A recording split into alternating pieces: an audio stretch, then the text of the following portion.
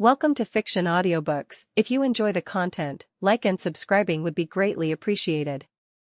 If you have any recommendations for novels, comment below. Please join my Patreon at https://www.patreon.com/fictionaudiobook.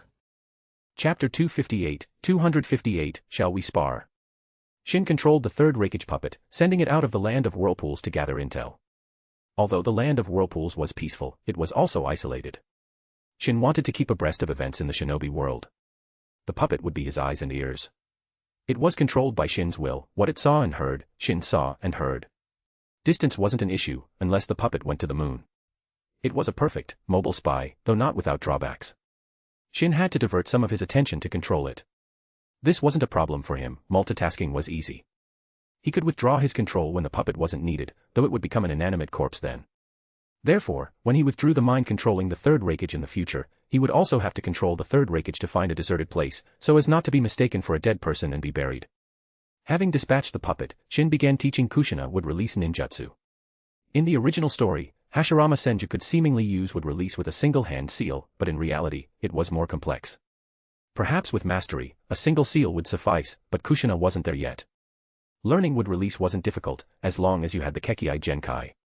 Shin spent the day instructing Kushina, and by nightfall, she had learned the wood human technique and the wood dragon technique.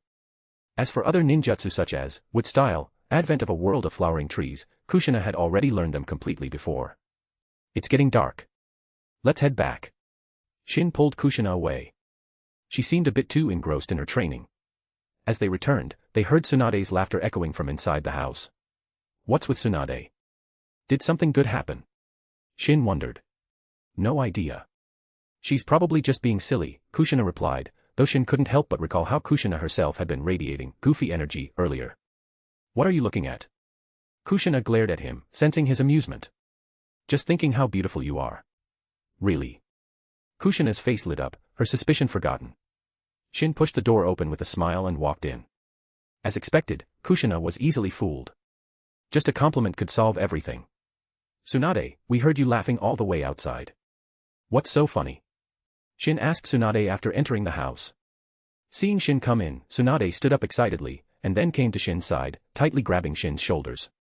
Shin, I finally did it. I learned would release.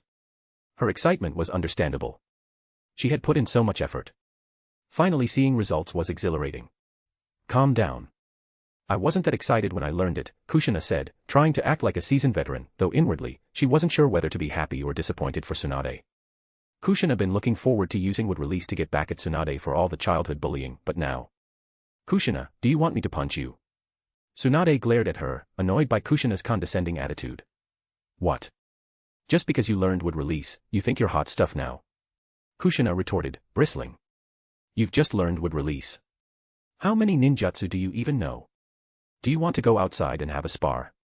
Kushina was confident Tsunade couldn't match her would release skills. Sure.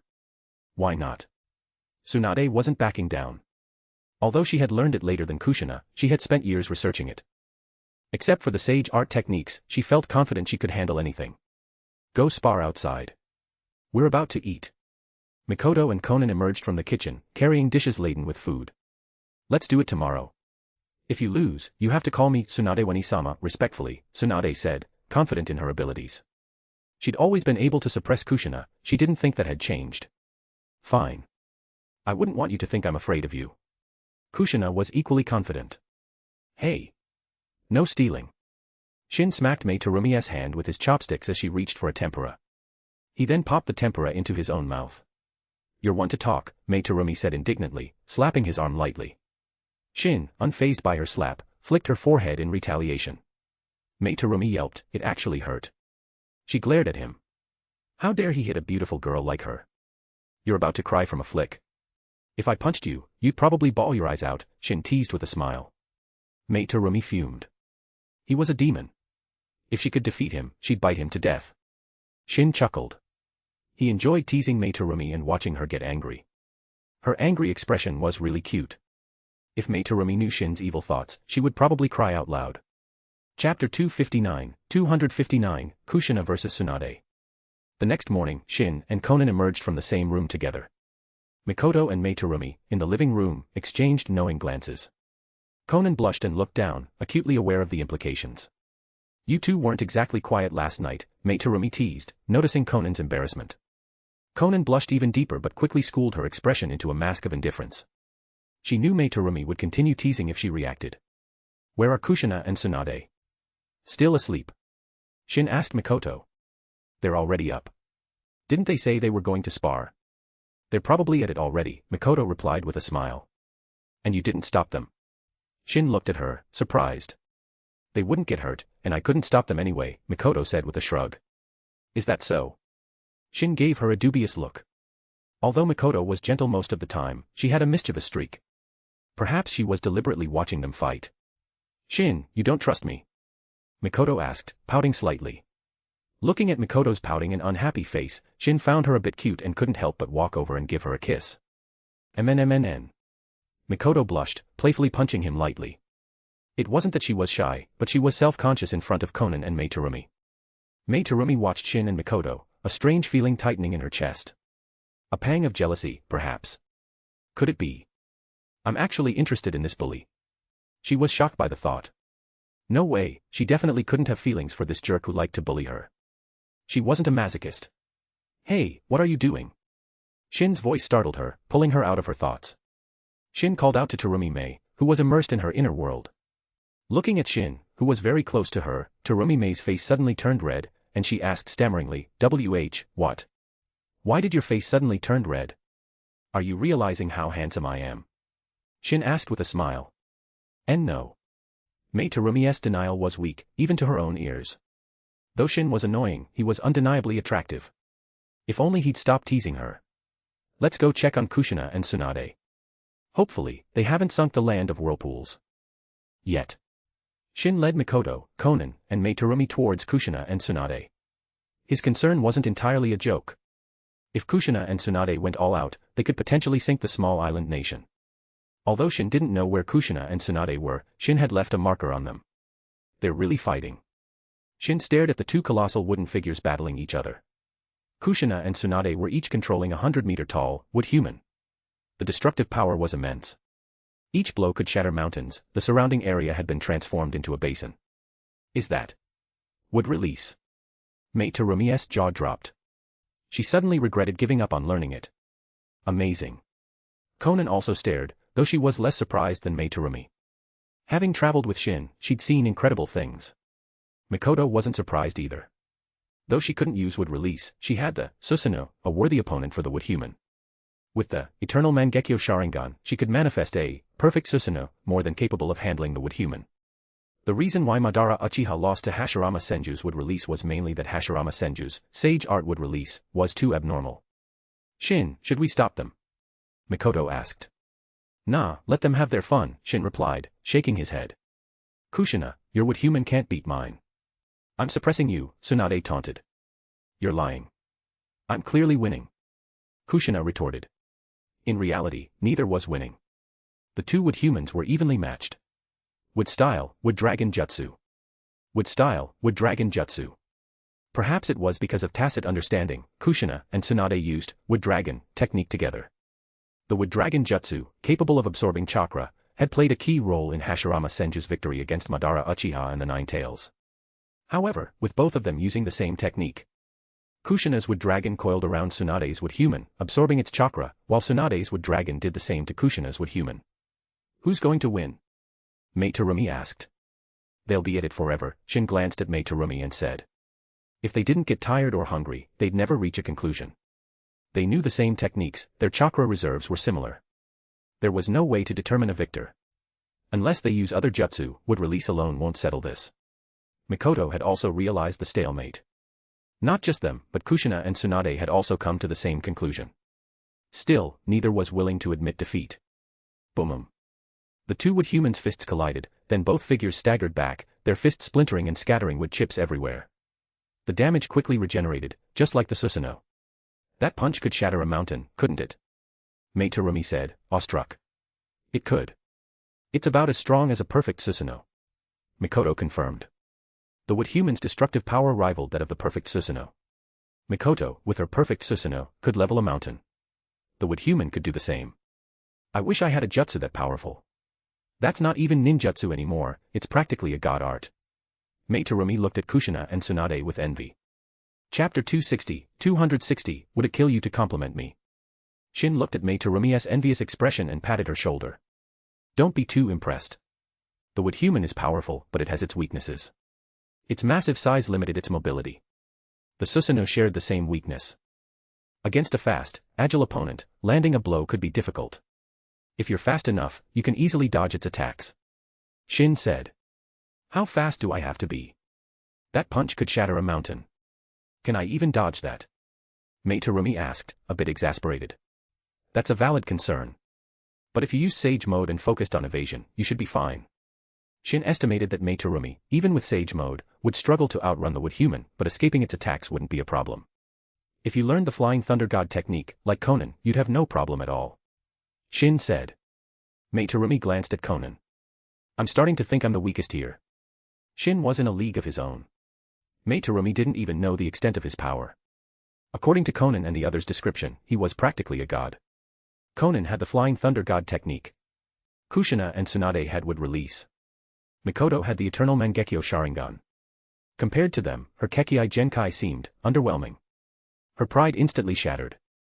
Shin looked at Mei strangely. Did she only realize now that she was the weakest? Mikoto, where are you going? Shin asked, noticing Mikoto leaving. Their fight is going nowhere. We can't just stand here and watch. Let's have a picnic. I'm going to get some supplies, Mikoto replied with a smile. I want grilled fish. Mei Terumi perked up, her earlier gloom forgotten. Since we're having a picnic, let's divide the tasks. Mei, you're on fish duty. Conan and I will hunt in the forest. Shin took Conan's hand and left. Mikoto went home to gather supplies, leaving Mei Terumi to head for the coast. The shore wasn't far, and with body flicker technique, Mei Terumi arrived quickly. Within minutes, they were ready. Shin had caught several plump rabbits, Conan had gathered wild vegetables. Mei Terumi returned with a dozen fish. Combined with the food Mikoto brought, it was a feast. Shin took charge of grilling the fish and meat, while Mikoto and Conan prepared the rest. Anything I can do? Mei Terumi asked, seeing she was the only one idle. Not really. Shin didn't trust her cooking skills. She wasn't quite dark cuisine level, but she was still a culinary disaster. Soon, the aroma of grilled food wafted across the training grounds, reaching Kushina and Tsunade, who stopped fighting. They hadn't eaten breakfast, they were starving. Truce. Kushina asked Tsunade. Sure. There's no point in continuing to fight. Tsunade agreed. They'd been fighting for hours with no clear victor, their chakra was depleted. It was time for a break.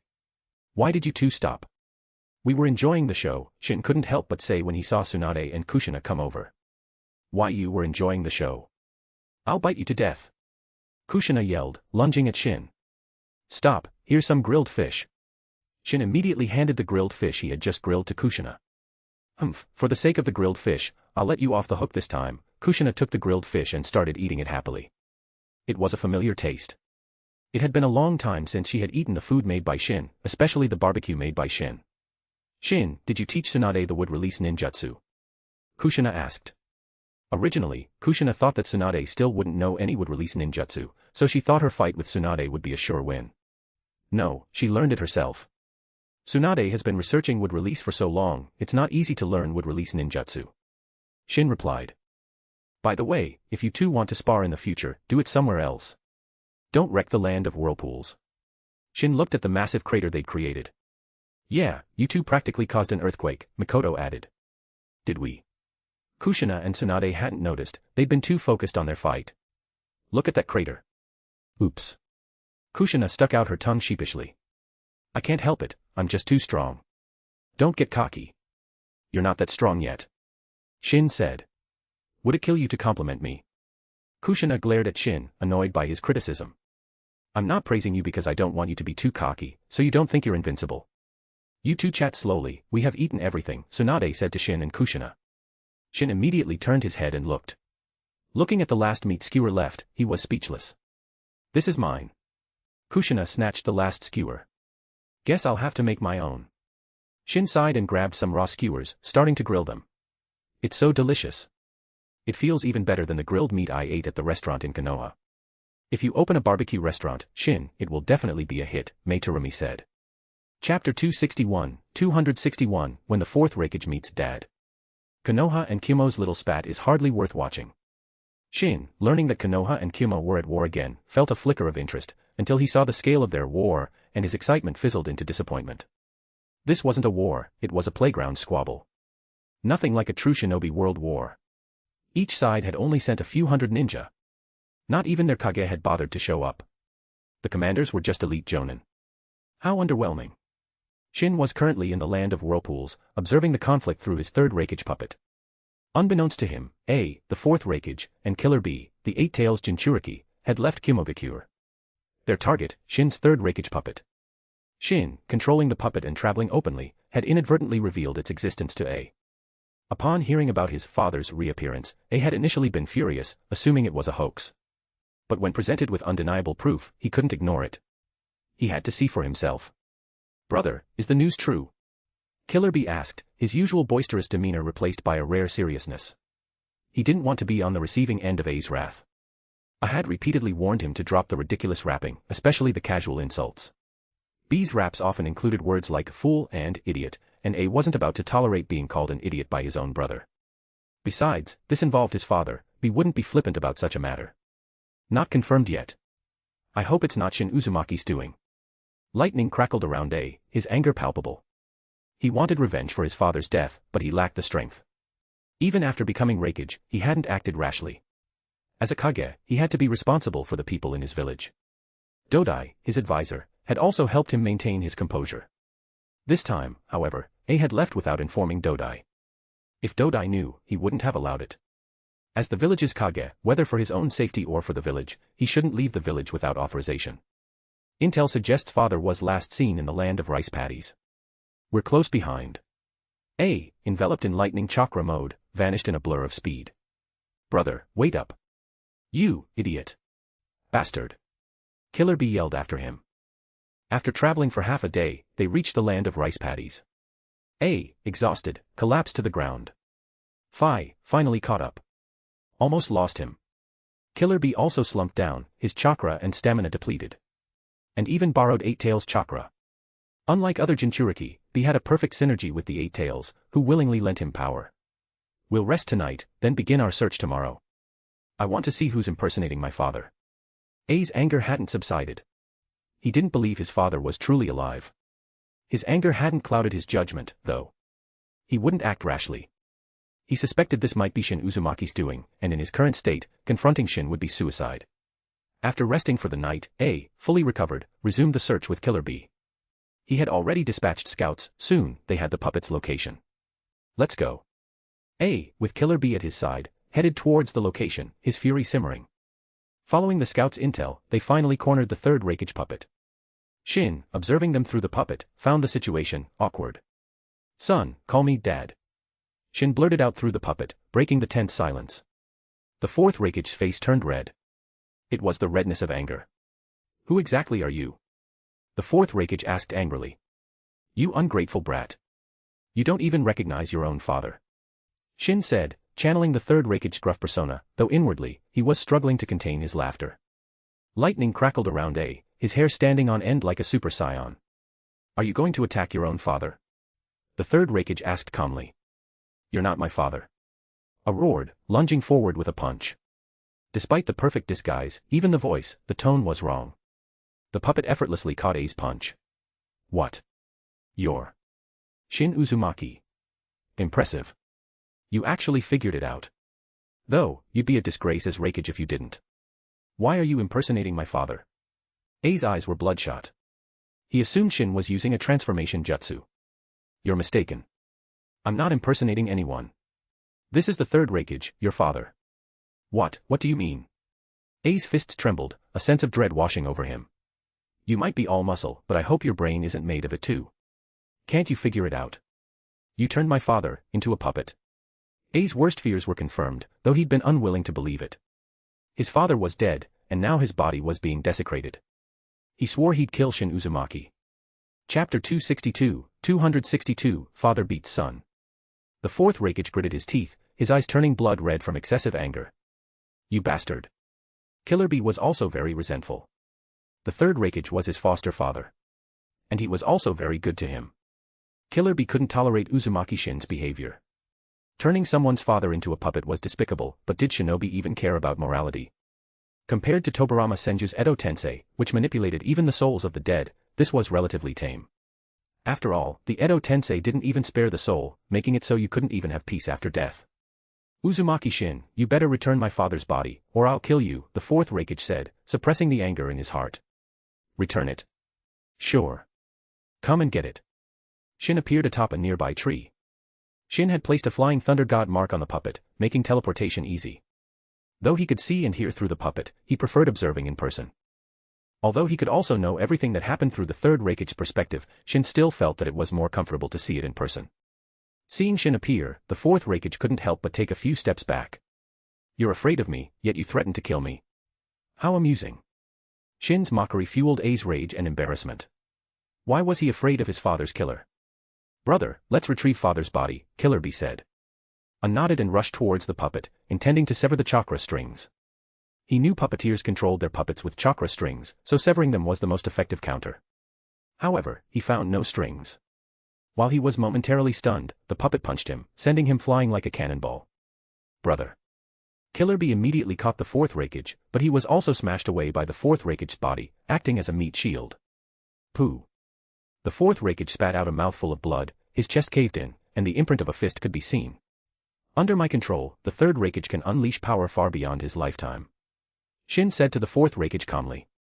When a person is alive, because of the body's protective mechanism, they can't unleash their power by 100%, because that would hurt themselves. But now, as a corpse, did it still need to be afraid of damage to itself? The puppet's punch could even send a tailed beast flying. If not for A's lightning release chakra mode, he would have died now. That bastard. Killer Bee cursed. B, hurry up and take your brother away. You're no match for him, the Eight Tails' voice rang in Killer Bee's heart. The Eight Tails could observe the outside situation through Killer Bee's eyes. When he saw Shin, Eight Tails was almost scared to death. You're the Eight Tails. Why are you scared? Killer Bee couldn't understand the Eight Tails' fear. If you'd been beaten up by him, you'd be scared too. The Eight Tails felt its fear was justified. Shin could control it with a glance. What could it do? Boom. The third Reikage unleashed, lightning release chakra mode, and then rushed towards A and Killer Bee at high speed. Brother, are you okay? Killer Bee asked worriedly, seeing a spitting blood. You're not going to die, are you? Shut up. Get out of the way. A shoved Bee aside and dodged. Because of his quick reflexes, he avoided a direct hit, but the ground where the puppet's fist landed was pulverized, leaving a scorched crater. You two better get serious, or you'll die, Shin warned them through the puppet. Brother, let's attack Uzumaki Shin. Killer Bee yelled. He figured if they took out Shin, the puppet would be useless. A nodded. Ignoring the pain in his chest, he charged towards Shin, enveloped in lightning chakra mode, moving like a bolt of lightning. Fast as he was, the puppet was faster. It intercepted A, unleashing another devastating punch. The previous blow, without lightning release chakra mode, had nearly killed A. This one, amplified by lightning chakra, could be fatal. Lightning release, elbow, A yelled, bracing for impact, his elbow meeting the puppet's fist head-on. Crack. A's face contorted in pain as his elbow shattered. The puppet, unfazed, sent a flying. As a puppet, it felt no pain. A stumbled back to Killer Bee's side, cold sweat dripping from his brow. You can't even handle a puppet, and you think you can fight me? Where do you get the nerve? Shin said, jumping down from the tree. B, run. I knew they couldn't win, retrieving his father's body was impossible. What? Leave you behind? No way. B refused. Though often goofy, he was fiercely loyal. He wouldn't abandon his brother. Hachibi-sama, I need your help. Although Eight Tails was very afraid of Uzumaki Shin, at critical moments, he was still willing to lend Killer Bee power. The Eight Tails' chakra appeared on his body, his abilities in all aspects were greatly enhanced. Speed and strength were greatly enhanced. This was the increase brought by Eight Tails' chakra. Interesting. I'll use you two to test my puppet, Shin said, eager to see its capabilities in a real fight. As a puppet, the third Reikage could access Shin's Rinnegan, Tensigan, and Sharingan abilities, but not his other Kekkei Genkai, like Ice Release, Wood Release, or Magnet Release. Chapter 263, a sneak attack unworthy of the stage. Boom. Killer Bee lay on the ground like a rag doll, and the fourth Reikage was also lying on the ground, seriously injured. Just like Killer Bee, it seems you guys are too weak. I can't even use you to test the puppet's strength. Shin couldn't help but shake his head in disappointment. He only used the third Reikage standard ninjutsu and taijutsu, and he directly beat Killer Bee and the fourth Reikage to a pulp. Don't get cocky. I'm not done yet. Killer Bee's injuries rapidly healed, thanks to the Eight Tails' chakra. Hachibi-sama, I'm going full-tailed beast mode. Killer Bee called out mentally. Fine. I'll play along. Though honestly, I'd rather never see that man again. The Eight Tails sighed. It lent Killer Bee its full power. Killer Bee transformed into the Eight Tails. Long time no see, Eight Tails. I've missed you. Shin smiled at the massive beast, and the Eight Tails inwardly shuddered. Eight Tails was speechless. You miss me? I don't want you to miss me. The memory of being controlled by Shin's Sharingan filled it with dread. Perhaps with Killer Bee's interference, it could resist Shin's genjutsu this time. It felt a flicker of hope, then, remembering Shin's overwhelming ocular power, its confidence crumbled. Hachibi-sama, don't lose your nerve. Charge. Killer Bee shouted with enthusiasm. Come on, third Reikage.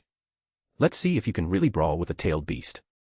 Shin controlled the puppet, charging forward recklessly.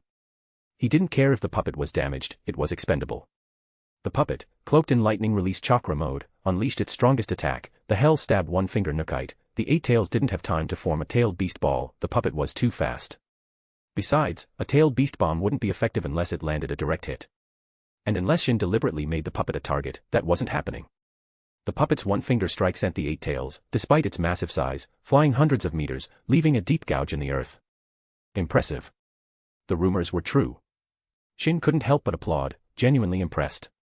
Excluding Hashirama Senju, the third Reikage was one of the strongest Kage in history. Shin Uzumaki, Die, Lightning Release, Lariat. Enveloped in lightning release chakra mode, charged towards Shin, aiming a powerful blow at his neck. This technique, when used in tandem with another shinobi, was called the lightning release, double lariat, a Kumo secret technique where two users simultaneously attacked a single target from opposite sides, severing their head. It required perfect coordination, only A and Killer Bee could perform it. Now, A was using it alone, a sneak attack on Shin. He deliberately hidden himself, waiting for the perfect moment to strike. He could almost taste victory, picturing Shin's head being ripped from his body. Then, his attack passed harmlessly through Shin. A whipped around, staring at Shin in disbelief. Why didn't it work? A sneak attack. Really? Did you think you could actually kill me with that? Shin looked at him as if he were an idiot. Even if A attacked him for eternity, he wouldn't be able to harm Shin. A, frustrated, attacked again, but his attacks continued to pass through Shin, unable to connect. Genjutsu. Are you using an illusion on me? The fourth Reikage suspected he had been caught in a genjutsu, despite his precautions. Shin didn't bother explaining. Obito's Kemui was quite effective. The fourth Reikage was already doubting his own sanity. Shin kicked the fourth Reikage in the face, sending him flying like a toy. Given the fourth Reikage's durability, he probably wouldn't die. The fourth Reikage's body skidded across the ground for hundreds of meters before crashing into a cliff face, the impact leaving him embedded in the rock and the surrounding stone riddled with cracks. That was a casual kick. If you died from that, you're just too weak to live, Shin said indifferently. That casual kick had the force of a speeding truck kuin, perhaps even greater. Shin sensed that A was still alive, though barely, like a flickering candle flame about to be extinguished. Too weak. I need a real challenge. Shin looked up at the sky, longing for a worthy opponent. Fortunately, Shin's personality itself wasn't that of a battle maniac, otherwise, he would probably be bored to death. He glanced at the Eight Tails, which was being pummeled by the third Reikage puppet. Under Shin's control, the puppet was far stronger than it had been in life. The original third Reikage could only fight the Eight Tails to a standstill, even if he could gain a slight advantage at times. What's going on? Is that thing on drugs? The Eight Tails wondered, struggling against the puppet's relentless assault. It knew that puppets, even those controlled by powerful shinobi, rarely surpassed the original's strength. However, the third Reikage puppet was different. It was like a Six Paths of Pain puppet. Nagato's Six Paths of Pain weren't inherently strong. Yahiko, the Deva path, had only been an elite jonin in life, yet as a puppet, he could access power beyond even Kage level. Of course, that was mainly due to the Rinnegan. The third Reikage puppet was similar. Its chakra came from Shin. And because Shin's chakra was so potent, the puppet was far stronger than the original. Its lightning release chakra mode, fueled by Shin's chakra, was far more powerful than the originals. Chapter 264, No Right to Choose. Shin watched as the third Reikage puppet pummeled the Eight Tails. The visual impact was impressive, but the Eight Tails wasn't truly injured. Sealing jutsu, adamantine sealing chains. Countless chakra chains erupted from the puppet's back, binding the Eight Tails and wrapping it like a mummy. Sealing jutsu is the best way to deal with tailed beasts, Shin said with a faint smile. Eight Tails had the ability to escape by cutting off its tail, but after being wrapped up like a mummy, Eight Tails had no way to use this ability. Reikage-sama, Killer Bee-sama, we're here to save you. Suddenly, a group of Kumo shinobi, led by Dodai, charged towards them. Dodai, a trusted advisor of the third Reikage, was a veteran of Kimogakure. More flies buzzing around. Shin turned his head and glanced at them. There were quite a few people who came. Where's the Reikage-sama? Dodai looked around and finally saw the fourth Reikage, and then immediately ran towards the fourth Reikage. Reikage-sama. Are you all right? I was unconscious and couldn't answer. Medics. Tend to the Reikage. Dodai yelled, relieved he'd brought medical shinobi. Though not a medic himself, he could see A was on the verge of death. Reikage-sama's injuries are very serious. He must be taken back to the village as soon as possible to save his life, a medic said grimly after examining A. The injuries were too serious. The medical equipment here was not enough, and they could only use medical ninjutsu to barely alleviate it. Take him back to Kimogakure. If anything happens to him, you'll pay with your lives. Dodai ordered without hesitation. Trying to save someone on my watch. Did you ask me? Shin's voice was calm, but his gaze made Dodai tremble. Originally, Dodai had a psychological shadow over Uzumaki Shin, but now that he met Shin's gaze, his heart suddenly skipped a beat, and then he immediately lowered his head. Dodai-sama, isn't that the third Reikage? One of the Kumo shinobi suddenly exclaimed, pointing. It is. Dodai, familiar with the third Reikage, recognized him instantly. He heard rumors of the third Reikage's reappearance. It was precisely because of this news that Dodai chased after him out of worry after learning that the fourth Reikage had left Kimogakure. No, he's being controlled. Dodai said seriously, his angry gaze fixed on Uzumaki Shin. Not controlled. He's dead. I turned him into a puppet. Shin said to Dodai calmly. Shin's casual revelation enraged the Kumo shinobi even further. Not only had he killed their Reikage, but he also desecrated his body. Soon you will all die too. Shin wasn't planning on letting them escape. They saved the fourth Reikage, but that was fine. Shin was too lazy to chase. But as a price, these guys would die in place of the fourth Reikage. Everyone, be careful. Dodai shouted loudly. Dodai knew Uzumaki Shin's strength, but even if he didn't want to be enemies at this time, he had no choice but to fight. They had to rescue Killer Bee, the Eight Tails was too important to Kimogakure. Fire release, great fire annihilation. A massive wall of flames, hundreds of meters wide, roared towards them, scorching the earth and igniting the surrounding trees. Shin's version of the jutsu was even stronger than Madara Uchiha's. Is that even ninjutsu? Dodai felt a wave of despair. This level of ninjutsu was really not something they could resist. The key was that they didn't have many people who knew water-release ninjutsu. Everyone, scatter. Dodai shouted loudly. As for whether they could dodge this attack, Dodai didn't know. It was up to fate. Minutes later, the flames subsided, leaving only a handful of Kumo shinobi alive, their bodies covered in burns. We're no match for him. Run. Dodai sighed. Rescuing Killer Bee was impossible now. Not that he didn't want to, he simply couldn't. Wood release, deep forest emergence. Countless trees erupted from the earth, transforming the surrounding area into a dense forest within seconds. Even the scorched earth couldn't stop their growth. The remaining Kumo shinobi, including Dodai, were entangled, crushed, and absorbed by the trees. Shin then turned his attention to the bound Eight Tails. It's your bad luck to provoke me. Chakra chains shot out from Shin's hand, forcibly extracting the Eight Tails from Killer Bee. Shin glanced at Killer Bee, who had collapsed unconscious. Normally, extracting a tailed beast meant death for the Jinchuriki, but as the Eight Tails was pulled free, it left a single tail connected to Killer Bee, keeping him barely alive. Eight Tails, you're quite attached to him, aren't you? Shin Uzumaki, please spare him, the Eight Tails pleaded. It knew it couldn't demand anything from Shin, only strength granted that right. If it was strong enough, it wouldn't be bound like this. Shin glanced at Killer Bee. Whether he lived or died was irrelevant to Shin. I don't mind sparing him. But I expect your cooperation from now on. Of course, you don't really have a choice. Shin looked at the Eight Tails, his Rinnegan gleaming. Chapter 265, you still want to go out stealing hearts? Saying he would let Killer Bee go, Shin naturally wouldn't go back on his word. From then on, he didn't even glance at Killer Bee. This oversized raccoon isn't very useful. Shin considered what to do with the 8 tails. Honestly, it wasn't of much use to him. The 9 tails was far more interesting, though only at its full power, not the split yin and yang halves. Even then, the 9 tails would only be a pet. In a real fight, it wouldn't be of much help. After all, Shin's opponents were 6 paths level. What could the 9 tails do against them? I'll just seal it away. Shin looked at the 8 tails, then at the third Reikage puppet. He'd seal the 8 tails within the puppet. He wasn't sure if a tailed beast could be sealed within a dead body, but he wanted to try. It would be an interesting experiment. He didn't care if the 8 tails objected, its opinion was irrelevant. 4 symbols seal. Sealing a tailed beast was child's play for Shin. A single 4 symbol seal was enough to contain the 8 tails within the third Reikage puppet. It actually worked. Shin observed the puppet. It seemed perfectly stable. Even as a corpse, the third Reikage's body, with its incredible durability, could handle the 8 tails as chakra. Shin controlled the puppet, sending it away before using Yamatsu Hirasaka to return to the Land of Whirlpools. Only Killer Bee remained, no longer a Jinchuriki, but a pseudo-Jinchuriki with a single tail remaining. If that tail's chakra was depleted, Killer Bee would likely die. You left suddenly. Was it something important? Mikoto asked when Shin returned. He vanished mid-conversation without a word. Not really, Shin replied with a shrug. He didn't consider the events in the Land of Rice Paddies important. Of course, for the shinobi world, and especially for Kimogakure, it was a major event.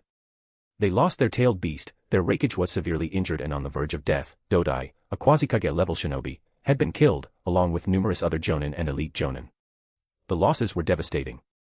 Dodai's team had been elite, but Shin had wiped them out. Even if the 4th Reikage was healed, he would be devastated. In the future, when you have something to go out for, remember to tell us, Kushina said, slightly annoyed. Okay. It's not like I was going out to cheat on you guys. Shin muttered under his breath. Kushina overheard him and exploded. What? You're thinking of cheating? She slammed her fist on the table, glaring at him. No. When did I ever say that? Shin sighed. Women are really unreasonable sometimes. Kushina, you're insulting my character. This is an outrage. Shin's indignant outburst was met with silence, followed by stares of utter disbelief from Kushina, Mikoto, Tsunade, and Mei Terumi. Only Konan refrained from judging him. Shin sighed. Only Konan was on his side. I'm going to train, he announced, grabbing his teacup and leaving. He couldn't stay, they were ganging up on him. Hey! That's my cup. Mei Terumi yelled, but Shin was already gone. Mei, that's practically an indirect kiss, Tsunade teased. We're close enough. I wouldn't mind if it was with Mei, Mikoto said with a smile, looking at Mei Terumi. Mikoto-ne, I don't understand what you mean, Mei Terumi said, looking down, her face slightly red. Yes, you do. Mikoto was perceptive. She had observed Mei Terumi long enough to understand her feelings. Tsunade had noticed as well. Mei Terumi chose not to respond, touching her cheeks, which felt warm. Meanwhile, Shin had teleported to a deserted island in the Land of Water, one of the many uninhabited islands surrounding the mainland. Shin was here to practice a new technique. Floating in the air, looking at the small island below, Shin's chakra surged wildly, and then he swung his fist towards the small island. 80 God's vacuum attack. A barrage of chakra-infused fists slammed into the island, pulverizing it into dust. The force of the attack continued downwards, striking the seabed and creating a massive tidal wave that shook the entire surrounding area. The island, chosen as Shin's testing ground, had met an unfortunate end.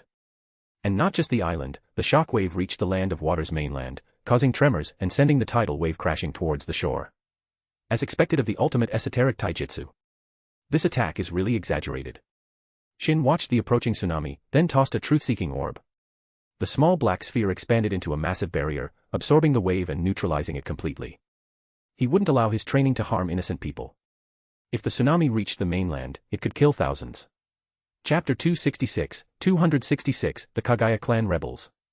80 God's Vacuum Attack is the ultimate esoteric taijutsu mastered by Kage Otsutsuki, which is somewhat similar to the Hyuga clan's 8 trigrams vacuum palm. 8 trigrams vacuum palm is one of the few long-range attack methods in Gentle Fist. It releases ultra-high-intensity chakra shock waves in the form of a palm, which is the 8 trigrams vacuum palm. And 80 God's Vacuum Attack is also similar, except that it throws out chakra fists condensed from high-intensity chakra. Although the two are similar, they cannot be mentioned in the same breath.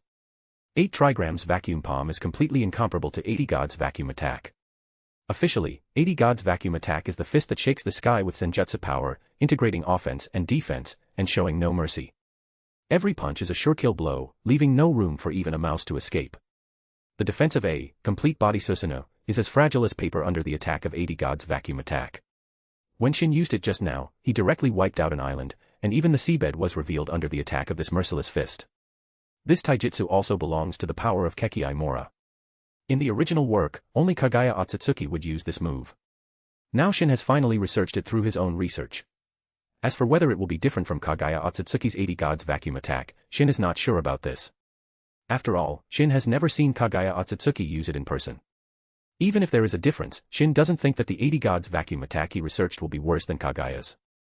Perhaps his is even stronger. This power is very strong, but the chakra consumption is not small either. Shin noted, sensing his depleted reserves. He could handle the cost, but if Kushina and the others were to use it, it is estimated that they would consume almost all of their chakra with one use. His purpose here was to test the 80 gods vacuum attack, and the results were satisfying. It was now one of his strongest techniques. Since I'm in the land of water, might as well take a look around. Shin looked towards the main island, which was visible from his current location. Though he was still technically within the land of water's territory, only the main island was populated. The surrounding islands were mostly deserted. He arrived on the main island, finding the people in a state of panic, terrified by the tremors and tsunami he inadvertently caused. Though he only destroyed a small, uninhabited island, the shockwave had reached the mainland. My bad, Shin said, though he wasn't truly apologetic. If anyone had died, he wouldn't lose any sleep over it. He didn't sympathize with the weak, but he wouldn't actively bully them either. I wonder what's happening in Kirigakure. Shin turned towards Kirigakure. If the timeline was correct, the Bloody Mist era should be in full swing.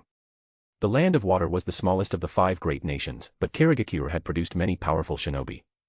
There were numerous clans with Kekkei Genkai, like the Kagaya and Uzumaki clans. And there was the 7 ninja swordsmen of the mist. Though their weapons were unorthodox, their strength was undeniable, and their swords held unique properties. However, thanks to Obito's manipulations, Kirigakure was on the decline. And now, with Meitorumi gone, Shin wondered if Kirigakure could maintain its status as a major village. Shin soon arrived in Kirigakure. His expression turning grim. Though he knew the village was in chaos, it was worse than he imagined. The stench of blood hung heavy in the air. Kirigakure truly is unfortunate. Among the 5 great villages, Kirigakure was arguably the most miserable one. Controlled by Madara, then targeted by Obito's vengeance for Noara Rin's death, its strength had been decimated. During the Third Shinobi World War, Noara Rin was captured by Kirigakure Umbu, and then the Three Tails was implanted in Noara Rin's body to destroy Konoha. In order not to harm her companions, Noara Rin voluntarily died under Kakashi's Chidori. But all of this was planned by Madara Uchiha, and Kirigakure was just Madara Uchiha's chess piece. That explains the blood. Shin knew the reason. The Kagaya clan launched a rebellion and then started a war with Kirigakure. The group of lunatics from the Kagaya clan killed anyone they saw, whether they were shinobi or villagers from Kirigakure, it didn't matter. Kill. A member of the Kagaya clan, wielding a bone club, charged towards Shin. Looking at the guy with red eyes, as if he had lost his mind, Shin casually pinched this guy to death. Shin has already labeled the Kagaya clan as mindless brutes. They were actually fighting Kirigakure. Though weakened by Obito, Kirigakure was still a major village. Chapter 267, Obito's frustration. The Kagaya clan's rebellion lasted only a day before being crushed.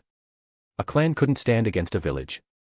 Only one Kagaya remained, not Kimimaro, who had likely left Kirigakure with Orochimaru. Kimimaro, having been treated as a tool by his clan, probably didn't even consider himself a Kagaya. The survivor was Kagaya Sora, the clan head, currently battling the 5th Mizukage, Yagura. Shin watched their fight with interest. Yagura wasn't weak.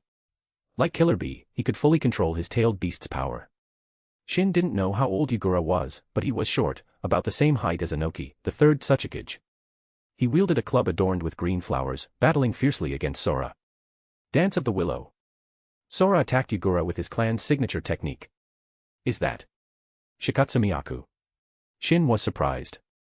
He thought Kimimaro was the only one with Shikatsumiyaku in this era. That was why Kimimaro had been imprisoned and treated as a tool. Did my actions really change the world this much? Shin couldn't help but mutter to himself. Perhaps. This Naruto world was already different from the original. Obito Uchiha's here, too. Shin noticed Obito hiding in the shadows. Though Obito's concealment was good, it couldn't escape Shin's eyes. It wasn't surprising Obito was here, he might have been staying in Kirigakura all along. And he had to be here now. If he wasn't, Yagura might break free from his control during the battle. I wonder if Obito will lose it if I free Yagura from his control. Shin chuckled. Shin was quite willful, doing whatever he thought of. His eyes instantly turned into 3 Tomo Sharingan, and then the 3 Tomo slowly rotated once. Yagura, who was fighting Kagaya Sora, trembled, and his eyes showed confusion. Now's my chance. Die. Sora grinned and stabbed at Yagura's heart with a bone blade. Bam. Though Sora had seized the opportunity, his attack was blocked by the Three Tails chakra cloak. The Three Tails was protecting Yagura. If Yagura died, it would die too. Damn Three Tails. Sora was furious. He almost killed Yagura. The Three Tails chakra cloak was incredibly strong. The defense of the Three Tails should be the strongest among the tailed beasts. What's happening? Why did Yagura break free from my control? Obito, who was observing in the dark, was shocked. After Yagura was controlled, his actions were basically controlled by Obito. Now that he lost control, Obito naturally noticed it immediately. He tried to regain control, but he failed. It wasn't because of Shin, Yagura, and the Three Tails were already on guard. Once a Jinchuriki and their tailed beast were aware of the Sharingan's control, it was difficult to control them again. Their connection interfered with the Genjutsu. Uchiha Madara. Yagura roared, his voice filled with rage. He pushed down his anger and focused on Sora. Kagaya Sora, as long as you surrender, I can let bygones be bygones. Yagura said to Kagaya Sora. Yagura knew the state Kirigakure was in. Sora was a Kage-level shinobi, Yagura didn't want any more losses. But his words only enraged Sora. His entire clan was dead, how could he surrender? Die, Yagura. Sora unleashed his strongest attack, the dance of the seedling fern. Countless bone spikes erupted from the ground, impaling the surrounding Kiri shinobi. Yagura's expression sank. There was no room for negotiation. He attacked Sora with his full strength, his three-tailed chakra cloak swirling around him. Free from Obito's control, his power was even greater. He overwhelmed Sora, whose attacks couldn't penetrate the chakra cloak. Yagura isn't weak. Shin observed Yagura's strength. He wasn't the weakest of the Kage.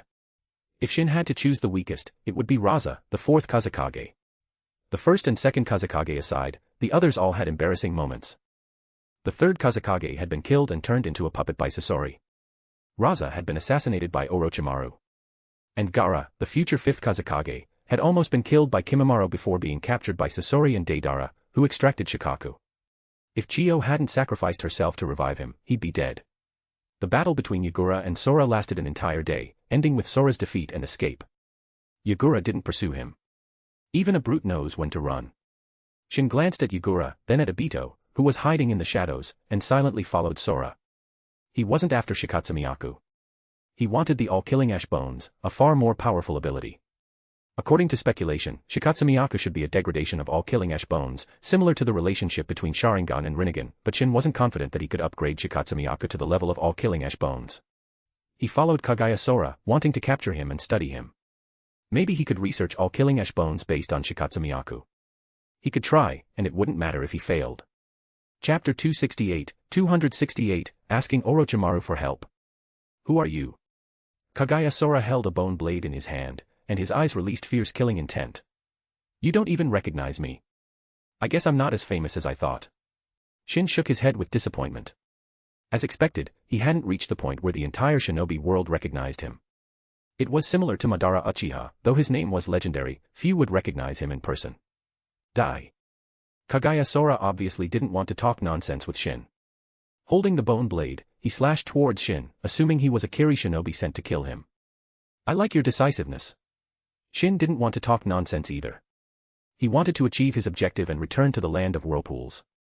It was getting late. He didn't want Kushina and the others getting angry. He drew his Kusanagi blade, blocking Sora's bone blade. The impact left a small chip in Sora's weapon, and Shin's eyes widened slightly in surprise. It was surprisingly durable. Impressive. That bone's tougher than I thought, Shin said with a light laugh. Kagaya Sora didn't pay any attention to what Shin said. The Kagaya clan members became very bloodthirsty and crazy after entering a battle state.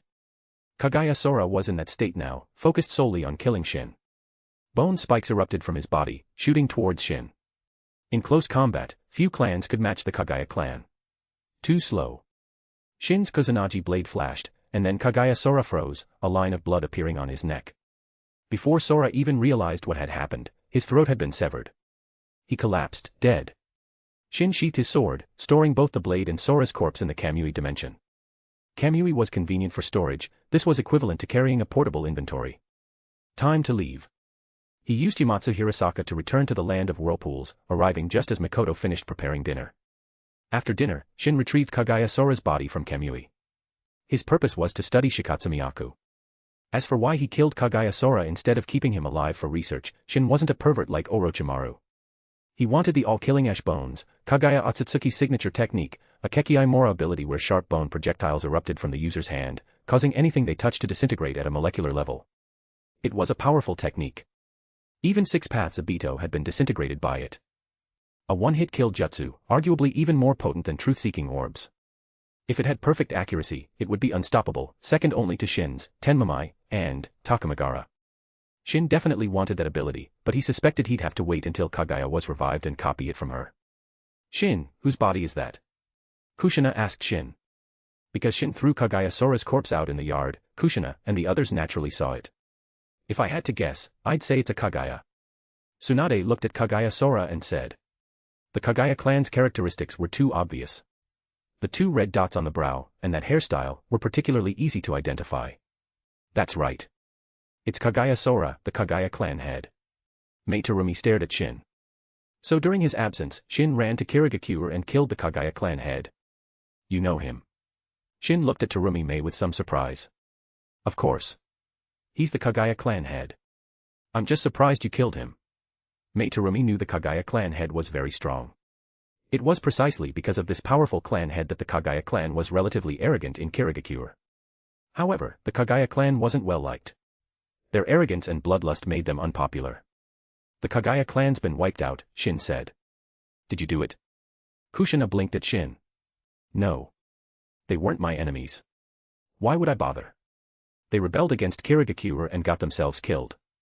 In fact, even if the Kagaya clan didn't rebel, they were destined for destruction. Or rather, their Kagaya clan was actually forced to rebel by Kirigakure. So you killed Sora because he offended you? Mikoto couldn't help but ask. No. I wanted to research his Shikatsumiyaku. Shin shrugged and said, and then Shin began to do research. Shin and what's wrong? Conan asked, seeing him frown. She wanted to help. It's a bit complicated. I'm not good at this kind of research. Shin didn't even know where to start. Then Shin looked at Tsunade. As the strongest medical shinobi, he wondered if Tsunade could help. Want my help? Tsunade asked, correctly interpreting his look. However, Tsunade shook her head at Shin. She couldn't help with researching Shikatsumiyaku either. I can't help with that. I'm a medic, not a geneticist. But I can recommend someone. Who? Shin asked. Orochimaru. Shin smacked his forehead. Of course. Orochimaru, the greatest scientist in the shinobi world, was the perfect person for this. He'd be thrilled to study Shikatsumiyaku. Chapter 269, The Akatsuki's Mission. We will get back to long chapters very soon, smiley face. Shin stored Kagaya Sora's body back in the Kamui dimension.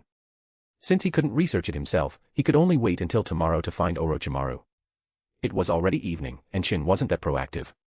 Mainly, Shin felt that even if he did research and got results, there might not be any gains. Shin's attitude was that it would be best if he could successfully research all killing ash bones, but it wouldn't matter if he couldn't. Shin could always use a replication card to copy it from Kagaya Otsutsuki. He'd probably need a divine replication card for that. Moreover, a single divine replication card might be enough to copy all of Kagaya's abilities. Shin also wanted to obtain her, Amanamanaka, the ultimate spacetime ninjutsu. As the progenitor of chakra, Kagaya's power was incredibly tempting. The next morning, Shin headed for the Akatsuki's base. Since Orochimaru had joined Akatsuki, it was much easier to find him. He went straight to Orochimaru's lab. Orochimaru was living quite comfortably in Akatsuki. First of all, he didn't have to worry about Konoha assassins. Not that he feared them, but it was a hassle. Here, he could focus on his research, acquiring test subjects from the Land of Rain whenever he needed them. Although Pain disapproved of his methods, he didn't interfere. Nagato was no longer the Nagato he used to be, human lives were no longer a concern. Shin, you came here specifically to see me. Orochimaru asked, momentarily surprised. Indeed. I need a favor. Shin didn't talk nonsense and went straight to the point, throwing Kaguya Sora's body out of the Kamui space. A Kaguya. Orochimaru recognized the corpse instantly. He had recently been to Kirigakura and recruited Kimimaro, so he was familiar with the Kaguya clan's distinctive features. He hadn't brought Kimimaro to the Akatsuki base, instead keeping him at a separate location. Orochimaru's motives were his own. That's Kaguya Sora, the Kaguya clan head. Like your new recruit, Kimimaro, he possesses Shikatsumiyaku. I thought you might be interested. Orochimaru's expression hardened slightly. How did Shin know about Kimimaro? What kind of favor do you need? Orochimaru asked, his curiosity piqued. What could Shin possibly need help with? You're the expert in this area. I'd like you to research Shikatsumiyaku. Just share the data with me. Shin knew this would be tempting to Orochimaru, who was fascinated by Kekkei Genkai. He wouldn't experiment on Kimimaro directly, Kimimaro was his chosen vessel. Very well. Orochimaru agreed without hesitation. This was a win-win situation. I can't guarantee any results, though. That's fine. Just don't half-ass it. Tread, tread, tread. Heavy footsteps approached, followed by a knock on the door. Orochimaru, Pain wants to see you. Something important. Sasori's voice echoed from outside. Although Sasori and Orochimaru were teammates, their relationship was not harmonious. Sasori couldn't stand Orochimaru. Similarly, Orochimaru also wanted to dissect Sasori for research. Pain. I wonder if Shin is interested. Orochimaru's gaze turned to Shin. Sure. Why not? Shin was curious. Shin and Orochimaru arrived at the chamber where the demonic statue of the outer path was housed, also the Akatsuki's meeting room. Uzumaki Shin. Pain's eyes obviously fluctuated when he saw Shin, and he began to guess why Shin Uzumaki appeared here. Shin glanced around. Sasori and Kakuzu were present, though Kakuzu was only a chakra projection. The magic lantern body technique was a forbidden technique used by the Akatsuki for communication. Pain, am I not welcome? Shin asked with a faint smile. Pain didn't speak. It didn't matter if Shin Uzumaki came. Perhaps they could ask Shin Uzumaki for help. Leader, get on with it. I have money to make. Kakuzu couldn't help but be impatient when he saw Pain remain silent for a long time. This was disturbing his money-making. Indeed. I have a mission for you. What kind of mission? If it's too easy, I'm not interested, Sasori said. He'd rather continue his puppet research. Yagura, the fifth Mizukage, has learned a crucial secret about the Akatsuki. Your mission is to eliminate him. Shin's eyes narrowed. This mission was related to him. Obito had likely ordered Pain to eliminate Yagura, who'd broken free of Obito's control, thanks to Shin.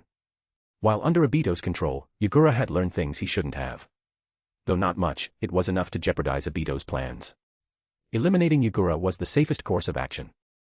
Obito hadn't done it himself because he didn't want to be exposed, and killing Yagura in Kirigakura wouldn't be easy. Yagura was on guard now, and Obito's Sharingan wouldn't be as effective. And if a fight broke out, Obito couldn't defeat Yagura quickly. Facing the entire village, he would be forced to flee. So Obito gave this task to Nagato. Chapter 270, Kakuzu's Trauma. Leader, that's no easy mission. Sasori said after a moment of silence. Assassinating a Kage in their own village was a dangerous undertaking.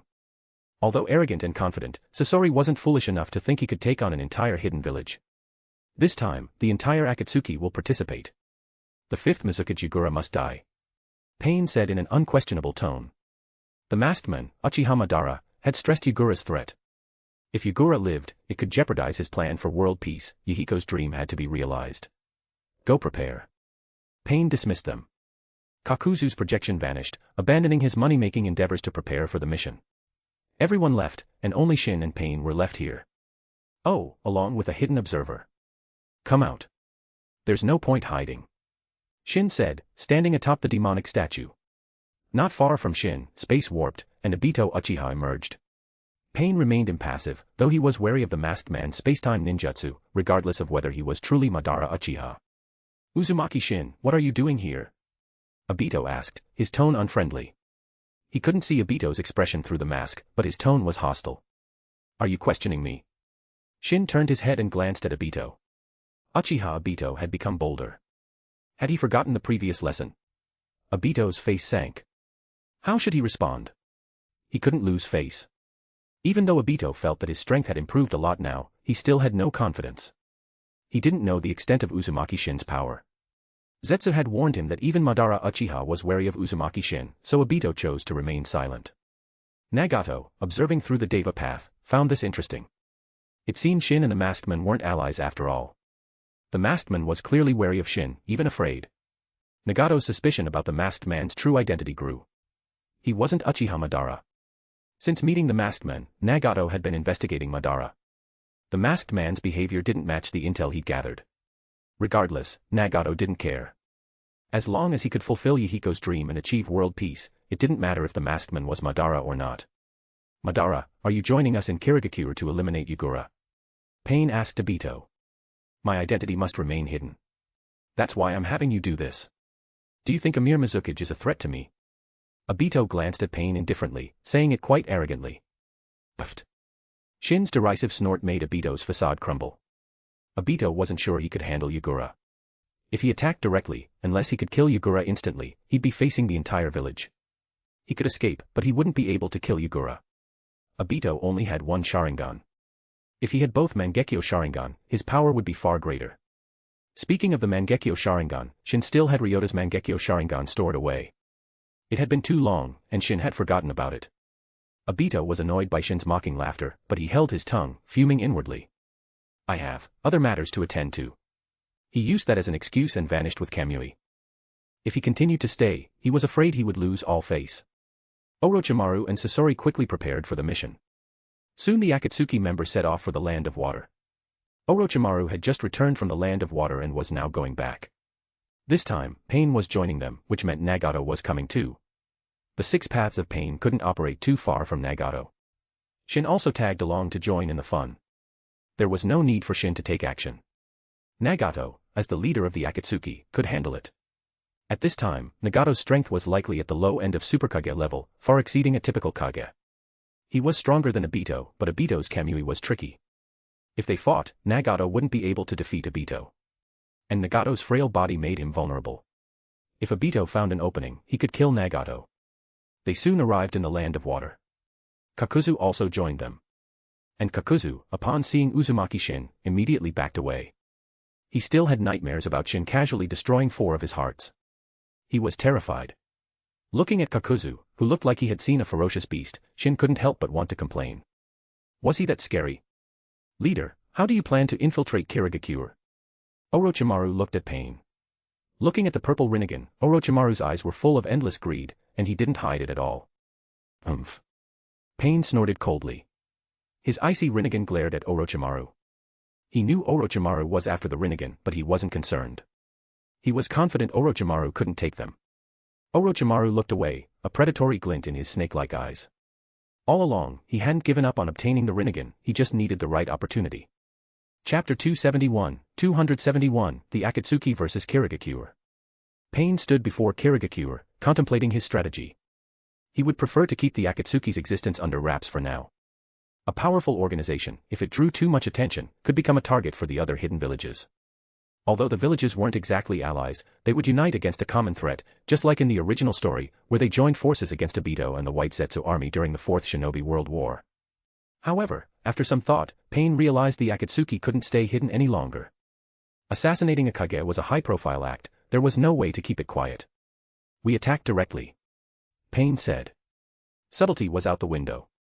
Pain summoned the other 5 paths, the 6 paths of Pain were assembled. Orochimaru's eyes widened. 6 Rinnegan. Had he seen correctly? Was the Rinnegan he craved so desperately suddenly commonplace? Since Orochimaru joined Akatsuki, he had only seen Deva Path, so he was so shocked when he saw the other 5 pairs of Rinnegan now. Shin. Orochimaru turned to Shin, hoping for an explanation. Although younger, Shin seemed to possess a wealth of knowledge. Orochimaru didn't believe the Rinnegan was suddenly common, there had to be a reason for this. Ask Pain. Though I doubt he'll tell you. Shin glanced at Orochimaru and said. Not getting an answer from Shin, Orochimaru wisely decided against questioning Pain. The animal path infiltrated Kirigakure first, and then used the summoning technique to summon all the other Pains inside. The leaders inside. Let's go. Orochimaru, show me what you're capable of, Sasori said coldly. You'll see. Orochimaru gave a chilling smile. They despised each other. Orochimaru would love to turn Sasori into a research subject. Kakuzu, without a word, entered Kirigakure. He wasn't afraid of a major village, he was someone who had fought against the first Hokage after all. Kakuzu wasn't easily intimidated. If things got dangerous, he could always escape. I'll be waiting inside. Don't disappoint me. Shin waved at Orochimaru and Sasori with a smile, and then disappeared instantly. At this time, Shin had already entered Kirigakure. Time to try Kirigakure's famous seafood ramen. He appeared in front of a ramen shop. Mei Terumi had raved about it, he wanted to try it. He wasn't in a hurry to watch the Akatsuki's attack, a bowl of ramen wouldn't take long. A bowl of seafood ramen. And make it quick. Shin told the owner. He wanted his ramen before Pain and the others caused too much chaos. The owner quickly prepared a steaming bowl of seafood ramen. Just the aroma made Shin's mouth water. After a single bite, he understood Mei Terumi's enthusiasm, it was delicious. Boom. Shin had only taken 2 bites when an explosion rocked the village. Pain and the others had begun their assault. The sound seemed to be coming from the Mizukage Tower. Shin, grabbing his bowl of ramen, vanished. In his haste, he forgot to pay. Shin arrived at the Mizukage Tower, or rather, where the Mizukage Tower used to be. It was now a pile of rubble, thanks to the Deva Path's almighty push. The animal path summons were rampaging through the village, the entire Kirigakure was in chaos. Yagura, wielding his strange hooked staff, confronted the 6 paths of pain. Who are you? Yagura looked at the 6 strangely shaped pains in front of him with shock and anger, and questioned them angrily. We are your death. The Deva Path lunged, thrusting a black receiver rod at Yagura. Yagura dodged, instinctively sensing the danger, then swung his staff. Almighty push. The repulsive force sent Yagura flying. Bam. He crashed to the ground, rolling before coming to a stop. He wiped the blood from his mouth, staring at the Deva Path warily. If not for the 3 Tails chakra cloak, he would have been severely injured. His battle instincts were sharp. What was that? Some sort of Kekkei Genkai. Yagura didn't recognize the Rinnegan. Few in the world knew what it looked like. The last person to wield the Rinnegan was the Sage of 6 Paths, and who in this era had seen him. Only those who'd studied ancient texts would recognize the dojutsu. Yagura wasn't one of them. Orochimaru, Sasori, and Kakuzu arrived.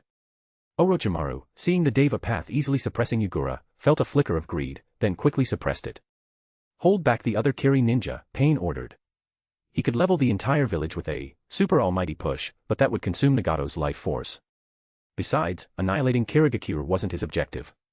He just needed to kill Yagura. Sasori released his puppets. This kind of large-scale battle suited him perfectly. Orochimaru summoned a swarm of snakes, even more numerous than Sasori's puppets. Kakuzu wasn't idle either, he unleashed his Earth Grudge Fear. Chapter 272, Yagura's Demise. Shin watched the battle unfold while enjoying his ramen. The Akatsuki, though not yet at its full strength, was already a formidable force. Orochimaru, Sasori, and Kakuzu were all Kage-level powerhouses. 3 Kage-level powerhouses were enough to cause a big disturbance in Kirigakure and retreat unscathed. Kirigakure is really weak. Shin observed the battle. Yagura seemed to be the only Kage-level shinobi left in the village. The 7 ninja swordsmen of the mist were only elite Jonin level. Although they did have some strength, they couldn't threaten Orochimaru, Sasori, or Kakuzu. And Yagura was being overwhelmed by pain. If not for the 3 Tails chakra, he'd already be dead. 3 Tails, I need your strength. Yagura roared, transforming into the 3 Tails. Few Jinchuriki could achieve full-tailed beast mode. In this state, Yagura's power far surpassed that of the 3 Tails alone. Yagura retained his consciousness, controlling the 3 Tails' power was far more effective than letting the beast control itself.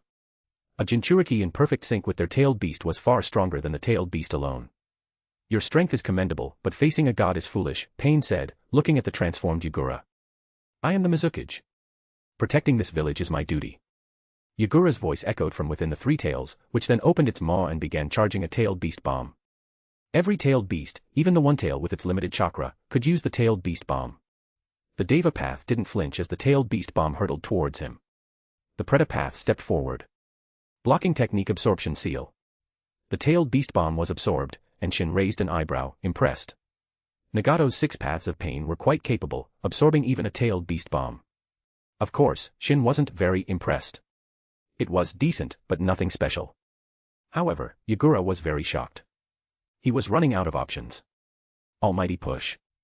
The Deva path unleashed a powerful repulsive force, far stronger than before, sending the three tails crashing into the earth. The Preta path rushed forward, using its chakra absorption ability to drain the three tails' energy. Even a tailed beast's vast chakra couldn't withstand the Preta path's relentless absorption. The three tails quickly retreated into Yagura's body. Pain looked at the weakened Yagura, ready to deliver the final blow, then hesitated. He had heard that if a Jinchuriki was killed, the tailed beast would also die with them. If he killed Yagura, would the three tails also die with him? The plan required the tailed beasts, and the three tails must not die. It doesn't matter if Yagura dies.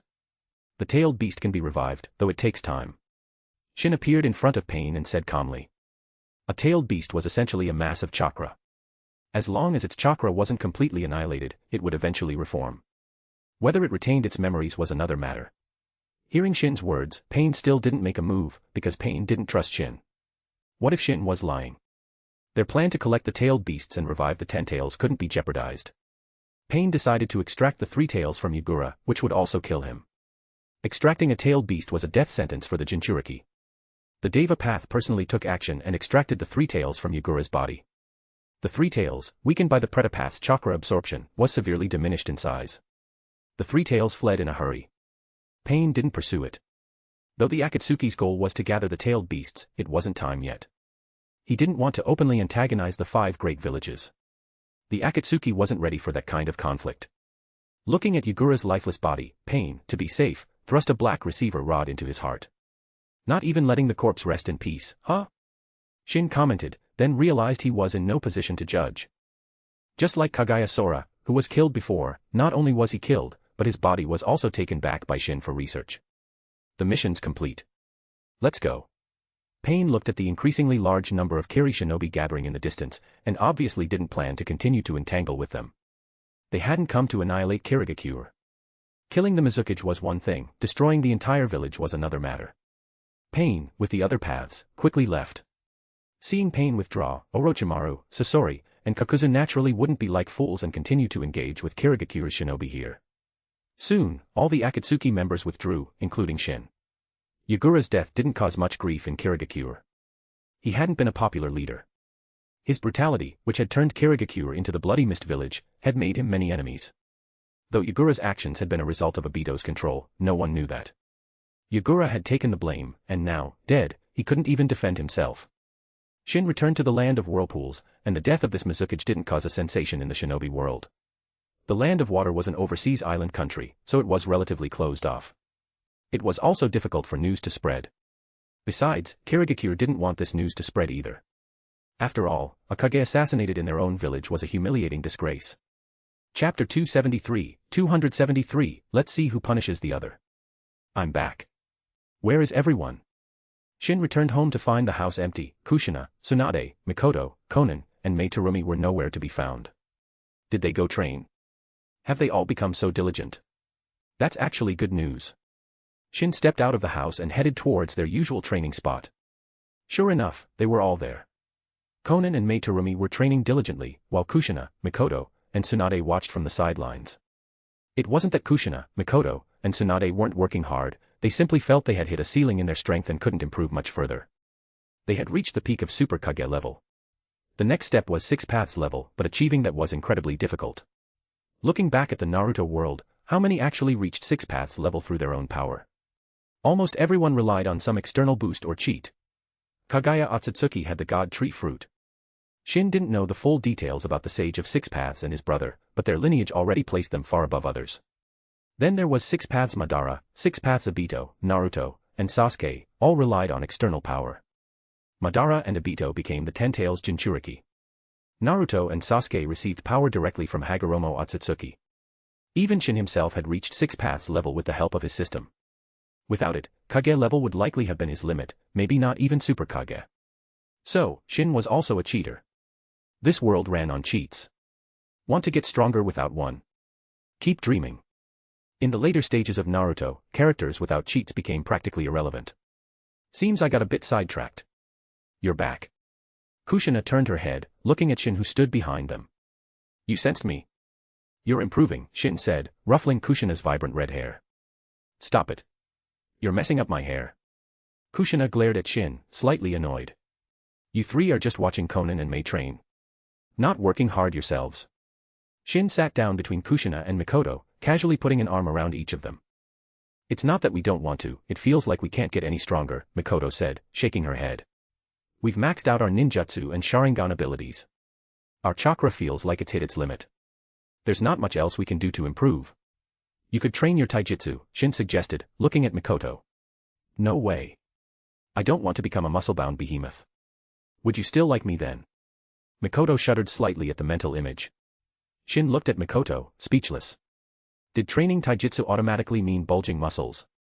He hadn't exactly turned into a hulking brute himself. My monstrous strength is good enough. Tsunade chimed in at that moment. Indeed, being able to shatter a building with one punch was sufficient. Besides, their strengths didn't lie solely in taijutsu. While Tsunade in the original story relied heavily on medical ninjutsu and her monstrous strength, her most powerful technique now was wood release. Shin looked at Kushina, Mikoto, and Tsunade. He could help them reach Six Paths level, just as Hagoromo had granted power to Naruto and Sasuke. But he was reluctant. Forcing their power like that might limit their future potential, making it harder for them to grow stronger on their own. That's why Shin hadn't granted them Six Paths power directly. He believed that with their potential and his guidance, they might reach Six Paths level eventually. If they truly couldn't, then he'd reconsider directly gifting them the power. What are you spacing out about? Kushina noticed Shin lost in thought and playfully poked his cheek. After poking him twice, she found the sensation quite pleasant and couldn't resist pinching it. What are you doing? Shin asked, exasperated, grabbing both of Kushina's cheeks. MMPHH, let go. Kushina mumbled incoherently, struggling and even trying to bite him, though his grip made it impossible. Don't you get tired of this? Shin asked, looking at the flailing Kushina. You're always bullying me. Mikoto, help me. Shin's getting too cocky, let's punish him. Kushina yelled towards Mikoto. Don't drag me into this. I'm not as bold as you, Kushina. Good luck. Mikoto watched with amusement. This was Kushina's own doing, Mikoto wasn't getting involved. Getting involved meant getting bullied by Shin too. Even together, she and Kushina couldn't beat him. Mikoto knew her limits and stayed out of it. Punish me. Let's see who punishes the other. Shin picked Kushina up, and his figure vanished instantly, leaving Mikoto and Tsunade sitting there. What do you think will happen to Kushina? Tsunade asked Mikoto. Nothing too serious, I imagine.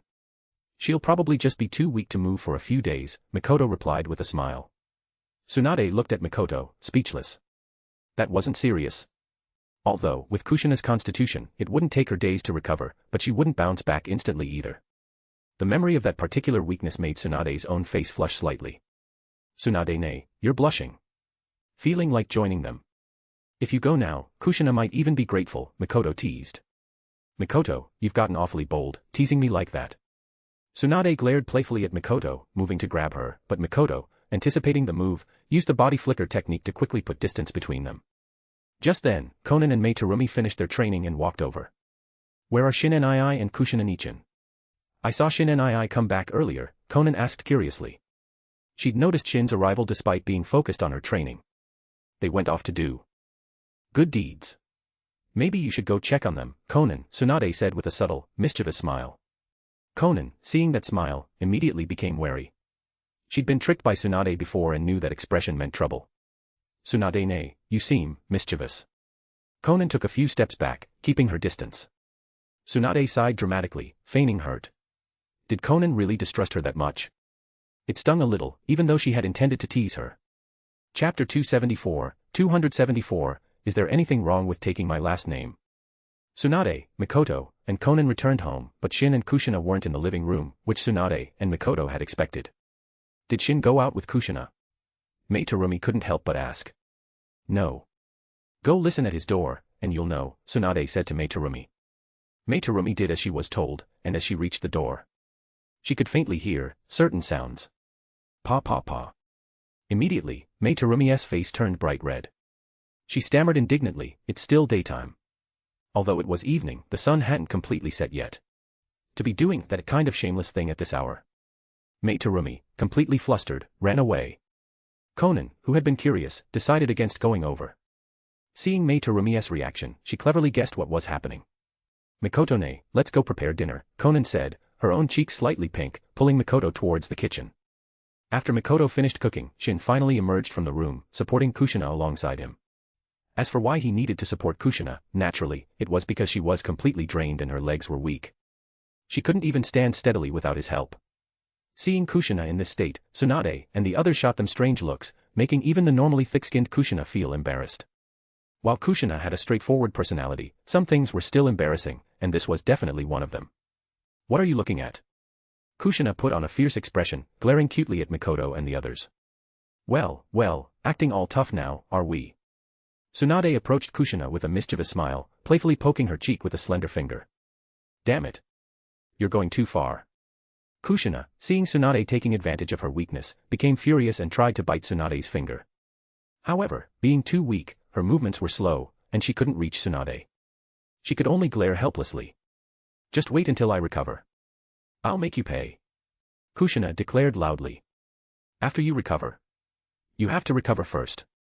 Right now, I can bully you however I want. Tsunade chuckled, pinching Kushina's cheek. So annoying. Kushina looked at Tsunade teasing her, getting angrier by the second. When had she ever suffered such humiliation? Well, maybe when she was little, Tsunade had bullied her, but that was then. Back then, she didn't have the strength to resist. Now that she was as strong as Tsunade, she naturally wouldn't tolerate being bullied again. I just love seeing you angry.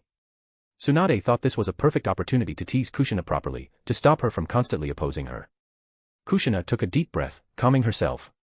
She knew getting angry was pointless, it would only make this cougar happier. Shin, you saw that, right? This old woman, Tsunade, is bullying me right in front of you. Kushina decided appealing to Shin was her only option now. Old woman. Tsunade's face turned dark. Kushina actually dared to say that. Instantly, the immense chakra hidden within Tsunade surged forth. Even though she didn't have to worry about lifespan issues anymore, being immortal and eternally youthful, women still cared deeply about such things. Seeing Tsunade get angry, Kushina felt a secret thrill. Serves you right for bullying me. Now it was her turn to strike back. Aren't you? Aren't you an old woman? Oh, right, let me count how many years older you are than me. I wonder if 10 fingers are enough. Kushina glanced provocatively at Tsunade, a smile returning to her previously annoyed face. Sit down and eat. If you don't eat soon, May will finish everything. Shin interrupted Kushina and Tsunade. Knowing them, they would argue endlessly otherwise. Finish everything. I don't have that kind of appetite, May Terumi muttered, pouting. Her appetite wasn't that large. Mikoto and Konan had prepared plenty of food, May felt even 10 of her couldn't finish it all. No one asked you. Shin said, glaring at May Terumi. May Terumi shot Shin a resentful look, but perhaps because she was used to being bullied, she didn't make a fuss or demand retribution. I'll let you off this time. Tsunade huffed lightly at Kushina. You think I'm afraid of you? Kushina remained defiant. Tsunade had pinched her cheek earlier. Kushina, who hated losing, decided she'd find a chance to pinch her back. Hurry up and sit down. Shin poked Kushina's puffed-out cheek, then guided her to a chair. Shin, feed me. Kushina opened her mouth, looking expectantly at Shin. Can't you eat by yourself? Shin asked, exasperated. Actually, I can't. Kushina's hand trembled as she tried to hold her chopsticks, she couldn't even pick up food properly. At this moment, Mikoto looked at Kushina with sympathy. You've had it rough, Kushina. Mikoto patted Kushina's shoulder, looking at her pitifully. Fine, I'll feed you. Shin picked up some food with his chopsticks and brought it to Kushina's lips. Kushina ate happily, then shot a provocative glance at Tsunade, who was sitting opposite her. Tsunade gritted her teeth. If it weren't for Kushina's provocative look, Tsunade wouldn't have thought much of it. But now, she was 100% certain. Kushina definitely wasn't so weak she couldn't even eat. She was faking it, just to make Shin feed her. What a schemer. Maybe I should try that sometime. Tsunade had never experienced Shin feeding her. Seeing Kushina's blissful expression, Tsunade felt a pang of jealousy. The delicious food suddenly didn't taste as good. It wasn't just Tsunade, Mikoto, Konan, and Mai Terumi also felt their appetites diminish slightly. Kushina's move was a massive, critical AoE hit, affecting everyone. It was like she'd unleashed a map-wide attack. However, Kushina hadn't realized it yet. If she had, she'd probably be even happier, perhaps even flaunting it more enthusiastically. Chapter 275, The Naive Fourth Raikage. Don't get too smug. Can't you see Tsunade and Mikoto want to beat you up? Shin looked at Kushina, who was still basking in the attention of being fed by him, and couldn't help but feel exasperated. Couldn't she sense the murderous intent radiating from the others? Even the gentle Mikoto looked like she wanted to punch her. Yet Kushina was still acting oblivious. Do they? Kushina paused, glanced at Tsunade, who was indeed gnashing her teeth, but completely missed the subtle cues from the others. She looked at Mikoto, who wore her usual gentle smile. How could Mikoto possibly want to hurt her? They were best friends. After Shin pointed it out, however, Kushina lost her smugness and quietly enjoyed Shin feeding her. I'm full. Tsunade abruptly pushed her plate away.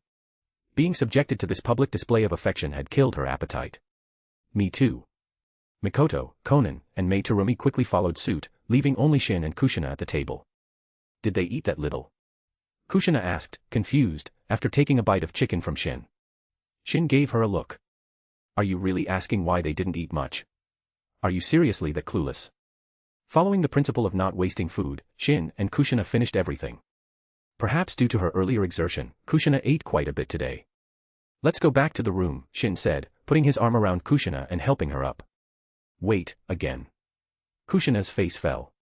She truly couldn't handle any more. She couldn't let pride lead to further suffering. What are you thinking? We're just going to rest. Shin flicked Kushina's forehead, then scooped her up in a princess carry and headed towards the bedroom. Being held like that, Kushina's face broke into a sweet smile. It felt so warm and secure in his arms, she wished it could last forever.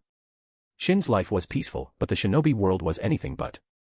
One might expect peace after the Third Shinobi World War had just ended, but the Nine-Tails attack on Konoha had shattered the calm, plunging the world back into turmoil. Kumogakure, seeing an opportunity to profit from Konoha's weakness, declared war. Tsunagakure and Iwagakure, however, remained on the sidelines. Unlike Kumo, they had suffered heavy losses in the previous war and lacked the strength to challenge Konoha, even in its weakened state. Not long ago, the fourth Reikage, had been critically injured by Shin and only survived thanks to considerable effort and resources. Kumo had also lost their ultimate weapon, the Eight Tails. Killer Bee survived, but only possessed a fragment of the Eight Tails' chakra. Logically, A should have sought peace with Konoha. But he was bold, or perhaps foolish. He completely suppressed the news of his injuries, few knew about it anyway, and continued the war against Konoha.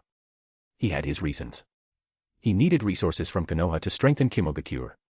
I had realized he could never defeat Shin Uzumaki himself, so he shifted his focus. He would build up Kumogakure's strength and use the entire village's power to seek revenge. It was the only plan he could think of. But it was a foolish plan. Trying to overwhelm Shin with numbers was naive, utterly unrealistic. Did sheer numbers work against Madara Uchiha? Against Hashirama Senju? A single Tengai Shinsei, pulling a meteor from space, could annihilate an army. Could anyone dodge that? Even without meteors, would release, deep forest emergence could wipe out countless opponents. Though technically an A-rank jutsu, in the hands of someone like Shin, its power was far beyond that. Even Kage-level shinobi could be overwhelmed and killed if caught within it. But A didn't know this. He believed a numbers strategy could work against Shin. And it was his only perceived option. Developing Kumogakure required vast sums of money. Even the Land of Lightning's daimyo, though supportive, might not provide the necessary funds. So, A turned his eyes to Konoha. They were wealthy, and with the fourth Hokage dead, they were vulnerable. Driven by this thinking, A continued the war against Konoha, despite his own weakened state. Meanwhile, news of the fifth Mizuki's assassination spread like wildfire throughout the shinobi world. Kirigakure became a laughingstock. Though Kiri tried desperately to suppress the news, such a major event couldn't be contained. Even being an island nation couldn't stop the information from leaking. People sneered. Other villages were on their fourth Kage. Kirigakure's fifth Mizuki had been killed, assassinated within his own village. It was utterly humiliating. Kirigakure was branded as weak. They'd already been ridiculed when Shin killed the third Mizuki. Back then, Shin wasn't famous, so it looked like the Mizuki had been killed by some unknown brat. Then the mysterious fourth Mizuki died under unknown circumstances, inviting more mockery. Now, the fifth Mizuki was dead too. Rumors of a curse spread, anyone who became Mizuki was doomed to a short life. No one dared to take the position. Kirigakure couldn't easily choose a successor either. A Kage needed strength to command respect and suppress dissent. Currently, Kirigakure didn't even have a Kage-level shinobi left. Promoting an elite jonin or quasi-Kage would only lead to more internal conflict. So, Kirigakure entered an era without a Mizuki. If they couldn't find a suitable leader soon, they risked being demoted from the 5 great villages. Chapter 276, System Mission, Save Hinata Hyuga. 3 years passed in a blink of an eye. Although Shin mostly stayed in the Land of Whirlpools, hidden on the overseas island far from the mainland shinobi world, he kept himself well informed about events across the continent. Thanks to his third Reikage puppet acting as his eyes and ears, along with intel from White Zetsu, Shin had a decent grasp of major and minor happenings. Today, however, Shin had to leave the Land of Whirlpools. The system had finally issued a mission after years of silence. And this mission required him to head to Konoha. It's worth mentioning that over these 3 years, the system had granted Shin 3 more replication cards, all of them common. In total, Shin now held 10 common replication cards, 4 advanced replication cards, and 1 divine replication card. Shin decided to synthesize them. 10 common cards fused into 2 advanced cards. Then, using 5 advanced cards, his existing 4 plus 1 newly fused one, he created another divine card. So now, Shin possessed 2 divine replication cards and 1 remaining advanced replication card. He'd fused them because common cards were practically useless to him now. Advanced cards still had some utility, but the divine replication cards, capable of copying anything, were the most valuable. However, Shin currently had no immediate target for his powerful cards, so he held onto them. His plan was to eventually find the Sage of Six Paths, Hagoromo Otsutsuki, and copy his power. Or, wait until Kaguya Otsutsuki was revived and copy all her abilities. Copying their powers would definitely push his strength beyond the standard Six Paths level, though to what extent, he couldn't be sure without trying. With his incredible speed, Shin arrived in Konoha shortly after leaving the Land of Whirlpools. He quickly gathered intel. Kumogakuru's envoys hadn't arrived yet. Indeed, the system's mission involved Kumo. The objective, intercept Kumogakuru's envoys and snatch Hinata Hyuga from them, a classic case of stealing from thieves. The conflict between Konoha and Kumogakure had recently subsided. The 4th Reikage, had initially planned to exploit Konoha's weakened state after the Ninetales incident. However, even weakened, Konoha wasn't an easy target. Kumogakure failed to gain any significant advantage and couldn't afford a prolonged war. Thus, they sent envoys to negotiate peace. Of course, this was just a pretext. Their real goal was the Hyuga clan's Byakugan. The Kumo envoy delegation planned to use the peace talks as a cover to kidnap a member of the Hyuga main family. In the original timeline, their target was Hinata Hyuga. However, they failed, being stopped by Hayashi Hyuga, who killed the lead Kumo envoy in the process. Despite Kumo being clearly in the wrong, they shamelessly demanded Konoha hand over the murderer. Hiruzen Sarutobi, wanting to avoid further conflict, made the humiliating decision to sacrifice Hisashi Hyuga, Hayashi's twin brother, in his place. Hisashi died for his brother, fueling his son Niji Hyuga's deep-seated hatred for the main family. But now, Shin planned to interfere. He wondered how his actions would alter the course of events this time. Kakashi, you're finally back. I challenge you to a duel. A loud, energetic shout drew Shin's attention. He saw a figure resembling a kappa, bowl haircut, green jumpsuit. Shin couldn't appreciate the fashion sense, but he recognized the man instantly. Besides Might Guy, who else in Konoha dressed like that? Rock Lee was still a child. It had to be Might Guy, Kakashi's other best friend. Kakashi turned, looking weary. Running into Guy right after returning from a mission, was his luck really this bad? He gave Guy a cold glance and walked away without a word. Kakashi was still grappling with the trauma of Obito and Rin's deaths. His personality was far from cheerful. Shin observed Might Guy. He was somewhat interested in Guy's 8 inner gates technique. Opening all 8 gates allowed Guy to use Night Guy, a technique powerful enough to nearly kill Six Paths Madara, almost ending the entire series prematurely. I wonder if my body could handle opening all 8 gates without injury, Shin mused softly. He didn't know the specifics of the 8 inner gates, and couldn't be certain. Hey, who are you? I don't think I've seen you around Konoha before. Might Guy approached Shin, looking at him curiously. Oh. Do you know everyone in Konoha? Shin asked, looking back at Guy. Guy shook his head. Konoha was large, he couldn't possibly know everyone. But Shin's red hair was conspicuous. Redheads were rare in Konoha. If Shin were a local, Guy felt he should have heard of him. Actually, I'm not from Konoha. Shin patted Guy's shoulder, then vanished. Guy blinked, startled. Not from our village. A ninja from another village. The man had vanished instantly, clearly not an ordinary person. It had to be a ninja. Wait. I need to report this to the Hokage. Guy's expression turned serious. Though often goofy, he was a reliable shinobi when it mattered. Sometimes, the goofiest people were the most dependable in a crisis. Shin was unaware that Guy was reporting him to Hiruzen. Even if he knew, he wouldn't care. He hadn't bothered hiding his arrival, strolling openly into the village. With his current strength, why would he need to sneak around? He doubted Hiruzen would dare confront him. And if he did, Shin wouldn't mind giving him a slap to wake him up. I wonder if Kushina and the others will be angry that I left without them this time. Shin thought of Kushina and sighed. Well, if she was angry, he'd just have to comfort her properly when he got back. He strolled through Konoha's streets. It had been years since his last visit. The village seemed even more prosperous than before. Konoha, situated in the most fertile region, had advantages other villages lacked. The Ninetales incident 3 years ago had caused significant damage, but Konoha had recovered remarkably quickly and seemed to be thriving even more. Shin had to admit he was impressed. Of course, the Land of Fire daimyo's financial support must have played a significant role. Without it, Konoha's recovery wouldn't have been so swift. Being established in a wealthy nation was certainly beneficial, unlike Sunagakure, which was practically living hand-to-mouth. Chapter 277, Hinata Hyuga. Shin stayed in Konoha for 2 days before Kimogakure's envoy delegation arrived. The entire village greeted them with elaborate ceremony, a spectacle Shin found utterly nauseating. Treating enemies like honored guests. The Hokage himself coming out to welcome them. How pathetic. Shin shook his head, looking down on Hiruzen Sarutobi as he personally greeted the Kumo envoys on the street. The Kumo delegation, initially cautious, immediately grew arrogant upon seeing Hiruzen's deference and the importance Konoha placed on their visit. The lead envoy adopted a haughty expression. Clearly, Konoha desired peace more than they did. Kumo held the upper hand. Any initial nervousness they felt about being in Konoha vanished, replaced by smug confidence. How boring. Shin turned to leave. Oof. A small, childlike yelp reached Shin's ears.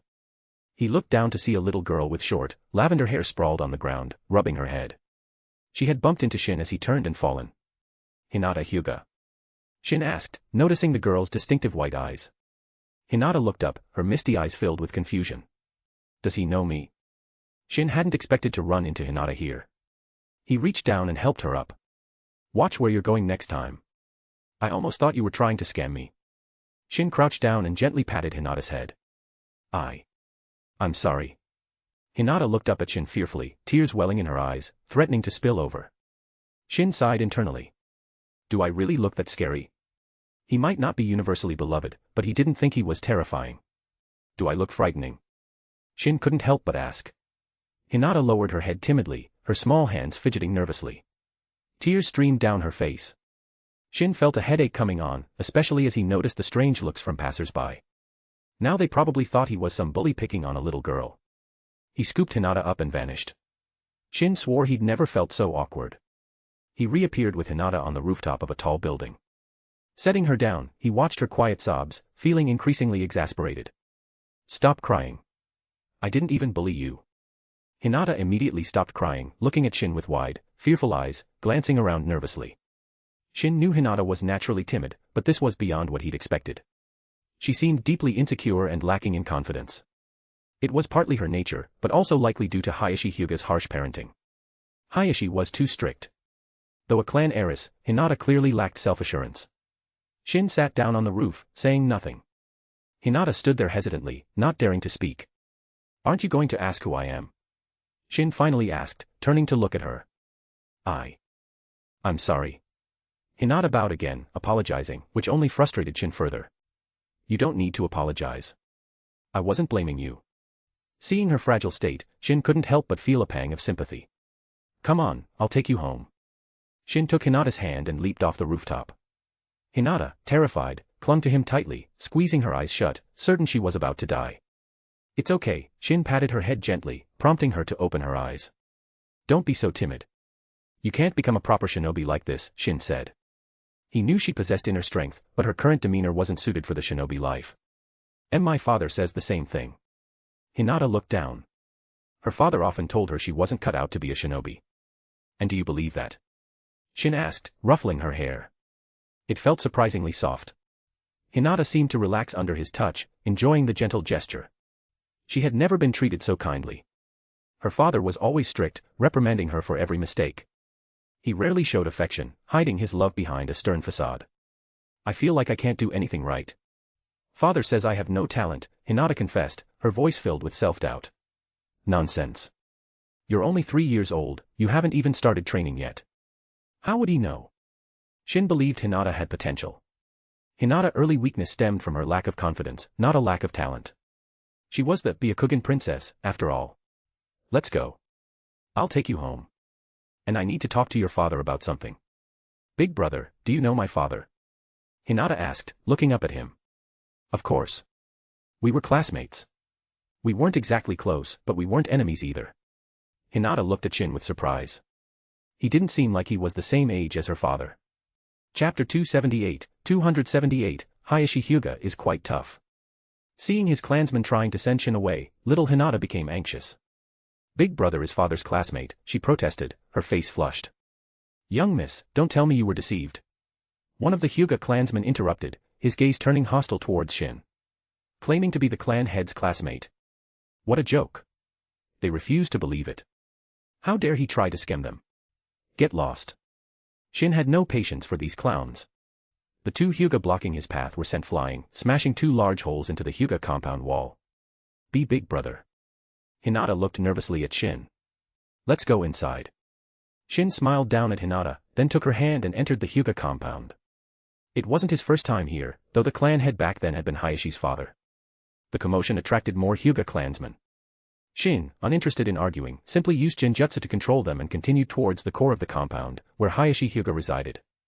Hinata grew even more nervous as they approached her father's house. Shin sighed inwardly. Hayashi really was a terrible father. Shin Uzumaki. Hayashi emerged from his house, initially surprised to see Shin, then furious when he noticed Hinata beside him. Shin Uzumaki. Release my daughter. Ah. Is there something wrong with your head? Shin gave Hayashi a look like he was dealing with an idiot. Hayashi's face turned livid. He desperately tried to figure out how to rescue his daughter. Gentle fist art, 8 trigrams 64 palms. A massive bagua pattern enveloped Shin as Hayashi launched his attack. Shin simply threw a punch. Boom. Hayashi was sent flying backward, crashing through the house wall and rolling several times before stopping. Idiot. That should wake you up. Shin felt he'd held back considerably. Hayashi was likely just injured, a serious blow would have turned him to dust. Hinata's jaw dropped. Was that really her father who just got sent flying? Cough, cough. Hayashi struggled to his feet, spitting out blood. He felt slightly better after that. Hayashi Hyuga, are you seriously thinking I kidnapped your daughter? Hayashi finally came to his senses, realizing his impulsiveness. He had subconsciously assumed Shin was hostile. Though not officially a missing nin, Shin was treated as such by Konoha, a perception Hayashi shared. And your Hyuga clan has some nerve. I bring your daughter back, and I don't even get a thank you, Shin said coolly. Hayashi's expression shifted, then he bowed deeply. My apologies. We were rude. Having been easily overpowered, he had no choice but to submit. He desperately wanted to ask how Hinata had ended up with Shin, but he held his tongue. After massaging his bruised torso, he invited Shin inside. Father, are you all right? Hinata asked softly. Hayashi stiffened. He was barely holding himself together, putting on a brave face for his daughter. Hayashi couldn't lose face, especially not in front of her. Pride wouldn't allow it, even if the pain was excruciating. Hinata, leave us. We have matters to discuss, Hayashi said sternly. Oh. Hinata left obediently. As soon as Hinata left, Hayashi coughed up more blood, barely managing to swallow it back down. You're a tough one. I'll give you that. Shin gave Hayashi a thumbs up. The man was tougher than he looked, and stubborn. Hayashi's face flushed red from the effort of suppressing the pain. He was relieved Hinata hadn't seen him like this, it would have been utterly humiliating. Shin Uzumaki, your visit to the Hyuga clan, it can't just be to return my daughter, can it? Hayashi asked, regaining his composure. Go rinse your mouth first. I don't want to talk to someone with a mouthful of blood, Shin said disdainfully, waving him away. Hayashi's jaw twitched. He suppressed his anger. He couldn't win against Shin, his earlier attack had been impulsive. From a different perspective, perhaps Hayashi truly cared about Hinata. After all, Hanabi hadn't been born yet, Hinata was his only daughter, the future head of the Hyuga clan. After rinsing his mouth, Hayashi asked again, I doubt you came just to return my daughter. State your purpose. You're right about that. Shin smiled. But what I have to say, you might not like it. Hayashi's gaze hardened. He wished Shin wouldn't say anything. But he couldn't stop him. It's about Hinata. I believe she has great potential. I plan to take her with me. What do you think? Hayashi's face changed instantly. Let Shin take his daughter. No. Absolutely not. I refuse. Hayashi rejected the offer without hesitation. Don't be so quick to refuse. I believe Hinata will reach her full potential under my guidance. Honestly, if she stays here under your tutelage, you might ruin her talent. Shin wasn't lying. In the original story, Hinata was sweet but weak. Hayashi's face darkened. Shin's words were a direct insult to his teaching abilities. Chapter 279, I promise I won't kill you. Shin Uzumaki, I acknowledge your strength.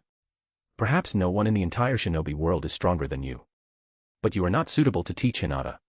Hayashi Hyuga said solemnly.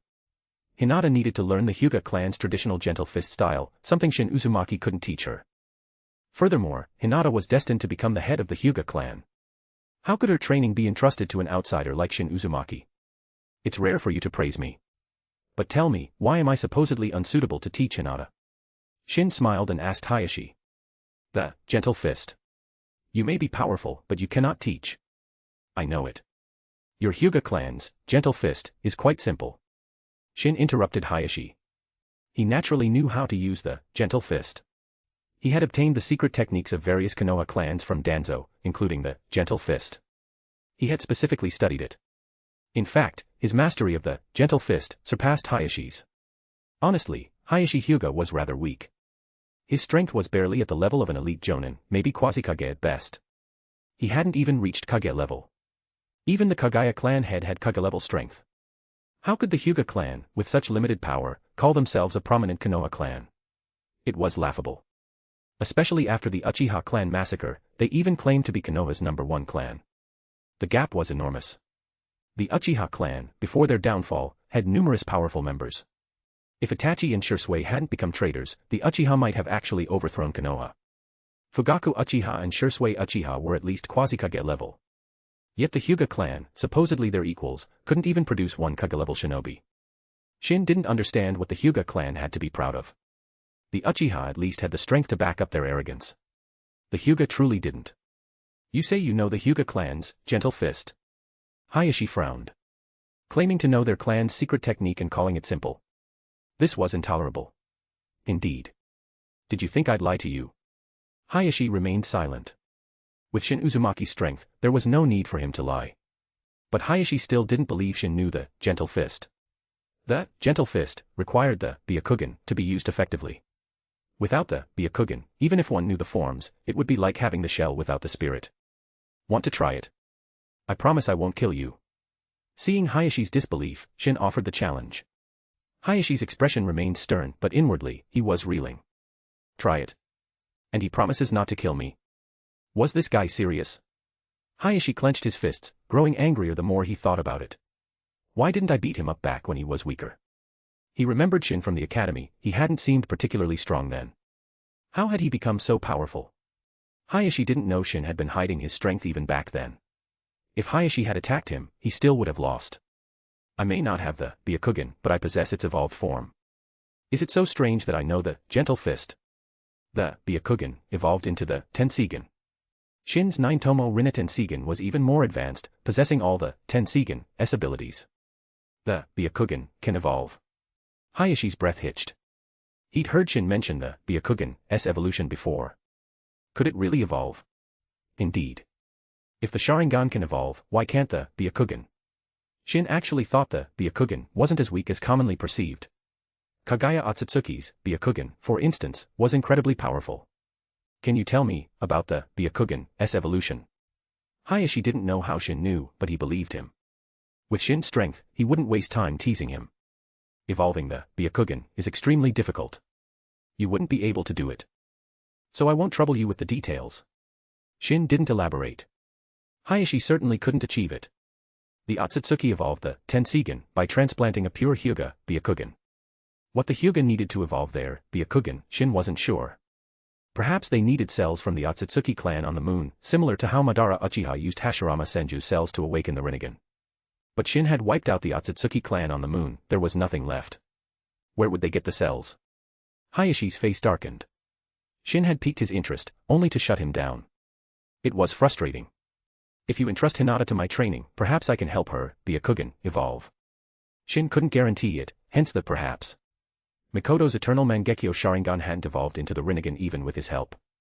Evolving Hinata's Byakugan into the Tenseigan would likely be even more difficult.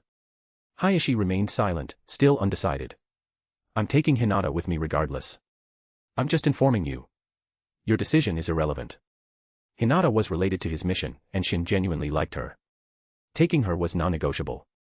Hayashi glared at Shin angrily. This was no different from robbery. If it weren't Shin Uzumaki, someone far stronger than him, Hayashi would have fought back.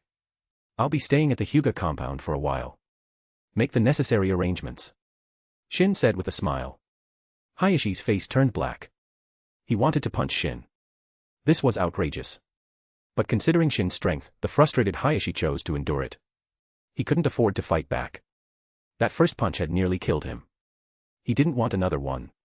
The next one would surely finish him off. Hayashi, his face dark, instructed his clansmen to arrange a place for Shin. At the same time, he worried about how to explain this to the third Hokage. Shin Uzumaki suddenly living in the Hyuga compound, he had to explain it to Hiruzen.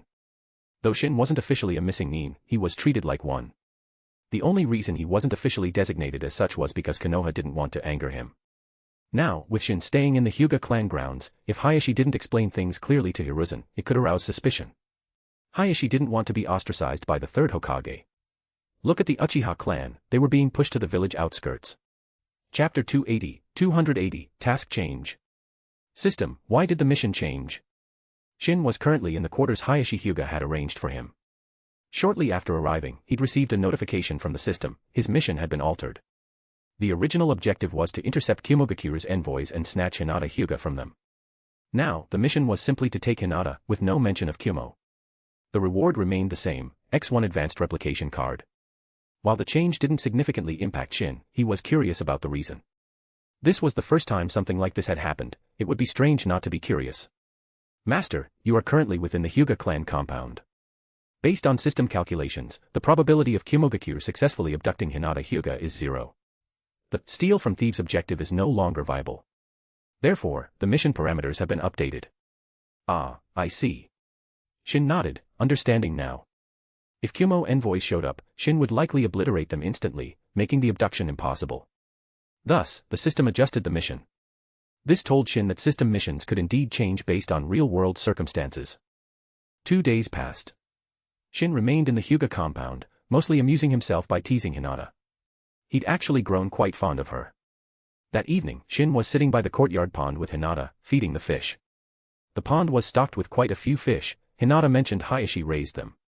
Shin hadn't pegged Hayashi as the type to have such hobbies. An uninvited guest has arrived. Shin looked up, his gaze piercing the shadows on the rooftop.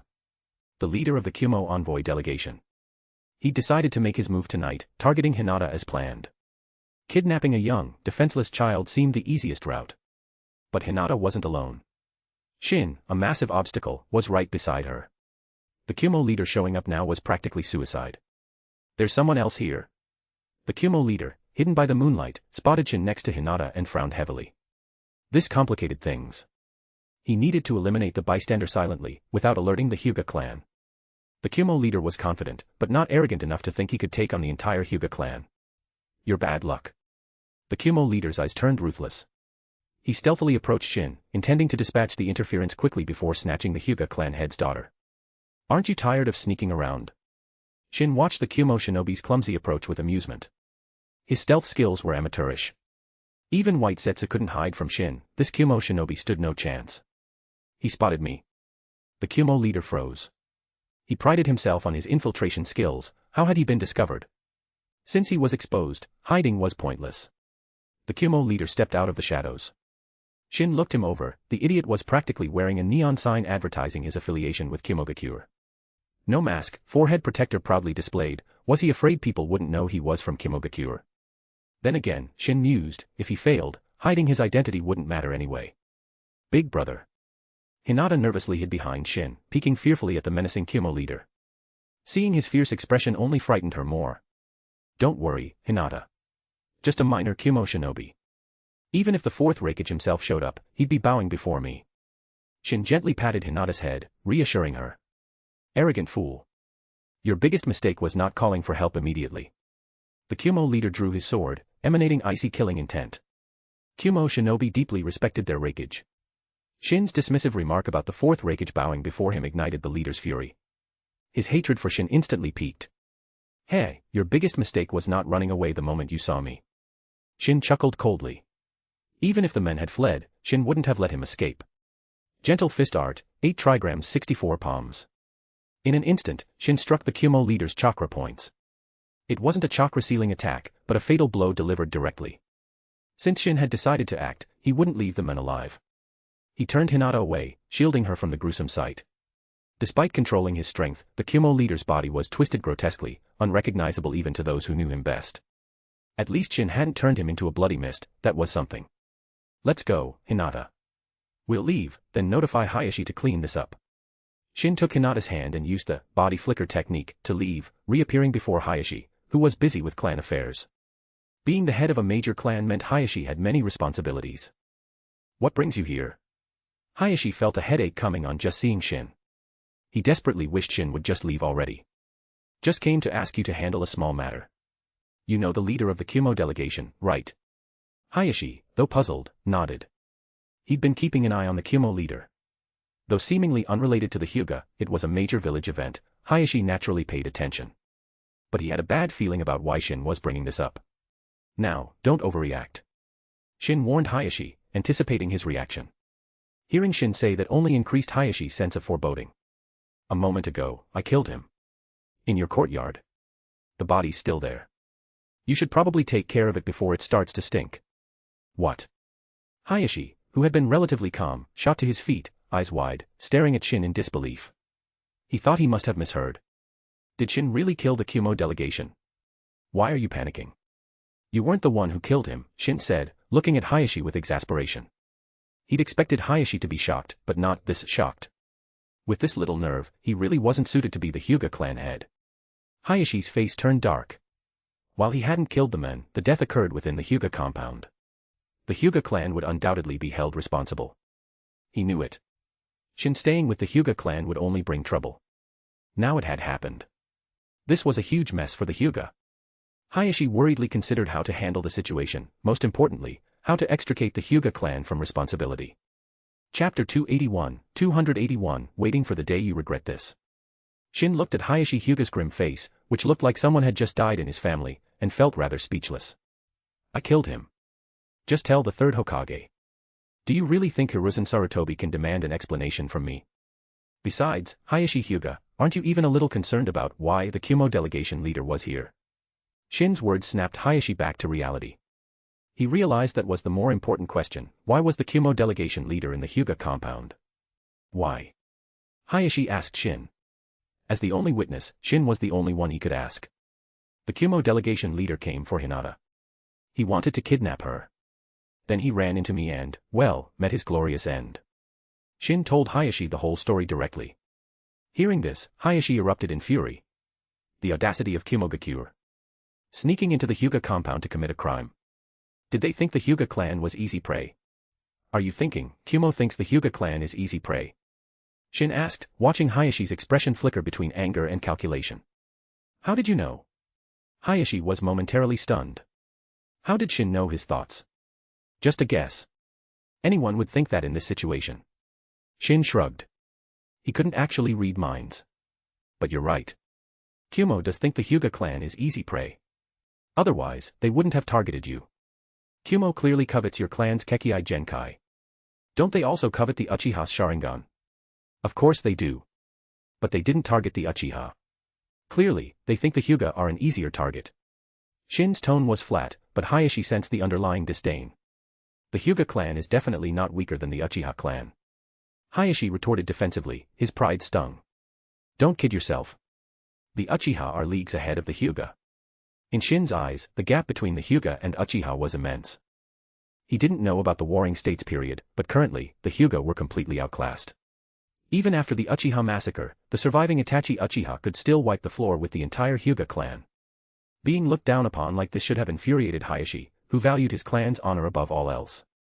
He should have challenged Shin, but knowing it was futile, Hayashi suppressed his anger. Since you saved my daughter, the Hyuga clan will take responsibility for this matter, Hayashi said seriously. Shin stared at him, bewildered. Was Hayashi an idiot? You saved Hinata. The Hyuga clan will not let our benefactor take the blame. I will tell the third Hokage that I killed the Kumo delegation leader. Hayashi declared righteously. He believed that given the Hyuga clan's standing, even if he admitted to killing the Kumo delegation leader, the third Hokage wouldn't punish them severely. Besides, Kumo was clearly at fault this time. Hayashi felt confident. This would also repay the debt he owed Shin Uzumaki. Hayashi didn't like owing anyone, especially not Shin. Well, you certainly have integrity. Shin gave Hayashi a thumbs up, then took the confused Hinata's hand and left. Hayashi might act tough now, but will he cry later? Shin looked forward to seeing how this played out. He had intended to help Hayashi by taking Hinata away, but Hayashi had refused. Shin wasn't the type to force his help on others. So, he'd just watch the show. He looked forward to the day Hayashi regretted his decision. Shin paid no further attention to the matter. He went off to spend time with little Hinata, hoping to improve her affection. She was adorable, he didn't want to force her to leave. He wanted her to come with him willingly. Hayashi went to examine the corpse. Seeing the unrecognizable state it was in, his mouth twitched, and a new wave of fear towards Shin washed over him. If I anger Shin Uzumaki, will I end up like this? Just the thought sent shivers down his spine. He instructed a few clan members to take the mangled corpse and followed them to the third Hokage. It was late, but Hiruzen was still working in the Hokage tower. Hayashi, what is it? Hiruzen looked up, puzzled by Hayashi's late-night visit. Sandame-sama, I have something important to report. Hayashi gestured to his clansmen, who brought forward the Kumo delegation leader's body. Hiruzen stood up abruptly. Although the body was beaten beyond recognition, the Kumo forehead protector revealed everything. Hayashi, what happened? Hiruzen asked gravely. Sandame-sama, this is the leader of the Kumogakure envoy delegation. He came to my home attempting to kidnap my daughter. I confronted him, and in the ensuing struggle, I accidentally killed him, Hayashi reported. The two Hyuga clansmen behind him looked horrified. Did the clan head really strike that hard? Even Hiruzen momentarily forgot the man's identity, staring at Hayashi in disbelief. Beaten into this state. That's not an accident. That's clearly intentional, brutal force. Hayashi, you should know, this is troublesome, Hiruzen said, taking a drag from his pipe, his face etched with worry. Regardless of whether Hayashi acted intentionally, the Kumo delegation leader was dead. This meant the peace negotiations were likely ruined. Hayashi remained silent. He left the decision to Hiruzen, trusting the Hokage to protect his own people. Sandame-sama, I expect Kumogakure to give the Hyuga clan an explanation. I will take my leave now. After a long silence, Hayashi left with his clansmen, leaving Hiruzen alone with the corpse. Go, summon the rest of the Kumo delegation. Hiruzen ordered a hidden Umbu agent. Hiruzen was also angry. How dare these Kumo shinobi cause trouble in Konoha? His initial thought was still to seek justice for the Hyuga clan. He didn't believe Hayashi would lie, Kumo was clearly at fault. Soon, the remaining members of the Kumo delegation were brought in. They sensed trouble the moment they were summoned. Seeing their leader's corpse, they understood immediately. Their plan had been exposed. And he'd been beaten so badly he was unrecognizable. Konoha shinobi are too ruthless. If not for the clothes, they wouldn't have recognized their captain. Chapter 282, Everything for the Village. In the Hokage's office, Hiruzen Sarutobi faced the remaining Kumo shinobi, his expression grim.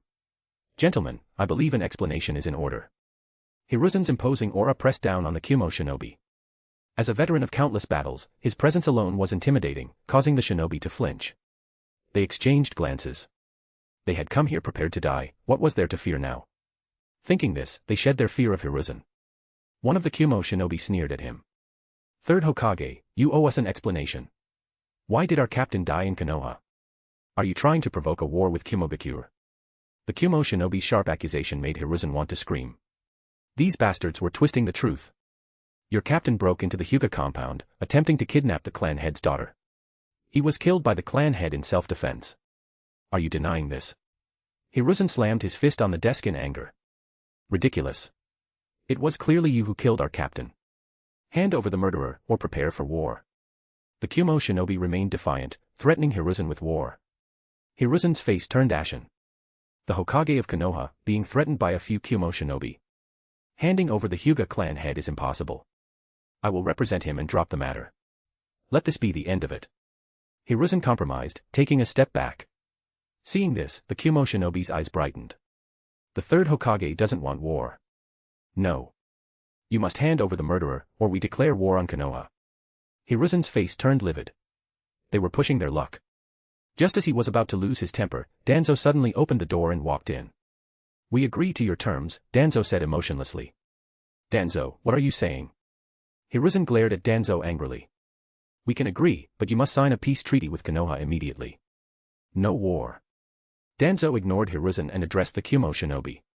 Naturally. The Kumo shinobi readily agreed. They didn't want to continue the war anyway. And this way, they could still potentially obtain the Hyuga clan's Byakugan. What was there to refuse? After further discussion, the Kumo shinobi left. Hiruzen turned furiously to Danzo. Danzo, are you planning to sacrifice a Hyuga clan member for peace? TCH Hiruzen, if you truly disagreed, you should have stopped me earlier, not waited until they left to confront me. Danzo sneered at Hiruzen. If Hiruzen hadn't agreed, he wouldn't have remained silent during the negotiations.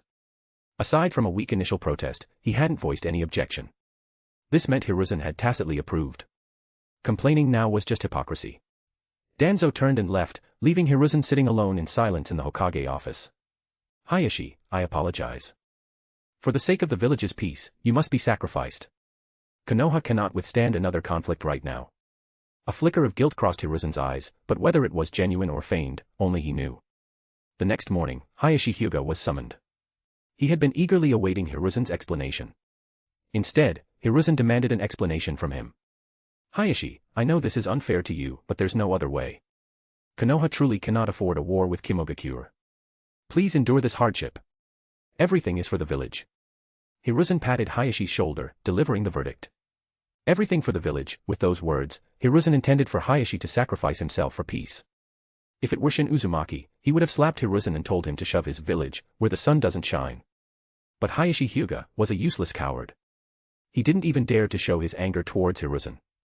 Hayashi left the Hokage's office, his face expressionless. Only he knew the turmoil raging within him. Regretting it now. Shin watched him with an amused expression. The emotionless Hayashi turned his vacant gaze towards Shin. Yes, he regretted it. If he had let Shin take the blame, perhaps he wouldn't be in this situation. But for some reason, Hayashi hadn't revealed that Shin Uzumaki had killed the Kumo delegation leader. At the same time, Hayashi wondered how Shin knew what had happened in the Hokage's office. He didn't bother asking. His heart felt dead. He returned to the Hyuga compound. Time to spice things up a bit. Shin watched Hayashi's retreating figure, a plan forming in his mind. If things followed the original story, Hisashi Hyuga would die in Hayashi's place. But Shin wanted to change things, shake up the stagnant shinobi world, create a major incident. This boring shinobi world. I'll make it more interesting. Hayashi Hyuga, I hope you seize this opportunity. I'm only giving it to you for Hinata's sake. Having reached the pinnacle of strength, Shin found himself without worthy opponents. Causing chaos was his only remaining pastime. Stirring up trouble in the shinobi world sounded appealing. Unlike others, Shin didn't yearn for peace. He understood that true, permanent peace was impossible. Wherever people existed, conflict existed. War was merely an extension of that conflict. Unfortunately, the fools in the shinobi world couldn't grasp this simple truth. Shin leisurely returned to the Hyuga compound and took little Hinata out for a walk. Hayashi Hyuga, meanwhile, had gathered the Hyuga elders for a meeting. He explained the situation to them. Crash. One of the Hyuga elders slammed his cup down, shattering it. Outrageous. The Hyuga clan has served Konoha faithfully, shedding blood and sweat. How dare Hiruzen Sarutobi treat us like this? Hand over the clan head.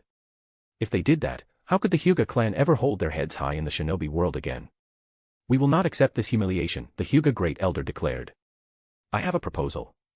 Hayashi, as the clan head, cannot be sacrificed. But Hisashi and Hayashi are identical twins. Perhaps Hisashi could take his place, the third Hyuga elder suggested. The other elder's eyes lit up. It was a brilliant idea. It would save the clan head, preserve the Hyuga clan's honor, and prevent the Byakugan from falling into enemy hands. Hisashi was from the branch family, marked with the caged bird curse seal. The main family could control and destroy the branch members' brains through this seal, simultaneously destroying the Byakugan. Chapter 283, Hayashi Hyuga, Rebel. Hayashi Hyuga's face was incredibly dark. Although the elders had devised a plan to spare his life, and his younger brother Hisashi had agreed to it, Hayashi felt no joy. He wasn't heartless. Remembering his childhood bond with Hisashi, he couldn't bear to let his brother die in his place. Just then, Shin returned with Hinata. He immediately noticed Hayashi sitting in the courtyard, his face like a thundercloud. Hinata, go play by yourself. Shin ruffled Hinata's hair gently, then walked over to Hayashi. The Hyuga clan plans to have your brother sacrifice himself for you, right? Shin asked, sitting down beside him. Hayashi looked at Shin Uzumaki in astonishment. How does he know everything? Seeing you look so pitiful, I decided to offer you an opportunity. Interested? Shin asked, smiling faintly at Hayashi. Hayashi instinctively felt Shin's smile held ill intentions, but his desire to save Hisashi outweighed his suspicion. What opportunity? Hayashi asked. He wanted to save his brother, and Shin Uzumaki clearly had the power to help him. If Shin could truly save Hisashi, Hayashi would even agree to let Shin take Hinata. What do you think of Konoha's treatment of the Hyuga clan? Shin countered, not answering Hayashi's question directly. Hayashi's face darkened further. Honestly, Hiruzen Sarutobi's decision this time had left him deeply disappointed. The Hyuga clan had fought and bled for Konoha during the war, yet now they were being sold out without hesitation. This was the first time the Hyuga clan had suffered such humiliation. Hayashi was naturally upset. To Konoha, the Hyuga clan is just an expendable pawn. They used you to trade for peace today, they could do it again in the future. Do you want to live like this forever? What are you trying to say? Hayashi narrowed his eyes at Shin. As a clan head, Hayashi wasn't stupid, he already had an inkling of what Shin was suggesting. Rebel, Hayashi. Don't let Konoha oppress you anymore. They treat you like dogs. Don't you even have the backbone to bite back? Shin's use of the word dog finally ignited Hayashi's fury. To be honest, Shin's words had planted the seed of rebellion in Hayashi's mind, but he quickly suppressed it. If the Hyuga clan rebelled, they would face certain annihilation. Konoha would never let them go. Seeing Hayashi's hesitation, Shin decided to add more fuel to the fire. TSK. Back in the Warring States period, the Hyuga clan stood alongside the Senju and Uchiha as great clans. Now, you lack such backbone. Your ancestors would turn over in their graves. Being oppressed and not fighting back is one thing, but to wag your tail like a dog begging for scraps, what a pathetic clan. Enough. Hayashi finally snapped, standing up furiously and glaring at Shin. Angry now. Am I wrong? Do you still have feelings for Konoha? They treat you like tools. Veins bulged on Hayashi's forehead. He gritted his teeth, his Byakugan activating in his rage, making him look particularly menacing. Don't just stand there fuming impotently. It only makes me look down on you more. If you decide to rebel, perhaps I can help you. Shin finished speaking and left, leaving Hayashi alone to contemplate. Whether Hayashi could swallow this insult remained to be seen. If he was truly rotten wood, there was no point trying to prop him up. After Shin left, Hayashi remained, lost in thought. As the saying goes, the longer you endure, the angrier you get, the more you retreat, the more you lose. Right now, Hayashi felt he was losing more and more. I, Hayashi Hyuga, will rebel. After long deliberation, fueled by simmering anger and Shin's provocative words, Hayashi made his decision. Shin Uzumaki, I hope you don't screw me over. Hayashi's decision was largely based on Shin's offer of help. If Shin ultimately betrayed him, the Hyuga clan would be doomed. In the end, Hayashi chose to trust Shin Uzumaki, placing the fate of his entire clan in Shin's hands. He swore he'd never imagined himself making such a reckless gamble. Looks like you've made up your mind. Shin walked back over with a smile. A clan-wide defection from the Hyuga, what kind of impact would that have on the shinobi world? If they failed, the Hyuga would be branded traitors, their shame recorded in history, likely having little impact on the world. But if they succeeded, the consequences would be enormous. Shin Uzumaki, the lives of the entire Hyuga clan rest in your hands now. I hope you won't betray my trust. Hayashi looked deeply at Shin. Relax. I'm a man of my word. Shin said, patting his chest confidently. Forget rebellion. I just want to lead the Hyuga clan away from this cold, heartless village. Hayashi sighed. Attacking the Hokage Tower, pitting a clan against an entire village, Hayashi wasn't considering that suicidal path. He just wanted to leave Konoha with his clan. Hayashi then left to secretly convene a meeting with the Hyuga elders. What? Big brother, you want to defect from Konoha? Hisashi Hyuga, also present, stared at his brother in shock. Was this really his brother's idea? That's right. Konoha betrayed us first. Hayashi said firmly. Having made his decision, he wouldn't waver. Hayashi, do you realize this decision could push the Hyuga clan into the abyss? The Hyuga Great Elder cautioned. I know. But the Hyuga clan can die standing, we will never live kneeling. Hayashi clenched his fists. Stay in Konoha and hand over his own brother. Even with the rift between the main and branch families, they were still connected by blood. You are the clan head. You decide. I hope you take responsibility for the entire Hyuga clan. The Hyuga Great Elder sighed, then nodded. He wouldn't obstruct Hayashi's decision. He couldn't swallow this insult either. Hiruzen Sarutobi had gone too far. The great elder, older than Hiruzen, remembered the Hyuga clan's glory days. Who dared to bully the Hyuga back then? Now, facing such humiliation, his anger burned. Sometimes, dignity was more important than life. Rest assured, great elder. I wouldn't have made this decision without a trump card. Shin Uzumaki has promised to help. Hayashi revealed Shin's involvement, hoping to reassure the elders. Chapter 284, The Hyuga Clan Defects. Clan Head, will Shin Uzumaki truly help? Are you absolutely sure about this? After the Hyuga elders departed, Hisashi Hyuga remained, asking his brother Hayashi with a complicated mix of emotions. Hisashi, just call me Big Brother. Since Hayashi became clan head, Hisashi had dutifully addressed him by title, adhering to Hyuga tradition. Alright. Big Brother. You probably think this decision to defect from Konoha is crazy, don't you? Honestly, I think it's crazy too. Hayashi's usually stoic face showed a rare hint of helplessness. But Hisashi, we have no choice. Staying here means being treated as pawns, expendable pawns. While Shin's taunting had played a role in his decision, it was only a small part. The root cause was Hayashi's own simmering resentment. Hiruzen Sarutobi had sold him out without even consulting him. Sacrificing their own allies for the sake of peace, this village was no longer the Konoha the Hyuga clan was sworn to protect. Hayashi's heart had grown cold. Hisashi remained silent. He knew if his brother hadn't made this drastic decision, he would have been the one sacrificed in Hayashi's place. Honestly, Hisashi felt unwilling to die for his brother. They were twins, yet their fates were so vastly different. But now, seeing his brother choose clan-wide defection, Hisashi felt a surge of emotion. He believed Hayashi was doing this, at least in part, to save him. And he wasn't entirely wrong. Hayashi couldn't bear to see his own brother sacrifice himself, especially not for him. Hisashi, go make the preparations. I need to speak with Shin Uzumaki. Hayashi decided to talk to Shin again, hoping Shin could help them with a crucial first step. Hayashi found Shin by the pond, with little Hinata beside him, looking flustered. Seeing Hayashi approach, Hinata grew even more anxious, clutching Shin's hand. What do we do, Shin and I? Relax, Hinata. It's just a few dead fish. Hayashi won't mind, Shin said, patting her head reassuringly. Hearing this, Hayashi immediately looked into the pond. Several fish floated belly up, clearly dead. Hayashi loved his fish. Normally, he would have been furious. But right now, he couldn't care less about the fish. Shin, I need your help, Hayashi said directly.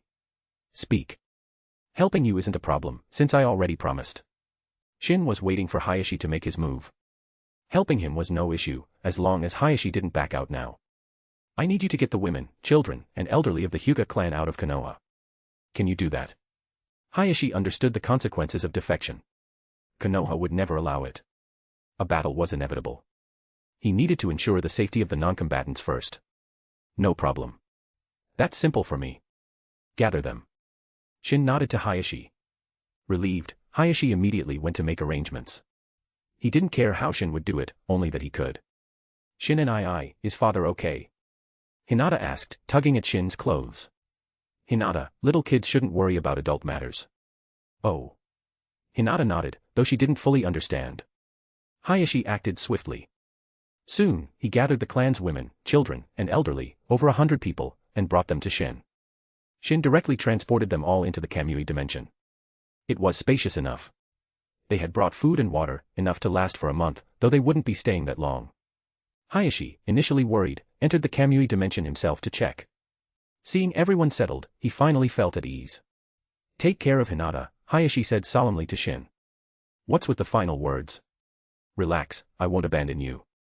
If you run into trouble, I'll definitely help. For Hinata's sake, Shin would save them. Besides, he was the one who instigated this defection in the first place.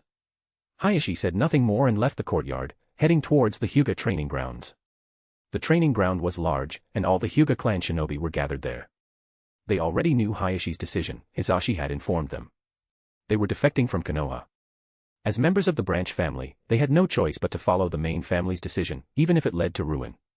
Your parents and children have been moved to a safe place. You have nothing to worry about. Now, we are leaving Konoha. Hayashi took out his forehead protector and scratched a line across it with a kunai.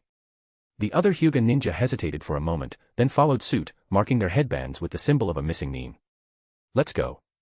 Hayashi didn't waste words. The clan members knew the reason for their defection. Though reluctant to leave Konoha, they supported their clan head. They had been wronged. It wasn't their fault, yet the Hyuga clan was forced to bear the consequences. Their pride couldn't accept it. Stepping out of the Hyuga compound gates signified their complete defection. There was no turning back. Hayashi didn't know what the future held, but he refused to stay in Konoha and suffer further humiliation. The Hyuga clan's large-scale movement naturally alerted the Umbu, who had been keeping a close eye on them recently. An Umbu agent immediately reported to Hiruzen Sarutobi. Hiruzen, who was handling village affairs, rushed out of the Hokage office upon receiving the news. He knew his handling of the situation had angered the Hyuga clan and had planned to appease them later. But hearing the Umbu report that the entire Hyuga clan had turned into missing men shocked him. Abandoning all other matters, Hiruzen personally went to intercept the Hyuga, ordering the Umbu to mobilize as well. They had to stop the Hyuga clan at all costs. Hiruzen hadn't expected Hayashi Hyuga to react so drastically. Chapter 285, The Hyuga clan vs Konoha. Just as the Hyuga clan was about to leave Konoha, Hiruzen Sarutobi, leading a squad of Umbu, finally intercepted them. Hayashi, what is the meaning of this? Hiruzen demanded, his face contorted with anger as he noticed the scratches on their forehead protectors. Isn't it obvious? From this day forward, the Hyuga clan severs all ties with Konoha. Hayashi replied calmly, though he was already bracing for a fight. Why? Hiruzen asked, pained. Konoha's second most prominent clan, defecting just like that. Why? The third Hokage was ready to sacrifice my life, and you ask me why? Hayashi looked at Hiruzen with open mockery. Hayashi, you misunderstand. Konoha never intended to sacrifice you. Hiruzen began, but his words rang hollow. He truly hadn't intended to sacrifice Hayashi himself, the Hyuga clan would never agree to that. His plan had been to have the Hyuga offer up someone else important to appease Kumogakure. Not sacrifice me, but sacrifice one of my clansmen. Kumogakure was the aggressor, yet the Hyuga clan must pay the price. Why? Hayashi's voice was glacial. His sharp questions left Hiruzen speechless. Hayashi Hyuga is finally showing some backbone. Shin watched the unfolding scene from a distance. This was exactly what he wanted to see. Hinata wasn't with him, he had sent her to the Land of Whirlpools, entrusting her to Mikoto and the other, so he could watch the drama unfold. If Shin's only goal had been the Hyuga defection, he could have teleported the entire clan away easily. But Shin wanted more. He wanted to see the sparks fly when the defecting Hyuga clashed with Konoha. In this play, Konoha and the Hyuga were the main actors, and Shin was the eager audience. Shin watched calmly, curious to see how Hiruzen would handle this. But regardless of Hiruzen's response, a fight was inevitable. The Hyuga had crossed the point of no return, and Hiruzen couldn't possibly let them leave. Hayashi, everything is for the village. You understand the horrors of war. Do you truly wish to start another? If Konoha goes to war with Kumo, countless ninja will die. Hiruzen pleaded earnestly. Sacrificing one Hyuga for peace seemed like a reasonable trade to him. He had expected the Hyuga to be dissatisfied but never anticipated such an extreme act as defection. But things had changed, largely due to Shin's influence. Without Shin, even if Hayashi had wanted to defect, he wouldn't have had the means. Leaving with the entire clan, including the women, children, and elderly, would have been impossible. They would have been a burden, slowing them down. Shin had removed that burden, freeing them to act. Hiruzen, unaware of Shin's involvement, would likely have a stroke if he knew the truth. Third Hokage, stop talking about for the village. Konoha and the Hyuga clan have nothing to do with each other anymore. Hayashi stated resolutely. Even the Senju clan, Konoha's co-founders, were gone. Would the Hyuga suffer the same fate if they remained? This fear was another reason for Hayashi's firm decision to leave. Hayashi, if you insist on defecting, then I have no choice but to stop you. Hiruzen sighed deeply, realizing further words were useless. Hayashi was determined. We only wish to leave Konoha peacefully. We have no desire to be enemies with Konoha. But don't force our hand. Hayashi activated his Byakugan and took a gentle fist stance. Behind him, the other Hyuga ninja did the same, their white eyes gleaming, ready for battle. Fire style, great flame technique. Hiruzen formed hand seals and unleashed a torrent of intense flames towards the Hyuga clan. 8 trigrams, vacuum palm. Hayashi and Hisashi Hyuga combined their attacks, barely managing to block Hiruzen's ninjutsu. The moment Hiruzen attacked, the Umbu agents moved as well, launching their assault on the Hyuga ninja. Attack! Show them the strength of the Hyuga clan. The Hyuga ninja fought back fiercely. The gentle fist style proved effective, its ability to block chakra points disabling many Umbu. A ninja unable to use chakra was effectively crippled. However, the Hyuga lacked ranged attacks. While the 8 trigrams, vacuum palm offered some range, not everyone knew the technique. Hiruzen hadn't brought many Umbu, and they struggled to contain the Hyuga. Seeing this, Hiruzen dispatched an Umbu agent to summon reinforcements from Konoha. Hyuga clan, break through. Hayashi yelled. His goal wasn't to fight, but to escape Konoha. Retaliation could wait. He knew they couldn't defeat Konoha's entire force. Konoha had tens of thousands of ninja. You're not going anywhere. Hiruzen blocked Hayashi and Hisashi, his face grim. He couldn't let the Hyuga defect, even if it meant wiping them out. This was about Konoha's authority and stability. If the Hyuga defected successfully, what would the other clans think? Would the ostracized Uchiha clan be tempted to follow suit? This couldn't be allowed to happen. He had to nip this in the bud. Big brother, take the clan and go. I'll hold them back. Hisashi said firmly. He felt he owed his life to his brother, dying here wouldn't be regrettable. It's useless. Hayashi refused. Hisashi wasn't strong enough. Alone, he wouldn't last long against Hiruzen, let alone the Umbu. Even together, they were barely holding Hiruzen back. Chapter 286, The Substitute Player arrives. The Hyuga clan really is weak. If this were the Uchiha clan, breaking out of Konoha would be no problem at all. Shin watched the bogged-down Hyuga, shaking his head. Konoha's main forces hadn't even arrived yet, and they were already pinned down by Hiruzen and a few dozen Umbu. Once Konoha's reinforcements arrived, the Hyuga would likely be wiped out in minutes. Looks like I have to intervene. Shin activated his 9-tomo Rinnegan Seigen. He hadn't actually expected the Hyuga to fight their way out on their own. He'd intended to help, but he wasn't planning on intervening personally. Dealing with Hiruzen himself felt beneath him. Shin's eyes flickered slightly, exerting his ocular power.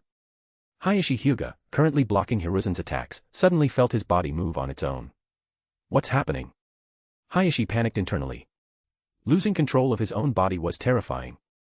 However, despite losing control, his body moved with incredible fluidity, effortlessly dodging Hiruzen's strikes. Hiruzen, wielding his adamantine staff, swung rapidly, but couldn't land a single blow on Hayashi. His eyes narrowing, Hiruzen retreated a few steps, sensing something was wrong with Hayashi. Before, Hayashi could only desperately block his attacks. Now, he easily evaded everything. It was like fighting a completely different person. Was he hiding his true strength before? Of course not. How could Hayashi possibly hold back now? He wished he could unleash 10 times his power. The truth was, Shin was now controlling Hayashi's body. That explained the drastic change. Ducking under a downward swing from Hiruzen's staff, Hayashi's hand suddenly formed a Rasengan, slamming it towards Hiruzen's face. Hiruzen, despite his thick skin, wasn't about to take a Rasengan to the face. He quickly blocked with his adamantine staff. Still quick for an old man, Shin muttered to himself, watching Hiruzen get sent flying by the impact. Rasengan. How do you know the Rasengan? Hiruzen stared at Hayashi in shock. Hayashi was even more shocked than Hiruzen. He couldn't explain it either. But he had a suspicion. Perhaps Shin Uzumaki interfered. Controlling my body directly. Thinking of Shin's methods, Hayashi felt a shiver run down his spine. Being controlled felt awful, like his body wasn't his own. Big brother. Hisashi looked at Hayashi in astonishment. Hisashi, take the clan and leave. Hayashi ordered his brother. Although his body was controlled, his mind was still his own, he could still speak. But. No buts. Don't forget, I still have a trump card. Hayashi reminded Hisashi subtly. Hisashi instantly understood and nodded. Gentle fist art, 8 trigrams 64 palms. Hayashi assumed the gentle fist stance. The surrounding Umbu, along with Hiruzen, were enveloped within the Bagua trigram pattern. Then, he attacked with blinding speed. His fists ignited the air with friction, creating a fiery effect around his strikes. It resembled Might Guy's Morning Peacock technique from the 6th gate of the 8 inner gates, attack so fast they generated flames through air friction. What was normally a single target technique became an area of effect attack. Hayashi's figure blurred within the Bagua pattern. Any ninja struck by his fists or palms died instantly. Only the 3rd Hokage managed to block Hayashi's blows. After blocking the attack, Hiruzen retreated more than 10 meters, his arms aching. His old bones couldn't take much more of this. Hiruzen's taijutsu wasn't weak, but age had taken its toll. Besides, the sheer power of these attacks could threaten even a Kage. He'd only managed to block because the attack wasn't solely focused on him. I misjudged you. I never knew you hid your strength so well. Hiruzen looked at Hayashi with extreme caution. Hid my ass. I'm the one controlling him. Shin, sitting on a rooftop nearby, couldn't help but complain internally. Hayashi didn't have this kind of power, it was all Shin. Hayashi felt no satisfaction. His limbs burned with pain. Shin controlled his body, but Hayashi still felt the repercussions. The explosive burst of power had strained his body, he was only holding back his groans out of pride. Go. Hizashi seized the opportunity, leading the Hyuga clansmen away from Konoha. The Umbu ninja blocking their path had all been killed by Hayashi, under Shin's control. Their escape route was clear. Hiruzen wanted to stop them, but he was pinned down by Hayashi. Hayashi felt terrified, praying Shin wouldn't unleash another barrage like that. He didn't think his body could handle another round. Hokage-sama. Just then, the main force of Konoha ninja arrived. Though some were away on missions, thousands had gathered in a short time.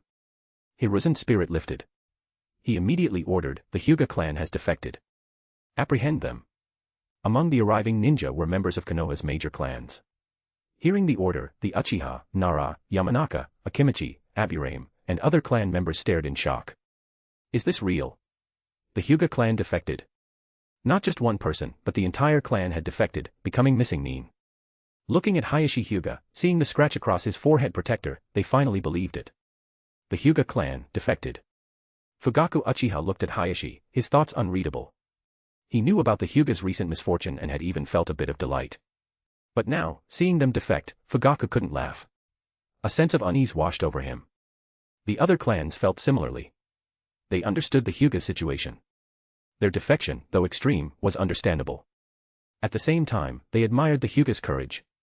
To actually dare to defect. That took guts, perhaps making them the strongest clan in Konoha in a different sense. They wondered if the Hyuga had some hidden trump card.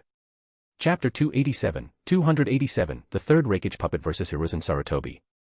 Don't forget Power Stones. The shinobi from Konoha's major clans, including the Uchiha who held no love for the Hyuga, hesitated, not immediately attacking the defecting clan. The only ones who obeyed Hiruzen Sarutobi's orders and attacked were members of the Sarutobi clan and the clanless shinobi. The Sarutobi clan naturally followed Hiruzen's command, as he was not only the Hokage but also their clan head. As for the clanless shinobi, with no ties to the Hyuga, they naturally obeyed the Hokage's orders. This is getting troublesome. Shin observed the escalating number of Konoha shinobi. Controlling just Hayashi wouldn't be enough to handle this. Hayashi was too weak. Even with Shin pulling the strings, Hayashi could, at best, contend with a Kage-level opponent. Taking on an army? Forget about it. Summoning jutsu. Shin formed a hand seal and slammed his palm on the ground. The third Reikage puppet materialized before him. Shin-sama. The Eight Tails' deep voice resonated from the puppet as it knelt before Shin. The puppet wasn't controlled by Shin anymore. Finding it bothersome, Shin had struck a deal with the Eight Tails. The Eight Tails would control the puppet body. Shin had essentially granted the Eight Tails partial freedom in exchange for gathering intel and reporting back periodically. The Eight Tails couldn't truly escape, however, Shin's seal remained, allowing him to control the beast at will. Compared to its tailed beast brethren, the Eight Tails considered its current situation quite luxurious. It even felt a measure of gratitude towards Shin. Hold back those Konoha shinobi, Shin commanded the Eight Tails. The Eight Tails didn't hesitate. Controlling the third Reikage puppet, it charged towards the Konoha forces. Though unable to use Shin's Rinnegan, Tensigen, or other Kekkei Genkai, the puppet could still use the third Reikage's original ninjutsu and taijutsu, along with the Eight Tails' power. Shin released his control over Hayashi, who felt a surge of panic. Would Shin abandon him now that Konoha's reinforcements had arrived? Suddenly, Hayashi's consciousness shifted, finding himself in a pure white space. Where am I? A genjutsu space. My creation. Shin's voice came from behind Hayashi, startling him. You seem rather flustered. Poor mental fortitude, Hayashi. Are you kidding me? Hayashi inwardly cursed. Being suddenly pulled into a genjutsu space was unsettling. He'd never even heard of such a thing. You can leave now. Someone will handle the Konoha shinobi for you. With Shin's words, the white space vanished, and Hayashi's consciousness returned to his body. Just then, the imposing figure of the third Reikage puppet appeared before him. He must be the one Shin Uzumaki mentioned would help me. Hayashi glanced at the puppet, then turned and left without hesitation. He needed to regroup with Hizashi and the others. The third Reikage puppet stood like an unmovable mountain, blocking the path of the Konoha shinobi. Its powerful aura, like a thunderclap, forced them to halt. Third Reikage. Aren't you dead? Hiruzen stared at the puppet, his expression grave. The third Reikage's death was known throughout the shinobi world. Seeing him alive now was shocking. But this wasn't the real third Reikage, it was a puppet crafted from his corpse. I am the Eight Tails. The Eight Tails' booming voice hurt Hiruzen's ears. The Eight Tails chakra cloak enveloped the puppet, 5 tails appearing behind it. Tailed beast mode. The Eight Tails. Hiruzen was bewildered. What was happening? His mind was reeling. Killer Bee was the Eight Tails Jinchuriki, wasn't he? When did the deceased third Reikage become the host? Putting those questions aside, Hiruzen knew this newcomer was hostile. Perhaps the Hyuga's defection was connected to this. Otherwise, they wouldn't have dared. Did the Hyuga clan defect to Kimogakure? Hiruzen wondered. The thought made his face darken. The defection of Konoha's second-largest clan was a massive blow. Not only did it weaken Konoha's strength, but it also threatened internal stability. The Hyuga had set a dangerous precedent. Third Reikage, this is Konoha. You're not welcome here. Hiruzen swung his adamantine staff at the puppet. Boom. The puppet blocked the staff with one hand. Hiruzen's blow, capable of collapsing a building, was easily stopped. The original third Reikage was renowned for his taijutsu. Now, clad in a tailed beast cloak in a partial transformation state, the puppet was even stronger. It countered with a powerful elbow strike. Hiruzen hastily blocked with his staff. The immense force sent him flying dozens of meters, blood nearly spurting from his mouth. The adamantine staff transformed back into Enma, whose face was contorted in pain. Even Enma, known for his indestructible body, was injured. Hiruzen, are you all right? Enma asked. I'm fine. I managed to deflect most of the force, Hiruzen said, gritting his teeth against the pain in his arms. He felt like his bones were fractured. Attack. Protect Hokage-sama. The Konoha shinobi charged forward. Though intimidated by the half-transformed puppet, they wouldn't abandon their Hokage or their village. Be careful. Hiruzen warned them. The brief exchange had shown him the opponent's terrifying strength. Though Hiruzen's forte was ninjutsu, he had foolishly engaged in taijutsu. Chapter 288, the professor of ninjutsu lives up to his name. Don't forget power stones. Even Hiruzen Sarutobi couldn't withstand a single elbow strike from the third Reikage puppet, let alone these Konoha shinobi. The puppet could kill several of them with a single punch. A jonin took a direct hit from the puppet's fist and was sent flying, crashing into the shinobi behind him and killing them instantly. This thing was a monster. Elite jonin couldn't even block one punch. Furthermore, the tailed beast cloak's defense was incredibly strong, a barrage of concentrated ninjutsu attacks couldn't even break through it. After taking a moment to recover, Hiruzen immediately ordered the shinobi below jonin rank to fall back. Sending chunin and genin would just be sending them to their deaths. Jonin could at least try to stall, though the risk of death was still extremely high. We can't just stand by and watch. Let's attack together. Nara Shikaka said to Yamanaka Inoichi and Akimichi Choza. They hadn't wanted to fight the Hyuga earlier due to their decent relationship. But facing an external enemy, they had to act. Shadow manipulation technique. Nara Shikaku attempted to control the third Reikage puppet with his clan's secret technique. However, while the Nara clan's jutsu was effective, the power difference was too vast. He couldn't even restrain the puppet for a single moment. With a thud, Nara Shikaku fell to one knee. Yamanaka Inoichi and Akimichi Choza quickly rushed to support him. Shikaku, what happened? The jutsu backfired. I'm afraid I can't help anymore, Nara Shikaku said with a wry smile. He had already used most of his chakra in that attempt, yet still failed to control the opponent. Inoichi, stay here and look after Shikaku. I'll join the fight, Akimichi Choza said to Yamanaka Inoichi. Among the Ino Shikacho trio, only Choza excelled in direct combat. Shikaku and Inoichi's techniques were better suited for support roles. All right. Be careful.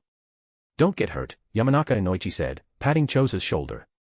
Earth release, earth flow river. Hiruzen finally remembered his specialty was ninjutsu. He manipulated the ground, turning the earth beneath the puppet into flowing mud, attempting to knock it off balance. Earth release, swamp of the underworld. Similar to the previous technique, this turned the ground beneath the puppet into a swamp. Combined with the effects of the earth flow river, the puppet began to sink rapidly. Hiruzen Sarutobi's skills are still sharp. Shin watched Hiruzen deploy his ninjutsu.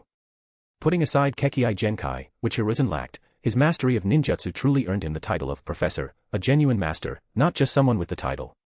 Though age might have weakened his taijutsu, Hiruzen's ninjutsu skills were among the best in the shinobi world.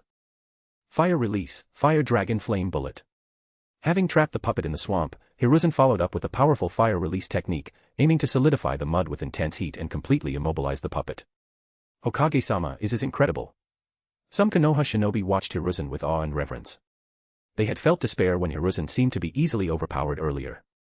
But now, seeing him expertly use ninjutsu to turn the tables, their image of the third Hokage grew tall and mighty once more. Hiruzen, seeing the enemy seemingly neutralized, allowed a faint smile to grace his lips. Celebrating a bit too early, aren't you? Shin murmured faintly, observing Hiruzen and the Konoha shinobi. Did they really think such simple tactics could defeat the Eight Tails and the third Reikage puppet? They were far from finished. Boom. The entire village of Konoha trembled as the massive form of the Eight Tails erupted from the ground, letting out a furious roar. Full-tailed beast transformation. The Eight Tails had arrived. The Eight Tails. Hiruzen's smile froze, his expression turning increasingly grim. Retreat. Evacuate the villagers. With the tailed beast fully manifested, the situation became far more dangerous. Having experienced the Nine Tails rampage, Konoha knew the devastating power of these creatures. Even if the Eight Tails wasn't as strong as the Nine Tails, it was still a tailed beast.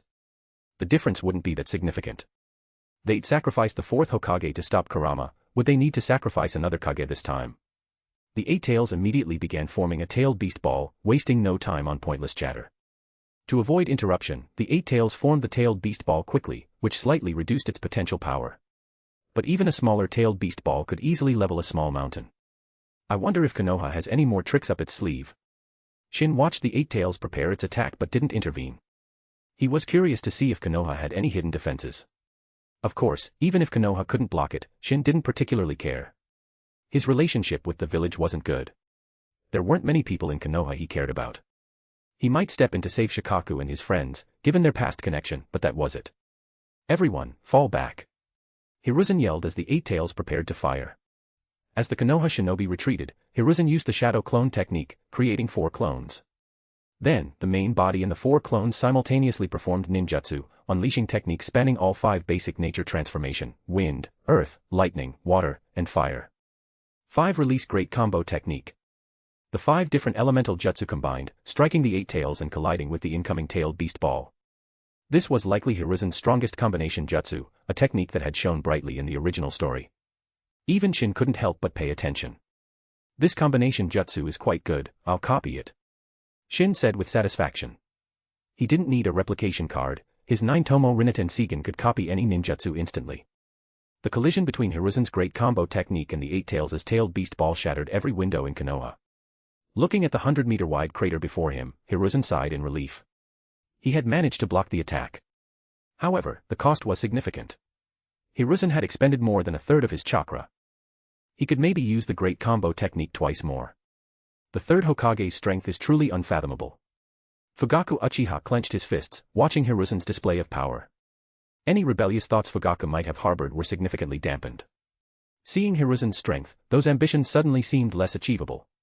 Even if he revealed his hidden Mangekyo Sharingan, he might not be able to defeat Hiruzen. And challenging Hiruzen meant opposing the entire village. Hiruzen was unaware that his display of power had inadvertently curbed Fugaku Uchiha's ambitions, at least temporarily. Chapter 289, The Hyuga Clan's Decision. Don't forget Power Stones. Shin copied Hiruzen Sarutobi's great combo technique and, having achieved his goal, prepared to leave Konoha. Eight Tails, retreat. Shin's voice echoed in the Eight Tails' mind. The tailed beast, which had been preparing another, larger tailed beast ball, immediately abandoned its attack. Its massive body turned and disappeared from the Konoha shinobi sight in an instant. It left. Hiruzen Sarutobi stood frozen for a long moment before recovering.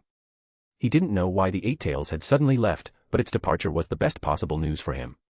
Although he had managed to block the tailed beast ball with his 5-element combination jutsu, he doubted he could withstand another 2. With the immense pressure of the tailed beast gone, the Konoha shinobi breathed a collective sigh of relief, their gazes towards Hiruzen filled with even greater reverence. Their Hokage had driven away a tailed beast. Of course, the Konoha shinobi didn't know the Eight Tails had retreated on Shin's command. They assumed the Eight Tails had fled in fear of the third Hokage. Some shinobi already considered Hiruzen the strongest Hokage in history, perhaps even the strongest shinobi in the world. If Hashirama Senju knew that simply trading blows with the Eight Tails could earn someone the title of strongest Hokage, he might just cry. Leaving the Konoha situation behind, Shin found the departed Hyuga clan, led by Hayashi. Hayashi was currently tending to his injuries. Being controlled by Shin to unleash power beyond his body's limits had left him significantly wounded. Hayashi, I brought your clansmen back.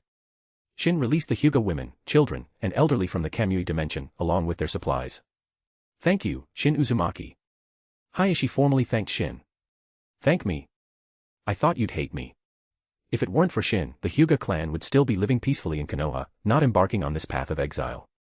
Nevertheless, thank you. Alright, I accept your thanks. Stop thanking me. Honestly, I mostly did it for my own amusement. Shin waved his hand dismissively. Hisashi Hyuga, standing behind Hayashi, felt his face twitch. The Hyuga clan's defection was just amusement to Shin. He wasn't wrong. Shin had instigated the Hyuga's defection primarily for his own entertainment. What are your plans now? Shin asked Hayashi. Although he'd nudged them towards defection, he had no intention of finding them a new home. We plan to return to our ancestral lands first, then decide our next move. Hayashi had already considered this. After leaving Konoha, they would return to the Hyuga homeland from the Warring States period. The land had been abandoned after they joined Konoha. Now, Hayashi planned to lead his clan back there and figure out how to deal with Konoha. Becoming missing Nin didn't guarantee safety. Konoha could send pursuers at any time. However, Hayashi wasn't overly worried.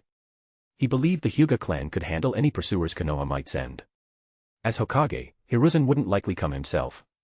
The other Konoha clans probably wouldn't get involved either. It was a thankless task, and the Hyuga had no major feuds with other clans besides the Uchiha. As for civilian shinobi, Hayashi wasn't concerned.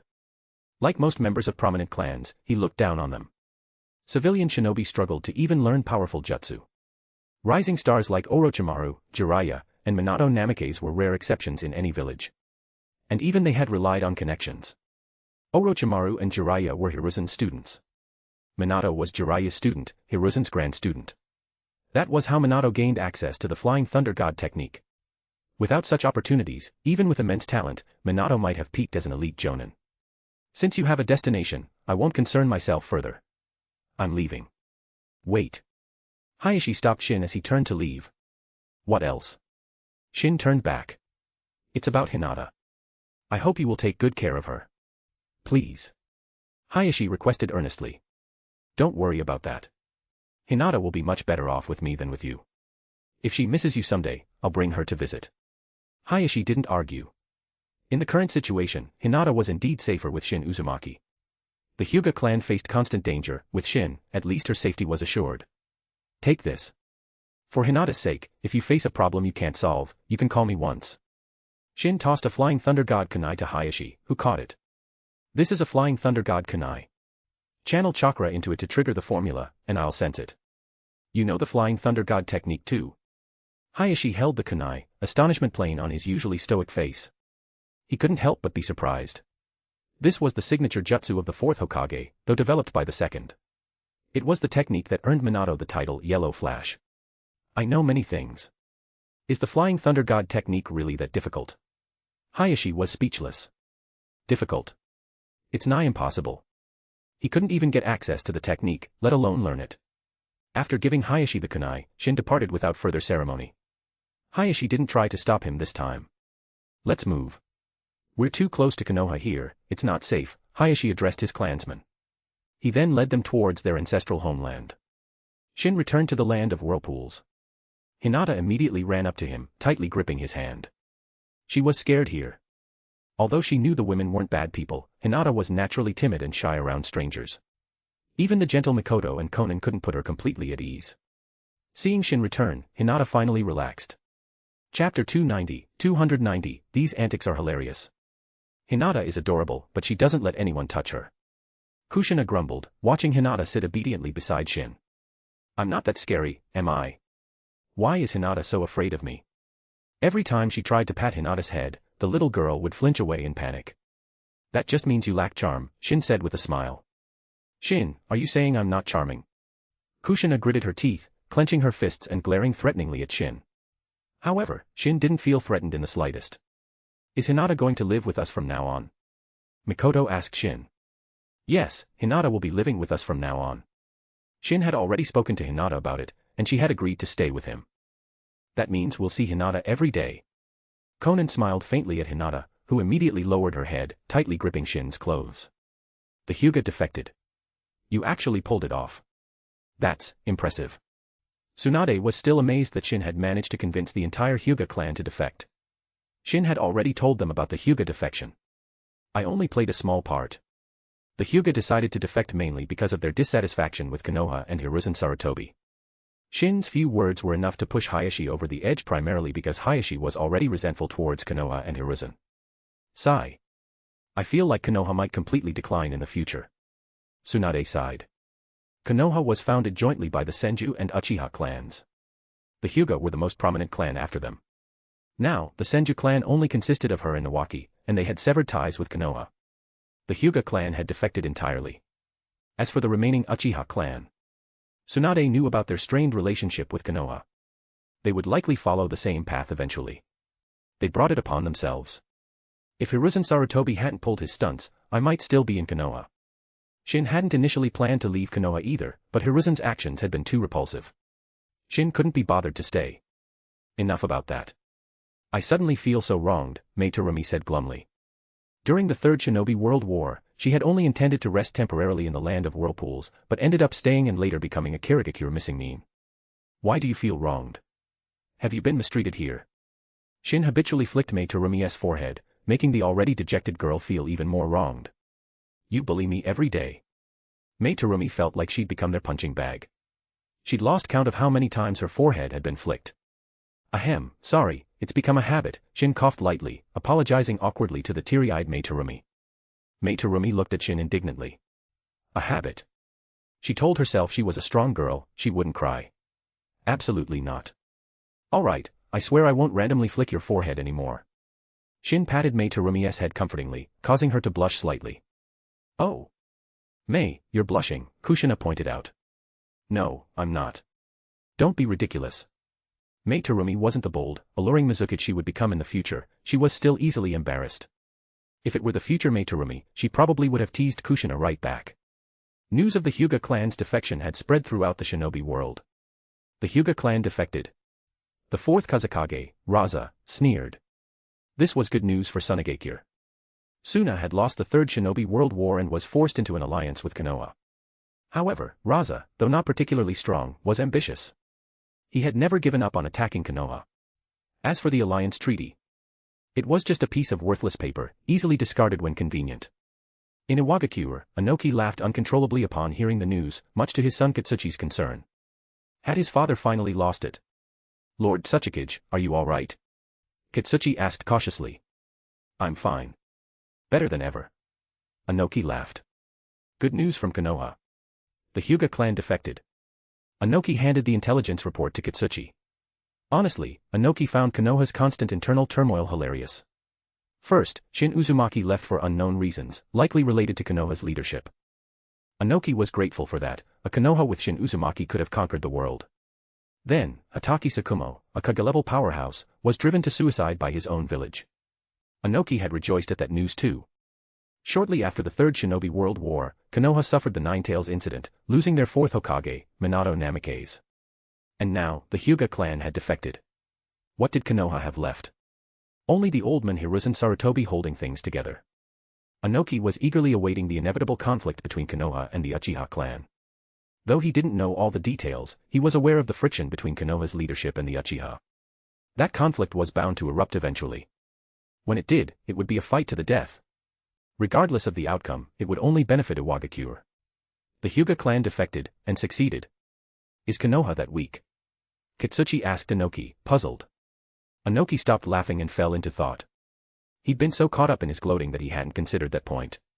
If Kitsuchi hadn't brought it up, he might have overlooked it. The intel doesn't mention how they succeeded. Looks like we need to investigate this further. Inoki felt it was necessary to find out how the Hyuga clan managed to escape Konoha. A clan, no matter how strong, couldn't possibly defeat an entire village, could they? It was absolutely impossible. In Inoki's eyes, the Hyuga clan was decent, but not exceptional, certainly not comparable to the Uchiha. If the Uchiha clan had successfully defected, Inoki wouldn't have been so surprised. Chapter 291, Konoha's internal and external troubles. Inoki dispatched agents to investigate the Hyuga clan's successful defection. At the same time, the fourth Reikage of Kimogakure also received the news, along with an inquiry from Hiruzen Sarutobi. The sudden appearance of the third Reikage puppet and the Eight Tails naturally raised Hiruzen's suspicions about Kimogakure's involvement in the Hyuga defection. And indeed, Kumo was involved, indirectly. If not for their actions, the Hyuga wouldn't have defected. Slammed his fist on his desk, shattering the poor piece of furniture. Shin Uzumaki, he roared. Seeing Hiruzen's message about the third Reikage and the eight tails, immediately knew Shin was involved. His father's corpse turned into a puppet, the eight tails captured, only Shin Uzumaki could be responsible. In response to Hiruzen's inquiry, sent a defiant reply. Go ask Shin Uzumaki. If Konoha wants war, Kumogakyur will gladly oblige. This message reached Hiruzen, who wasn't entirely surprised that Shin was involved. He should have realized sooner. Guy had reported Shin's presence in Konoha. Then Hayashi had informed him Shin was staying in the Hyuga compound. Hiruzen had simply forgotten about it amidst the chaos of the Hyuga defection. Now, everything made sense. The Hyuga's defection had Shin Uzumaki pulling the strings. No wonder they had the audacity. Understanding the situation only made Hiruzen feel worse. Shin Uzumaki was involved. What could he do now? Confront Shin. The thought vanished instantly. Konoha couldn't afford to provoke such a powerful enemy right now. Shin Uzumaki, even at the age of 12, had possessed the power to intimidate the entire shinobi world. How much stronger had he become since then? His true strength was a mystery, one the 5 great villages were desperate to unravel, yet none dared to test him directly. Hiruzen certainly wasn't going to be the first. Konoha, already plagued by troubles, couldn't afford such a gamble. As Hokage, Hiruzen knew the village's current strength better than anyone. On the surface, Konoha was still the #1 hidden village, but its actual strength might not justify that title anymore. That was why Hiruzen had chosen to sacrifice the Hyuga clan and appease Kumogakyur. If he could buy regret medicine, Hiruzen would buy 100 pills right now and undo his decision. But regrets were useless. Losing the Hyuga clan was a significant blow to Konoha. Furthermore, the defection had destabilized the village internally. The Uchiha clan, usually kept in check, had become increasingly restless lately. If not for Fugaku Uchiha suppressing them, they would be even more audacious. Fugaku was holding back mainly because he'd witnessed Hiruzen's strength and wasn't confident he could win. He also hoped that, given the Hyuga's fate, Hiruzen would try to appease the Uchiha, not suppress them further. Alas, Fugaku was mistaken. In the Hokage's office, the discussion centered precisely on suppressing the Uchiha clan. Danzo, accompanied by Hamura Mitokado and Koharu Udatane, confronted Hiruzen. Hiruzen, the Hyuga have defected, and the Uchiha are restless. What do you propose? Hiruzen took a deep breath, seeing the ruthless glint in Danzo's eyes. He knew what Danzo wanted, to eliminate the Uchiha clan entirely. But Konoha couldn't afford such turmoil right now, nor could they lose the Uchiha's strength. Danzo, we cannot touch the Uchiha clan. It would destabilize Konoha internally. Hiruzen said firmly. They already faced external threats. Kumogakyur hadn't agreed to peace yet, and the other villages were watching hungrily. Internally, the other clans were already dissatisfied due to the Hyuga incident. They knew if the Hyuga could be sacrificed, so could they. Even clans loyal to the Hokage were unhappy. Attacking the Uchiha now. The other clans would lose all faith in Konoha. The village might collapse from within before any external enemy even attacked. Konoha's stability. The Uchiha clan is the biggest instability. Only by eliminating them can Konoha truly be stable. Danzo insisted, unwavering in his desire to destroy the Uchiha. Hiruzen sighed. Danzo had no sense of the bigger picture. Didn't he understand Konoha's current situation? The Uchiha clan cannot be touched now. Not yet.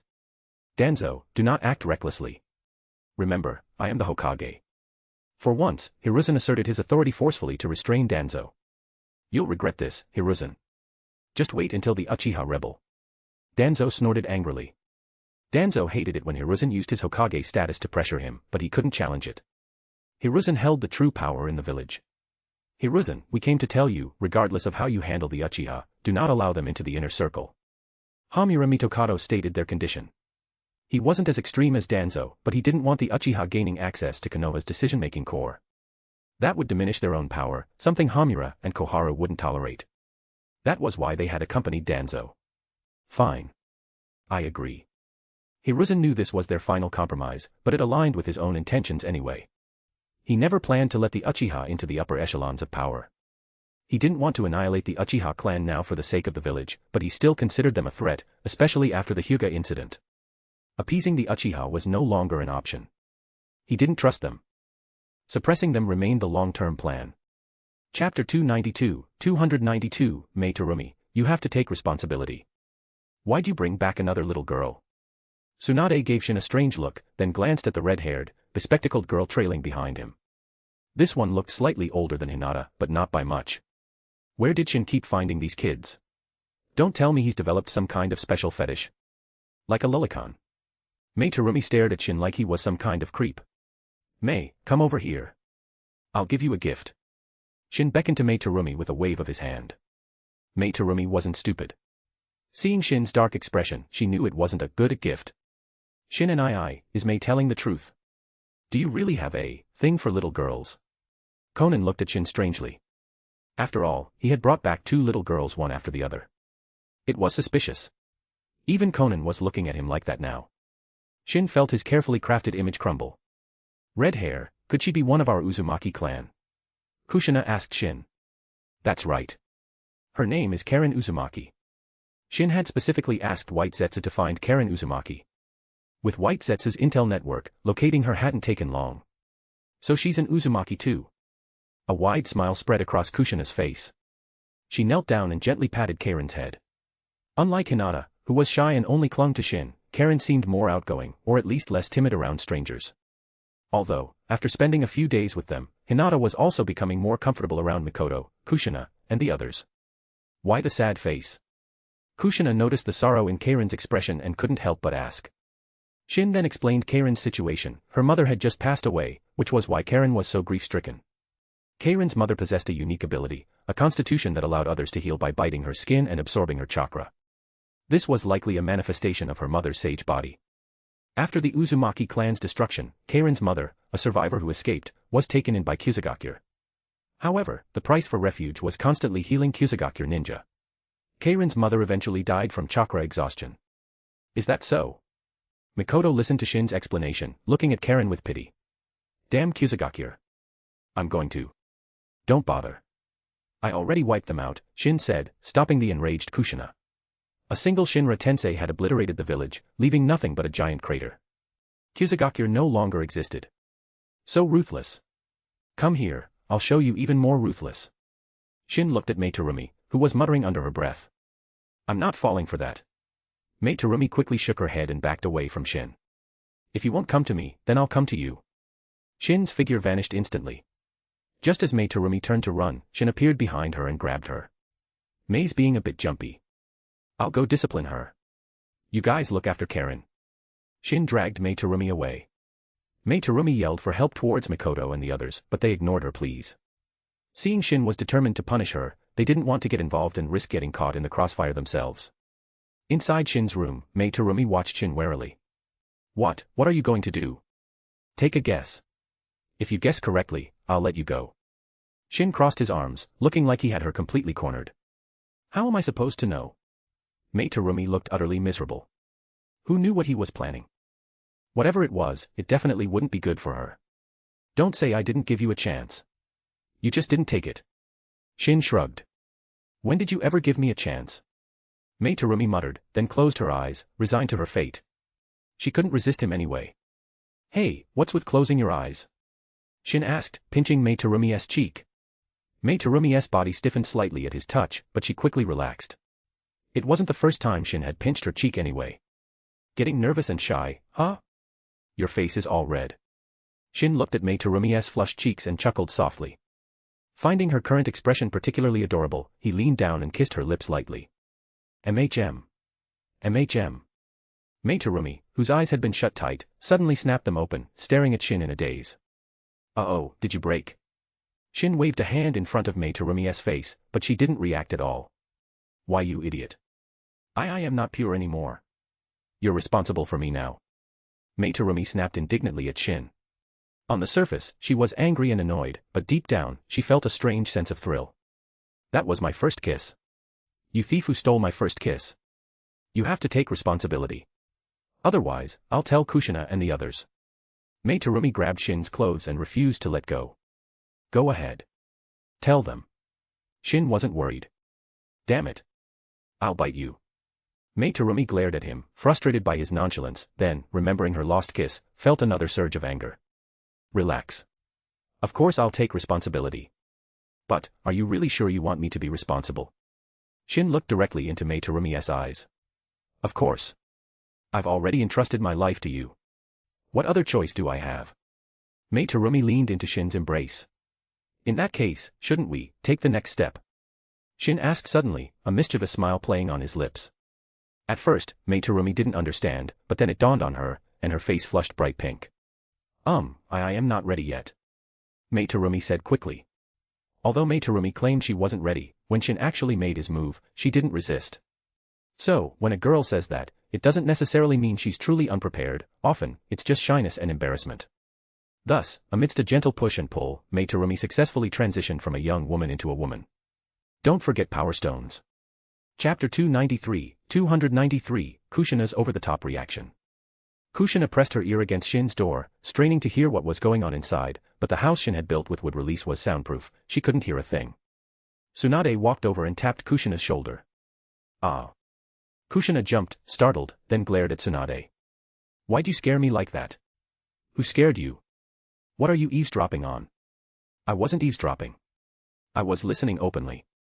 Kushina retorted, annoyed at the accusation. Can eavesdropping really be done openly? Conan couldn't help but comment. Conan, when did you get so sassy? Kushina moved towards Conan, intending to grab her, but Conan, using the Flying Thunder God technique, instantly created distance. Why are you avoiding me? It's not like I'll do anything to you. Kushina gritted her teeth, watching Conan retreat. Not so sure about that anymore, Kushina-ne, Conan replied. Can't hear anything. What were you even trying to listen to, Kushina? Mikoto asked. How did you know I couldn't hear anything? Were you eavesdropping too? Kushina eyed Mikoto suspiciously. No. I wasn't. Don't make things up. Mikoto blushed slightly and quickly denied it, refusing to admit anything. Her reaction, however, only made the others more suspicious, including Tsunade and Conan. What do you think Shin and Mei are doing in there? Mikoto quickly changed the subject. Her diversion was successful. Kushina, Tsunade, and Conan fell into contemplative silence. They've been in there for almost 2 hours now, haven't they? Tsunade said quietly, having kept track of the time. Definitely up to no good. Should we barge in and see? Kushina suggested. Good idea. This glorious and arduous task falls to you, Kushina, Mikoto said to Kushina. Why me? Mikoto, why don't you go in? Because, Kushina, you are beautiful, kind, intelligent, brave, and generous, the uniquely perfect candidate. Kushina remained expressionless. Although flattered by Mikoto's praise, she wasn't foolish enough to fall for it. Mikoto, I'm not an idiot. I'm not going to barge in there. Mikoto sighed inwardly. TSK, Kushina's gotten smarter. Can't trick her anymore. How about we send Hinata in? Kushina's eyes lit up as she looked at Hinata. Me. Hinata looked completely bewildered. Yes. Don't you want to see your Shin and I? Hinata nodded. Although she was no longer afraid of these older sisters, she still felt most comfortable around Shin. Enough, Kushina. Don't drag little Hinata into this. Tsunade intervened. Tsunade suspected they might walk in on something inappropriate for a child and couldn't let Kushina corrupt Hinata. She really had no shame.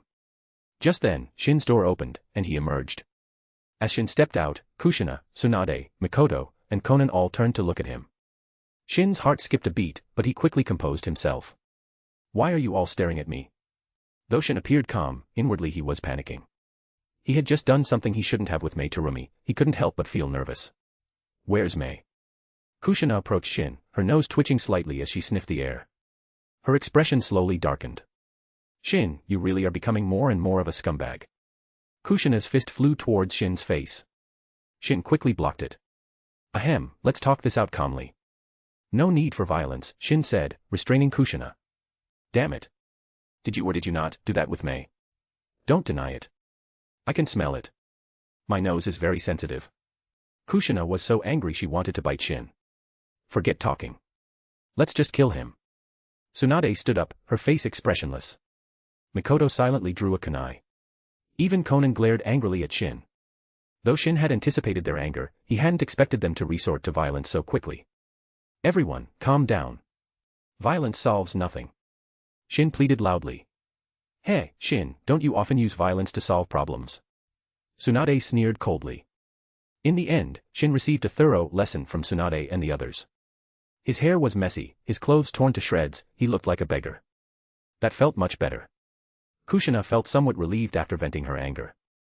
Then, Kushina counted on her fingers, Mikoto, Tsunade, Conan, and now Mei Terumi. She'd been metaphorically cheated on 4 times. Realizing this, Kushina's anger resurfaced. She lunged at Shin again, biting him hard. If there's a next time, I'll bite that thing off. Kushina threatened fiercely. Shin shivered. Was Kushina really that ruthless? He'd have to be careful in the future. Just then, a small arm reached out towards Shin. Karen Uzumaki looked up at him. Shin-sama, bite me. It can heal your injuries.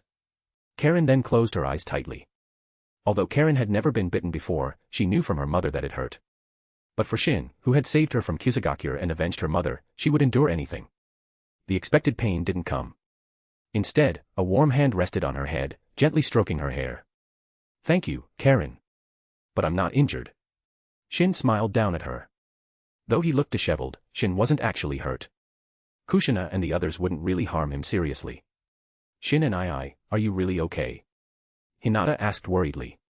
Shin looked so messy, his hair all tousled. Of course, I'm fine. Just a few little women, how could they hurt me? Oh. In that case, Shin, care for another round? Mikoto asked with a sweet smile, though her eyes held a hint of playful malice. Ahem. I was just joking. Please don't take it seriously. Shin quickly backtracked. He didn't want another lesson. Even if he wouldn't get hurt, it was still embarrassing and ruined his image. Don't forget Power Stones. Chapter 294, Kakuzu stirs up trouble. In Shin's room, Mei Terumi finally woke up, her body feeling like it had fallen apart, weak and powerless. Walking felt like stepping on cotton, almost as if she were floating. This was the price of her stubbornness. It was her first time, and yet, in that initial battle, she had lasted the longest. Neither Kushina, Mikoto, Tsunade, nor Konan could compare to Mei Terumi's endurance in that regard. Ah. As she opened the door, Mei Terumi stumbled backward. Just as she was about to hit the ground, Shin caught her. Why are you up? Shouldn't you be resting? I woke up and didn't see you. I thought you'd run off, Mei Terumi said flirtatiously. Her demeanor had changed significantly. There was a newfound allure in her expression, and coupled with her charming voice, it was quite captivating. How long are you two going to stay like that? Kushina asked, watching Shin holding Mei Terumi, her voice laced with a cold snort. Shin immediately helped Mei Terumi stand up. Mei, hearing Kushina's tone, didn't shy away but instead shot Kushina a provocative wink. Kushina, are you jealous? How dare you? You're also challenging my authority as the main wife. Kushina retorted, placing her hands on her hips and looking fiercely at Mei Terumi. Hold on, Kushina. When did you become the main wife? Tsunade interjected, clearly dissatisfied with Kushina's claim. If Kushina was the main wife, did that mean Tsunade ranked below her? Absolutely not. Kushina glared at Tsunade. Shin looked between Kushina and Mei Terumi, then decided silence was the best course of action. Saying anything would just make him a target. Silence was golden. A few days passed peacefully. The women mostly got along. Shin, finding himself bored, decided to teach Karen Uzumaki. As for Hinata, she was still too young for serious training. Starting at 3 was pushing it. Since Hinata didn't have the sage body, Shin worried that training too early could injure her. Chakra extraction drew energy directly from the body cells, carelessness could be dangerous. The shinobi world remained relatively calm. Although the Hyuga defection had caused a stir, Konoha had managed to suppress the news. Konoha and Kimogakure had reached a truce, though Konoha paid a hefty price in resources and money. As for the Hyuga clan, Hiruzen Sarutobi hadn't made any moves against them yet. Knowing Shin Uzumaki was involved, Hiruzen didn't dare act recklessly. Shin's reputation alone served as a powerful deterrent. Hiruzen wouldn't risk provoking him without understanding the full situation. However, the peace didn't last long. It was shattered by Kakuzu. Yes, Kakuzu. He had truly stirred up trouble this time. Kakuzu had accepted a high-paying bounty on the black market for the eldest son of the Land of Fire's daimyo. The reward was tempting enough for even the money-grubbing Kakuzu to take the risk. Although he knew assassinating the daimyo's son would cause significant trouble, the allure of wealth outweighed the danger. Kakuzu decided the risk was worth it. And so, he did it. Not only did he kill the daimyo's eldest son, but he also eliminated 3 of the 12 guardian ninja protecting him. This enraged the Land of Fire daimyo, who immediately ordered Konoha to capture the culprit at all costs. Upon receiving the news, Hiruzen Sarutobi personally led a team to hunt down Kakuzu. Hiruzen wasn't just acting out of loyalty to the daimyo, his own son had also been killed. Hiruzen had 2 sons, one was Konohamaru's father, the other was Asuma Sarutobi. Kakuzu had killed Asuma. Asuma, having had a falling out with his father, had become one of the daimyo's 12 guardian ninja. Now, he had fallen victim to Kakuzu. Even if a father and son had disagreements, Hiruzen had to avenge his son. Asuma Sarutobi is dead. Shin's expression turned peculiar upon hearing the news. Killed by Kakuzu. In the original story, Asuma died at the hands of Haiden, Kakuzu's partner. Haiden hadn't even joined the Akatsuki yet, and Asuma was already gone. The Jonin leader of the future Inoshikacho trio hadn't even survived until the main storyline began. Asuma Sarutobi. Is he related to that old man Hiruzen? Kushina asked Shin. Asuma Sarutobi is Hiruzen Sarutobi's son. The news surprised Shin, but Asuma's strength wasn't significant. At his peak in the original story, he was only an elite Jonin. At this point, he was likely just a Jonin. If it had been someone like Itachi Uchiha or Naruto Uzumaki who died prematurely, Shin might have paid more attention. The third Hokage has a son. Never heard of him. Kushina admitted she didn't know Hiruzen had children. Kakuzu really is bold. Guess that's expected from someone who fought the first Hokage. Shin knew Kakuzu had messed up big time. Killing the third Hokage's son meant Hiruzen would hunt him relentlessly. Shin, you said Kakuzu fought my grandfather. Is this Kakuzu very strong? Tsunade looked over, intrigued. She'd heard of Kakuzu, notorious in the black market for his obsession with money. Strong. He's decent, I suppose. But when he fought your grandfather, Hashirama definitely went easy on him. Kakuzu likely survived because Hashirama spared him. If he had tried to assassinate Madara Uchiha instead, his grave would have seen countless seasons by now. Is that so? Still, he's an old monster who's lived since my grandfather's era. Tsunade was surprised by Kakuzu's longevity. The Akatsuki must be in chaos now. I should go check it out. Shin decided to visit the Akatsuki. He wondered how Nagato would react. Kakuzu had caused trouble. As the Akatsuki leader, Nagato would have to clean up the mess. He couldn't just watch Kakuzu be hunted by Konoha ninja, otherwise, the Akatsuki would fall apart. I'm coming too. Kushina immediately grabbed Shin's arm. Alright, I'll take you. Shin opened a portal with Yamatsu Hirasaka and stepped through. Hey! Wait for me, Mei Terumi yelled, running in from outside. But the portal had already closed. Damn it. Just missed it. Mei Terumi slumped down, frustrated. She wanted to join the fun too. If only she hadn't gone out, she could have gone with Shin. Don't forget Power Stones. Chapter 295, Pain's true identity exposed. Shin arrived at the Akatsuki's base in the Land of Rain with Kushina. So this is the Akatsuki base. It's so dark and gloomy, like a rat's nest underground, Kushina commented, looking around the interior with distaste. Shin Uzumaki, why did you bring an outsider here? Pain appeared, unsurprised by Shin's arrival. Given Kakuzu's situation, Shin was bound to show up, but clearly displeased by Kushina's presence. The Akatsuki's base needed to remain secret. Their goal of collecting the tailed beasts inevitably put them at odds with the 5 great villages. The Akatsuki wasn't strong enough yet, exposure was dangerous. They'd already been exposed once during the mission to eliminate Yugura in Kirigakure. Thankfully, not many had noticed. Now, with Kakuzu attracting Konoha's attention, Shin bringing an outsider was unacceptable to Nagato. Hey! Who are you calling an outsider, you dead puppet? I'm Shin's wife. Kushina, fiery as ever, snapped back, revealing Pain's true nature without hesitation. It wasn't Shin who told her, Kushina sensed it herself. Though Pain looked alive, he lacked any life force. With her, would release, and mastery of, Sage Mode, Kushina was highly sensitive to life energy and could easily tell Pain was a corpse puppet. A dead puppet. Orochimaru, hearing Kushina's words, looked thoughtfully at Pain. Sasori, the master puppeteer, also glanced over, intrigued by the word puppet. Hidden away, Nagato clenched his fists, furious that his secret had been exposed. Wow, that big guy looks familiar. Isn't that the demonic statue of the outer path? Kushina exclaimed, pointing at the massive statue. Its grotesque appearance was unforgettable, even after so many years. It proved that ugly things could be just as memorable as beautiful ones. Nagato, hearing Kushina, almost stormed out to confront her. She's seen the demonic statue before. Where was it before I summoned it? He'd never considered this question before. Now, he had to. Leader, let's focus on my situation. Konoha's shinobi are still hunting me relentlessly, Kakuzu's voice interrupted, his image projected via the magic lantern body technique. His real body was still on the run, hiding somewhere safe. Orochimaru, Sasori, go assist Kakuzu, Pain ordered. Leader, just the 2 of us might not be enough. My teacher, Hiruzen Sarutobi, is leading the pursuit, Orochimaru said, glancing at Pain. As Hiruzen's student, Orochimaru knew his teacher's strength well. Orochimaru alone was no match for Hiruzen. Even with Kakuzu and Sasori, their chances weren't great. Besides, Hiruzen wouldn't be alone, he'd have elite Konoha shinobi with him. Then I will go myself. Pain looked coolly at Orochimaru. As for asking Shin for help, Pain didn't think Shin would agree, he was probably just here for the show anyway. Pain going personally suited Orochimaru perfectly. This would be a chance to gauge Pain's true strength. Kushina Uzumaki had called him a puppet. Orochimaru suspected she was right, especially considering the other paths. He wondered if his dear teacher, Hiruzen, could force Pain's true controller out into the open. They set off immediately, arranging to meet Kakuzu. The rendezvous point wasn't in the Land of Rain. Nagato didn't want to expose their hideout. He chose the neighboring Land of Grass as the battlefield. Are we going too? Kushina asked Shin. Of course. I want to watch the show.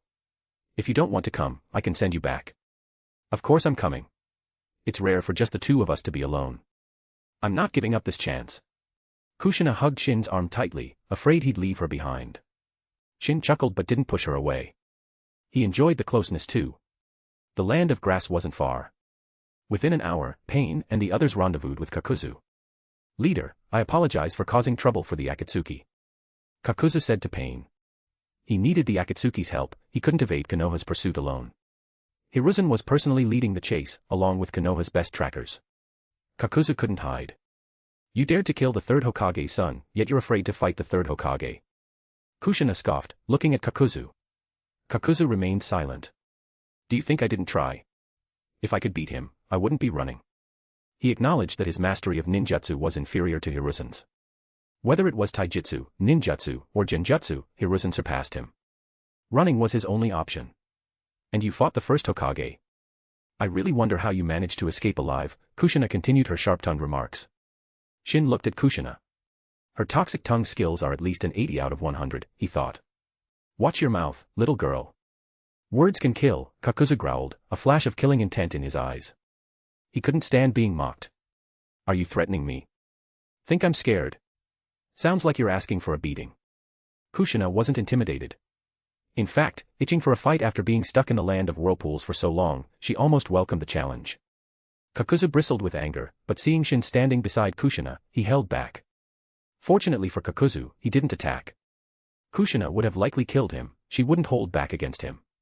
Prepare yourselves, leader. Konoha's shinobi will be here soon, Kakuzu said to Pain. He'd been running for over a day, unable to shake them off. They always caught up quickly. Pain nodded calmly, waiting for Konoha's arrival. Shin, what kind of expression do you think the third Hokage will make when he sees us? Kushina asked Shin. Can't guess.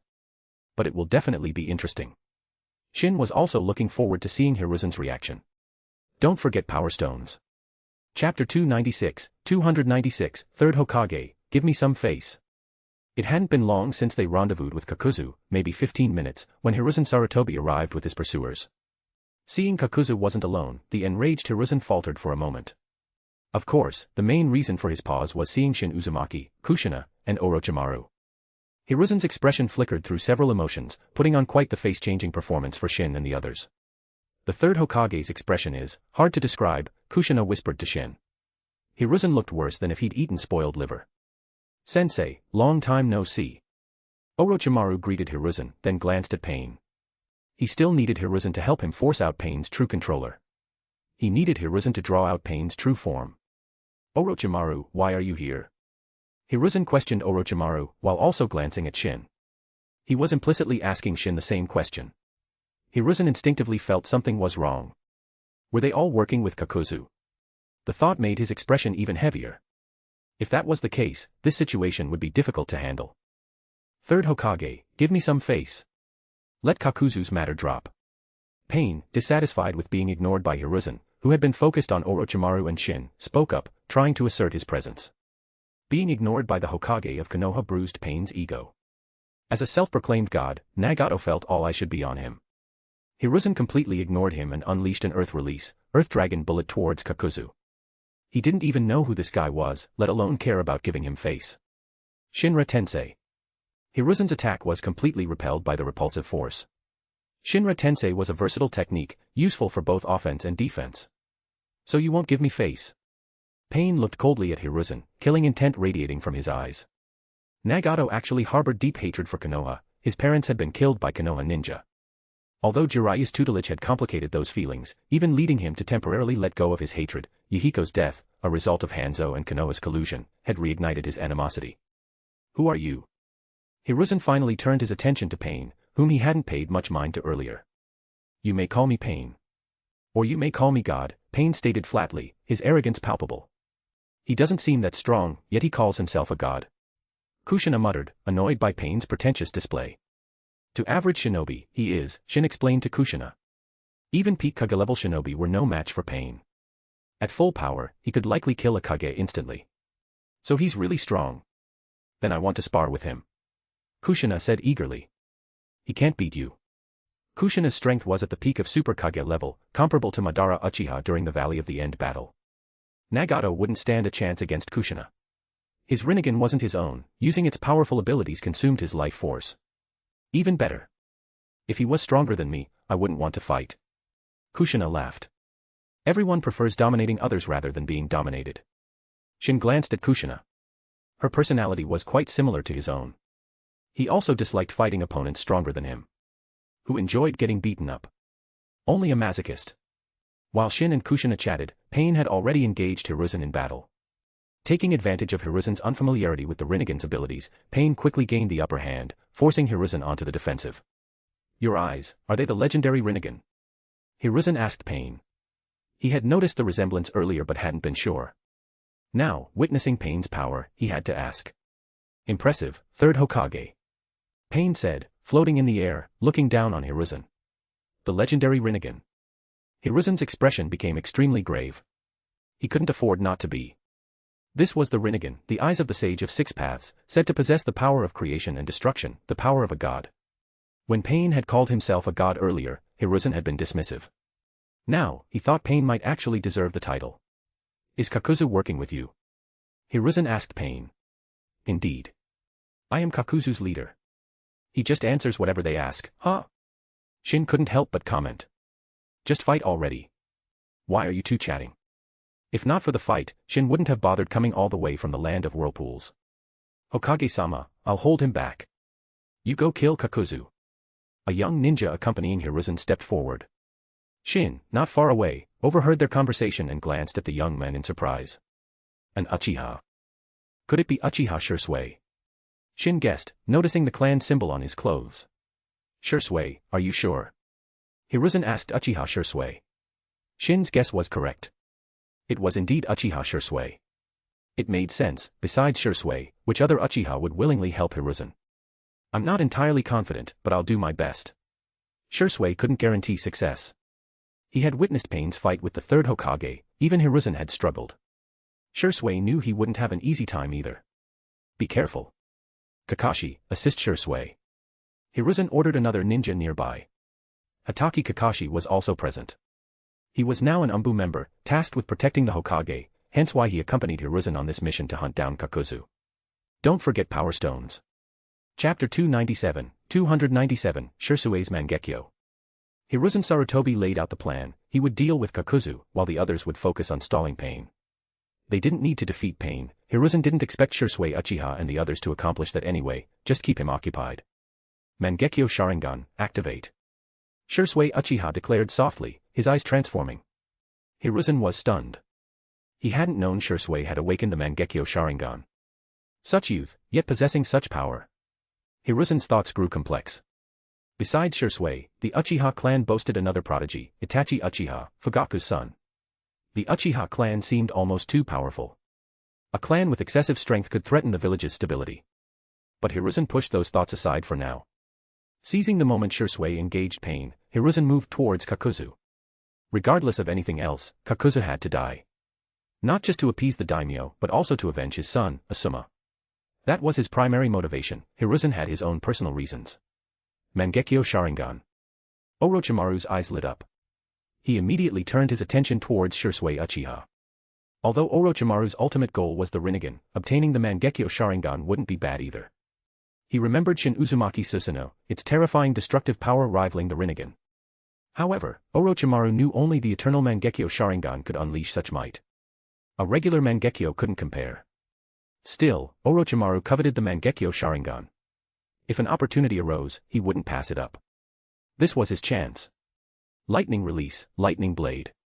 Kakashi Hatake, his left eye a 3-tomo Sharingan, fixed his gaze on Orochimaru and unleashed the upgraded version of the Chidori, the lightning blade. This jutsu concentrated a massive amount of chakra into the hand, forming high-intensity lightning, then charged forward to pierce the enemy. Due to the incredible speed, it was best used in conjunction with the Sharingan. Kakashi happened to possess the Sharingan gifted to him by Obito. The lightning blade struck Orochimaru's body, which dissolved into mud. Orochimaru had used an earth-style substitution jutsu at the last second. It was only thanks to Orochimaru's heightened sense of danger that he dodged the attack. Even a Kage could be caught off guard and killed by a surprise lightning blade attack, despite Kakashi's overall strength being below Kage level.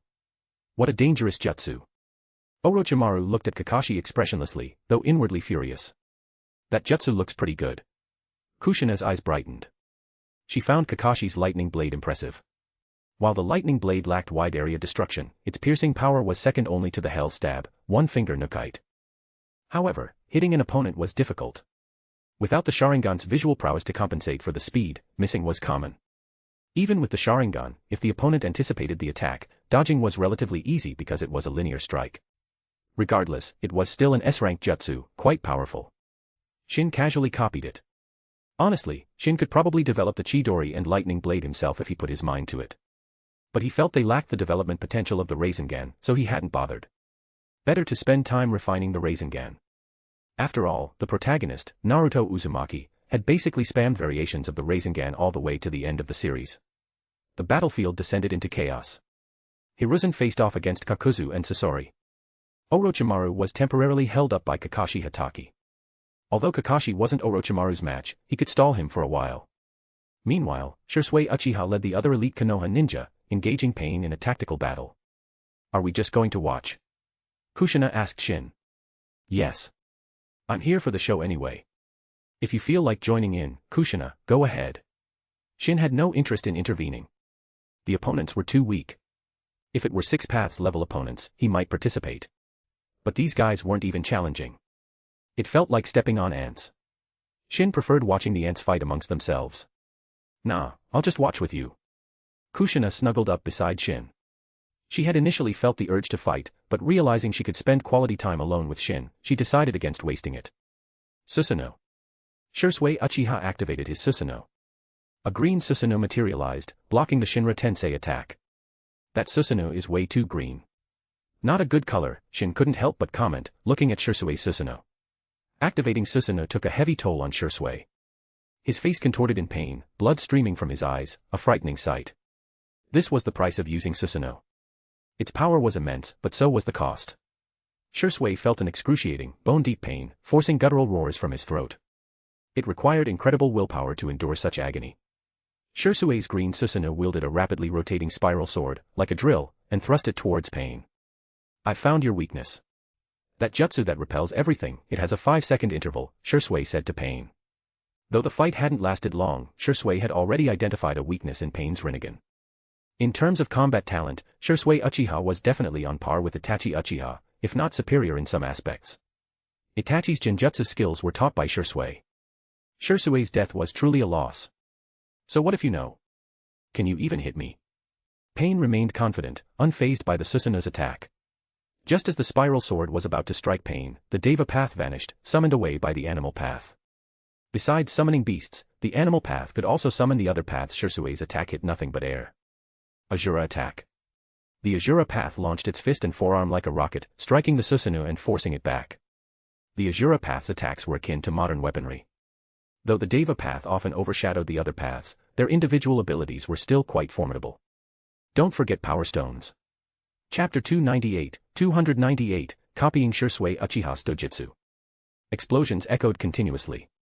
Shin watched with keen interest. Beside him, Kushina's hands itched, she wanted to join the fight. The Sandaime is pretty strong. Kushina pointed at Hiruzen Sarutobi, the scrawny old monkey-like man. After summoning Enma, Hiruzen wielded his adamantine staff, sweeping away several puppets with each strike. Sasori was furious. Most of his puppets had been destroyed by Hiruzen. Should I bring out my trump card? Sasori's trump card was, of course, the third Kazekage puppet. After hesitating, he decided against it. In the shinobi world, always keep something hidden. There was no harm in holding back. Unlike Sasori, Hiruzen wasn't holding back at all. Facing the men who killed his son, how could he? At full power, Hiruzen had already destroyed one of Kakuzu's masked beasts, effectively taking one of his hearts. The most exciting battle was Shisui Uchiha versus the Six Paths of Pain. Susanoo was destroyed multiple times, forcing Shisui to constantly expend ocular power and chakra to repair it. He pulled out a handful of soldier pills from his pouch and swallowed them whole. Soldier pills rapidly restored chakra, but overuse had side effects, the body couldn't handle it. The pills worked by forcibly extracting energy from cells. Overdoing it could be life-threatening. But Shisui had no choice now. It was the only way to maintain Susanoo. Playing like that. Shisui Uchiha is quite the ruthless one. Shin observed. Overexerting the Mangekyo Sharingan wasn't just physically agonizing, it also hastened blindness. Despite pushing himself to the limit, Shisui didn't last long. The chakra consumed by Susanoo couldn't be replenished by soldier pills alone. Susanoo dissipated, and Shisui collapsed, unconscious. However, he had managed to destroy the Azura path of the Six Paths of Pain. A respectable feat but ultimately meaningless. The Naraka path could summon the King of Hell, which could repair damaged paths. So, the Azura path Shisui had sacrificed so much to destroy could be restored. Even if it couldn't be, Nagato could simply create another one. I'm done playing with you. Orochimaru, who had been tangling with Kakashi, instantly disengaged upon seeing Shisui collapse and rushed towards him. If he were serious, Orochimaru could have dealt with Kakashi long ago. He had been deliberately stalling. Susanoo's defense was too strong, Orochimaru had no way to break through it. He had been waiting for Pain to defeat Shisui. Although I didn't get to see Pain's true body, obtaining a pair of Mangekyo Sharingan isn't bad either, Orochimaru thought to himself. Adamantine staff, extend. Just as Orochimaru's hand was about to reach Shisui, Hiruzen's adamantine staff struck him, sending him flying. Sensei. Orochimaru scrambled up from the ground, glaring resentfully at Hiruzen. He was so close. So close to capturing Shisui. But Hiruzen had ruined everything. System, use one advanced replication card to copy Shisui Uchiha's Mangekyo Sharingan abilities. Shin issued the command mentally. He used one advanced replication card, leaving him with 3 cards remaining, 1 advanced and 2 divine. Shisui Uchiha's, Koto Amatsukami, was definitely worth copying. It was an incredibly powerful dojutsu. It could forcibly alter someone's will without them even noticing. Mikoto also possessed Koto Amatsukami, but Shin hadn't copied hers because she only had it in one eye, the other was Tsukuyumi. Shisui Uchiha, however, possessed Koto Amatsukami in both eyes, though they functioned slightly differently. One permanently altered the target's will, while the other did so temporarily. That was why Shin had waited to encounter Shisui Uchiha before copying the ability. Koto Amatsukami is powerful. I wonder if it would work on 6 paths level individuals if I use it. Shin was curious. He was confident he could alter the will of anyone below 6 paths level, but what about those at that tier? 6 paths level individuals had mastered Yin-Yang release to the extreme. Koto Amatsukami, being a Yin release mental attack, might or might not be effective. Shin wasn't sure. The battle is over. As expected. Shin observed the scene. Everything had unfolded as anticipated. Hiruzen definitely couldn't kill Kakuzu. Unless Hiruzen could defeat the 6 paths of pain, Nagato wouldn't let Kakuzu die. If Kakuzu died under his protection, it would signify that the Akatsuki couldn't guarantee the safety of its members. If Kakuzu were merely an elite jonin, Nagato wouldn't care. Plenty of jonin and elite jonin had joined the Akatsuki and died. Kakuzu's partners were mostly killed by Kakuzu himself. The fact that Haiden could partner with Kakuzu and survive suggested Haiden wasn't weak either. Or perhaps it was simply because Haiden was immortal, a truly broken ability.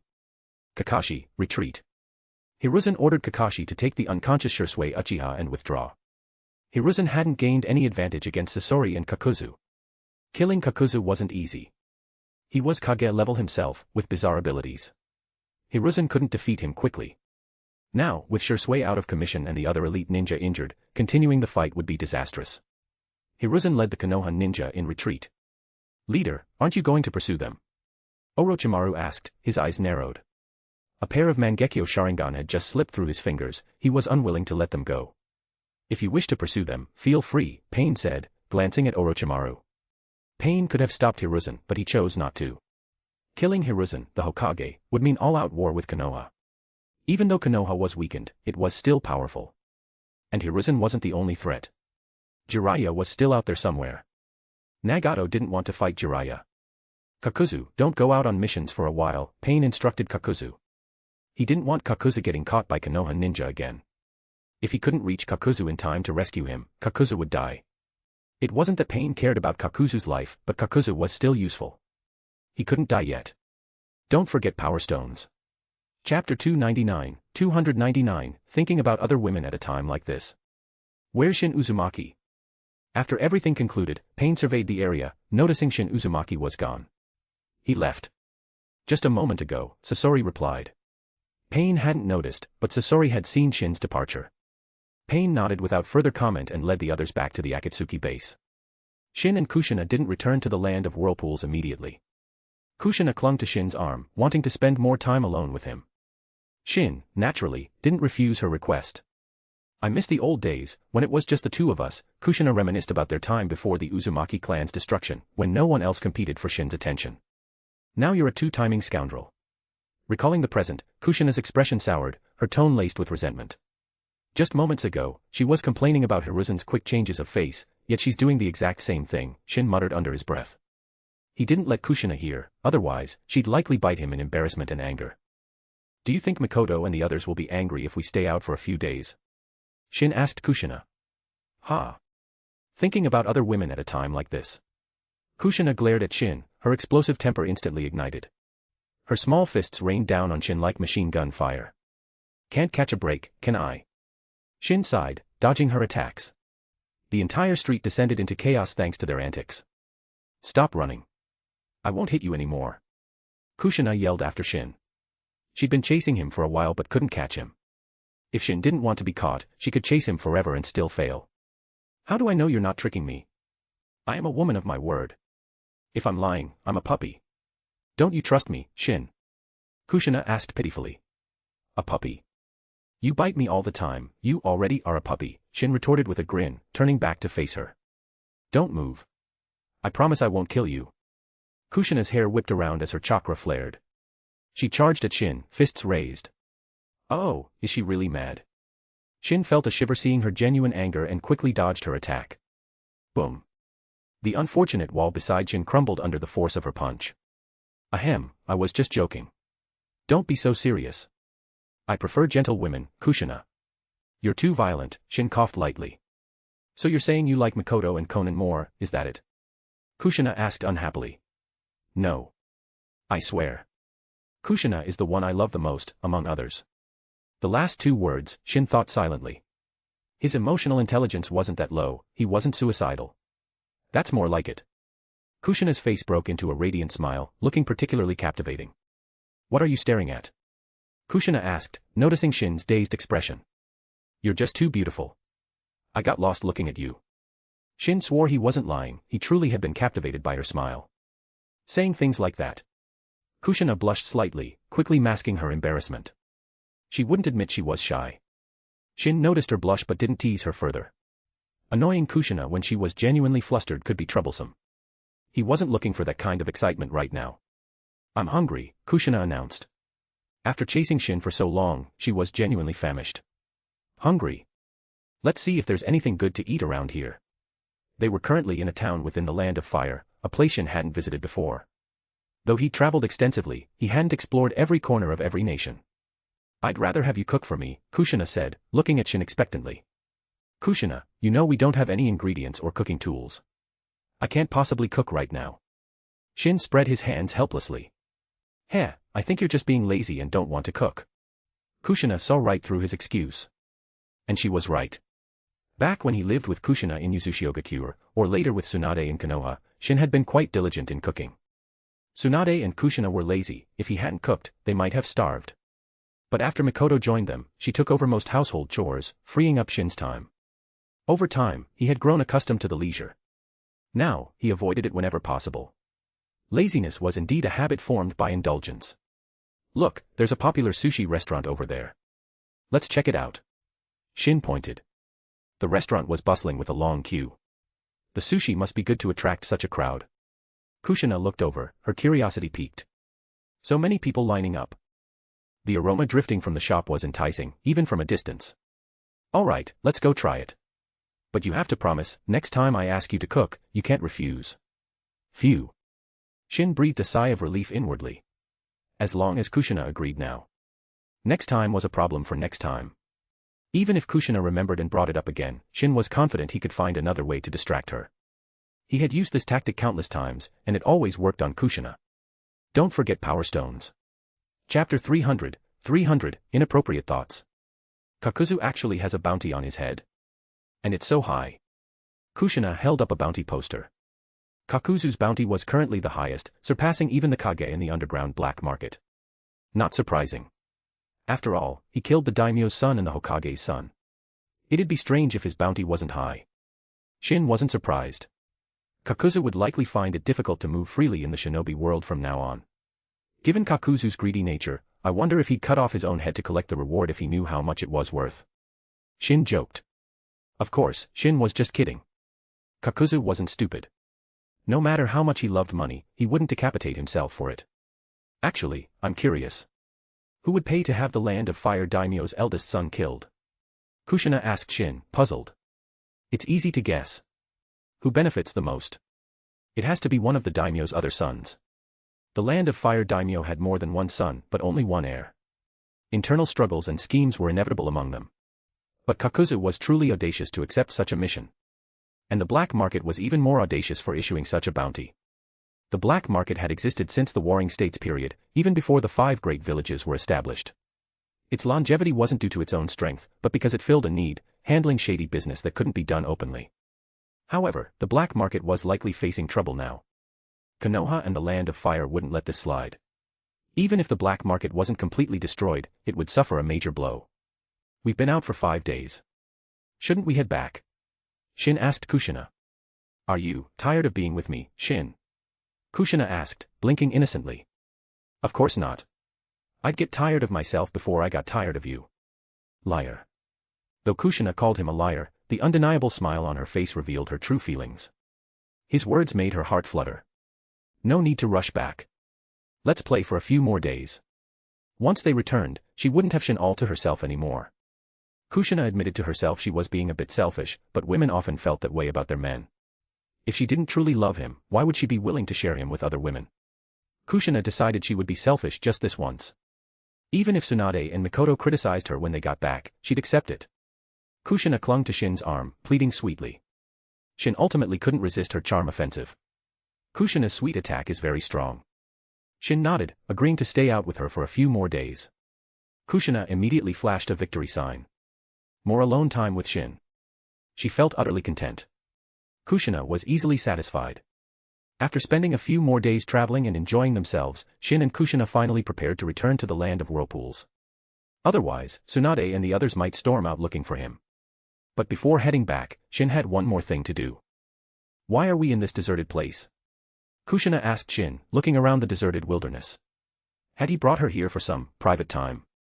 The thought made her blush. No. Not now. Kushina waved her hands frantically at Shin. What? Shin looked at Kushina, completely bewildered. What on earth is she imagining now? You weren't thinking inappropriate thoughts, were you? Shin asked Kushina suspiciously. He had guessed correctly, but Kushina, of course, wouldn't admit it.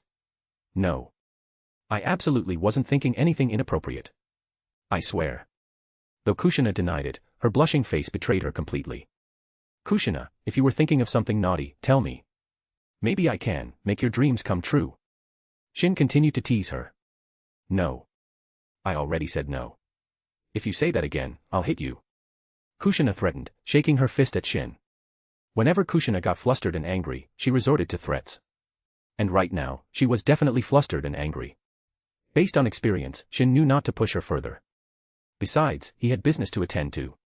He quickly formed hand seals, completing several in an instant, then clasped his hands together. Those hand seals. Reaper Death Seal. Kushina's face paled. Though she hadn't learned the jutsu itself, she recognized the hand seals. Shin, are you crazy? Why are you using the Reaper Death Seal? Kushina grabbed Shin's hand frantically. Relax, Kushina. I'm not crazy. I just want to meet the Shinigami. You don't really think it can take my soul, do you? Shin reassured Kushina. The Shinigami had no power over his soul, which was why he dared to use the forbidden sealing jutsu. He was alive and well, enjoying life, he had no intention of committing suicide. Really? Kushina asked worriedly. Of course. When Minato Namikaze used the Reaper Death Seal, I assessed the Shinigami's power. It poses no threat to me. Shin ruffled Kushina's hair, calming her down. Kushina tentatively relaxed. Thinking about it, Shin wouldn't do anything he wasn't confident about. As they spoke, the Shinigami materialized. This time, Shin could see it more clearly than before. Clad in white robes, with a demonic face, 2 horns, and a short blade clenched in its teeth. As Shin looked at the Shinigami, its gaze met his. Shinigami, can you speak? Shin asked. The Shinigami remained silent, but its gaze towards Shin turned dangerous. The Shinigami, which had appeared with its eyes closed, now opened them. Its dark, eerie eyes were frightening, even Kushina jumped back in fear. This thing is ugly and creepy. Shin, why did you summon it? Kushina asked Shin. She truly didn't understand why Shin would risk using the Reaper Death Seal just to summon the Shinigami. I have my reasons. Shin replied with a faint smile. Don't forget Power Stones. Chapter 301, 301, Hagoromo Otsutsuki's younger brother, Hamura Otsutsuki. Shin stared at the Shinigami, and the Shinigami stared back at Shin. The atmosphere grew tense. Don't tell me you're really just an inanimate object. Shin asked. He honestly didn't know if the Shinigami possessed independent thought or if it was merely a puppet-like entity. The Shinigami didn't answer. Instead, it moved. The short blade clenched in its teeth appeared in its hand, and it lunged towards Shin. You want to fight me? Are you really that confident? Shin's eyes transformed, the 9-tomo Rinnegan Seigen activating. Immense ocular power manifested as a tangible blade, blocking the Shinigami's attack. As Shin revealed his Rinnegan Seigen, the Shinigami's usually unchanging face flickered with a subtle change. Shin noticed it but paid it no mind. Since it dared to attack him, it would have to pay the price. Using his ocular power and mental energy, Shin formed an invisible blade and severed one of the Shinigami's arms. Despite losing an arm, the Shinigami showed no sign of pain. It warily distanced itself from Shin. Let's talk. What's your connection to the Otsutsuki clan? Don't tell me there isn't one. I sense 6 paths level power within you. Shin held back from attacking further. He wanted to chat with the Shinigami. He had previously suspected it was just a puppet, but the fleeting expression shift suggested otherwise. Of course, he couldn't be entirely sure. Even if it was just a controlled puppet, Shin could still converse with the entity pulling the strings. At the mention of the Otsutsuki clan, the Shinigami visibly reacted, its dark eyes fixed intently on Shin. How do you know about the Otsutsuki clan? The Shinigami's raspy voice finally sounded. Records of the Otsutsuki clan had practically vanished from the shinobi world. People knew of the Sage of 6 Paths, but not his name, Hagoromo Otsutsuki. The destruction of the Otsutsuki clan on the moon was that you're doing, the Shinigami asked, not waiting for Shin's previous answer. Before you question me, shouldn't you reveal your own name? Or do you lack the courage, hiding behind the title of Shinigami, to deceive others? Shin's calm tone held a sudden edge of disdain. He was deliberately provoking it, though he didn't know if the entity would take the bait. It was a simple taunt, easily seen through, but pride might make it fall for it. I will remember you. The Shinigami spoke coldly, gave Shin one last deep look, and slowly faded away. Phew, that pressure was intense. After the Shinigami vanished, Kushina let out a breath, feeling much more relaxed. The Shinigami's presence had been immense, especially the pressure it exerted on the soul. But Shin, it seems like the Shinigami has its eyes on you now. You have to be careful, Kushina warned Shin seriously. It's got its eyes on me, and I've got my eyes on it too. Shin smiled faintly. He wouldn't tolerate being targeted, especially by such a dangerous entity. He'd have to eliminate it. Let's see if it's really you, Hagoromo Otsutsuki. Shin suspected the Shinigami, or the one controlling it, was Hagoromo. Yamatsu Hirasaka. Shin opened a spatial portal, pulled Kushina through, and they appeared in a strange, unique space. Where is this? Kushina asked, looking around curiously. This is where the Shinigami returned. When I attacked it earlier, I left a mental imprint, allowing me to track it back to its base. Shin had used his mental energy attack to secretly mark the Shinigami. He had intentionally let it escape, otherwise, it wouldn't have gotten away. Come out. Hiding is pointless, Hagoromo Otsutsuki. Just as he was about to search for the Shinigami, someone appeared. Wrong. I am not my elder brother Hagoromo. I am Hamura Otsutsuki. Hamura Otsutsuki emerged from the shadows, his white Byakugan eyes fixed on Shin. You're Hamura Otsutsuki? Shin's face showed genuine surprise. He had been wrong. He'd always assumed the entity behind the Shinigami was Hagoromo, never considering Hamura. First, the Uzumaki clan were descendants of Hagoromo, not Hamura. How could their sealing techniques be connected to Hamura? Because of this, Shin hadn't considered Hamura. Furthermore, Shin had always assumed Hamura was dead. After all, when Shin wiped out the Otsutsuki clan on the moon, Hamura never appeared. Since you've come here, prepare to die. Your eyes will belong to me. Hamura's face twisted with greed. He was the one who created the Shinigami puppet. Through it, he knew the extent of Shin Uzumaki's ocular power, it surpassed his own. Even Hamura, an Otsutsuki, coveted Shin's eyes. Oh. Quite confident, aren't you? Do you really think you can defeat me? Shin looked at Hamura. The man seemed very sure of himself. Shin wondered where that confidence came from. This place is my domain. You're no match for me. No one is, except for my brother. And even he has to be cautious here. Hamura spoke with arrogant self-assurance. Surrender your eyes and pledge your loyalty, and I might spare your life. Would release, deep forest emergence. Kushina couldn't stand it anymore. Vast swathes of trees erupted, engulfing Hamura within the forest. Would release. A cute trick, but useless against me. Hamura's Byakugan transformed into the Tensigan. The dense forest was instantly obliterated by a powerful repulsive force. Now I believe you truly are Hamura Otsutsuki. Shin looked at Hamura's Tensigan. Only now did he truly believe Hamura's identity. He hadn't been entirely convinced before, Hagoromo could have impersonated his brother. But seeing the Tensigan, there was no mistake. Of course, it didn't matter. Whether it was Hagoromo or Hamura, Shin had no intention of letting him live. You are of the Uzumaki clan, correct? Tell me your name. Hamura addressed Shin with a condescending tone. I am Shin Uzumaki. Remember the name. It would be a tragic death if you didn't even know who killed you. Consider it a professional courtesy. You should be grateful. Don't forget Power Stones. Chapter 302, 302, Shin vs. Hamura Otsutsuki. Shin's words enraged Hamura Otsutsuki, his body trembling with fury. Oh. My name alone makes you tremble with excitement. You must be quite pleased, Shin continued to tease Hamura, feeling a sense of satisfaction. He disliked arrogant people who acted high and mighty. Die. Hamura vanished instantly, reappearing behind Shin, his fist wrapped in chakra, striking towards Shin. However, the attack passed harmlessly through Shin's body. Spacetime ninjutsu. Hamura was surprised, but then remembered Shin had teleported here. Without spacetime ninjutsu, reaching this dimension, an alternate space similar to Kamui or Kagaya's dimensions, would be impossible. Impressive, for someone with such ocular power. It seems I need to get serious. Hamura's expression turned grave. Even in his anger, Hamura hadn't used his full strength before. He had looked down on Shin, deeming him unworthy.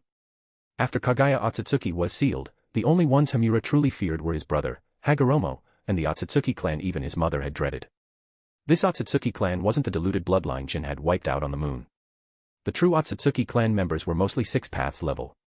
Even Kagaya, after eating the god tree fruit, had been wary of them. Hamura Otsutsuki, you do need to get serious. Otherwise, killing you so easily would be unsatisfying, Shin stated calmly. Hamura's face contorted with rage. I don't think I can interfere, Kushina said glumly. Just sensing their auras, Kushina knew she couldn't match their power. You don't need to, Kushina. Just watch from a distance. Compared to 6 paths level beings, Kushina's strength was still far inferior. It was natural she couldn't intervene. All right. I won't get in your way. Kushina used the body flicker technique to retreat. Getting close to this battle would be dangerous, she wisely kept her distance. Hamura Otsutsuki, taste my unavoidable punch. Just letting you know beforehand, you can't dodge this. Shin unleashed his full aura, the terrifying pressure shaking the very dimension they were in. Hamura, previously composed, felt his pupils constrict. Shin's power was far greater than he'd anticipated. He had initially dismissed Shin as a harmless rabbit. Now, with Shin's power fully revealed, he realized Shin wasn't a rabbit, he was an all-devouring dragon. Shin clenched his fist and threw a lightning-fast punch towards Hamura's face. As Shin attacked, Hamura used his own spacetime ninjutsu to instantly teleport away. He had created this dimension, after all. I told you. You can't dodge this. Hamura, who had just teleported away, reappeared instantly, his face meeting Shin's fist. The punch, powerful enough to shatter a mountain, sent Hamura flying thousands of meters, the force of the blow creating violent shockwaves throughout the dimension. If they were over the ocean, the sheer wind pressure from the punch could create monstrous tsunamis.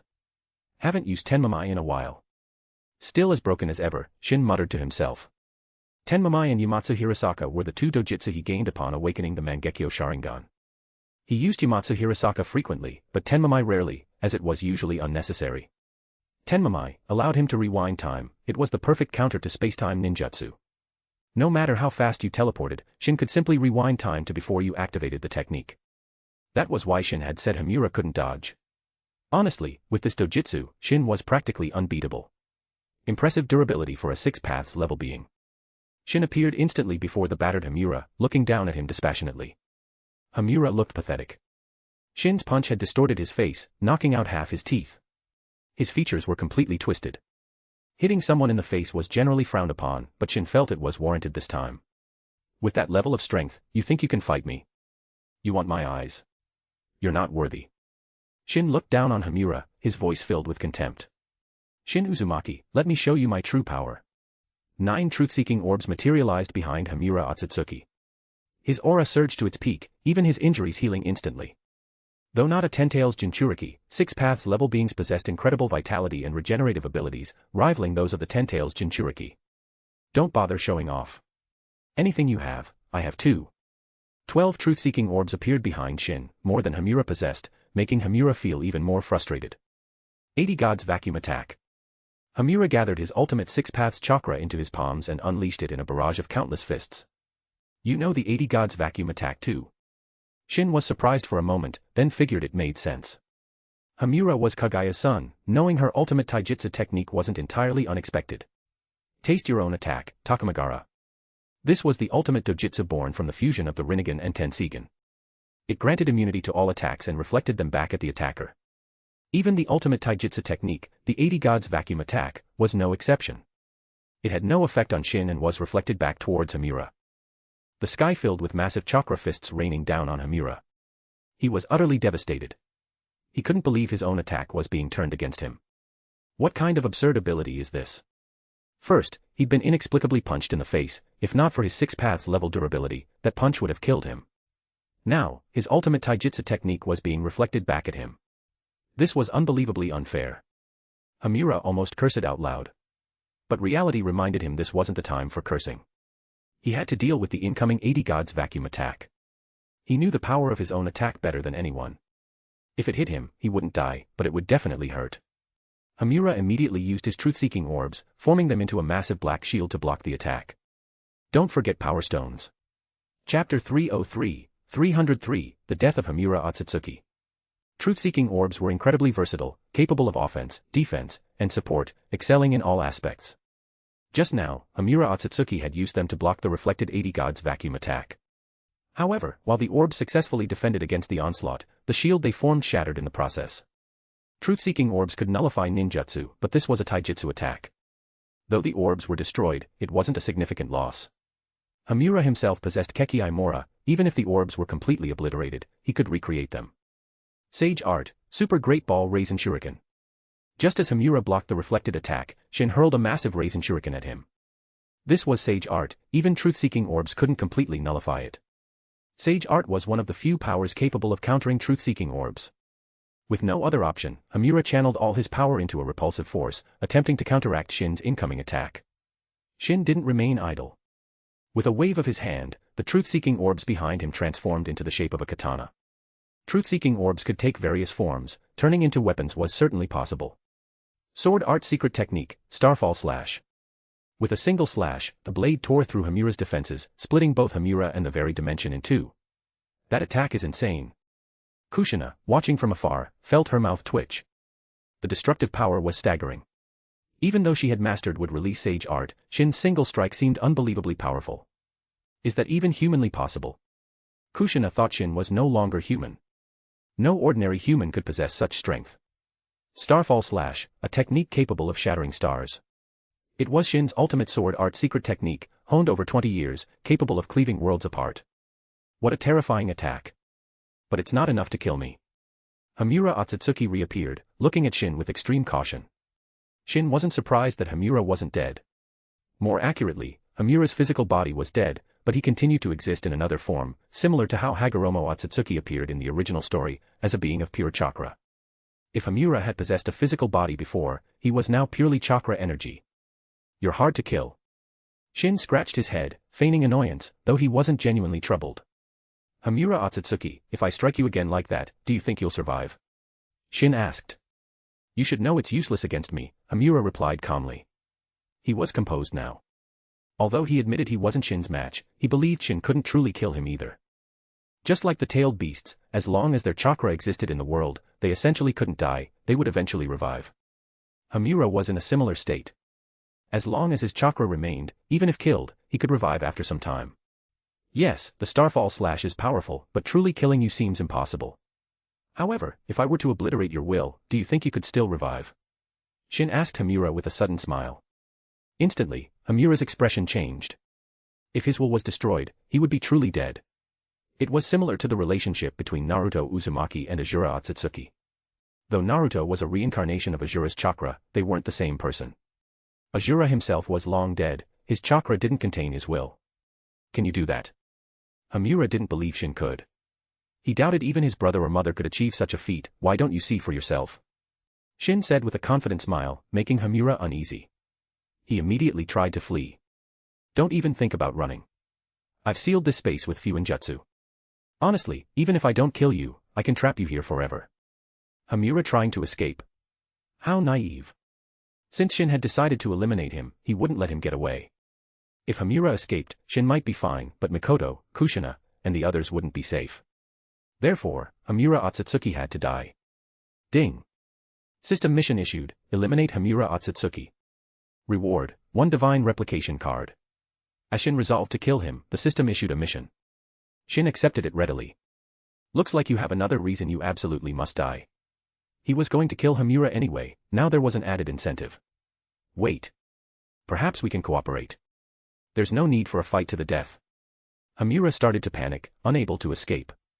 Shin's confident demeanor truly frightened him, he feared Shin actually possessed a way to kill him permanently. You're thinking too much. A fight to the death. That doesn't exist between us. Shin looked at Hamura with contempt.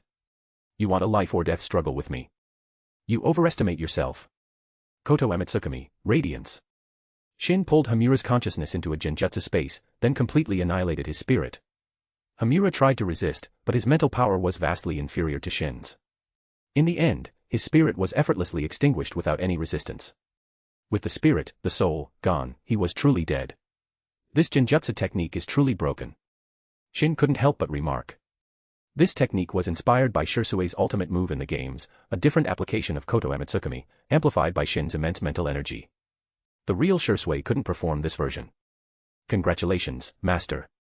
Mission complete. You have received 1 divine replication card. Gaining another divine replication card put Shin in an excellent mood. And his rewards didn't end there, he also obtained a pair of Tensigen. Shin descended, his gaze falling upon Hamura's bisected corpse, split by the Starfall Slash. You coveted my eyes. Now, yours are mine. Without hesitation, Shin plucked out Hamura's eyes and carefully preserved them.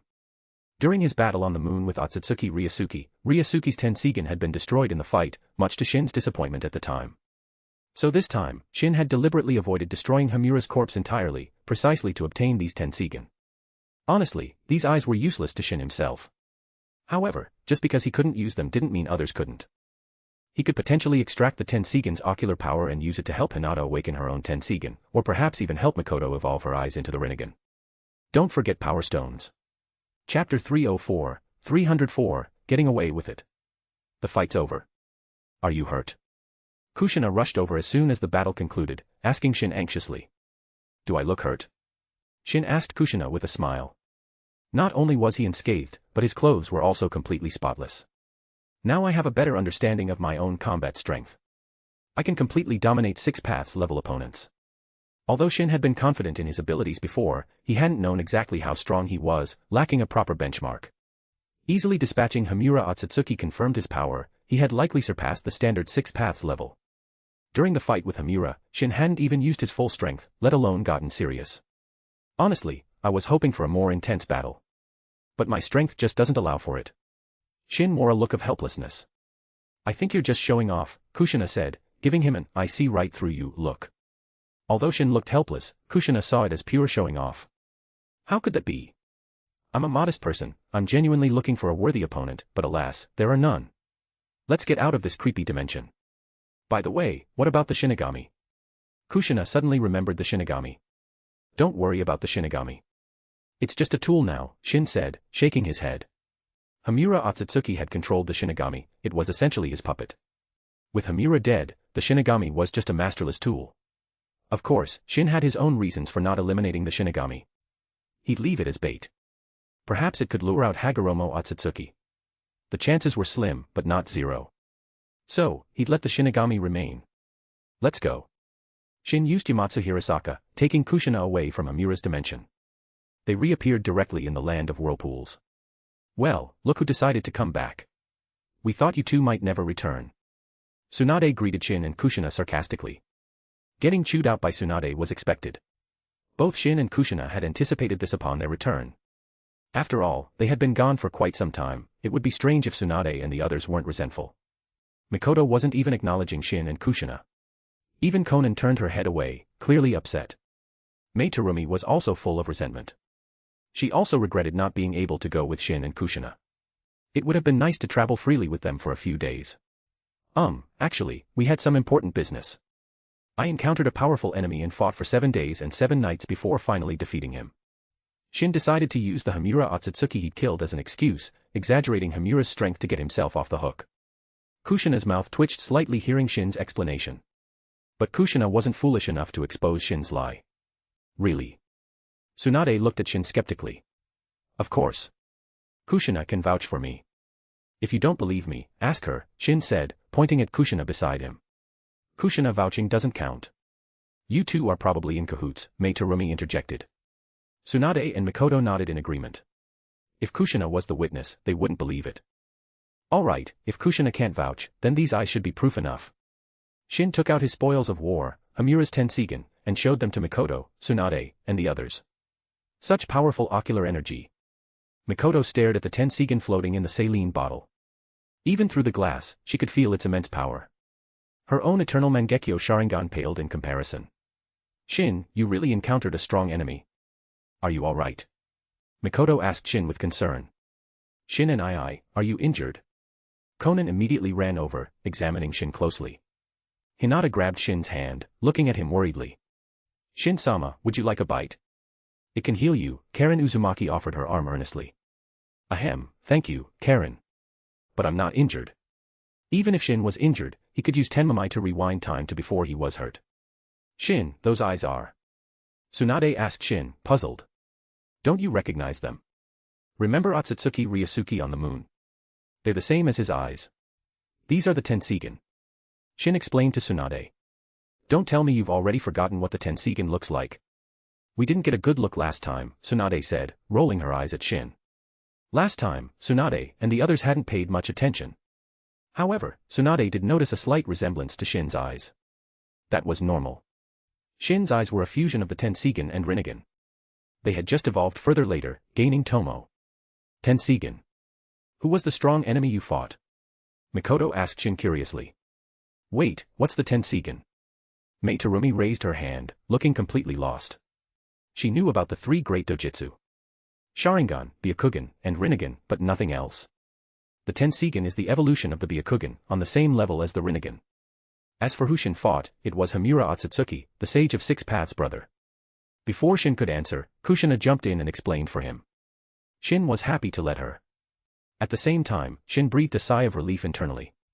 He had successfully diverted the topic. The issue of him and Kushina being gone for so long had been brushed aside. He had gotten away with it. Kushina secretly gave Shin a thumbs up. Shin saw Kushina's discreet thumbs up but remained composed, not showing excessive pride. Pride comes before a fall. Shin understood this principle. He couldn't get too complacent, getting too cocky could lead to trouble. Don't forget Power Stones. Chapter 305, Handling the Tensigen. Shin looked at the Tensigen floating in the saline bottle, considering how to use it. Can the Tensigen's ocular power help Mikoto's eternal Mangekyo Sharingan evolve into the Rinnegan? Shin wasn't sure if it would work. Although the Rinnegan and Tensigen likely shared a common origin, who really knew the specifics? I was able to fuse the Tensigen and Rinnegan into the Rinne Tensigen.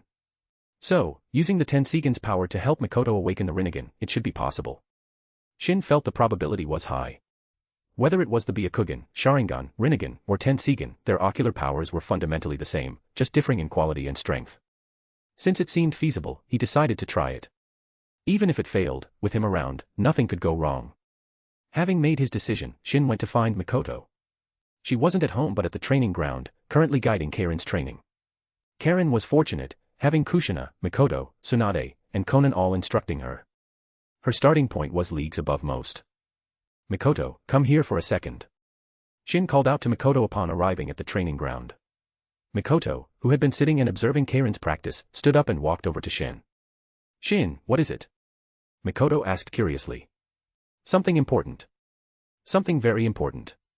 Shin's mysterious expression piqued the curiosity of Kushina, Tsunade, and the others, who also came over. Stop being mysterious and just tell us, Kushina said. This concerns Mikoto, not you, Shin said, rolling his eyes at Kushina. He then took out the Tensigan and showed it to Mikoto. Mikoto, I plan to extract the Tensigan's ocular power and seal it into your eyes. I want to see if it can evolve your Eternal Mangekyo Sharingan. Evolve the Eternal Mangekyo Sharingan. Mikoto was slightly surprised, but not overly concerned. She wasn't particularly obsessed with pursuing strength. The evolution of the Eternal Mangekyo Sharingan is the Rinnegan. Does that mean Mikoto's eyes will evolve into the Rinnegan? Tsunade asked. I can't guarantee it. But at the very least, it will enhance the ocular power of Mikoto's Eternal Mangekyo Sharingan. There's no harm, only benefit. Since it was all upside, giving it a try seemed worthwhile. Besides, even if this didn't work, Mikoto might still awaken the Rinnegan on her own in the future. After all, she now possessed both the Eternal Mangekyo Sharingan and the perfect sage body. The chances of awakening the Rinnegan under these conditions were high, possibly even easier than it was for Madara Uchiha. What do I need to do? Mikoto asked Shin. You don't need to do anything, Mikoto. I'll handle it. Shin took out one Tensigan. Extracting its ocular power was an operation Shin believed only he could perform. The extraction process was time-consuming, it took Shin over 10 minutes to complete. Afterward, the Tensigan was completely depleted and useless. Shin didn't feel bad about it. As long as it served its purpose, destroying it was acceptable. He then used a sealing technique to seal the ocular power into Mikoto's eyes. Mikoto closed her eyes, feeling a cool sensation spread through them. Her Eternal Mangekyo Sharingan activated, but it didn't evolve further. No change. Konan observed Mikoto's eyes. Of course there's no change yet. I sealed the power within Mikoto's eyes. She needs to slowly absorb and integrate it. Only after Mikoto fully absorbed the ocular power would they know the result. What about the other Tensigan? Aren't you going to extract its power and seal it in Mikoto's eyes too? Kushina asked, pointing at the remaining eye in Shin's hand. No need. The power of one Tensigan should be enough for Mikoto. The Tensigan's power is just a catalyst for potential evolution. Shin looked at the remaining Tensigan. He had other plans for this one. His gaze shifted towards Hinata. Honestly, the Tensigan's power was likely more compatible with Hinata. I'll seal the power of this remaining Tensigan into Hinata's eyes, Shin said, patting Hinata's head. Hinata. Right, Amura Otsutsuki is technically Hinata's ancestor, Tsunade nodded. Then she gave Shin a strange look. Thinking about it, he actually killed her ancestor. Shin ignored Tsunade's peculiar stare and extracted the ocular power from the second Tensigan. Having done it once, this time was noticeably faster. He sealed the Tensigan's power into Hinata's Byakugan, allowing it to slowly nourish her eyes. Whether they would eventually evolve into the Tensigan, Shin couldn't guarantee. He wasn't omniscient, the future was uncertain. But it would definitely benefit her, with no downsides. If Mikoto evolves the Rinnegan, does that mean I won't be able to beat her anymore? Kushina couldn't help but ask. That's highly probable. If Mikoto awakens the Rinnegan, you really won't be her match, Shin confirmed with a nod. Nagato Uzumaki wielded transplanted Rinnegan and could unleash immense power. Mikoto's own awakened Rinnegan would undoubtedly surpass Kushina's current strength. Damn it. Dojutsu are so broken. Kushina grumbled. Mate Terumi and Tsunade nodded in agreement. Compared to other abilities, Dojutsu were incredibly powerful. Even the seemingly weakest, the Byakugan, held considerable potential. You can't just envy it, Shin told them. He couldn't help them acquire Dojutsu. It's not like I'm envious.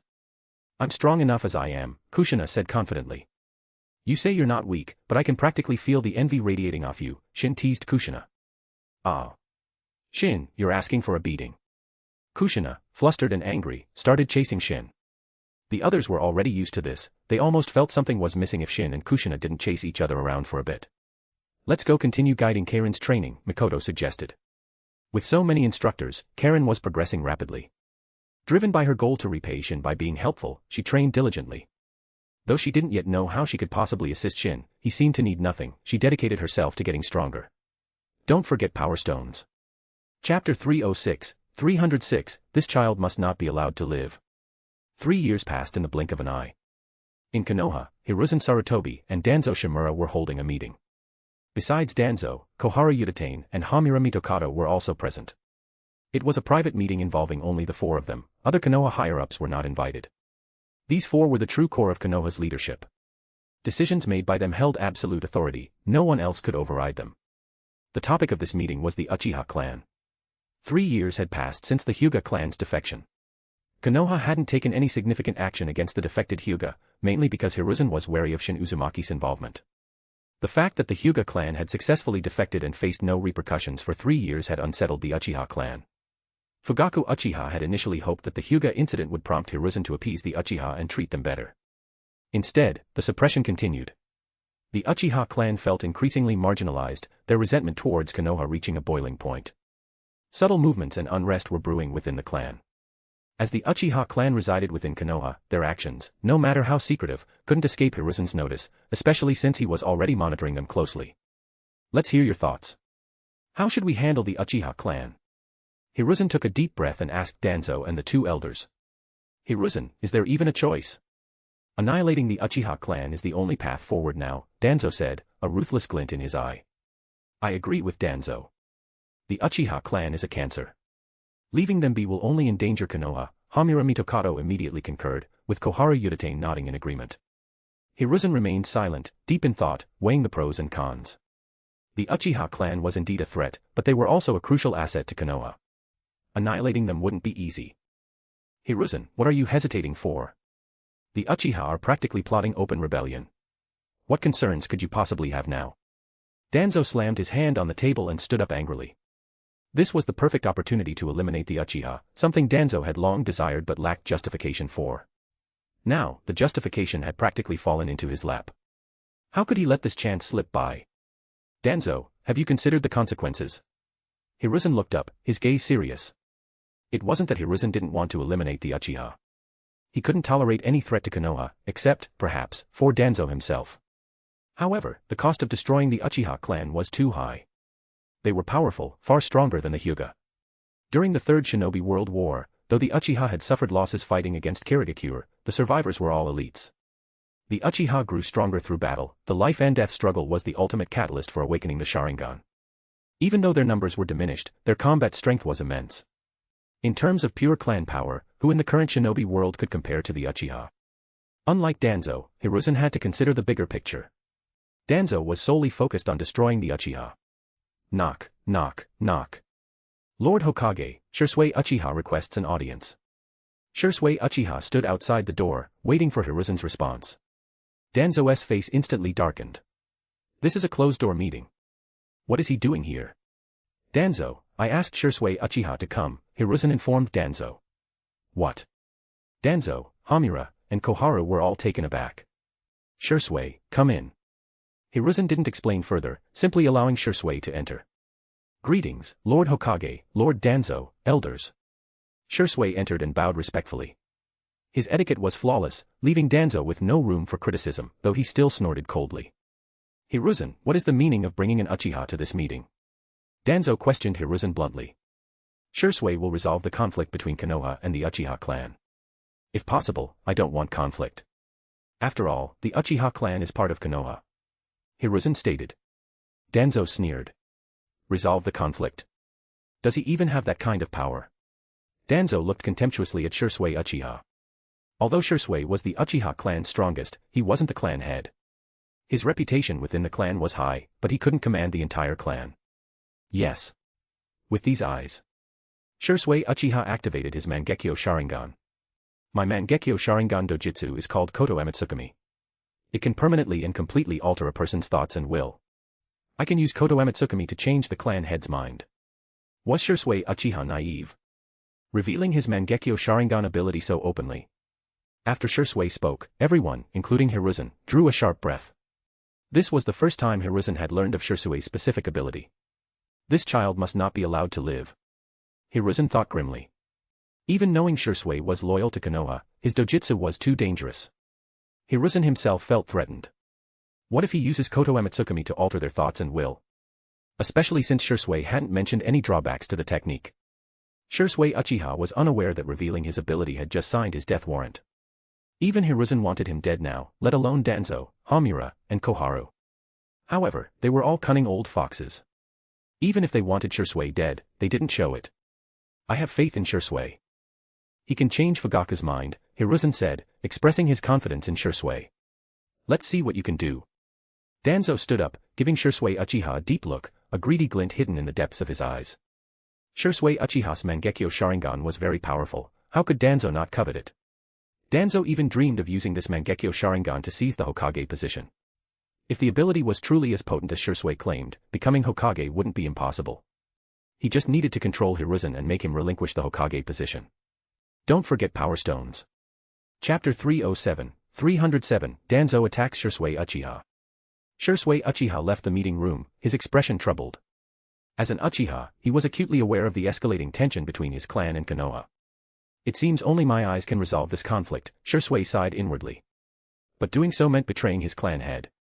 His plan was to use Koto Amatsukami to alter Fugaku Uchiha's will, forcing him to be loyal to Konoha, only then could the conflict be temporarily suppressed.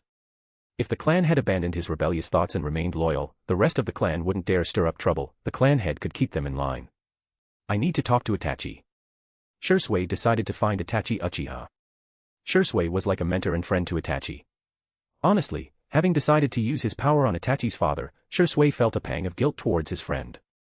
Just as Shirsue was about to head towards the Uchiha compound, someone bumped into him, dropping a piece of paper at his feet. He glanced back, but the person who bumped him had already vanished. Shirsue hesitated for a moment, then picked up the note. After reading it, Shirsue frowned. Lord Danzo invites me to discuss the Uchiha clan matter. He had just met Danzo. Why the sudden invitation? Shirsue couldn't figure it out. Perhaps he wants to discuss something privately. Shirsue decided to go. He didn't sense any danger. What danger could there be within Konoha? Although he knew Danzo wasn't a good person, Shirsue didn't believe Danzo would attack him inside the village. Changing his plans, Shirsue headed towards the meeting place Danzo had specified.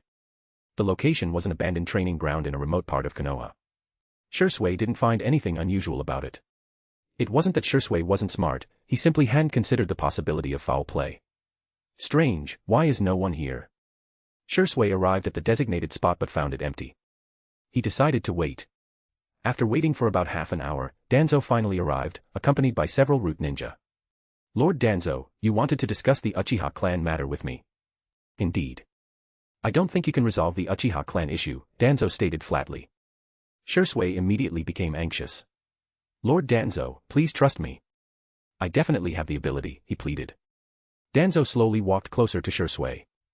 Shirsue Uchiha, I do not trust you. As he spoke, Danzo suddenly struck, moving with lightning speed, and gouged out Shirsue's right eye. The distance was too close, and Shirsue hadn't been on guard. When he realized Danzo was attacking, his body felt sluggish for a moment, preventing him from dodging. His eye was taken. Shirsue let out a pained scream. Losing an eye was excruciating. Lord Danzo, why? Shirsue clutched his bleeding eye socket, blood seeping through his fingers. Shirsue Uchiha, don't you realize your eyes are too dangerous? Such perilous ability should be in my hands, Danzo said calmly. Didn't expect to see such a good show right after arriving in Konoha. Shin observed the scene from nearby. Danzo gouging out Shirsue's eye, he'd stumbled upon it just after entering the village. Shin had come to Konoha because of the Uchiha clan situation. He knew from White Zetsu that Obito had arrived in Konoha. Based on the timeline, Shin deduced that the Uchiha massacre wasn't far off. Having been lazing around in the Land of Whirlpools for so long, Shin decided to come see the spectacle, hoping perhaps for a different outcome for the Uchiha annihilation this time. Danzo's ruthless, snatching eyes like that. Shin muttered softly. Though, Shin himself wasn't much better in terms of ruthlessness. Shirsue Uchiha, hand over the other eye. Don't force my hand. Danzo had one eye, but he knew the Sharingan's true power could only be unleashed with both eyes. Susanoo, for example, required both eyes. Obito Uchiha, with only one eye, never used Susanoo. Kakashi was the one who eventually manifested its power. Never. I'll never give it to you. Danzo, you attacked a fellow Konoha ninja. Do you know the consequences if Lord Hokage finds out? Shursui roared furiously. Consequences? No one will know I killed you, Danzo replied calmly.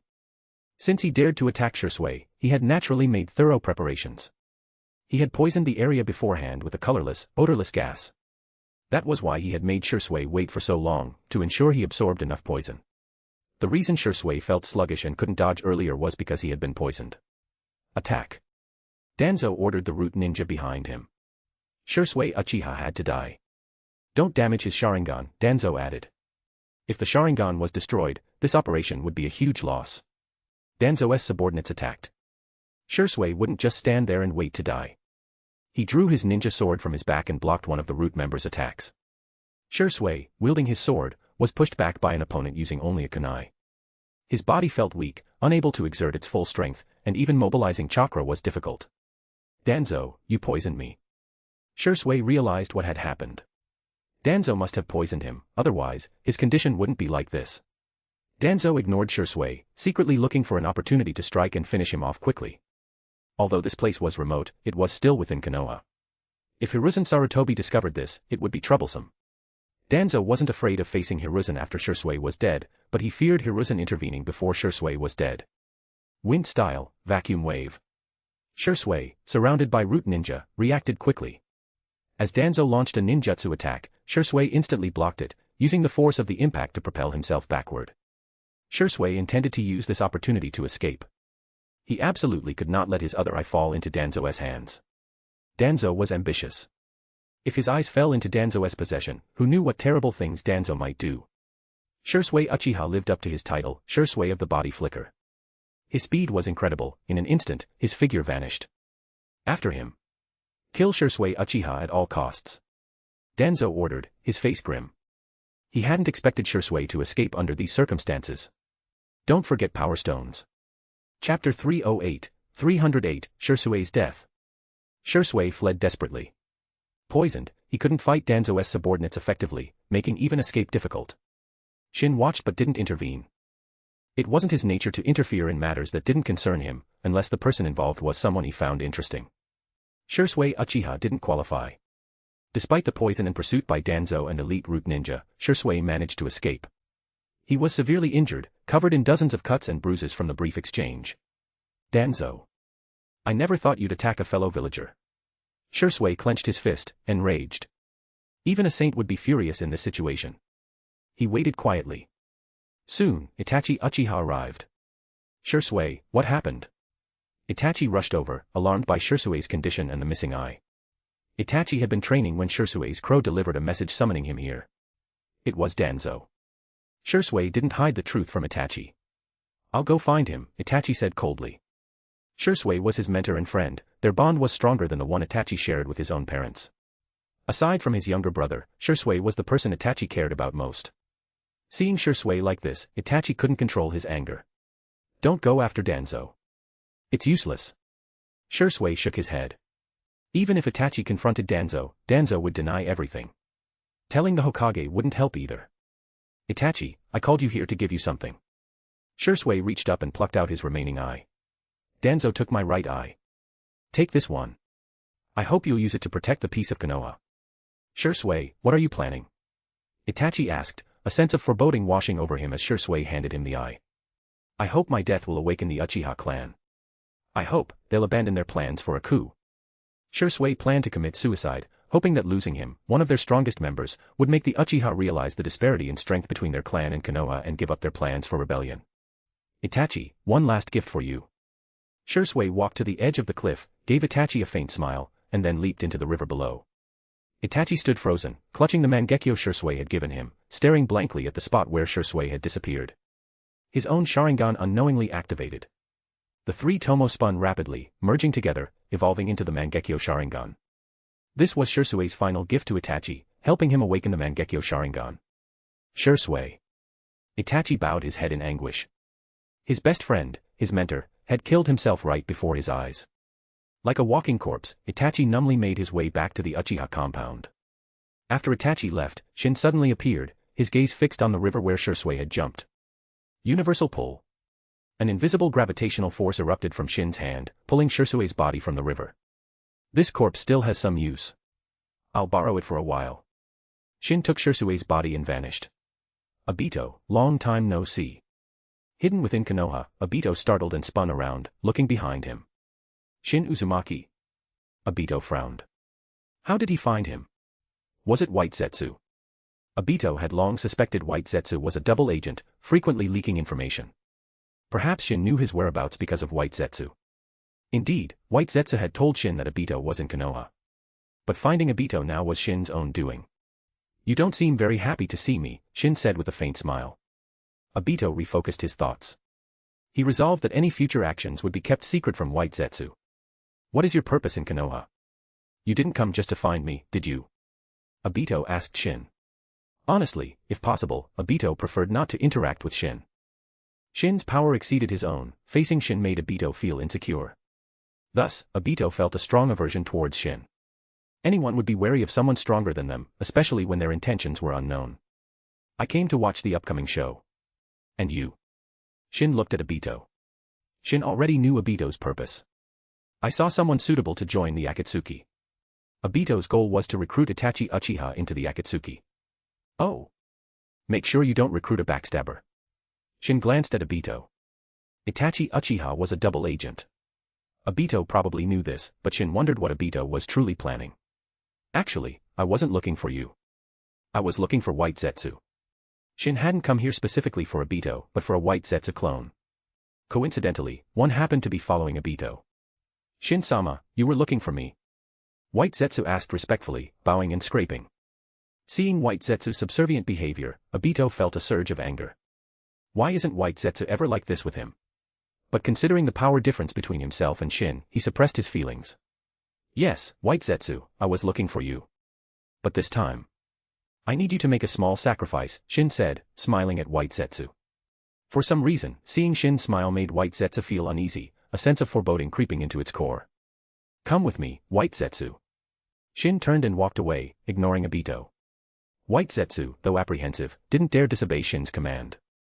Shin told him to follow, and White Zetsu wouldn't refuse. He cautiously followed behind Shin. But the further he followed Shin, the more dangerous he felt it became. What does he want with White Zetsu? Obito watched Shin's retreating back, pondering. Obito already considered Shin a potential enemy, he needed to analyze Shin's every move. Don't forget Power Stones. Chapter 309, 309, Edo Tensei Shirsuei Uchiha. White Zetsu, I'm going to have to trouble you for a bit. Shin led White Zetsu to an open area and addressed it. No trouble at all. It's my honor to assist you, Shin-sama. White Zetsu declared, striking a pose of utmost devotion. Shin almost felt bad for what he was about to do. Don't worry, I'll remember you. But for now, I need you to serve as a sacrifice. What? Shin-sama, you want me to be a sacrifice? White Zetsu's composure shattered, its face twisting into a miserable expression. It seemed death was inescapable. White Zetsu didn't resist, it knew resistance was futile. It was just a lowly White Zetsu clone, lacking any real power. Of course, whether it was a clone or the original didn't matter much. Even if the main body died, the other White Zetsu could continue functioning.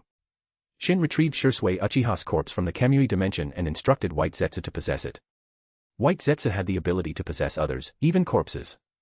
Once White Zetsu possessed the body, Shin performed the Edo Tensei technique, using White Zetsu as the vessel to revive Shirsuei Uchiha. Edo Tensei required a piece of the deceased's flesh as a medium, Shin used Shirsuei's entire corpse. Aren't I already dead? Shirsuei said. Yes, you were dead. Now you've returned, in a different state, Shin nodded calmly. Shirsuei immediately looked at Shin, his eyes widening in recognition. You're Shin Uzumaki. Indeed. You still recognize me. Honestly, not many in the shinobi world remember me anymore. That was true. Shin's name once struck fear into the hearts of children, but now, only the older generation of ninja truly understood his reputation. What is your purpose? Shirsuei activated his Mangekyo Sharingan, wary of Shin. It was strange, actually, a major flaw in the Edo Tensei. Shirsuei's eyes had been removed, yet the reanimated version possessed them. Similarly, Madara Uchiha, when reanimated in the original story, appeared in his prime, not as an old man. And Nagato Uzumaki, reanimated, still possessed the Rinnegan, even though they weren't originally his eyes. Even Shin, having learned Edo Tensei, couldn't explain this inconsistency. You ask my purpose. I wasn't going to tell you, but seeing as you're already dead, poor thing. I'll let you in on it. Shin looked at Shisui with pity. With Shisui's strength, he should have been a prominent figure, yet he chose suicide. I just wanted to liven things up in Konoha. Don't you think it's gotten too quiet? You plan to attack Konoha? Shisui asked angrily. His loyalty to Konoha outweighed even his own life. Hiruzen Sarutobi's brainwashing skills were truly top tier. Even in death, I won't let you harm Konoha. Shisui used the great fireball technique, launching it at Shin. Young man, you're not worthy of fighting me. Shin watched the fireball calmly. It dissipated before even reaching him. Koto Amatsukami, seeing his ninjutsu fail, Shisui immediately used Koto Amatsukami. If he could alter Shin Uzumaki's will, make him protect Konoha, the village would surely be safe. Don't play tricks with genjutsu in front of me. It's useless. Shin shook his head. Shisui's spiritual power was far too weak compared to Shin's. Koto Amatsukami wouldn't affect him. Koto Amatsukami wasn't infallible. Against someone with significantly stronger spiritual power, it would fail. Genjutsu, reversal. Using his own ocular power, Shin reflected Shisui's Koto Amatsukami back onto him, forcibly altering Shisui's will. Shisui, who had been attacking Shin, froze, looked at Shin, then turned and left. Shin didn't stop him. His objective was achieved. Now, it was time to watch the show. Shin wasn't the protagonist in this drama, he was an outsider, or perhaps, the director. The reanimated Shisui, now under Shin's subtle influence, returned to the Uchiha compound step by step. Shisui. What happened to you? An Uchiha clansman stared in shock as Shisui walked in. His appearance was unnerving. The reanimated body was covered in cracks, looking like it could crumble at any moment. Take me to the clan head, Shisui instructed the clansman. Oh, all right. As the Uchiha clan's renowned topmaster, Shisui commanded respect. The clansman quickly led him to Fugaku. Fugaku Uchiha also noticed Shisui's strange condition immediately upon seeing him. Shisui, what happened to your body? Fugaku asked. Clan head, I am already dead, Shisui stated calmly, but his words stunned Fugaku. You're already dead. Fugaku frowned. If you're dead, then what are you now? Clan head, you must have heard of the Edo Tensei technique. After I died, someone used Edo Tensei to revive me, Shisui explained. Edo Tensei. I've heard of it. The forbidden jutsu developed by the second Hokage. Fugaku knew of the technique, though it was considered a secret. Shisui, how did you die? The details of the technique weren't important now. Fugaku needed to know how Shisui died. I was deceived by Danzo. He stole one of my eyes, then hunted me down, leaving me severely injured. In the end, I gave my remaining eye to Itachi and threw myself into the river. Shisui recounted the events to Fugaku. Fugaku clenched his fists tightly. Don't forget Power Stones. Chapter 310, Fighting for the Uchiha Clan. Learning how Shisui died, Fugaku Uchiha's expression turned grim. If possible, he truly didn't want to completely break ties with Konoha. But now, Danzo had dared to attack Shisui so brazenly. Fugaku, unless he was a complete fool, understood what that signified. Shisui, who used Edo Tensei to revive you? Fugaku stared intently at Shisui. This question was crucial. If Shisui didn't answer, Fugaku couldn't rest easy. It was Shin Uzumaki. Shisui answered directly, without hesitation. Shin hadn't forbidden him from revealing this. Shin Uzumaki revived you using Edo Tensei. What is his goal? Fugaku frowned, carefully analyzing Shin's possible motives. Fugaku didn't doubt Shisui's words. He felt only Shin Uzumaki would be capable of such a thing. He couldn't think of anyone else. Shin Uzumaki's motives aren't important right now. What matters is how the Uchiha clan will survive the coming disaster. Shisui said to Fugaku. Fugaku nodded. Speculating was useless. Even if they guessed Shin's intentions, what could they do? He knew his limits. Shin Uzumaki possessed power that made any hidden village wary. The Uchiha clan couldn't compare. Even their entire clan combined couldn't match Shin Uzumaki alone. Shisui, what are your thoughts now? Fugaku asked Shisui. Fugaku knew Shisui well, knew his deep love for the village. If forced to choose between the clan and the village, Shisui would undoubtedly choose the village. This was Fugaku's greatest dilemma. Shisui was the Uchiha's top fighter, but his loyalty wasn't solely to the clan. What leverage did Fugaku have against Konoha? To protect the honor of the Uchiha clan. To fight for the Uchiha clan. Shisui responded without hesitation, his gaze firm and unwavering. Looking at Shisui now, Fugaku almost thought he was looking at a different person. Perhaps this is related to Shin Uzumaki, Fugaku speculated inwardly. He had to admit, his guess was likely correct. Originally, the plan between myself and the third Hokage was to use Koto Amatsukami to control you, make you loyal to Konoha, and resolve the conflict. Shisui suddenly revealed his original purpose, causing Fugaku's face to darken. Now, I only wish to protect the honor of the Uchiha clan, to fight for the Uchiha clan. I hope the clan head can trust me. Looking into Shisui's incredibly earnest eyes, Fugaku nodded. He chose to trust Shisui. If Shisui weren't sincere, he wouldn't have revealed such a thing. It probably won't be long before the third Hokage makes a move against the Uchiha clan. The clan head needs to prepare. And be wary of those who need warying. Hearing Shisui's words, Fugaku frowned. Shisui, what do you mean? Itachi Uchiha. He is an obstacle. Shisui told Fugaku. To the current Shisui, Itachi was no longer his friend. Anyone who threatened the Uchiha clan was his enemy. Are you saying Itachi would betray the Uchiha clan? Fugaku asked Shisui, his heart heavy with complex emotions. Clan head, you should know his personality. No, when it comes to understanding him, perhaps you know Itachi better than I do. Fugaku shook his head. Due to his busy clan affairs, Fugaku didn't know Itachi as well as he should. Perhaps letting him join the Umbu back then was a mistake. Fugaku sighed. He shouldn't have let Itachi become a spy. Fugaku had sent Itachi into the Umbu to act as a spy, relaying information about Konoha's leadership. Joining the Umbu meant frequent contact with Hiruzen Sarutobi. But Fugaku hadn't expected Itachi to become a double agent, feeding the Uchiha useless intel while helping Hiruzen monitor the clan. Before joining the Akatsuki, Itachi Uchiha was a double agent. I will talk to Itachi. When do you think Hiruzen Sarutobi will move against the Uchiha clan? Fugaku asked Shisui. I don't know. Since the original plan failed, probably not long. Likely within these 2 days. With the plan to use Koto Amatsukami on Fugaku thwarted, Hiruzen would surely resort to other means. I understand. Shisui, stay here for now. As clan head, Fugaku had his own considerations. Fugaku then left to find his son, Itachi. Itachi, ever since he started training, had been Fugaku's pride and joy. But now, Fugaku couldn't help but wear a bitter smile. The bitter smile vanished quickly, replaced by his usual impassive expression as he walked towards Itachi's room. Arriving at Itachi's door, Fugaku pushed it open without knocking. He knew Itachi was home. Itachi sat inside, dazed, still reeling from the shock of Shisui's death. Father. Itachi looked up, his eyes somewhat vacant, as Fugaku entered. Itachi, I've made my decision. We launch the coup d'état tonight. Has there been any movement from Hiruzen Sarutobi's side? Fugaku sat down and asked Itachi. Instantly, Itachi's brow furrowed. Father, why must you launch the coup? Don't you know the consequences? Itachi asked angrily. Once Konoha and the Uchiha clan went to war, even if it ended in mutual destruction, other villages would surely seize the opportunity to attack the weakened Konoha. It could trigger another shinobi world war. Consequences. The Uchiha clan is no longer in a position to consider consequences, Fugaku said calmly. Itachi was young and intelligent, possessing a grasp of the bigger picture. Did Fugaku not understand the potential fallout? If he wasn't pushed to the brink, would he, and the entire Uchiha clan, even consider such a path? Don't forget Power Stones. Chapter 311, A Different Night of the Uchiha Massacre.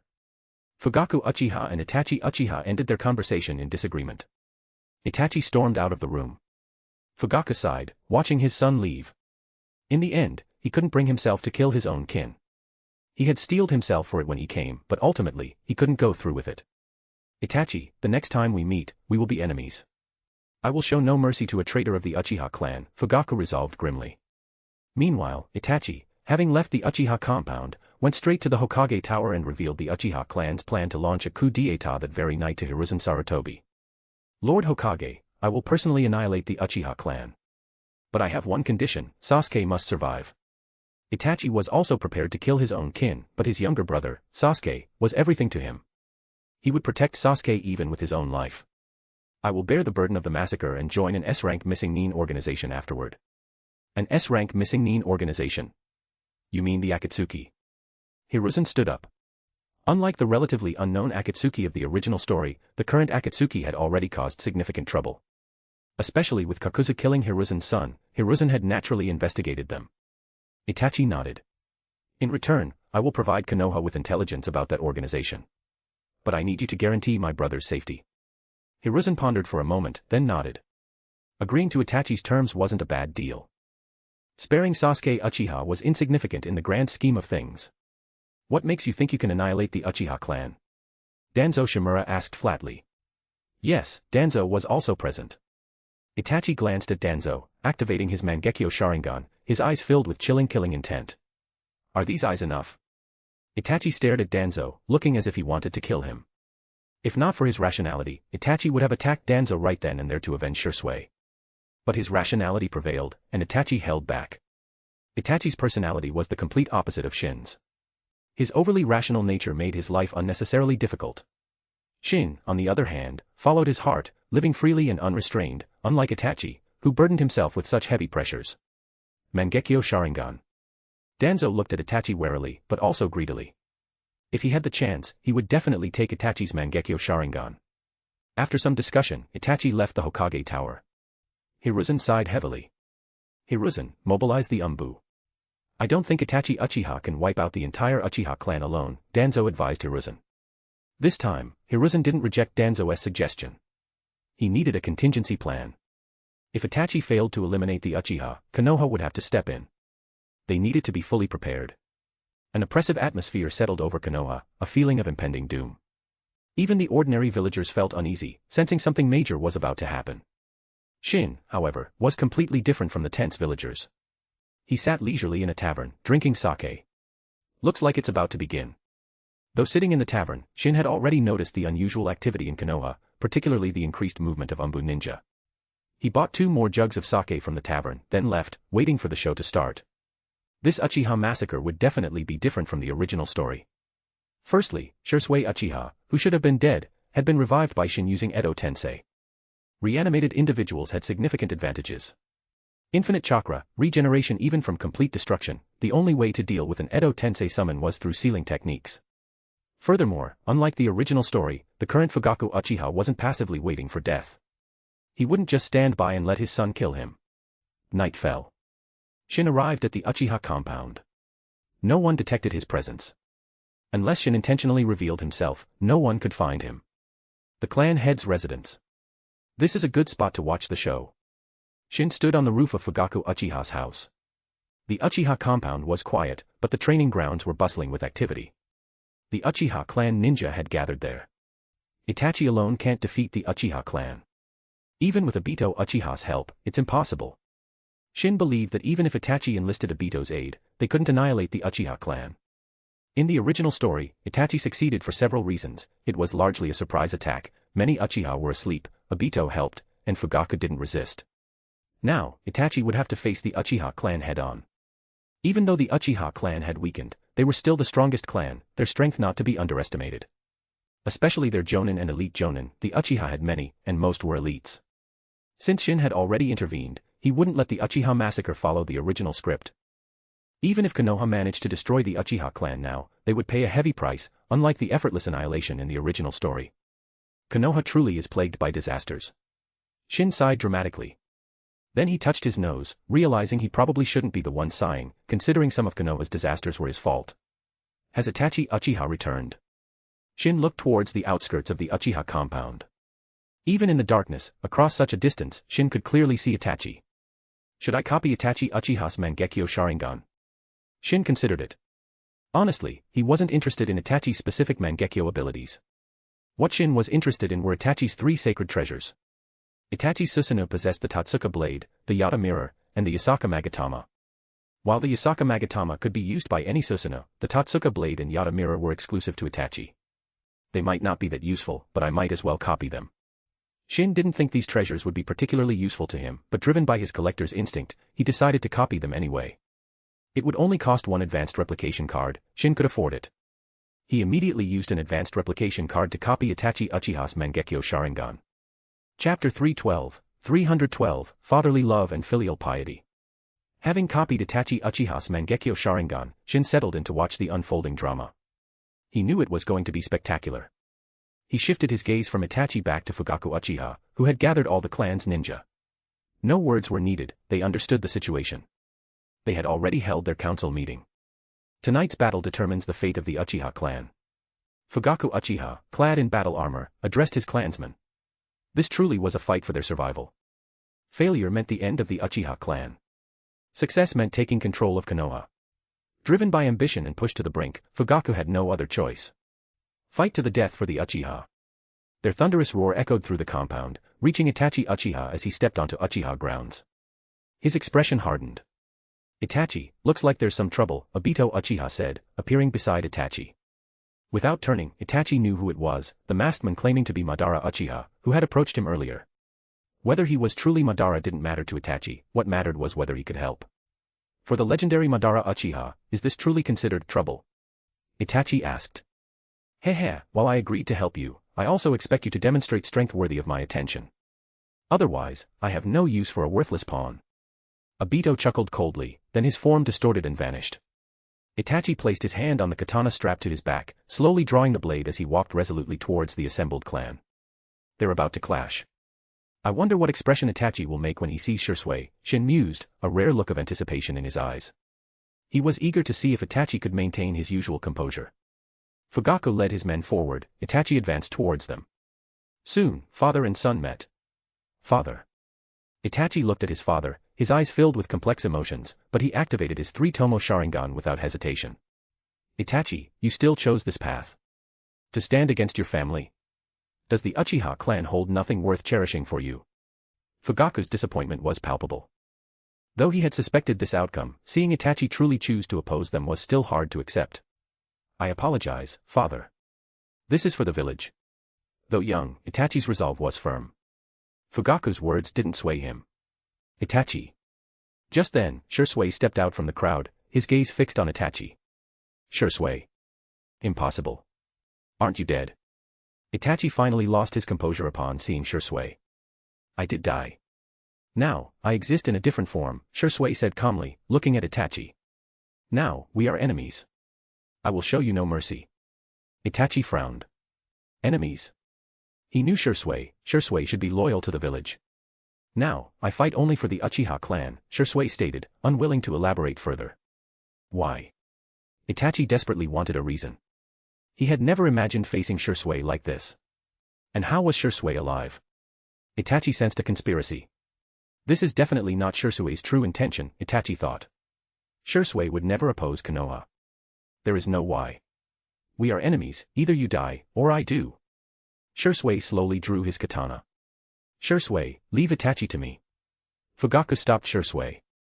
He would face his own son. Time for a touching scene of fatherly love and filial piety. Shin watched the father and son duo. This was shaping up to be quite the dramatic confrontation. Would the filial son, Itachi, achieve his Thanos-level goal this time? Under Shin's watchful gaze, father and son clashed. Since they stood on opposing sides, there was no need for further words. Fugaku hadn't tried to persuade Itachi further. Though he hadn't spent much time with Itachi, as a father, he understood some aspects of his son's personality. Once Itachi made up his mind, he couldn't be swayed. Clang. A kunai met a katana, sparks flying. Fugaku's superior strength forced Itachi back. At 13, Itachi couldn't match Fugaku in raw power, nor was strength his forte. Fire style, Phoenix Sage fire technique. Itachi formed hand seals rapidly, 6 seals per second, spewing flames from his mouth that attacked Fugaku from all directions. Fugaku activated his three-tomo Sharingan. The incoming flames appeared slowed several times over, allowing Fugaku to see their trajectory clearly. Dodging the attacks wasn't difficult. He weaved left and right, avoiding Itachi's assault while rapidly closing the distance. Itachi knew he couldn't win a direct confrontation with his father. He maintained distance, attacking with ninjutsu, engaging Fugaku in a running battle. Fire style, Great Dragon Fire Technique. Fugaku formed hand seals while advancing, unleashing the B-rank jutsu. If it hit Itachi, it would undoubtedly kill him.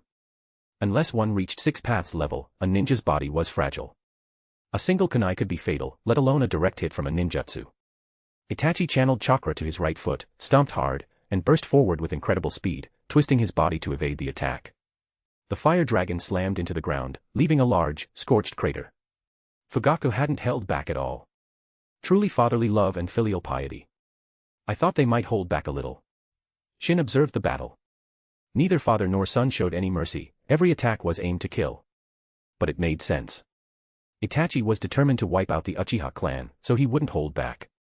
And Fugaku, as a father, couldn't tolerate his rebellious son. In a sense, Itachi truly was a great rebel, helping outsiders against his own people, including his blood relatives. Regardless of perspective, this was undeniably treachery.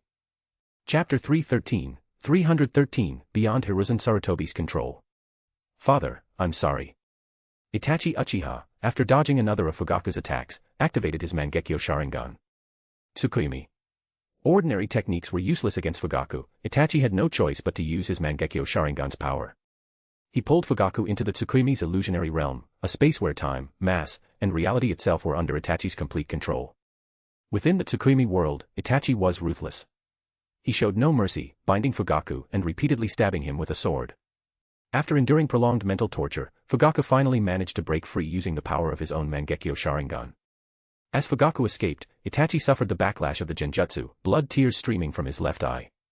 I didn't expect you to have awakened the Mangekyo Sharingan too, father. Itachi clutched his bleeding eye, staring at Fugaku in shock. He truly hadn't known. It wasn't surprising. Fugaku had kept his Mangekyo Sharingan a closely guarded secret, telling no one. In terms of strength, Fugaku Uchiha was definitely not weaker than Shisui Uchiha. Don't waste time here. I'll handle this traitor. Go to the Hokage Tower. Fugaku commanded the clansmen behind him, his face pale. The mental torture within Tsukuyomi had taken a toll, leaving him spiritually wounded. Fortunately, he escaped quickly enough to avoid severe damage. Clan head, be careful. Shisui led the Uchiha ninja towards the Hokage Tower. Not a single Uchiha offered to stay and help Fugaku. This was a matter between father and son, they couldn't interfere. Just as Shisui led the clan out of the Uchiha compound, they were intercepted by Umbu ninja. Kill them. Shisui attacked first, demonstrating why he was known as Shisui of the Body Flicker. His figure flickered, appearing instantly before an Umbu ninja. His kunai slit the man's throat without hesitation. He continuously used his advanced body flicker technique. If he were alive, he would have to consider the strain on his body. Shisui's body flicker, while powerful, caused significant damage to the user with its explosive bursts of speed. However, Shisui was currently in his Edo Tensei state. He didn't care about physical strain. Even if his body was destroyed, it would regenerate. With infinite chakra and immunity to fatal injuries, Shisui's strength was amplified considerably. Normally, reanimated individuals couldn't access their full power. But Shin's version of Edo Tensei allowed Shisui to fight at his absolute peak. Shisui showed the Umbu ninja the meaning of terror. Combined with the other Uchiha clansmen, they killed dozens of Umbu ninja in less than 3 minutes. Umbu members were not weak, only skilled ninja could join their ranks. Yet dozens had fallen in such a short time. Root ninja were also present, but seeing the Umbu being slaughtered, they remained hidden. Following Danzo's orders, they were cunning and wouldn't needlessly sacrifice themselves. Why is Shisui doing this? Is that Edo Tensei? Hiruzen Sarutobi, observing the Uchiha compound through his telescope technique, couldn't sit still any longer. Dozens of elite ninja dead in an instant, even Konoha, with its vast resources, couldn't afford such losses. Especially not now, when Konoha was arguably at its weakest since its founding. It was an era caught between generations. Not that Konoha lacked talent, it was a cradle of geniuses. Shisui Uchiha and Itachi Uchiha were prime examples. But one was dead, or so he thought, and the other was about to defect. Without them, Konoha relied solely on Hiruzen to hold the line. Kakashi Hatake, once a genius, had become disillusioned. Besides, the Sharingan was a burden for Kakashi, reaching Kage level would be difficult for him. He could hold his own against most opponents, but prolonged battles would inevitably lead to defeat, the typical Konoha's copy ninja, Kakashi of the Sharingan scenario. Hiruzen rushed towards the Uchiha compound, bringing a large contingent of ninja with him. Reinforcements were crucial, the situation had spun out of his control. Inform Danzo to come here immediately. Hiruzen ordered an Umbu ninja while en route. This was serious, Danzo had to come, even if Hiruzen had to issue a direct order. Otherwise, Konoha would suffer catastrophic losses. If Konoha was severely weakened internally, the consequences were predictable, other ambitious villages wouldn't miss the opportunity to strike. Hiruzen soon arrived at the Uchiha compound, where the battle had escalated. Fugaku Uchiha and Itachi Uchiha had both activated their Susanoo. The towering, armored figures radiated immense power and pressure. Though not perfect body Susanoo, they were nearly as large as the Nine Tails. Hiruzen knew their destructive potential. Upon arriving, Hiruzen encountered Shisui Uchiha. Looking at Shisui, Hiruzen felt a complex mix of emotions. Shisui, are you being controlled? Hiruzen asked. He had suspected Shisui was in an Edo Tensei state when observing him earlier, seeing him now confirmed it. Third Hokage, that doesn't matter. All you need to know is that I am your enemy, Shisui replied coolly. Summoning jutsu, Enma. Hiruzen wasted no more words, summoning his monkey companion, Enma. Enma was one of the strongest summons, second only perhaps to the sages of the three big sage regions. Now only two, since Shin had eliminated the white snake sage. Looks like another tough fight, Enma remarked upon appearing. Hiruzen wouldn't summon him otherwise. Enma, I need your help again. Transform into the adamantine staff, Hiruzen said to Enma. Enma transformed without complaint, becoming the adamantine staff, which Hiruzen wielded as his weapon. I'll deal with Shisui Uchiha. The rest of you, handle the other Uchiha clansmen, Hiruzen ordered the Umbu ninja accompanying him. He then attacked Shisui without hesitation. Against traitors, there was no mercy. Chapter 314, Who can withstand constant ultimate attacks? Hiruzen Sarutobi clashed with Shisui Uchiha, while the remaining Umbu engaged the other Uchiha clansmen. Meanwhile, Fugaku Uchiha was still locked in a dramatic father-son showdown with Itachi Uchiha. Their battle escalated, both unleashing the ultimate power of the Mangekyo Sharingan, the Susanoo, hailed as the power of gods. The sheer force of their clash ravaged the Uchiha compound, leaving destruction in its wake. Shin had already relocated, now floating high above, observing the battles below. The moon is particularly bright tonight, Shin commented, glancing upwards. Though not a dark and stormy night, it was certainly a night for killing. The other clans must have been alerted by now. I wonder if they'll intervene. The sheer scale of the battle, especially the clash between Fugaku and Itachi Susanoo, sent shockwaves far and wide. If the other clans remained unaware after such commotion, they might as well be dead. Whether they would actually get involved, however, Shin couldn't say. Though most clans disliked the Uchiha, they might not necessarily kick them while they were down. Shisui Uchiha had already activated his Mangekyo Sharingan and manifested his Susanoo. Without it, Shisui truly couldn't contend with Hiruzen Sarutobi. Despite Hiruzen's age, his combat prowess was formidable, especially with the enhancement provided by his summon, Enma. Hiruzen let out a sharp cry, leaping into the air with monkey-like agility, bringing his staff crashing down onto Shisui's Susanoo. Boom. The impact forced the Susanoo back several steps, the point of impact shattering completely. Shisui remained expressionless, channeling chakra and ocular power to repair the Susanoo's damage. In his Edo Tensei state, chakra and ocular power consumption were irrelevant. Shisui could keep this up indefinitely. Hiruzen panted slightly. This isn't working. He's too troublesome. He knew how difficult reanimated individuals were to deal with. Those brought back by Edo Tensei could only be sealed. Hiruzen couldn't think of any other way to defeat Shisui. Umbu, notify the sealing team. Hiruzen ordered, catching his breath before continuing to fend off Shisui's Susanoo attacks. The drill-like spiral sword thrust forward again. Hiruzen didn't dare block such an attack directly. As Hiruzen dodged, the attack struck the ground where he had stood, blasting open a crater dozens of meters wide. This is giving me a headache. Hiruzen genuinely had no good counter for Susanoo, an ultimate technique combining offense and defense. If Shisui weren't reanimated, Hiruzen could simply outlast him. The chakra and ocular power drain of Susanoo was immense, even Kage-level shinobi couldn't maintain it for long. But trying to win a battle of attrition against an Edo Tensei summon? Only an idiot would consider that. Boom. The chest armor of Shisui's green Susanoo opened, revealing an orange Magatama suspended within. It unleashed countless verdant chakra arrows. This time, Shisui's target wasn't solely Hiruzen, though Hiruzen was caught within the attack's radius. Use defensive jutsu. Hiruzen shouted, then, ignoring the chakra cost, performed the earth release, earth-style wall. This large-scale jutsu consumed a significant amount of chakra, even Hiruzen felt the strain. His chakra reserves were only average, not particularly vast. The jutsu was cast, but it couldn't hold. The first wave of arrows was blocked, but Shisui continued unleashing more. Each chakra arrow packed the explosive force of a paper bomb. Facing such a continuous barrage of powerful attacks, Hiruzen couldn't hold out. Who could withstand someone constantly spamming ultimate attacks? As expected of someone I reanimated. Truly impressive. Shin watched Shisui's display of power, unable to resist praising himself. When it comes to the Edo Tensei technique, I declare myself the strongest. Currently, Shin was the only one in the shinobi world who knew Edo Tensei. Orochimaru hadn't learned it yet. The defensive jutsu failed. Konoha's Umbu ninja began suffering casualties, the losses mounting rapidly. Being struck by a chakra arrow meant certain death or severe injury. Hiruzen, what's the situation? Danzo arrived at that moment. Hiruzen was somewhat surprised to see him here. Danzo, no time to explain. Help me hold off Shisui Uchiha.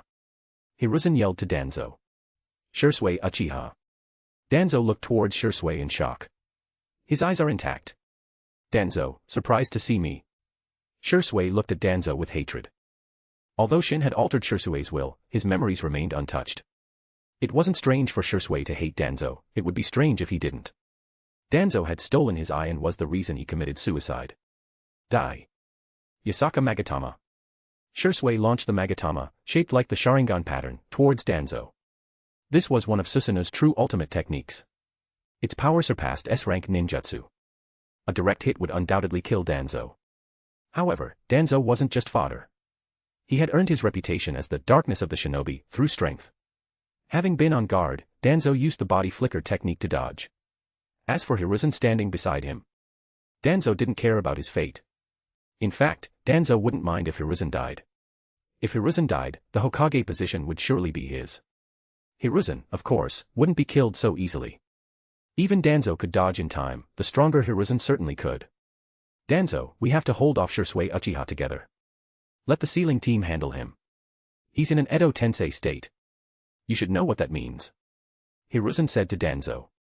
Danzo's eyes flickered. He naturally knew about Edo Tensei.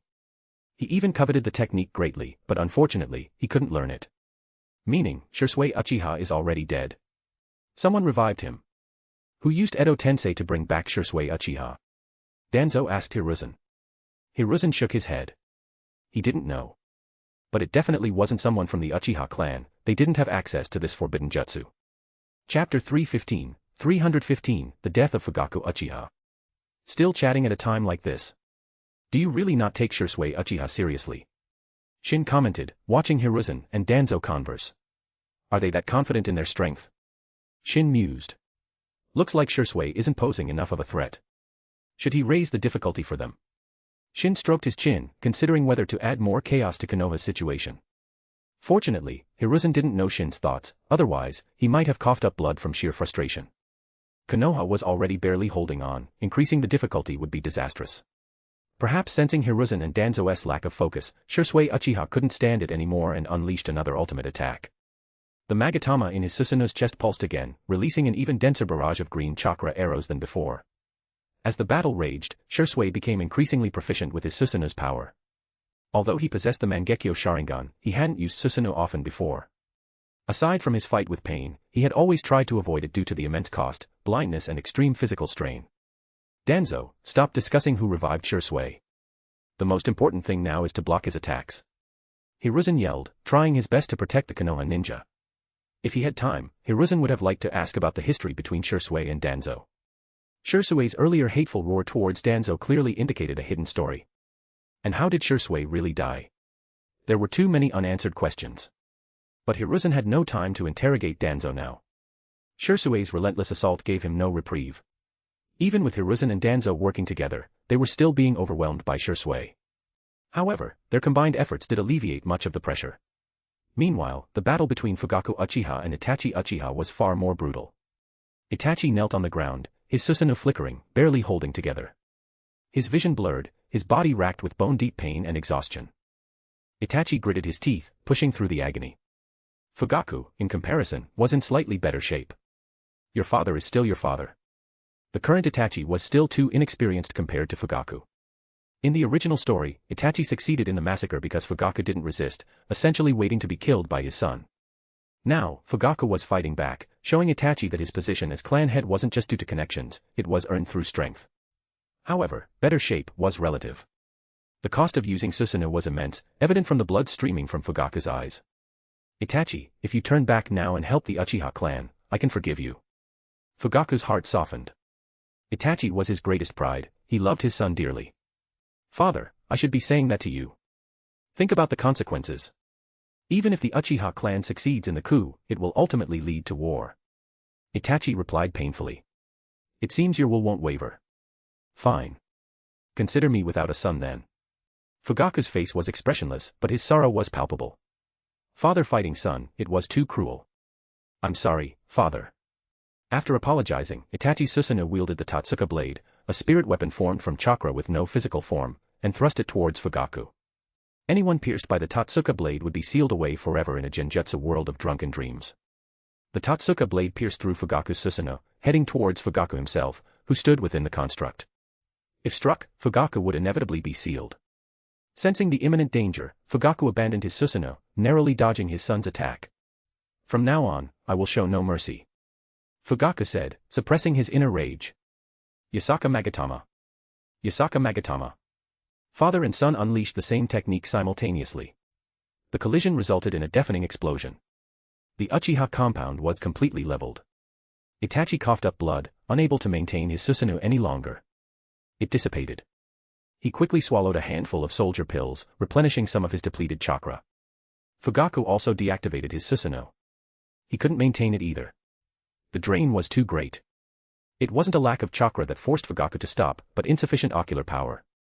Compared to Itachi, Fugaku's ocular power was average. His vision blurred completely, Fugaku's eyes were on the verge of blindness. This was normal. Fugaku had used his Mangekyo Sharingan before in dangerous situations, already consuming much of its power. Stab. The sound of a blade piercing flesh echoed. Fugaku's eyes widened as he looked down at the ninja sword suddenly protruding from his body. Itachi, I helped you out.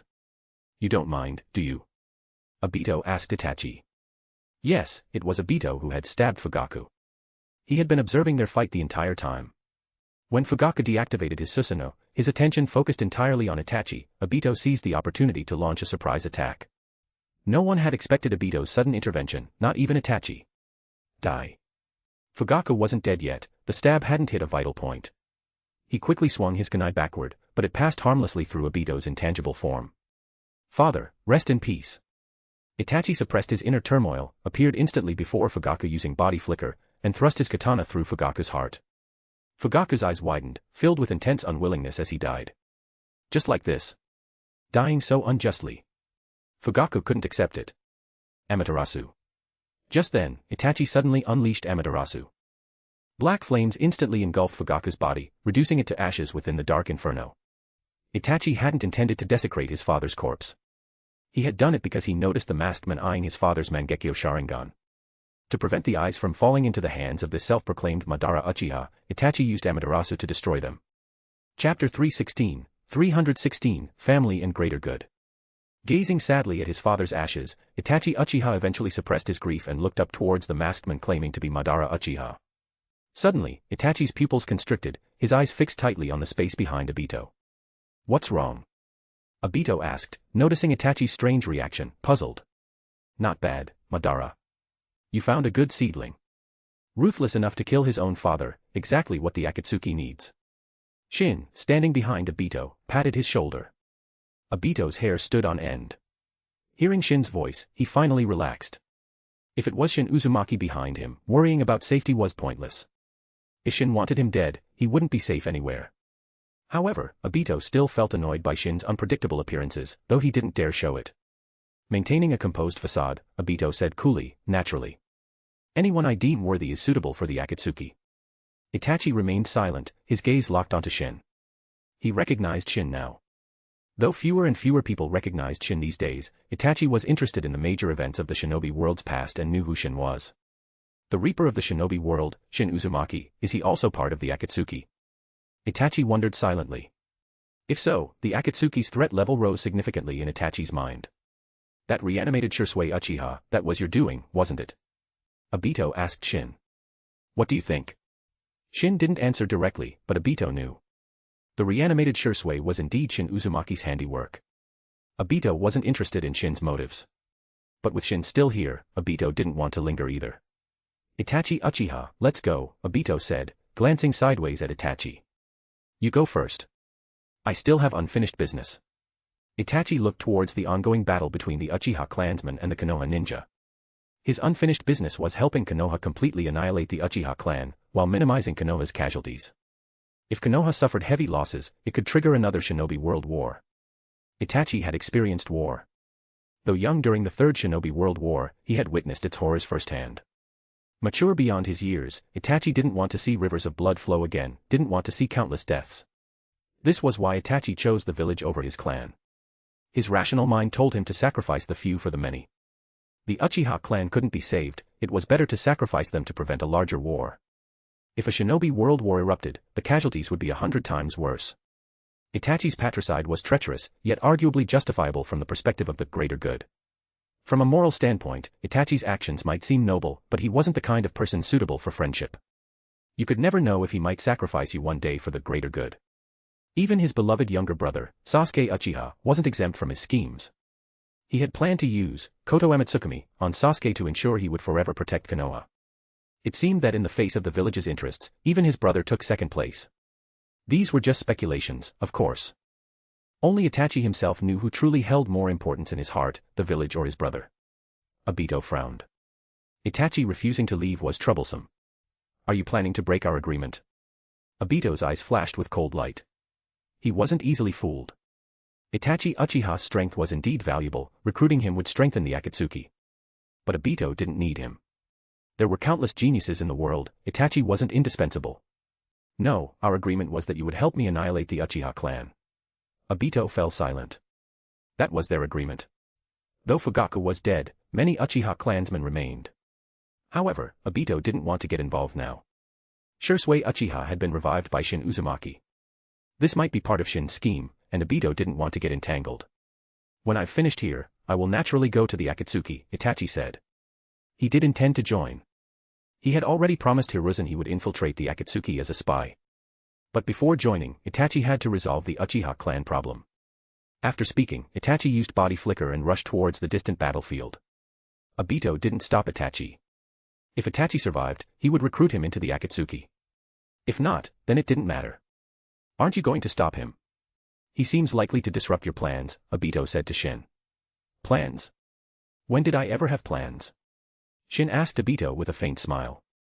The so-called plans were just Obito's assumptions. Obito thought Shin had some grand objective, but Shin had none. If Shin truly had a goal, it was probably just to make this drama more exciting. Next, we might see Itachi Uchiha fight Shursui Uchiha. Care to watch? Shin invited Obito. Shursui Uchiha. Actually, I once considered recruiting him into the Akatsuki. But after investigating, I found him unsuitable. Obito had indeed considered Shursui before.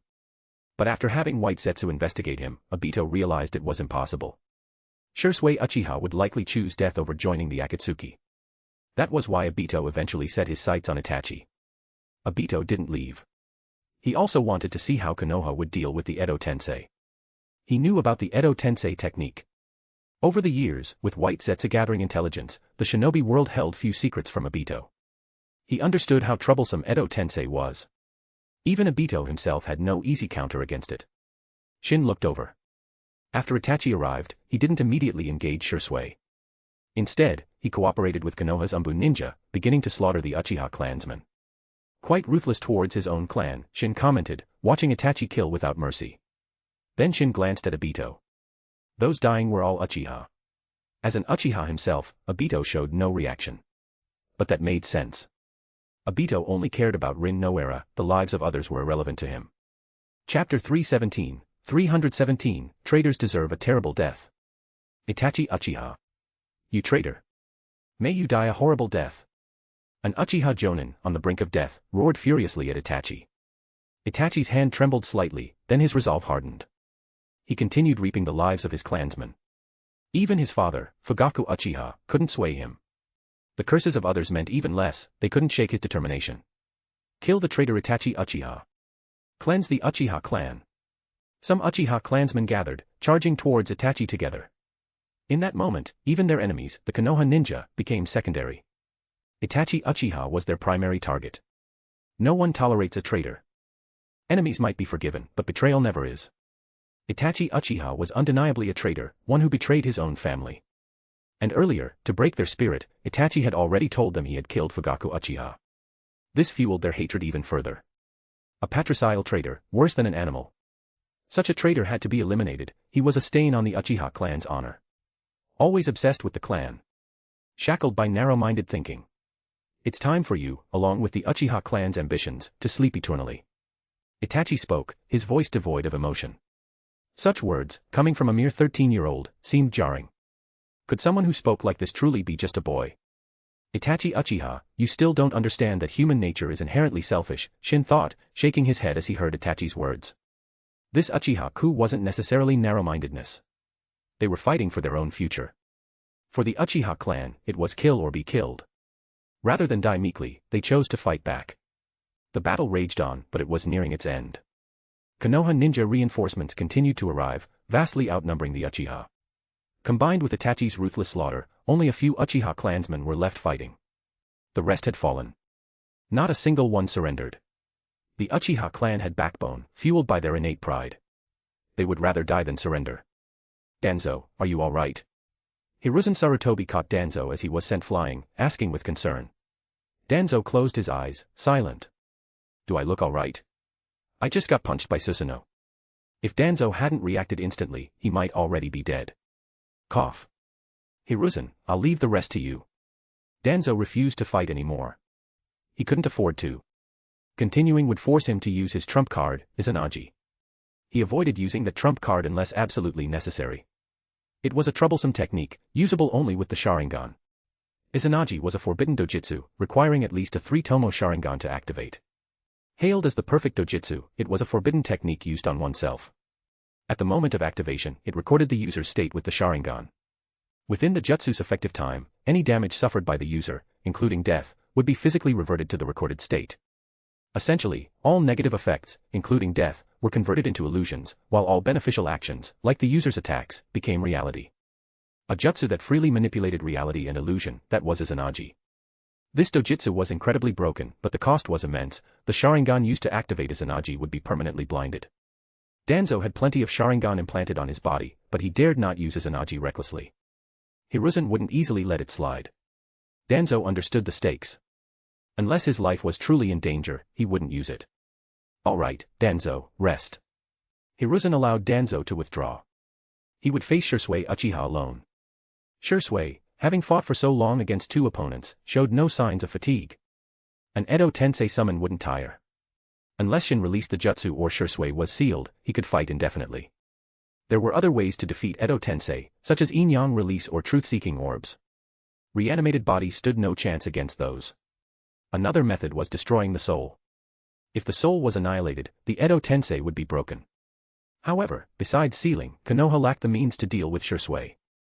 Lord Hokage, leave Shisui to me. Itachi Uchiha approached Hiruzen. Itachi, can you handle him? Hiruzen asked gravely. I'm not sure. Itachi admitted truthfully. He had no certainty of victory. Itachi said nothing further. The masked man claiming to be Madara Uchiha might be watching. Itachi didn't want to appear too close to Hiruzen, lest he arouse suspicion. However, Obito was already suspicious. Even without hearing their conversation, Obito grew wary. Itachi Uchiha plans to infiltrate the Akatsuki as a spy. Shin leaned towards the suspicious Obito and informed him. Is that so? Obito's gaze turned cold. He thinks he can fool me. Treat me like an idiot. Even if that's the case, you're just using his strength anyway. Whether he's a spy or not doesn't really matter. Obito fell silent. Shin Uzumaki was right. He only wanted to utilize Itachi's strength. Or rather, everyone in the Akatsuki was a tool for him to use. He had initially considered eliminating Itachi, but Obito decided against it for now. He might as well use him to the fullest. As for Itachi being a spy, Obito would assign someone to watch him. Leaking some insignificant information wouldn't matter. Later, he would inform Nagato Uzumaki, testing Nagato's abilities by having him deal with Itachi. The battle between Itachi Uchiha and Shisui Uchiha began. Itachi didn't use Susanoo, his current condition couldn't support it. Relying on his agility, Itachi fought Shisui, but his attacks felt like mere scratches. Susanoo's defense was formidable. Even S-rank ninjutsu couldn't completely break through it. Itachi's ninjutsu attacks were useless. Itachi actually knew Susanoo's weakness, the ground beneath the user's feet. For non-perfect body Susanoo, the user still stood on the ground, an area unprotected by the Susanoo's defense. But knowing the weakness didn't help. Itachi didn't have any jutsu that could attack from underground. He hadn't studied Earth Release extensively. Even knowing the weakness, he couldn't exploit it. Chapter 318, The Curtain Falls. Shisui, can we stop and talk? Itachi asked, trying to catch his breath as Shisui prepared to attack again. Itachi, what do you want to talk about? Shisui's gaze flickered, and the Susanoo he commanded paused its assault. Seeing Shisui halt, Itachi felt a small measure of relief. It seems Shin Uzumaki doesn't have complete control over him. Shisui, attacking Konoha like this, it's not what you truly want, is it? You're wrong, Itachi. This is what I want. Whatever my past beliefs were, now I fight only for the Uchiha clan. Shirsue's tone was resolute, making it clear to Itachi that persuasion was futile. Itachi didn't understand. What had happened to Shirsue after being reanimated by Shin Uzumaki? His thinking had changed so drastically, almost as if his mind had been altered. Wait. Altered mind. In an instant, Itachi thought of a way to deal with the reanimated Shirsue. Shirsue, it seems I must use the power you left behind, against you. Itachi bit his finger, quickly forming hand seals for a summoning jutsu. He summoned a crow. One of the crow's eyes held Shirsue Uchiha's Mangekyo Sharingan, identical to the one the reanimated Shirsue possessed. Koto Amatsukami. Itachi activated Koto Amatsukami, altering the reanimated Shirsue's will, returning him to his former self, free from Shin's influence. Actually, it wasn't quite freeing him from Shin's control, because Shin hadn't been controlling Shirsue directly. Shin had merely reflected Shirsue's own Koto Amatsukami back at him, altering his will. Now, Itachi had changed it back. Shirsue deactivated his Susanoo and offered Itachi a faint smile. Thank you, Itachi. Itachi shook his head slightly, glancing at the few remaining Uchiha clansmen. By now, they had all fallen to the Konoha ninja. Shirsue, what are your plans now? Itachi asked Shirsue. Me. I no longer belong to this world. Shirsue looked wistfully at Konoha. He was already dead, he wouldn't cling to life in this reanimated state. But first, I need to seek revenge against Shin Uzumaki. Shirsue's gaze hardened as he thought of Shin. He had caused immense damage to Konoha, nearly 100 Konoha ninja had died by his hand. Shirsue felt his actions were unforgivable. To lessen his guilt, Shirsue decided to seek out the true culprit, Shin Uzumaki, for revenge. Whether he could win or not, Shirsue didn't consider. All he sought now was peace of mind, atonement for his actions. He had already died once, how much worse could failure be? Itachi said nothing more. He took one last look at Shirsue, then drew a kunai and threw it towards Hiruzen Sarutobi in the distance. Without waiting for the outcome, Itachi used the body flicker technique and swiftly left Konoha. Originally, Itachi had planned to see Sasuke one last time. In the original story, after the massacre, Itachi brutally tortured Sasuke, planting the seeds of hatred within him. But now, Itachi had no chance. The Uchiha clan was destroyed. Hiruzen Sarutobi and the Konoha ninja were here. If he lingered any longer, he would never gain the Akatsuki's trust. In truth, Itachi knew he was already distrusted. He would have to find a way to regain their trust later. Hiruzen Sarutobi caught the kunai Itachi had thrown. Attached was a note. Hiruzen discreetly put it away, planning to read it later. Shirsue glanced at Hiruzen and Danzo one last time, then his figure vanished into the darkness. He was going to find Shin Uzumaki. To think Itachi would break the Edo Tensei control like that. Shin knew Koto Amatsukami could break it, but he hadn't anticipated Itachi using this method. Itachi truly is clever. However, the Mangekyo Sharingan in Itachi's crow would likely be unusable for the next 10 years. Everything's over. I should leave too. Obito Uchiha used Kamui and departed. Looks like there's no reason for me to stay in Konoha either. Shin's gaze followed the direction Shirsue had disappeared. Might as well deal with Shirsue. Though Shin was far away, his hearing was exceptional. He had heard Shirsue vowing revenge. Shin wouldn't allow someone seeking vengeance against him to remain alive. Hiruzen Sarutobi directed the Konoha ninja to clean up the battlefield, then secretly opened the note Itachi had given him. The note requested that the Uchiha massacre not be publicly attributed to a clan rebellion, preserving the Uchiha name. Itachi Uchiha declared he would bear the full blame for the massacre and asked Hiruzen to take care of Sasuke. He even threatened Hiruzen, if anything happened to Sasuke, Itachi would leak Konoha's confidential information. Having served as an Umbu captain, Itachi knew many of Konoha's secrets. However, even without the threat, Hiruzen wouldn't harm Sasuke Uchiha. One surviving Uchiha was insignificant. Besides, Sasuke's existence served as leverage to control Itachi. The curtain fell. Compared to the original story where Itachi, under Danzo's orders and with Obito's help, easily wiped out the Uchiha clan, this time Konoha itself suffered significant losses. Hiruzen had to handle the aftermath carefully. Otherwise, the repercussions could trigger another Shinobi World War, something Hiruzen desperately wanted to avoid. Fortunately, the Third Shinobi World War had ended not long ago. The major villages were still recovering and wouldn't easily launch another large-scale conflict. If this had happened at a different time, the other villages would definitely have seized the opportunity to attack the weakened Konoha. Hiruzen sighed. The blame for the Umbu casualties would fall entirely on Itachi Uchiha. Hiruzen believed Itachi would willingly shoulder this burden. Tomorrow, announce Itachi Uchiha's defection. Elevate him to S-rank missing nin status. Hiruzen instructed the Umbu ninja behind him.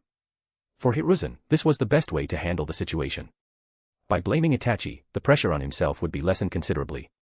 However, Hiruzen decided he needed to have a serious talk with Danzo about the Shisui Uchiha matter, and also warn Danzo not to cause further trouble. Knowing Danzo, if Hiruzen didn't warn him this time, Danzo would definitely stir up more problems behind the scenes. For instance, regarding the Umbu casualties this time, if Danzo decided to make an issue of it, even Hiruzen would find it incredibly troublesome to deal with. Chapter 319, Kushina, I'm going to bite you to death. Shin intercepted Shisui Uchiha shortly after leaving Konoha. Shin Uzumaki. Shisui glared at Shin with hatred, his killing intent palpable, his Mangekyo Sharingan fixed firmly on Shin. Such animosity. How touching. Shin chuckled, unconcerned by Shisui's hostility. Shisui was about to die permanently, no chance of being reanimated this time. Why are you targeting Konoha? Shisui demanded before attacking. Targeting Konoha? If that's what you think, then so be it. Shin didn't bother denying it, it was pointless. Susanoo. Shisui didn't waste words. Fueled by hatred, he couldn't suppress his rage. His green Susanoo, wielding its spiral sword, charged towards Shin. That's not a real Susanoo. Today, let me show you what a real Susanoo looks like. A pitch-black perfect body Susanoo materialized instantly. Its dark, malevolent form resembled a dark samurai emerged from the underworld. Shisui's attack struck Shin Susanoo but caused no damage whatsoever. The spiral sword, capable of piercing mountains, couldn't even scratch Shin Susanoo. Compared to a perfect Susanoo, yours is just a child's toy, a broken one, at that. Shin looked at Shisui's incomplete Susanoo, its lack of legs making it seem pathetic. A chakra katana materialized in the Susanoo's hand. Under Shin's control, it swung towards Shisui. Boom. The earth trembled. The forest where they stood was instantly cleaved in two by Shin's Susanoo, the scar extending for several kilometers. Shisui's Susanoo was naturally bisected. Shisui himself, within the Susanoo, was utterly obliterated. However, being in an Edo Tensei state, even complete physical destruction couldn't kill him. His body began to regenerate. Edo Tensei granted a form of immortality, no matter how destroyed, the body would reform. Of course, truth-seeking orbs and yin-yang release were exceptions. Truth-seeking orbs could completely erase reanimated beings, and yin-yang release black rods could permanently seal their movements. Because the destruction was so thorough, Shisui's regeneration was slow. It took several minutes for him to fully reform. Do you understand the gap between our strengths now? Shin asked the reformed Shisui. Shisui remained silent. He understood the difference all too well. Fortunately, he was reanimated, otherwise, he'd be beyond dead. He couldn't even withstand a single blow. How could he possibly seek revenge? Though Shisui hadn't expected much, the harsh reality was difficult to accept. Susanoo. Shisui activated Susanoo again and attacked Shin. Edo Tensei made him fearless of death, Shisui felt he could fight on. Not bad. You truly have courage. Shin watched Shisui with appreciation. After facing the devastating slash, anyone else would likely have lost the will to fight. Shisui's courage in attacking again was commendable. However, Shisui's bravery was undoubtedly fueled by his reanimated state and immunity to death. Shin would soon show him that even Edo Tensei wasn't a reliable crutch for courage. With a casual gesture, a truth-seeking orb appeared in Shin's hand. He tossed it towards Shisui. Truth-seeking orbs contained the power of all things in creation. Anyone without six paths power who touched them would vanish into nothingness. Edo Tensei bodies hit by truth-seeking orbs couldn't regenerate. The truth-seeking orb collided with Shisui's Susanoo, instantly piercing through it. The black sphere couldn't be blocked. Besides six paths power and senjutsu, no other force could withstand the power of truth-seeking orbs. Passing through the Susanoo's defense, the orb reached Shisui and instantly transformed into a massive black shroud, enveloping him completely. Shisui Uchiha was erased from existence. Truth-seeking orbs possess the power of all yin-yang and five elements, inflicting damage not only physically but also spiritually. This was why Edo Tensei couldn't recover, the soul itself was obliterated, making regeneration impossible. Done and dusted. Time to head back. Shin deactivated his Susanoo, preparing to return to the Land of Whirlpools. He hadn't informed the girls he was leaving this time. He wondered if they'd give him trouble. Well, I'll deal with it when I get back. Using Yamatsu Hirasaka, Shin returned to the Land of Whirlpools, arriving back home. Where did you run off to? As soon as Shin returned, Kushina confronted him, hands on her hips, asking irritably. Felt stuffy at home, so I went out for a stroll. Shin shrugged, sitting down calmly. Liar. You're lying. Kushina instantly saw through his lie. It definitely wasn't as simple as going for a stroll. You can tell. Shin looked at Kushina, surprised. Ha! So you were lying. I'm going to bite you to death. Kushina pounced on Shin, biting down without mercy. After a long while, Kushina finally released him. Seeing Shin's pained expression, Kushina wore a triumphant smile. No scent of another woman on him. Guess he wasn't cheating, Tsunade sniffed pointedly as she walked past Shin. Tsunade, you're going too far, accusing me of cheating. Shin pinched Tsunade's cheek, annoyed. You dare pinch my face? Do you want to die? Tsunade's eyes widened, a flash of displeasure crossing her face. Shin had gotten bold. Yeah, I pinched your face. Got a problem with it? If you do, let's go discuss it in the bedroom. Shin continued pinching Tsunade's cheek, completely unafraid of her anger. Tsunade was likely fuming but speechless. She glared at Shin resentfully. How dare he say such things? What will Kushina and the others think? Besides Kushina, Mikoto, Konan, and Mei Terumi, the two little girls, Hinata and Karen, were also present. He has no sense of propriety. Tsunade rolled her eyes irritably at Shin. So timid. Aren't you usually tough? Shouldn't you be confronting him head-on? Kushina, seeing Tsunade's embarrassment, felt a surge of satisfaction. She taunted Tsunade relentlessly. Chapter 320, Hinata, who's too shy. Kushina rubbed her cheeks, which were red not from shyness, but from Shin pinching them. Earlier, Kushina had deliberately provoked Tsunade, trying to start a fight. Shin, naturally, had to punish her a little. Damn it. I'll bite you to death next time. Kushina threatened Shin, flailing her arms. Mikoto, don't hold me back. I'll show him how fierce Kushina Uzumaki can be. I'm not holding you back. Go ahead, Mikoto said with a smile. Kushina looked at Mikoto resentfully. Why wasn't she playing along? Come here, Kushina. Let's see how you'll show me. Come on, why are you hiding so far away? Shin chuckled. I'm not going over there. I'm not an idiot. I won't walk right into your bullying. If you want to bully someone, go bully Mikoto. Kushina pointed at Mikoto, who was sitting right beside her. Mikoto's smile froze for a split second, then she shot Kushina a dark look. Under Mikoto's glare, Kushina felt a bit embarrassed, a pang of guilt rising within her. Shin and I, where did you actually go? Konan asked Shin curiously. To Konoha. It was quite lively there. The Uchiha clan launched a coup, then got wiped out. Shin told the girls. The Uchiha clan was wiped out. Mei Terumi exclaimed in surprise, then looked towards Mikoto. Mikoto's expression flickered for a moment, although she had left the Uchiha clan long ago and didn't have much attachment left, hearing this news still saddened her slightly. Why did the Uchiha clan launch a coup? Mikoto asked Shin. She didn't understand why the Uchiha, living in Konoha, would resort to such measures. Konoha's leadership had always marginalized the Uchiha clan. Perhaps the Uchiha couldn't endure it any longer, Tsunade answered before Shin could. She knew the situation well. Even before she left Konoha, the Uchiha clan had faced constant discrimination. In Tsunade's view, it was remarkable the Uchiha had lasted this long. The marginalization began long ago, even before Madara Uchiha's supposed death. Madara leaving Konoha was partly due to this. Hashirama Senju hadn't discriminated against the Uchiha, in fact, he treated them quite well. But his younger brother, Tobarama Senju, was different. Tobarama hated the Uchiha and naturally pushed them aside. Coupled with the Uchiha's poor relations with other clans, constant marginalization eventually led to an explosion. It was almost inevitable.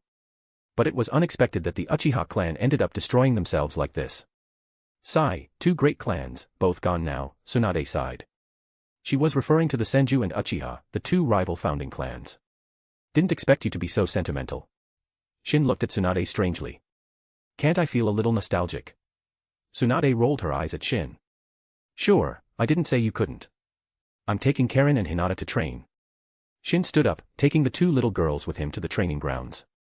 Hinata, have you learned the 8 trigrams 32 palms I taught you? Shin asked Hinata, looking down at her. Shin and I've learned it. Hinata replied, her face flushed red. Though she lived with Shin and the others now, she was still incredibly shy. Good job, Hinata. Shin patted Hinata's small head, praising her to boost her confidence. Being patted on the head by Shin, Hinata's face turned crimson. Steam seemed to rise from her head. She swayed unsteadily for a couple of steps, then fell backward. Seeing Hinata about to fall, Shin quickly caught her. Looking at the fainted Hinata, Shin sighed and rubbed his forehead. She didn't used to faint from shyness before. Why is she getting more shy as she gets older? Shin couldn't understand it. Karen, standing nearby, was unfazed. The first time she saw this happen, she had been terrified, thinking something terrible had happened to Hinata. But after witnessing it multiple times, she wasn't surprised anymore. We'll wait for Hinata to wake up before continuing her training. For now, I'll teach you. Shin looked at Karen, deciding to instruct her first. Okay, Shin-sama. Karen looked at Shin happily. Ever since Shin brought her back, Karen had always addressed him as Shin-sama. Even though Shin had corrected her several times, she hadn't changed. Have you learned the Rinnegan I taught you? Shin asked Karen. I've learned it. Karen then demonstrated her progress, using the Rinnegan to punch a hole through a large tree. Karen was only 8 years old, yet she had already learned the A-rank ninjutsu, Rinnegan. This was partly because the Rinnegan was relatively easy to learn compared to other A-rank techniques. Although your chakra reserves are considerable, Karen, teaching you S-rank jutsu now, you probably wouldn't be able to perform them. As an Uzumaki, Karen naturally had large chakra reserves. But being young, her reserves weren't yet sufficient for S-rank jutsu. For now, continue practicing the Rinnegan. You're not quite proficient yet. Then, I'll teach you the Uzumaki Clan sealing jutsu. The Uzumaki Clan's true specialty lay in Fuinjutsu. When people thought of the Uzumaki Clan, they typically thought of longevity, vast chakra reserves, and terrifying sealing techniques. Most powerful sealing techniques in the shinobi world originated from the Uzumaki Clan, after all. Sealing jutsu. Karen's face lit up with anticipation. She was eager for Shin to teach her. Until now, Shin had focused on teaching Karen ninjutsu, not Fuinjutsu. He wanted her to master one thing at a time, learning too much at once could lead to mastering nothing. Now that Karen had made progress in ninjutsu, she was ready to start learning Fuinjutsu. Practice the Rinnegan first. Then I'll teach you sealing jutsu, Shin said to the eager Karen with a smile. When you want to practice sealing jutsu later, you can ask Kushina to teach you. I'm sure Kushina would be happy to help, Shin added. Kushina enjoyed teaching. If Karen asked her for guidance on Fuinjutsu, Kushina would definitely agree enthusiastically. Can't Shin-sama teach me? Of course, I can teach you. But if I'm busy, you can ask Kushina. If I have time, naturally, I'll guide your training. Chapter 321, Itachi and Orochimaru. Shin returned to the Land of Whirlpools and began instructing Karen and Hinata. He paid little attention to events in the outside world. If anything truly significant happened, either White Zetsu or the third Reikage puppet, now controlled by Gyuki, would inform him. Meanwhile, Itachi Uchiha, having defected from Konoha, successfully evaded pursuit for several days and joined the Akatsuki. Obito had informed Nagato, and Pain brought Itachi into the organization. Obito also revealed to Nagato that Itachi was a spy. Nagato initially wanted to eliminate Itachi immediately to avoid future trouble. However, Obito dissuaded him. After all the effort he put into recruiting Itachi, killing him before he even contributes to the Akatsuki. Unacceptable. Even if Itachi had to be killed eventually, it should only happen after he had outlived his usefulness. Currently, Itachi was still valuable, Obito coveted his combat strength. Besides, knowing Itachi was a spy, if they still couldn't handle him, they'd be pathetic. So Itachi-kun has joined the Akatsuki. Orochimaru observed with a sinister smile. Itachi Uchiha glanced impassively at Orochimaru. They were somewhat acquainted from before. Orochimaru had taken an interest in the exceptionally talented young Itachi, even considering him a potential rival to Shin Uzumaki. To annihilate an entire clan at 13, especially the renowned Uchiha clan. I'm quite curious about your strength. Kakuzu remarked, sizing up Itachi. The Uchiha clan was legendary, Itachi's ability to wipe them out spoke volumes about his power. Even in its weakened state, the Uchiha clan was still considered one of the strongest in the shinobi world. I don't want to see infighting among the Akatsuki's core members. Pain intervened, sensing Kakuzu's intention to test Itachi. Pain didn't care about the expendable recruits absorbed into the Akatsuki, like Kakuzu's previous partners. Before Haiden joined, Kakuzu had gone through countless partners, most of whom he killed himself. Pain hadn't interfered, those members weren't considered core. They could be replaced at any time. But Kakuzu and Itachi were different. They were valuable tools. They couldn't be damaged, at least not before fulfilling their purpose. Kakuzu suppressed his impulse. Honestly, he only wanted to test Itachi out of boredom. Since killing the daimyo's son and Hiruzen's son, Kakuzu's situation had become precarious. He rarely took bounties from the black market anymore. Even after several years, Konoha ninja still pursued him relentlessly. Orochimaru looked disappointed. He really wanted to gauge Itachi's strength. Itachi's Mangekyo Sharingan. Orochimaru coveted it greatly. He had always desired the Sharingan. Obtaining the Rinnegan was difficult, perhaps impossible, so Orochimaru settled for the next best thing, the Mangekyo Sharingan. Shin Uzumaki once said that if brothers both awaken the Mangekyo Sharingan, transplanting a sibling's eyes can evolve it into the eternal Mangekyo Sharingan. Itachi Uchiha has a younger brother, doesn't he? Orochimaru thought to himself. This thought intensified Orochimaru's desire for Itachi's Mangekyo Sharingan. However, attacking Itachi would surely provoke Pain's wrath, forcing Orochimaru to defect from the Akatsuki. He hesitated, weighing his options. Orochimaru, what are you thinking? Sasori suddenly asked. His instincts told him Orochimaru was plotting something sinister. Sasori and Orochimaru were partners, but they disliked each other intensely. If not for Pain's authority, they would have likely fought already.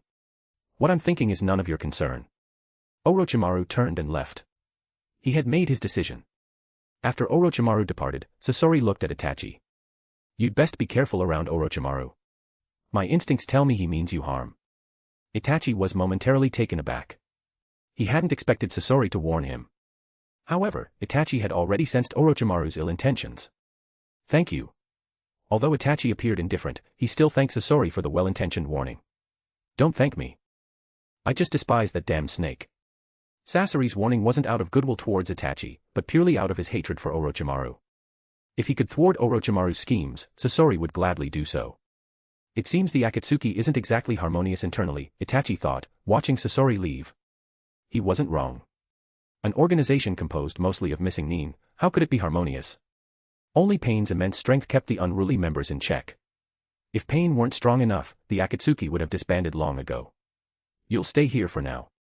We'll notify you when there's a mission, Pain instructed Itachi. Yes, leader. After Itachi acknowledged the order, Pain left. Itachi then returned to the quarters Pain had prepared for him. He felt utterly exhausted. Overusing the Mangekyo Sharingan a few days ago, the strain of Susanoo, and the relentless pursuit over the past few days had taken their toll. Konoha's pursuit had been genuine, they truly wanted to kill Itachi. The pursuers were Danzo's root ninja. Danzo wanted Shirsue's other eye, which Itachi now possessed. Furthermore, if Danzo could kill Itachi, he'd acquire another pair of Mangekyo Sharingan. How could Danzo not covet such powerful eyes? As Itachi arrived at his quarters, he found Orochimaru waiting inside. Orochimaru emanated a dangerous aura, his intentions were clearly hostile. Itachi immediately became wary. Facing Orochimaru, a veteran Kage-level shinobi and one of the Sannin, Itachi couldn't afford to be careless. Nice to meet you, Itachi-kun. Orochimaru's greedy, snake-like eyes fixed on Itachi. He licked his lips, a perverse smile spreading across his face, sending chills down one's spine. Chapter 322, Orochimaru defects from the Akatsuki. Itachi Uchiha looked coldly at Orochimaru. Orochimaru, what are you doing here? He asked flatly. It seems Itachi-kun doesn't welcome me. Orochimaru observed Itachi's icy expression, then licked his lips again. Itachi-kun, care to chat outside? Itachi considered for a moment, then nodded. Orochimaru was overjoyed. Honestly, Orochimaru hadn't expected Itachi to agree to go outside. He had been prepared to fight him right here. Then follow me. Orochimaru walked out, and Itachi followed without hesitation. Despite knowing Orochimaru's ill intentions, Itachi still went along. The two left the Akatsuki base and arrived at a nearby forest. The sky was overcast, a light drizzle falling, a characteristic feature of the Land of Rain, where it rained almost daily. Itachi, I'm surprised you followed me out here. Orochimaru turned back, greedily eyeing Itachi's eyes, wishing he could pluck them out right now. What is your purpose? Itachi asked calmly. Despite his weakened state, he remained composed. Your Sharingan, of course. Once I have your eyes, I'll find a way to help your younger brother awaken the Mangekyo Sharingan in the future. Then, I will possess a pair of eternal Mangekyo Sharingan. Thinking of the immense power of the eternal Mangekyo Sharingan, the greedy light in Orochimaru's eyes intensified. Immortality and power, these were the two most important things in Orochimaru's dictionary. He understood that power was necessary for survival. However, Orochimaru prioritized immortality above all else, power came second. Itachi Uchiha, your talent is exceptional. You would make an excellent vessel. Initially, Orochimaru had planned to kill Itachi and take his Sharingan, but now he changed his mind. He wanted Itachi to become his next host for reincarnation. Itachi, as a vessel, was 100 times better than Kimimaro. Orochimaru, how do you know the secret to awakening the eternal Mangekyo Sharingan? Itachi asked, frowning. Even Itachi himself had only learned this by studying countless Uchiha clan texts and deciphering the Uchiha stone tablet. I don't mind telling you. Shin Uzumaki told me, Orochimaru said casually. Shin Uzumaki. Itachi's brow furrowed tightly. Itachi-kun, though you are a genius, compared to Shin Uzumaki, you still fall far short. At the age of 12, he was already invincible in the shinobi world. As Orochimaru spoke, his eyes revealed a mix of envy and jealousy. He too had once been called a genius, but compared to Shin Uzumaki, the gap was immense. At 12, Shin Uzumaki could already dominate the Kage of the major villages. At 12, Orochimaru had only been a chunin. Orochimaru, is sneak attacking the only trick you know? A flash of cold light, a poisonous snake slithering towards Itachi from behind was decapitated. Orochimaru had deliberately talked about Shin Uzumaki to distract Itachi, while secretly controlling the snake to attack. If Itachi hadn't been vigilant enough, he would have fallen for it. How perceptive. You even noticed that. It seems Itachi-kun shouldn't be underestimated.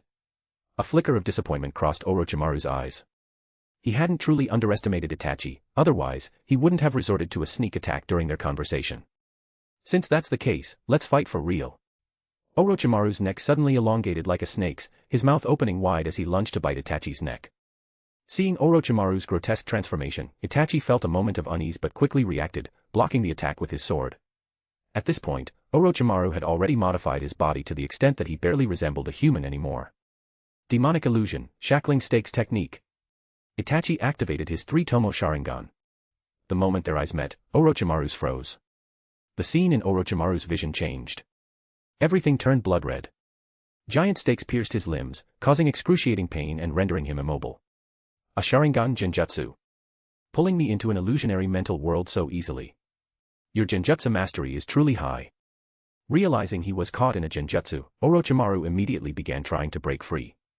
In the original story, Orochimaru was defeated by this very shackling stakes technique and subsequently left the Akatsuki. But would he be defeated so easily now? Orochimaru proved otherwise. He won't be taken down by a mere Genjutsu. Having anticipated Itachi's Genjutsu, Orochimaru was prepared. Breaking free from the illusion, Orochimaru spat out a sword from his mouth, the Kusanagi blade.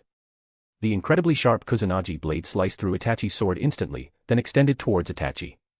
Substitution Jutsu. Using the substitution jutsu just in time, Itachi evaded the attack, reappearing on a distant tree branch, his gaze fixed tightly on Orochimaru. Unlike the original story where Orochimaru was defeated by a single Genjutsu, this time he hadn't fallen so easily. In fact, as a veteran Kage-level shinobi, how could Orochimaru be defeated by a simple Genjutsu? Even if his resistance to Genjutsu was poor, it wouldn't be that bad. Besides, Orochimaru hadn't undergone his body transfer reincarnation yet, his spirit hadn't suffered significant damage, and his resistance to Genjutsu wasn't weak. Itachi, you can't escape. Orochimaru formed hand seals and unleashed the 10,000 snakes formation. This technique was more akin to a summoning jutsu. Countless snakes surged towards Itachi. Anyone with trypophobia would likely faint at the sight. Even a normal person would probably pass out seeing so many snakes. Orochimaru, you've lost your chance. Itachi remained calm, unafraid. Orochimaru, I told you, infighting among core Akatsuki members is forbidden. Pain's icy voice echoed. Pain had warned him once before. Yet, Orochimaru had immediately disregarded his warning and attacked Itachi. This was a direct challenge to Pain's authority. Pain found out. Orochimaru glanced at Itachi. No wonder he was so calm. This little brat must have planned this. Orochimaru was certain Itachi had somehow alerted Pain. It seems I can no longer stay in the Akatsuki. Orochimaru turned to leave. Pain wouldn't let him off this time. Even just to make an example, Pain would punish him severely. Orochimaru, knowing his situation, chose to defect. Orochimaru, you intend to betray the Akatsuki.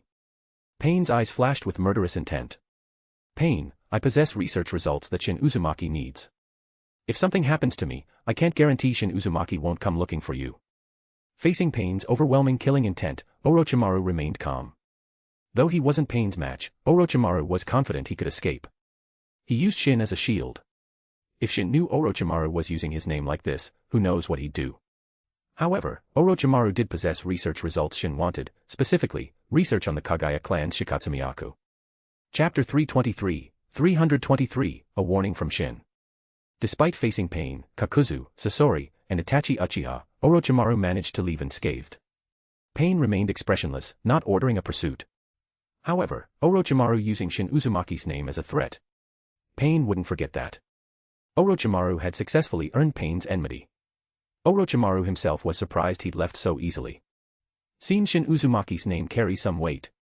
He knew he couldn't misuse Shin's name carelessly, otherwise, Shin himself might come looking for trouble.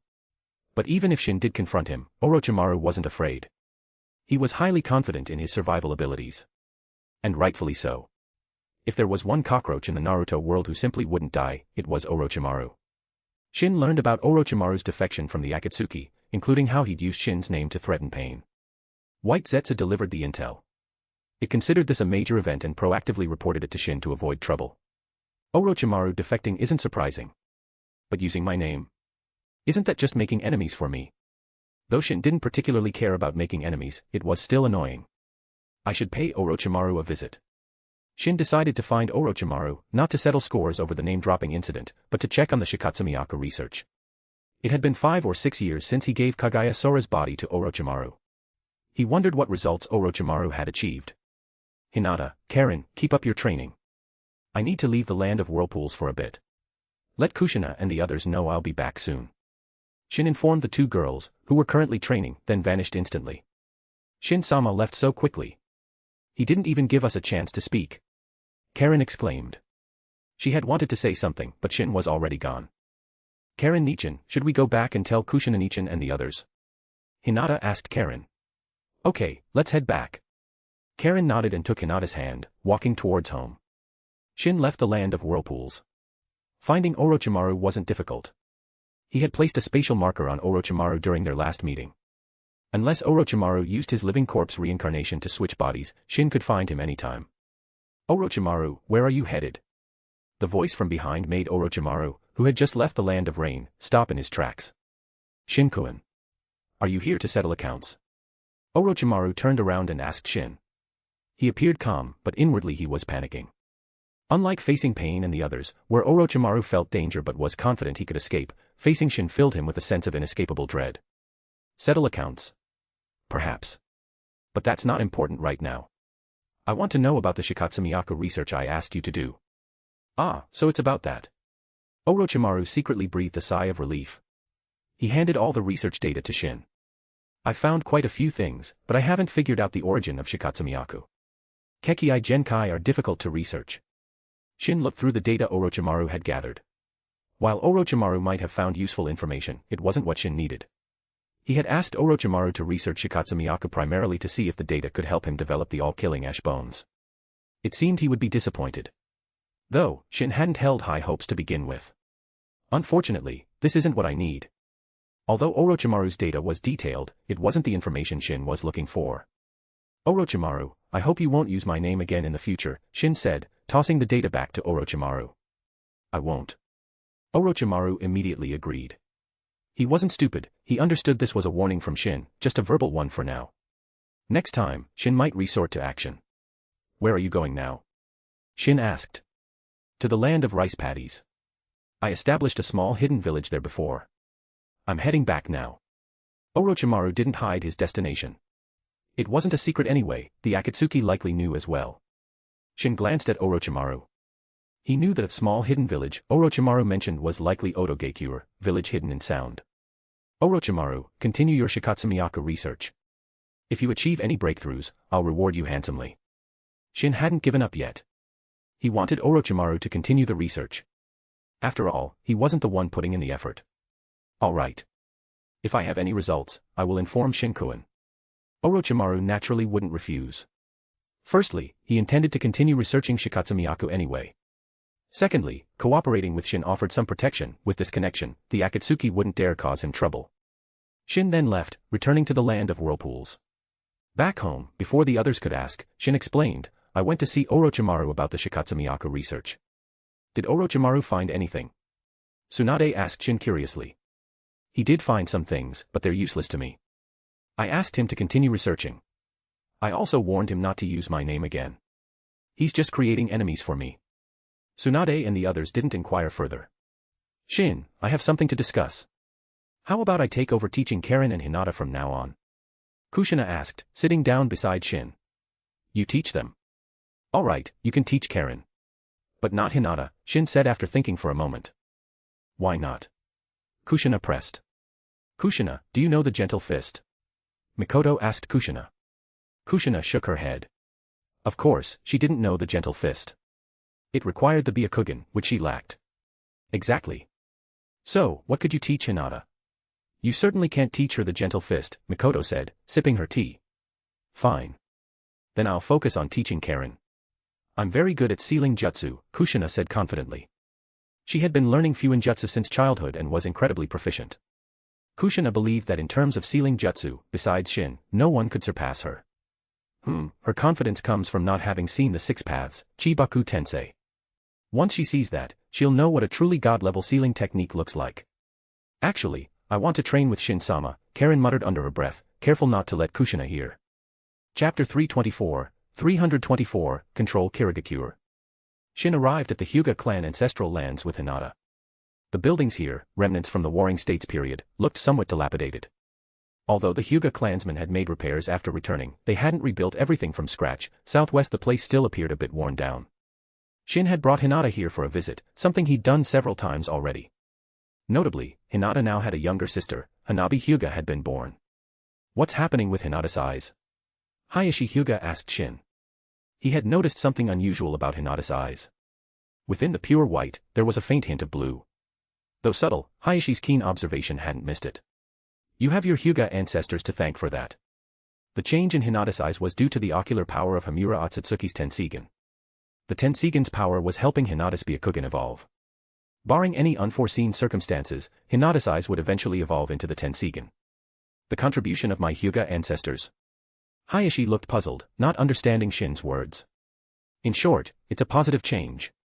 Hinata's Byakugan will evolve into the Tenseigan, but it will take time. While Shin and Hayashi were talking, Hinata returned, having just visited her mother and younger sister. Shin and I. Hinata ran over to Shin and sat down beside him. Hayashi, watching nearby, felt a pang of discomfort. His own daughter was closer to Shin Uzumaki, an outsider, than to him. It was a bitter feeling. Hinata, did you see your sister? Shin asked Hinata with a smile. Yes, Hanabi is very cute. Thinking of her sister Hanabi, Hinata couldn't help but smile. Could Hinata stay here for a few days? Hayashi asked Shin. That's up to Hinata. Ask her yourself. Shin gestured for Hayashi to ask Hinata directly. Though Shin suspected Hinata would likely refuse, he hoped Hayashi wouldn't be too disappointed. Hinata, what do you think? Hayashi looked at Hinata. Hinata looked up at Shin, then shook her head at Hayashi. Father, I think I'll go back with Shin and I.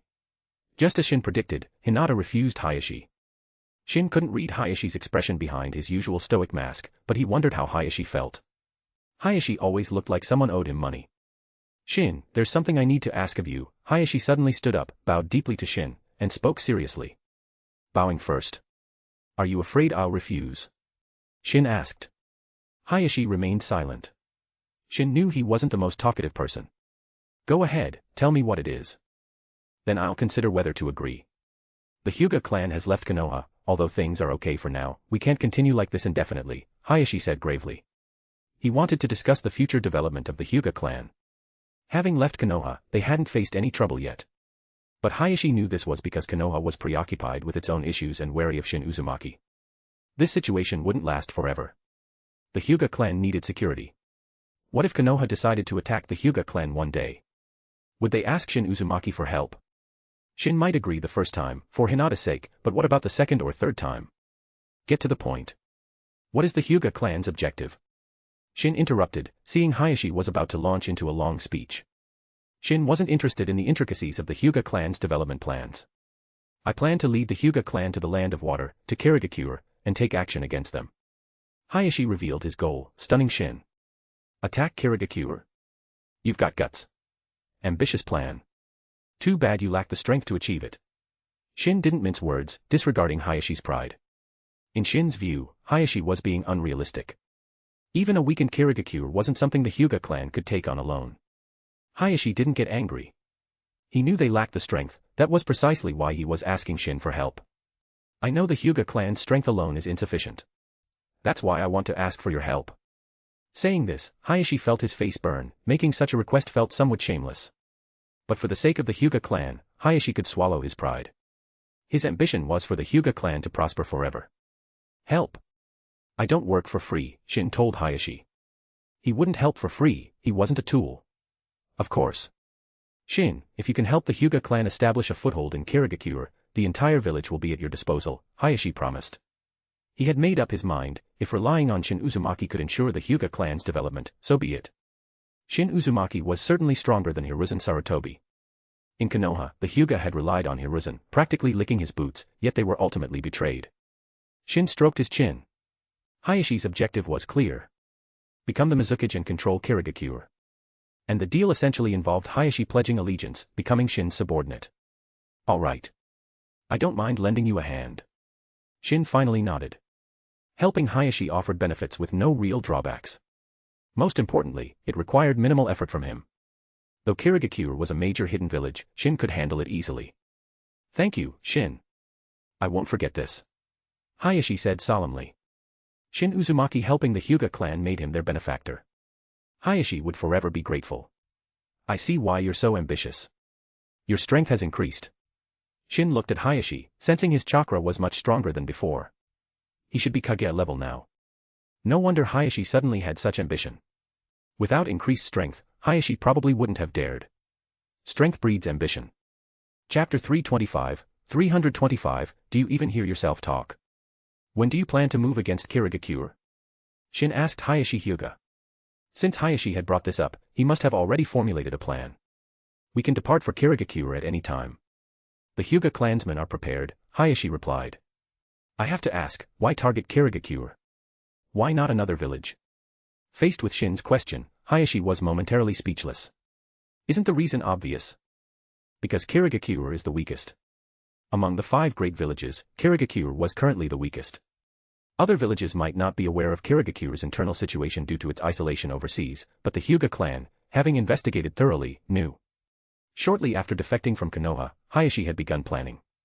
He dispatched clansmen to gather intelligence on all the major villages. Konoha was definitely out of the question, Hiruzen Sarutobi alone was too much for him. Iwagakure Zenoki was also a difficult opponent. Kumogakure boasted the strongest military force, Hayashi wasn't keen on testing the truth of that claim. As for Sunagakure, even if they could handle Suna, Hayashi looked down on them. The land of wind was vast, but mostly desert.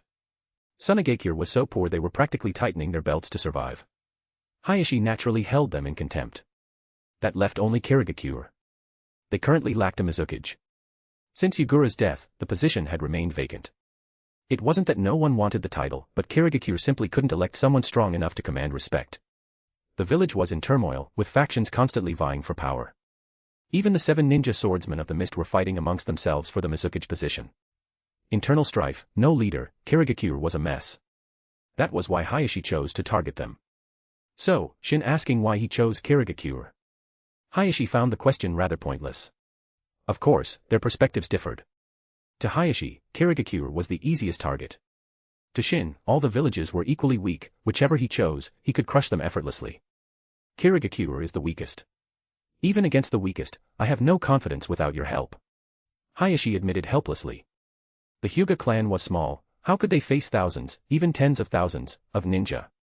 He didn't possess Shin Uzumaki's strength. Even considering attacking Kirigakure required immense courage from Hayashi. Then prepare. We head to Kirigakure now. Let's finish this quickly. Shin instructed Hayashi to prepare. Hayashi nodded and obediently went to make arrangements. In truth, they were already prepared. Hayashi was leading only the elite members of the Hyuga clan, bringing others would be useless. Shin, we're relying entirely on you this time, Hayashi said to Shin.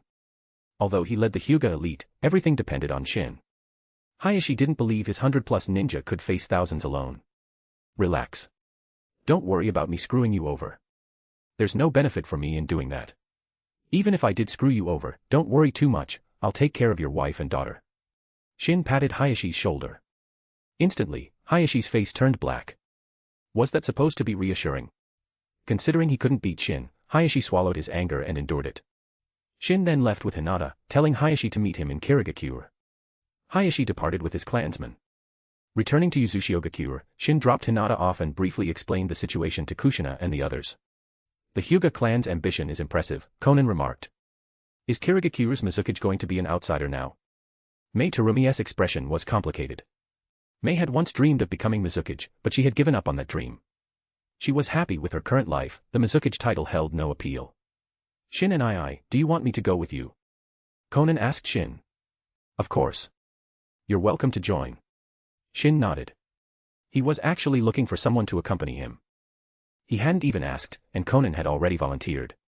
Shin then asked the other women. Tsunade and Mikoto expressed no interest. Mei Terumi didn't want to go, as it involved Kirigakure. As for Kushina, though she loved excitement, she felt teaching Karen was more important. Using Yamatsu Hirasaka, Shin appeared inside Kirigakure. He would wait there for Hayashi and his clansmen to arrive. Given their travel speed, they wouldn't arrive until evening at the earliest, and they wouldn't rush. Arriving exhausted wouldn't help them fight. Hayashi Hyuga really trusts you, Shin and Conan commented. Indeed, if Shin betrayed him now, the Hyuga clan would be finished. Conan, are you implying I'm untrustworthy? Shin pinched Conan's cheek. No. I didn't say that. Conan looked at Shin innocently. Yes, Conan didn't say it, but that's what she meant, right? Absolutely not. Conan firmly denied it, seeing Shin's mischievous expression. Her intuition told her admitting it would lead to being teased. Thinking about being teased by Shin, Conan blushed slightly. Strangely, she didn't seem to mind the idea, in fact, she almost looked forward to it. Conan, what are you thinking with your head down? Your face is so red. Don't tell me it's something inappropriate. Shin teased. And nothing. Conan ran ahead shyly, leaving Shin behind. Seeing her expression, Shin already knew the answer. He caught up to Conan. It was only midday, they had plenty of time before the Hyuga arrived. They might as well explore Kirigakure and find some local delicacies. Shin caught up to Conan and took her hand, strolling through Kirigakure. Conan felt a sweet warmth spread through her, holding his hand. She was glad she had come with him. It's been years since Yugura was killed, yet Kirigakure still hasn't chosen a new Mizukage. I wonder how the village is even functioning. Shin mused. Without a leader, who did the ninja listen to? Kirigakure must be in a dysfunctional state. Perhaps the Hyuga clan taking over would actually be good for Kirigakure. But for those currently holding power in Kirigakure, it definitely wouldn't be a good thing. Chapter 326, let me show you a real spectacle. Night fell. The Hyuga clansmen had arrived in the Land of Water and were now outside Kirigakure. Big brother, what now? Do we infiltrate Kirigakure? Hisashi asked Hayashi. Yes. We infiltrate now. Try not to be discovered. Hayashi nodded to Hisashi. They had come this far, there was no turning back. Big brother, what if Shin Uzumaki doesn't help us? Hisashi asked hesitantly. He still didn't fully trust Shin. I believe he won't deceive us. Unlike Hisashi, Hayashi trusted Shin implicitly. Without hesitation or apprehension, he led the Hyuga clansmen forward. Kirigakure, being isolated, generally didn't expect danger, so its defenses weren't particularly strict. Furthermore, the village was currently in turmoil. Hayashi led the elite Hyuga ninja, combined with Kirigakure's lax security, they infiltrated easily. The Byakugan was the ultimate reconnaissance tool, slipping in undetected wasn't surprising. We'll likely be discovered soon. Let's establish our battle plan now, Hayashi addressed his clansmen. Their large group and distinctive Hyuga features made discovery inevitable. As I mentioned before, our primary targets are Kirigakure's high-ranking ninja. We'll split into two groups. I'll lead one, the rest follow Hisashi. Hayashi's plan was clear. Not to conquer Kirigakure, but to eliminate its leadership and then seize control. To achieve their goal, the current Kiri leadership had to be removed. Meanwhile, Shin, savoring a seafood feast, finished the lobster meat Conan offered him. He clapped his hands. The Hyuga clan has arrived in Kirigakure. Shin's Kagura mind's eye, which encompassed the entire village, had detected the Hyuga the moment they entered. Let's go. Shin took Conan's hand and vanished from the restaurant. Instantly, they appeared before Hayashi Hyuga. Hayashi, startled by their sudden appearance, almost attacked instinctively. It's you, Shin.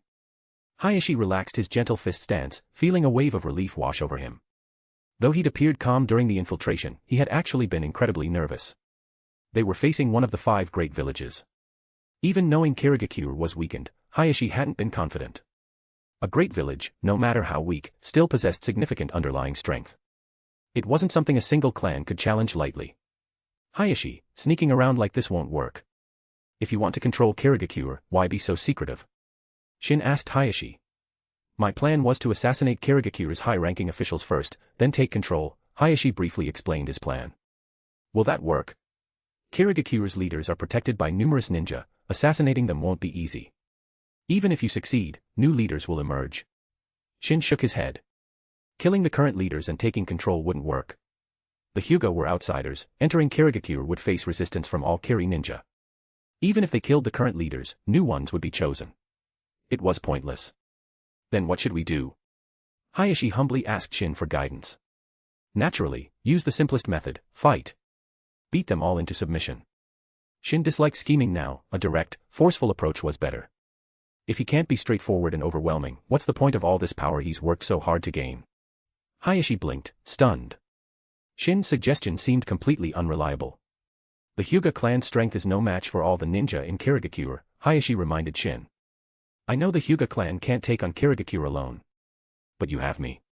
Since you swallowed your pride and asked for my help, I can't just sit back and watch. Shin wanted a simple, brutal resolution. End it quickly and go home. 8 trigrams, Mountain Crusher. Shin gathered chakra and thrust his palm forward. A chakra beam shot out, cutting across half of Kirigakure. Everything in its path disintegrated into dust. The Hyuga clansmen behind Hayashi gulped. If that attack had been aimed at them, their bodies wouldn't even leave ashes behind. Even Hayashi's mouth twitched uncontrollably. Isn't that our Hyuga clan's secret technique? How can it be so terrifyingly powerful? Hayashi knew this technique too, but his version compared to Shin Uzumaki's was like comparing a firefly to the moon. Go bring Hizashi here, Hayashi ordered a clansman, turning his head. Since Shin Uzumaki had done this, assassination was pointless. The entire village of Kirigakure had been alerted. Actually, your Hyuga clan's gentle fist has its merits. It's just that you're too weak to unleash its true power. Shin turned and said to Hayashi. His words pierced Hayashi's heart like daggers. Not just Hayashi, but all the Hyuga clansmen behind him felt a sting of resentment. Their secret technique, the gentle fist, had to be showcased by an outsider to reveal its true potential. It was incredibly frustrating. Shin didn't know that his provocation had inadvertently ignited a fierce determination within these Hyuga clansmen. They resolved to train diligently in the gentle fist. If Shin knew, he'd probably expect Hayashi to thank him for motivating his clan. What do we do next? Hayashi asked Shin. Before, Hayashi could still make decisions. But after Shin's display, he could only follow Shin's lead. Hayashi now saw Shin as their pillar of support. Without Shin, he wouldn't know how to face the Kiri ninja who were surely converging on them. What are you panicking about? You clearly haven't seen a real spectacle. Let me show you a real spectacle. Shin said calmly. Shin could remain calm, but Hayashi truly couldn't. They were about to face all the ninja in Kirigakure. The danger might be even greater than when they defected from Konoha. Back then, they only faced a small number of Konoha ninja, and their goal was just to leave. This was completely different. At this moment, Hayashi wondered, is Shin Uzumaki really reliable? Was trusting him a mistake? Though panicking inwardly, Hayashi forced himself to appear calm like Shin. He could be scared, but he couldn't show it. The Hyuga clansmen behind him were watching. This wasn't just about his own pride, it was about maintaining morale. Chapter 327, Mangetsu Hozuki. Big brother, what happened? Hizashi Hyuga, leading several dozen Hyuga clansmen, returned to find the aftermath of Shin's 8 trigrams, Mountain Crusher. He couldn't help but ask Hayashi what had transpired. Hayashi didn't speak, merely gesturing towards Shin Uzumaki nearby. Hizashi, you've changed quite a bit, Shin observed Hizashi.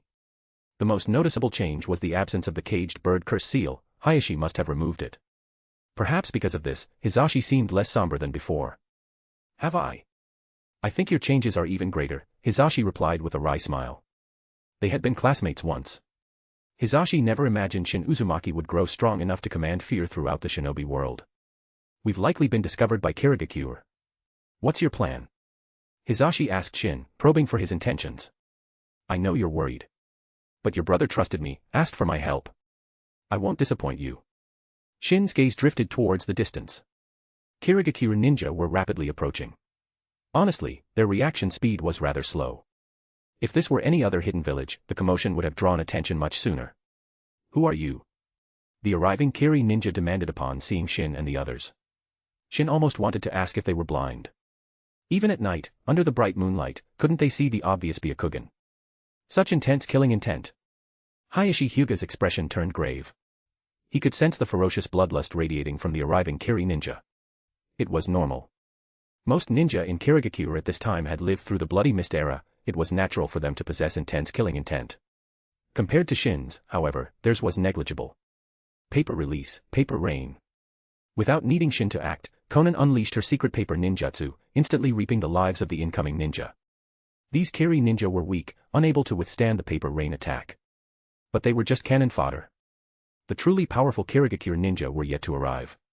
Shin didn't have to wait long. Kirigakure's high-ranking officials soon arrived, glaring murderously at Shin and his group. The Hyuga clan. Seeing the Hyuga, the Kiri leaders frowned. But when they saw Shin, their expressions turned to panic. Shin Uzumaki. Can't even speak properly. Shin looked disdainfully at a Kiri elder who had collapsed onto his backside in terror. Many in Kirigakure recognized Shin. They had suffered heavy losses at his hands, the third Mizukage had died by his blade. Even the Bloody Mist era orchestrated by Obito hadn't caused as much death and destruction in Kirigakure as Shin had. Since you know who I am, I'll spare you the pleasantries. From now on, Hayashi Hyuga is the Mizukage of Kirigakure. Who agrees? Who objects? Shin's expression was indifferent, his tone flat. The Kirigakure officials were enraged. I object. One of the Kiri elders immediately voiced his opposition. Paper spear. A spear formed from compressed paper instantly shot forward, piercing the objecting elder through the heart. Killing him instantly. Object to Shin'ai's words, and you die, Konan stated coolly. Hayashi Hyuga couldn't help but glance at Konan. This is Kirigakure. How dare you run wild here? Avenge the second elder. The enraged Kiri ninja ignored everything else and attacked Konan with ninjutsu. Shin, let me handle this, Konan said to Shin. If you want to, go ahead. Shin nodded. With Konan's strength, dealing with them would be effortless. Can she really handle it? Hayashi Hyuga couldn't help but question. More than 10 ninja had attacked simultaneously. Even he would have to evade such an assault. Flying Thunder God, Guiding Thunder. Konan used the Flying Thunder God technique, instantly redirecting all the water release attacks aimed at her. The Flying Thunder God technique. The Hyuga brothers' eyes nearly popped out of their sockets in shock. Thanks to Minato Namikaze, the Flying Thunder God technique was famous throughout the shinobi world.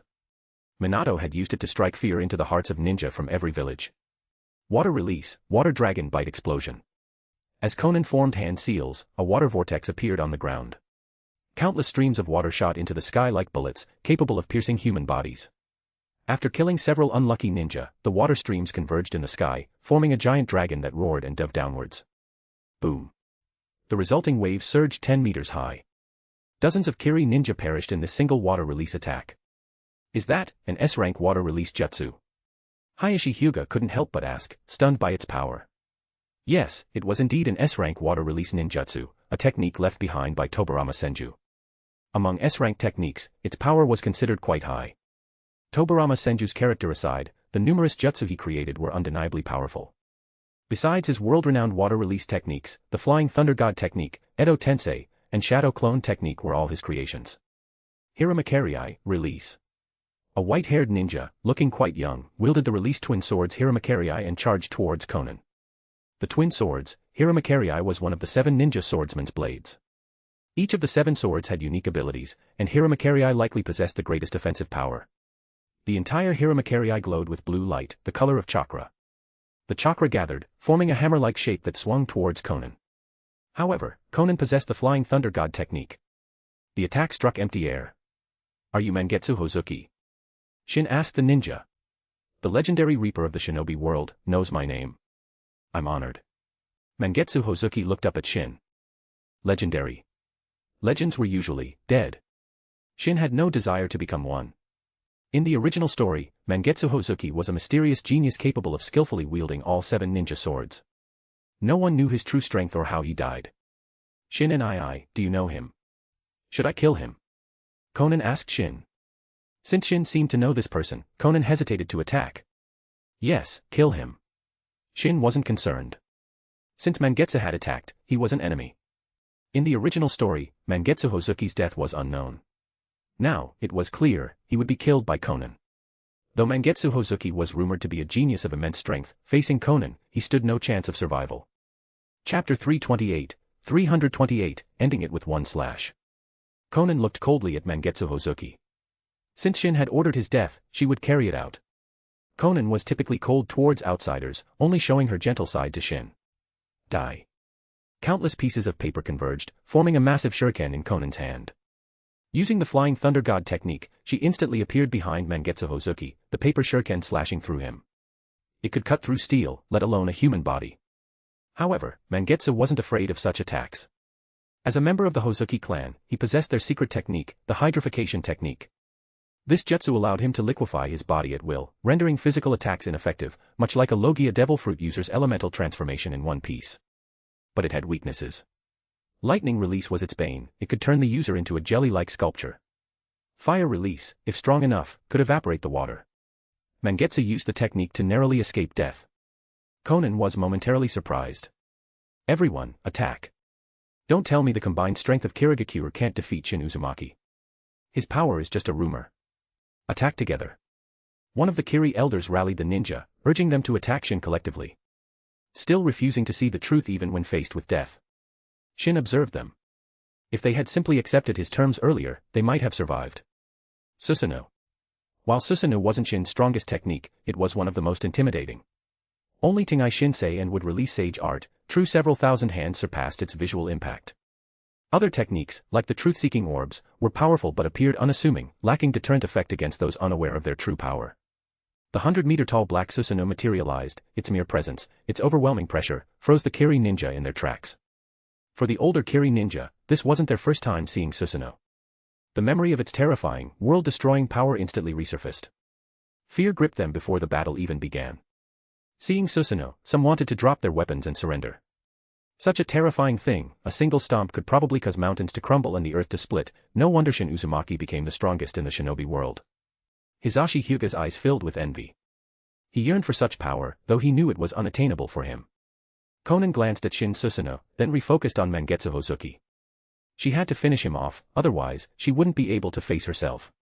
Fire release, Great Flame Rinnegan. A ball of fire radiating terrifying heat formed in Konan's hand. The air around it scorched instantly. Mangetsu's eyes filled with fear. Normally, he wouldn't fear fire release, water counters fire. But now, he wouldn't dare claim water countered fire. Sweat dripped down his face, his hydrification technique left him severely dehydrated. Mangetsu tried to flee, but Konan had already marked him with a Flying Thunder God formula. Escape was impossible. Teleporting behind Mangetsu, Konan slammed the orange fireball down. Mangetsu was instantly vaporized, leaving only the twin swords, Hiramakari clattering to the ground. Konan glanced at Hiramakari but ignored it. She had no interest in the ninja sword. Firstly, it wasn't aesthetically pleasing. Konan disliked strangely shaped weapons. Like most women, appearance mattered to her. This sword lacked visual appeal, so she didn't like it. As Konan finished off Mangetsu Hozuki, Shin controlled his Susanoo and swung its sword. The perfect body Susanoo could easily cleave mountains. The Kirigakure elders and other high-ranking officials were all killed in that single slash. More than half of the Kiri ninja who had rushed over perished. The very terrain of Kirigakure was altered by Shin's attack, a long canyon carved into the land. Hundreds of Kiri ninja had arrived, yet more than half were lost in a single strike. Shin had intentionally spared the survivors. If he had gotten serious, he could have sliced the entire village in half, resulting in far greater casualties. The surviving ninja knelt on the ground, their eyes vacant, devoid of light. Though this single strike hadn't killed them, it had shattered their courage. See? I told you it was simple. What else do you want to do? Shin deactivated Susanoo and addressed Hayashi Hyuga. Now was Hayashi's time to step up and subdue the remaining ninja. Honestly, if Shin's goal had been simply to deal with Kirigakure, rather than helping Hayashi take control, a single Super Shinra Tensei would have sufficed to level the entire village. Is it over just like that? Hayashi finally snapped back to reality. This was the first time he had witnessed Shin's true power firsthand. And what he saw might only be the tip of the iceberg. Yet even this glimpse filled Hayashi with utter dread. Now you just need to subdue them, then figure out how to handle the rest of the Kirigakure ninja. These were the elites of Kirigakure. If Hayashi could subdue them, the rest would likely follow. Hayashi nodded and approached the remaining Kiri ninja, attempting to win their allegiance. He had expected it to be difficult, but it turned out surprisingly easy. Perhaps terrified by Shin, they readily submitted to Hayashi. Handle the rest yourself. If you run into trouble you can't handle, come find me. I'll be staying in the village for a while. Shin informed Hayashi, then took Konan's hand and left. Now was the test of Hayashi's ability. If he couldn't manage this, even with Shin's help, it would be pointless. Kirigakure's top fighters were mostly eliminated. With the surrender of these remaining ninja, Hayashi now had the foundation to control the village. Shin paid no further attention, taking Konan to find an inn to rest. In the midst of Kirigakure's chaos, perhaps only Shin and Konan could remain so calm. The inn they found was deserted, even the owner had fled. Konan, it's just the two of us tonight. Rest well, Shin said with a smile, looking at the blushing Konan. Konan looked at Shin's slightly wicked smile and lowered her head, feeling a flutter of nervousness. Though they were practically a married couple by now, Konan still felt shy at moments like these. Shin, however, found Konan's shyness quite charming. Chapter 329, I think you two were having too much fun. A week passed in the blink of an eye. Shin and Konan had been in Kirigakure for 7 days. By now, the Hyuga clan had essentially taken control of the village. Initially, Hayashi Hyuga had been moving slowly, but Shin, growing impatient, used a large-scale genjutsu to hypnotize and subdue the remaining resistance, resolving the situation quickly. This left Hayashi feeling somewhat unnerved whenever he saw Shin. Hypnotizing and brainwashing thousands of people with genjutsu, it was terrifying. What level of mastery did one need to achieve such a feat? If Shin knew Hayashi's thoughts, he'd likely laugh. Compared to infinite Tsukuyomi, which can trap the entire world in an illusion, this is nothing. Didn't expect Kirigakure to have this kind of book. Shin held a book in his hand. Konan, curious, glanced over. As soon as she saw the cover, her face flushed red. Just from the title, she knew it wasn't wholesome literature. Indeed, it wasn't. It was the famous Ika Paradise, written by Jiraiya himself. Shopkeeper, I'll take this one. How much? Shin asked the bookstall owner. The book wasn't cheap, 100 ryo. Shin was surprised. Jiraiya must be making a fortune. Shin bought it anyway. He wasn't short on cash, the price didn't matter. He was genuinely curious about the contents of Ika Paradise. It was Kakashi Hataki's favorite book. Shin wanted to see what all the fuss was about. Shin and why did you buy a book like that? Konan looked at Shin, her image of him plummeting slightly. Ahem, just curious. Consider it a contribution to Jiraiya's royalties. You're saying this book was written by Jiraiya, one of the Sannin? Konan's expression turned peculiar. Jiraiya, who shared the title of Sannin with Tsunade, wrote this kind of book. What a degenerate. In fact, the Sannin were rather degenerate. Tsunade was better now, having reformed. If Tsunade still gambled, Shin would likely be bankrupt. No matter how much money he had, he couldn't keep up with her spending habits. Tsunade's gambling was basically just giving money away. She almost never won. Of course, if she did win, it usually meant big trouble was brewing. Let's go. Time to return to the Land of Whirlpools. The situation here was resolved. Shin didn't want to stay in Kirigakure any longer, the environment was unpleasant. Staying for a week, Shin finally understood why it was called the village hidden in the mist. 6 out of 7 days were foggy. Though the fog usually only appeared in the morning and evening, it was still uncomfortable. It wasn't smog from industrial pollution, but water vapor. While odorless, it left clothes damp and clingy. In comparison, the Land of Whirlpools, also an island nation, rarely experienced heavy fog. Shin found it much more pleasant than Kirigakure. Shin and do you think Kushina and the others will be angry when we get back? Konan asked Shin. Don't worry. They probably won't be angry, but definitely annoyed. After being gone for so long, Kushina and the others would likely be a bit upset. Let's head back first and see. Shin took Konan's hand, returning home. Space-time ninjutsu was truly convenient. We're back. Hearing Shin's voice, Hinata immediately ran out, her face beaming with joy. Shin and Hinata relied heavily on Shin, perhaps because he spent the most time with her. You finally decided to come back. If you hadn't returned soon, we were going to Kirigakure to drag you back. Kushina said, her voice laced with resentment. Just as expected, Kushina was annoyed. And she wasn't the only one. It couldn't be helped, we were busy with important matters, Shin said, sitting down. Important matters? You've lost yourselves in play, haven't you? Tsunade said, glancing pointedly at Shin. Shin, if you really wanted to come back, you could have taken a moment to visit, Mikoto added quietly. Shin rubbed his nose and decided not to explain further. Honestly, he and Konan had enjoyed their time in Kirigakure. Oh, by the way, Shin and bought. Before Konan could finish, Shin quickly covered her mouth.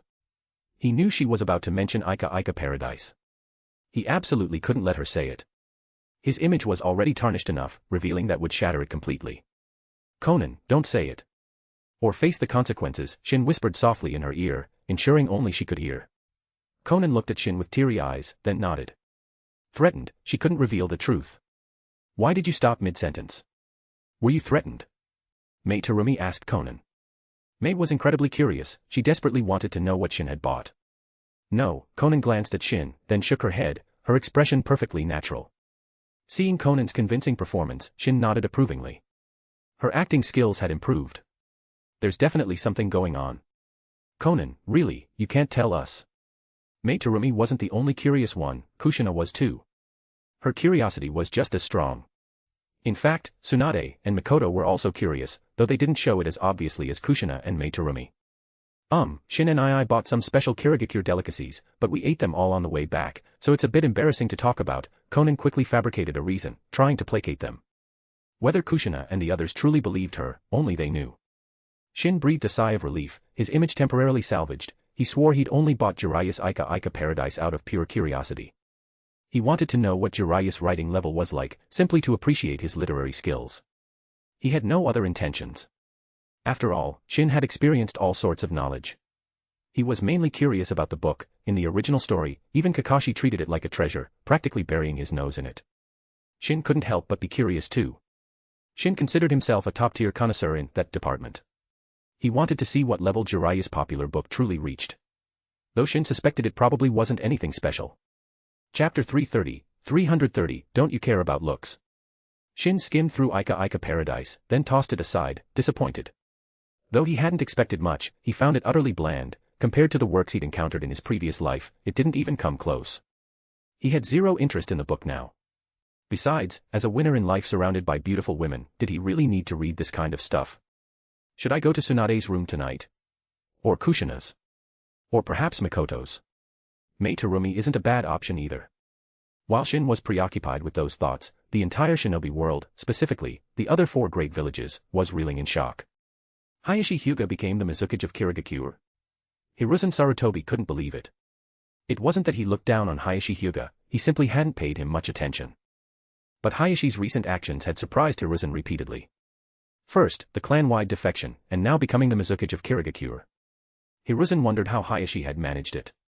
Shin Uzumaki must be involved. After contemplating for a while, Hiruzen concluded that Hayashi becoming Mizukage was definitely related to Shin Uzumaki. Otherwise, with Hayashi's strength alone, Hiruzen wouldn't believe for a second that he could become Mizukage. Danzo also received the news and felt incredibly resentful. That insignificant Hayashi Hyuga is actually doing better than him now. The Mizukage title was, after all, equal in status to the Hokage. Although Kirigakure's strength couldn't compare to Konoha's, their ranks were equivalent. Seeing someone he'd always looked down upon achieve such a position naturally infuriated Danzo. Anger needed an outlet. So, Danzo secretly plotted against Hiruzen Sarutobi, dispatching root operatives to assassinate him. Of course, Danzo's plan failed. Hiruzen Sarutobi, a renowned powerhouse, wasn't easily assassinated. Though Hiruzen knew Danzo was behind it, he ultimately did nothing. He lacked concrete proof, it was only suspicion. However, Hiruzen felt heartbroken. He considered Danzo an old friend, yet Danzo wanted him dead. The other major villages were also shocked by Hayashi Hyuga becoming Mizukage. What was going on in Kirigakure? Even if Hayashi led the Hyuga clan to join Kirigakure, they were still outsiders.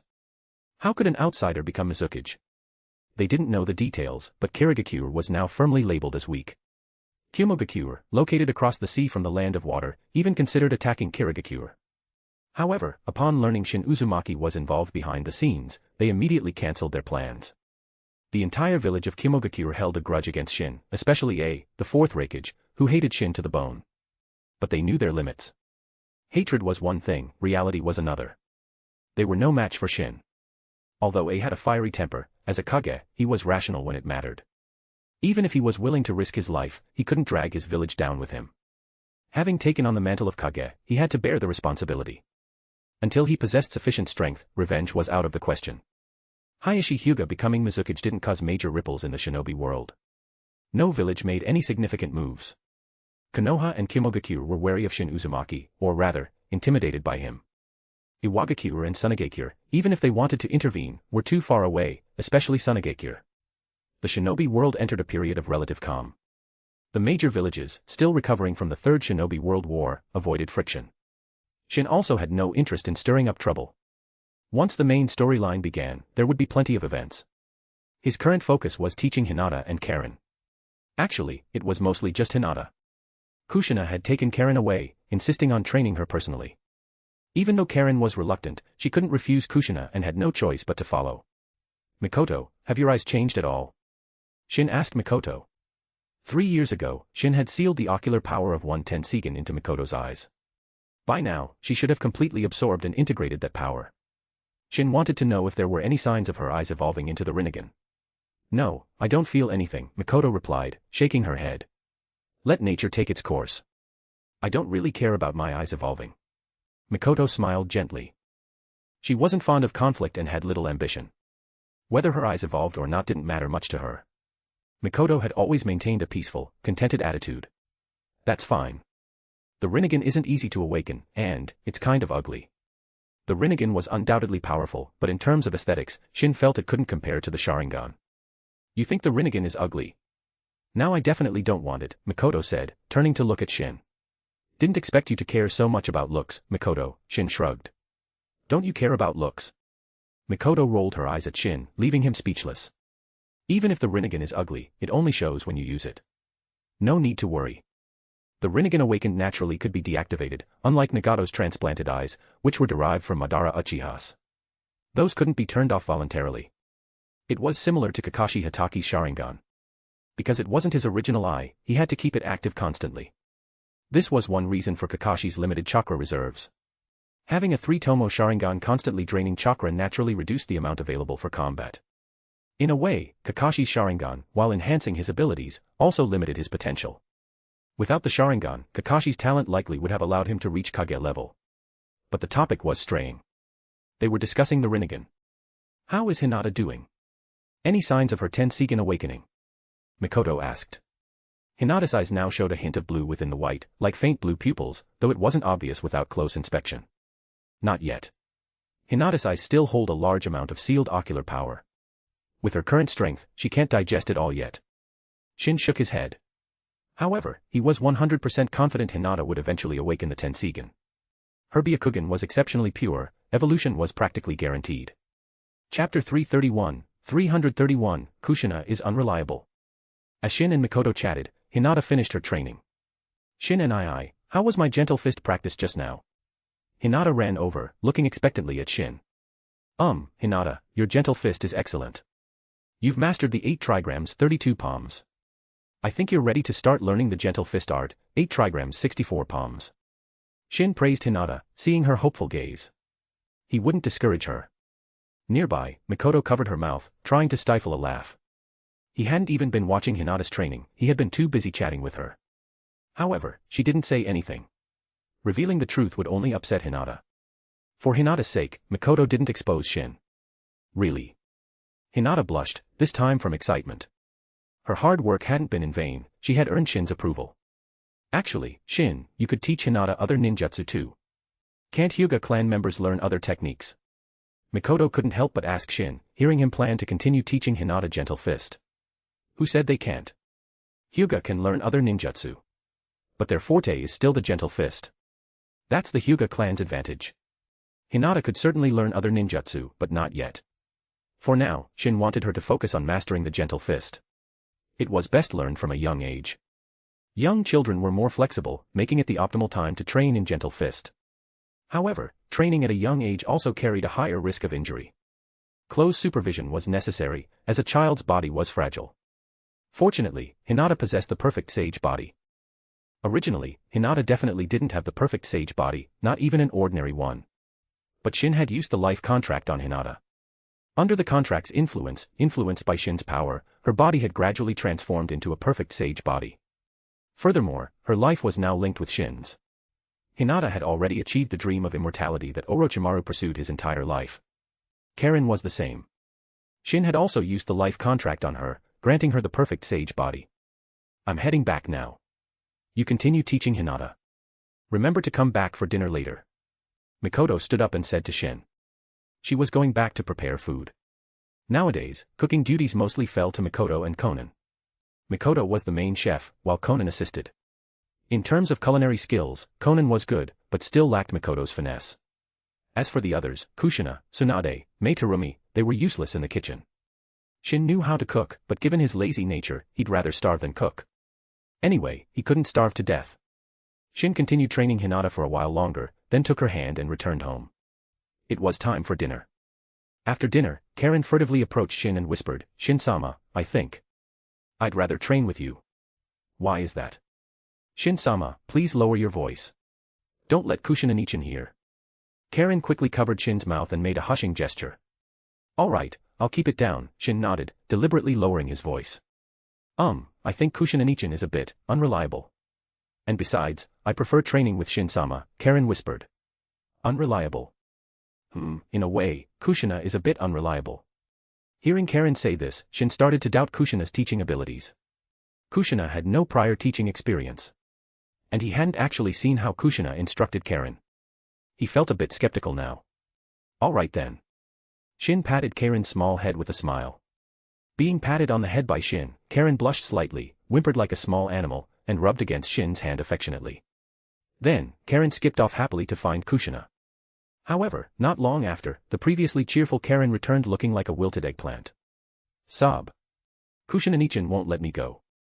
Karen had just discussed training with Shin instead, but Kushina had immediately refused. "Shin. Are you trying to steal my student?" Kushina rushed out angrily, confronting Shin. Well, considering you don't have any teaching experience, I thought it might be better for Karen to learn from me," Shin said, avoiding the word unreliable. Kushina stroked her chin thoughtfully. It was true, she sometimes struggled to explain things to Karen. Some things she knew how to do and found simple, but explaining them to others proved difficult. "How about this? Kushina, you train Karen alongside me," Shin suggested. "Fine." Kushina and Shin had a tacit understanding. She knew Shin meant she could learn how to teach by observing him. Later, while jointly training Karen, Shin finally understood why Karen called Kushina unreliable. When explaining theoretical knowledge, Kushina's explanations were chaotic. To be precise, her verbal expression skills were poor. Furthermore, she skipped the foundational sealing techniques and jumped straight to advanced ones. In some ways, Kushina truly wasn't suited for teaching. Yet, Kushina loved being a teacher. There was nothing Shin could do but let Kushina learn alongside him. Kushina was quite serious this time, even taking notes. As evening approached, they headed back. Just as they returned to the cabin, a fragrant aroma wafted out. "Smells so good. My mouth is watering." Kushina couldn't help but exclaim. "No need to state the obvious, Kushina. Your drool is already dripping," Shin said, looking at her with amusement. Kushina awkwardly wiped her mouth, then pounced on Shin and bit him. "Can you please mind your image? You're being too unruly," Shin said with a helpless expression. "I'm so envious," Karen muttered, looking at Kushina. Hinata, standing nearby, heard Karen and looked up at her, then touched her own hair, unsure what Karen was envious about. Kushina, letting go of Shin, suddenly remembered her role as a teacher. She had to maintain a certain image, at least in front of Karen. Seeing Kushina suddenly become composed and dignified, Shin felt a bit strange. "Did the sun rise from the west? What are you looking at?" Kushina asked, slightly annoyed by Shin's strange gaze. "I think I preferred the previous you better." "This feels a bit fake," Shin commented to Kushina. Chapter 332, Shin, the Utterly Depraved. Inside Karen's room, she huddled under the covers, clutching a book. "Shin-sama." Karen murmured dreamily, her face flushed an unnatural red. "Karen, are you in there?" Hinata pushed open Karen's door and walked in, looking curiously at Karen, who was still nestled in bed. "Ah." Karen jumped, startled, quickly looking at Hinata and frantically hiding the book under her covers. "Oh, it's you, Hinata. What is it?" "I came to get you for breakfast." "Are you sick? Why did you wake up so late today?" Hinata asked Karen with concern. "No, I'll get up right away." "Hinata, could you wait outside?" "Oh, okay. Hurry up then, or breakfast will get cold." Hinata nodded, left Karen's room, and gently closed the door behind her. Once Hinata left, Karen let out a long sigh of relief and pulled out the hidden book. Ika Paradise. Yes, it was the very copy Shin had bought. One day, while helping Shin clean his room, Karen had spotted the book. Curiosity getting the better of her, she couldn't resist opening it. After that, she was hooked. She even secretly borrowed the book. Shin had no idea. After satisfying his initial curiosity and skimming the contents, he had completely forgotten about it. So, he didn't notice Karen had taken it. If Shin knew, he'd probably die of embarrassment. This was truly a transgression. Karen carefully hid the book again, tidied herself up, and left the room, her face still flushed. As for why she was blushing, she definitely wouldn't admit she'd just been fantasizing about Shin while reading the book. Are you sure you're not sick? Hinata looked at Karen's flushed face. She looked feverish, why else would her face be so red? No, it's just a bit hot, Karen quickly waved her hands dismissively. Oh. Hinata nodded, then wondered, what was Karen hiding earlier? Hinata had seen Karen hastily hide something when she entered the room, piquing her curiosity. At breakfast, Shin and the others also noticed Karen's unusual state and asked about it, but Karen managed to brush off their concerns. After breakfast, Kushina took Karen out to test her progress in sealing jutsu. Hinata, however, was given the day off to rest.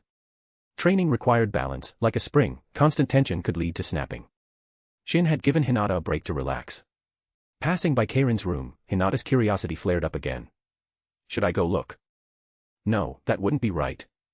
Hinata felt it was wrong to pry, but her curiosity was too strong. Just one peek, she convinced herself. Hinata's curiosity wasn't small.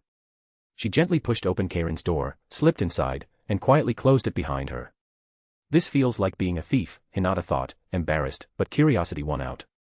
Suppressing her unease, Hinata carefully began searching. Perhaps because Karen hadn't hidden it very well, Hinata actually found it. Ica Paradise. Just reading the title on the cover made Hinata's face turn beet red. White steam, seemingly water vapor, puffed from the top of her head. With a final thud, Hinata collapsed to the floor, unconscious. No one knew Hinata had fainted until Karen returned later, opened her door, and found her passed out. Hinata was still unconscious. Hinata, what happened? Karen cried out nervously, rushing over to Hinata. Karen's shouts alerted Shin and the others, who immediately rushed over. What happened to Hinata? Shin asked Karen as soon as he entered the room. But then he saw the book in Hinata's hand, and his voice trailed off. He instantly understood how Hinata had fainted. It was definitely from sheer embarrassment. Even though Shin had tried to help Hinata overcome her shyness, and she had indeed improved, she was still incredibly shy. Seeing this book must have caused her to faint from embarrassment. Of course, Shin didn't realize Hinata hadn't even read the contents, just seeing the title was enough to make her pass out. How did this book end up here? Shin muttered quietly. Honestly, he'd forgotten all about it. Karen, meanwhile, was the most flustered, covering her face, wishing the ground would swallow her whole. Utterly mortified. This book. Kushina picked it up and flipped through it, her expression instantly turning peculiar. What book is it? Tsunade asked Kushina. A forbidden book, Kushina handed it to Tsunade. Well, the title pretty much gave it away. Isn't this the book Shin and I bought? Konan looked at the familiar book and blurted it out, causing Kushina, Tsunade, Mikoto, and Mei Terumi to turn their gazes simultaneously towards Shin. Shin shot Konan a dark look. Couldn't she have just kept quiet? Shin and I, don't tell me you gave this book to Karen to read. Konan asked Shin, shocked. Since it was found in Karen's room, Konan naturally suspected this. No. I secretly took it from Shin-sama's room, Karen confessed immediately, then lowered her head, wishing she could disappear into a crack in the floor. Karen, you took it from Shin's room. Kushina and the others stared at Karen in astonishment. This evil thing should be burned. Mikoto snatched the Ica Paradise book and incinerated it with a burst of fire, then glared pointedly at Shin. Truly depraved. He must be severely punished, Mei Terumi added with a huff. Please don't blame Shin-sama. It was my fault. I took it secretly. Karen immediately spoke up for Shin. Shin looked at Karen, feeling touched. Karen really is a good kid. Hinata, you're awake. Just then, Hinata regained consciousness. Kushina and the others temporarily forgot about Shin and turned their attention to Hinata. Hinata, initially groggy, quickly remembered everything, and her face instantly turned red again. Hinata, please don't faint again. Shin quickly said to Hinata, seeing her looking like she was about to pass out once more. Chapter 333, Shin, all right, I admit it. In the living room, Hinata sat with her head lowered, barely managing to stay conscious. I'm sorry, Karen, Hinata apologized to Karen. This was indeed her fault, and Hinata felt terrible about it. Karen felt a bit frustrated too, but she didn't blame Hinata. Sigh, now that Ica Paradise is gone. Though no one realized it, Karen was actually mourning the loss of the book Mikoto had burned. Shin, buying that kind of book, you're despicable. Tsunade looked at Shin with disdain. I only bought it out of curiosity, okay? It's Jiraiya's book, I just wanted to see how he wrote. Honestly, Jiraiya's writing isn't even that good. If I wrote it, it would be 100 times better. Shin struck a confident pose. This wasn't blind arrogance, he had the confidence born from experiencing countless works in his previous life. Really, Shin-sama? Then have you considered writing one? Karen asked, her eyes sparkling. Karen, what kind of attitude is that? Show some remorse. Shin scolded her sternly. Don't lecture Karen. What about you? Are you proud of yourself? Tsunade smacked Shin, exasperated. Right now, both Shin and Karen were culprits, but in the eyes of the women, Shin's offense was far more serious, practically warranting a trial. By the way, you said that Jiraiya wrote this. Tsunade suddenly focused on that point. If Jiraiya really wrote it, it wasn't entirely impossible. Knowing him, he was capable of such things. Yes, Jiraiya wrote it. And it sells quite well in the shinobi world. Then Shin-sama, have you considered writing a book to make money? If you do, I'll definitely be your loyal fan. Karen suggested to Shin. After the initial embarrassment, Karen seemed to have let go of her inhibitions, not feeling shy at all. She even seemed eager for Shin to write something similar. If he writes a story with a male protagonist based on Shin-sama, and a female protagonist based on me, that would be wonderful, Karen thought dreamily. Don't think about such inappropriate things at your age. Kushina tapped Karen's head, causing Karen to crouch down in pain. This is all your fault, Kushina said pointedly to Shin. Shin looked at Karen, feeling a headache coming on. Karen already had a bit of a fangirl personality, after reading Ika Ika Paradise, would she turn into a full-blown fujoshi or something? Shin felt he needed to properly guide Karen in the future. All right, it's all my fault. I admit it. How do you plan to punish me? From now on, you're in charge of cleaning the house. And you'll do the laundry too, Kushina declared. Fine, I accept. Shin shrugged nonchalantly. Cleaning was easy, he could use shadow clones to finish in an instant. It was no big deal. Cleaning, I accept. But doing your laundry? Forget it. You're bargaining now.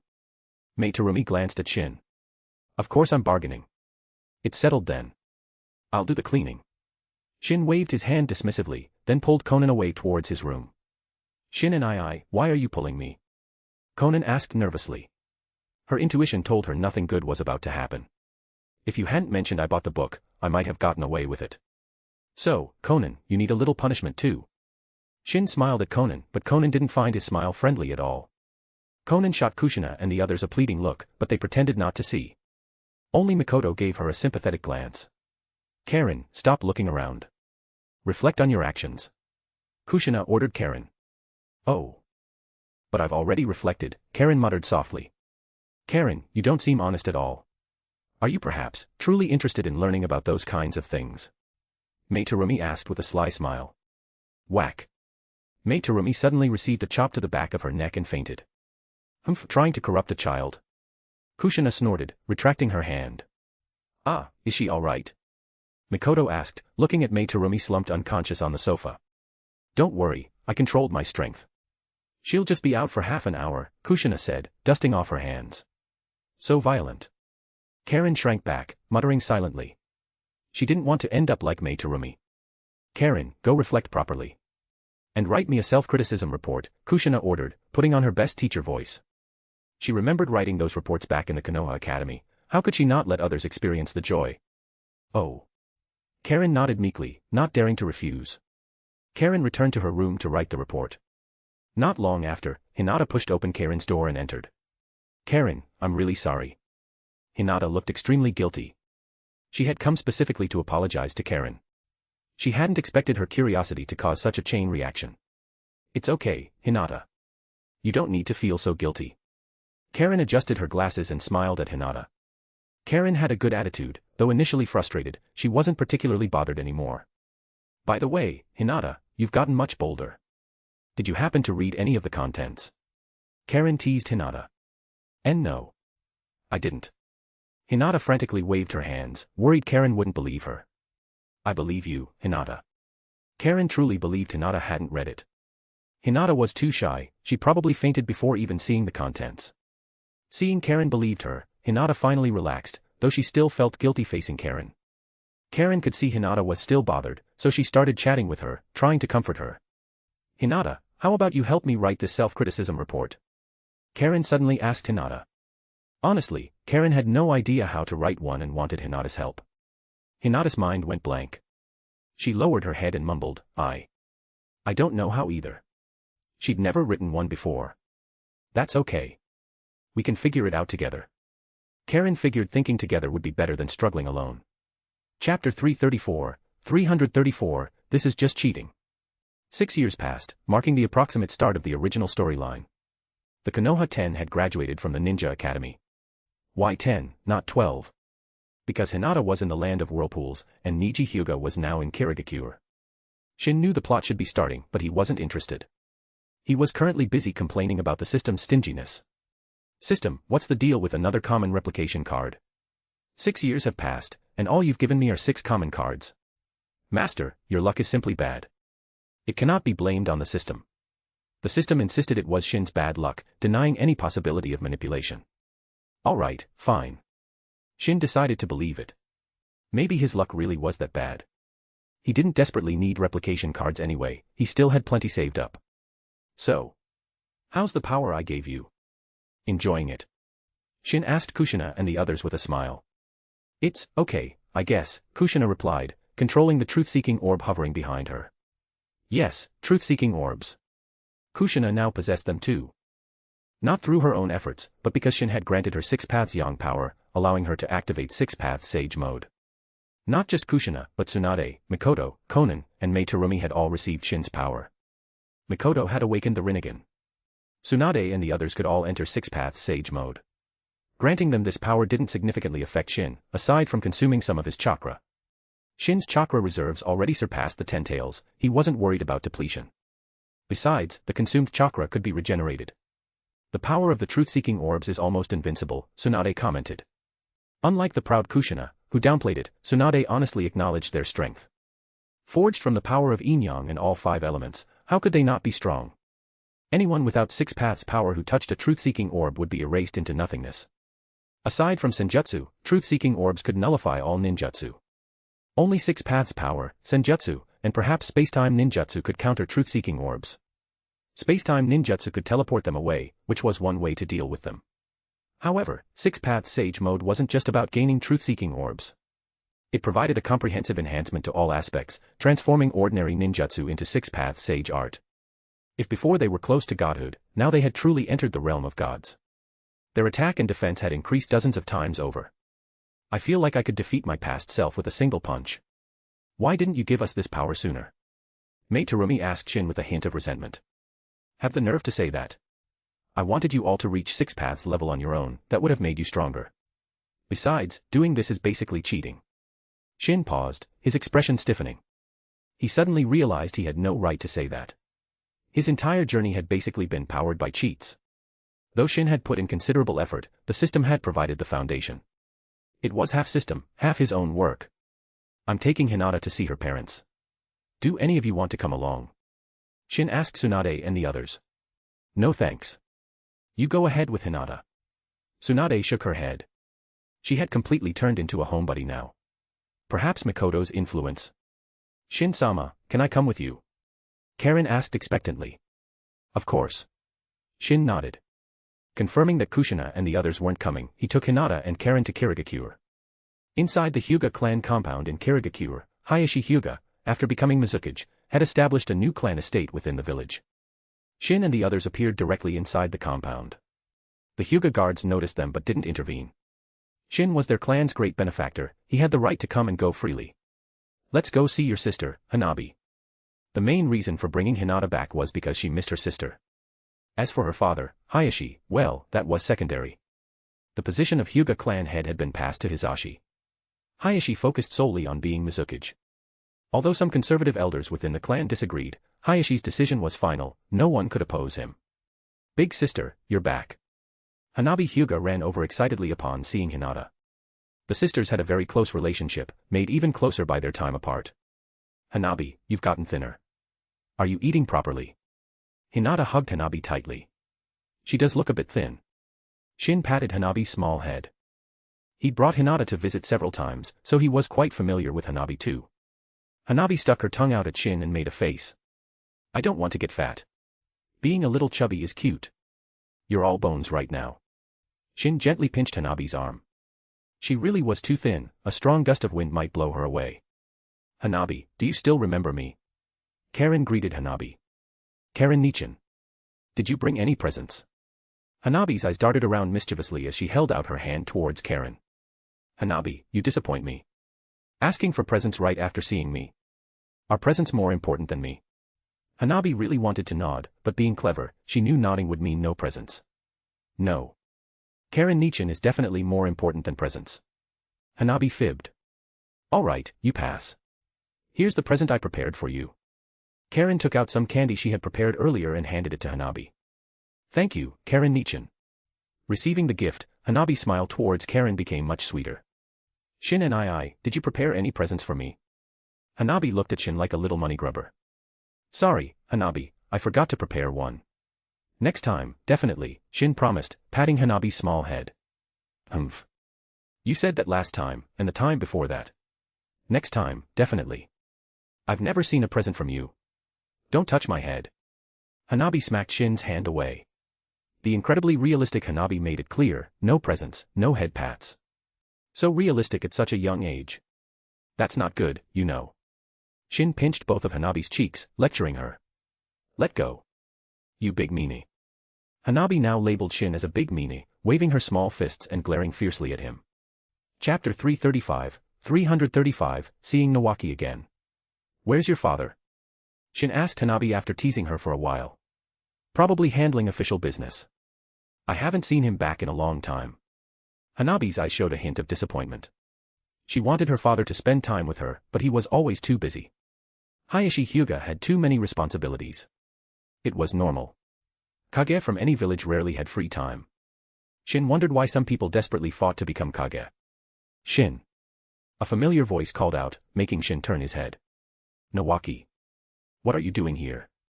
Shin was surprised to see Nawaki waving at him from a distance. He hadn't expected to run into him here. Hisashi invited me over. What about you, Shin? Nawaki ran over with a wide grin. I brought Hinata back for a family visit. Aren't you running a business now? What are you doing here? Did you expand your business to this side? Shin hadn't seen Nawaki in several years. The last time they met, Nawaki was planning to start a business and become a boss. Hearing Shin's question, Nawaki's expression turned awkward. He scratched his head and said glumly, went bankrupt. Lost everything. After painstakingly earning a large sum of money on the black market, Nawaki had planned to settle down and run a small business. However, Nawaki had no business acumen. In the end, he lost all the money he'd earned. Then he ran into Hisashi, who invited him to Kirigakure. Learning about Nawaki's situation, Shin gave him a sympathetic look. A ninja trying to run a business. It'd be strange if you didn't lose money. Shin didn't know what Nawaki had been thinking. Back then, Shin had already thought Nawaki's business venture was unreliable and even tried to dissuade him. But Nawaki, filled with inexplicable confidence at the time, had firmly believed he could make money. Now, he was gloriously bankrupt. So what are your plans now? Shin asked Nawaki. I'll stay in Kirigakure for a while. Nawaki didn't have any specific plans at the moment. As for taking bounties on the black market again, Nawaki didn't want to go back to that life. For now, he'd stick with his old teammate and figure things out later. Hisashi Hyuga was Nawaki's former teammate. Back then, Nawaki's team consisted of Hisashi Hyuga and Kai Uzumaki. Interestingly, aside from the deceased Kai Uzumaki, everyone else from his team, including their Jonin leader Orochimaru, had become Konoha Missing Nin. Well, Hisashi Hyuga had probably shed the Missing Nin title now, having joined Kirigakure. But in the eyes of Konoha, Hisashi was likely still considered a traitor. Not long after, Hayashi Hyuga returned. Having been away for half a month, Hayashi immediately rushed back from the Mizukage Tower upon hearing Shin had arrived. Shin, why did you come? Is something wrong? Hayashi asked Shin. I brought Hinata back for a family visit, Shin replied, patting Hinata's back. Father. Hinata looked at Hayashi. Hayashi looked back at Hinata. Compared to their last meeting, Hinata had changed significantly, especially her eyes.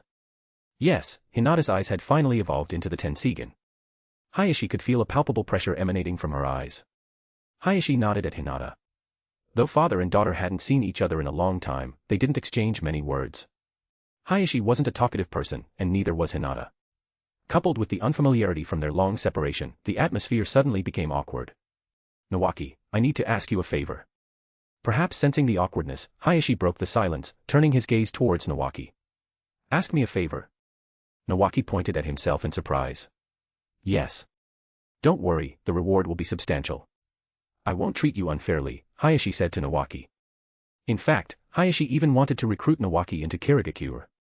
After all, Nawaki was an incredibly strong fighter. What is it? Hearing the promise of a substantial reward, Nawaki rubbed his hands together, a grin spreading across his face. Ew, so creepy. Hanabi shuddered, looking at Nawaki's sudden grin with disgust. Hanabi, don't be rude. Apologize quickly. Hayashi scolded Hanabi sternly. Oh, sorry. Hanabi lowered her head. She was quite afraid of her father. Nawaki rubbed his nose. Being called creepy by a little girl. Nawaki felt his heart sink, though he wasn't actually angry. Honestly, you did look a bit creepy just now. Pay attention to your image in the future, or you'll embarrass your sister too, Shin said, patting Nawaki's shoulder. If Hanabi hadn't pointed it out, Shin would have. My sister? How is she doing? She hasn't even visited me. Has she forgotten about her little brother? Nawaki grumbled.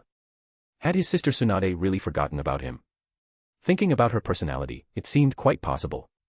She probably forgot about you, Shin said with a smile. Can you let me finish first? Hayashi interrupted, seeing the topic straying. He then shot a glare at his daughter Hanabi. It was all her fault for derailing the conversation. Oh, go ahead. Nawaki looked at Hayashi.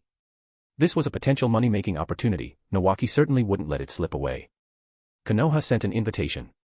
The third Hokage invited Kirigakure to participate in the upcoming Chunin exams.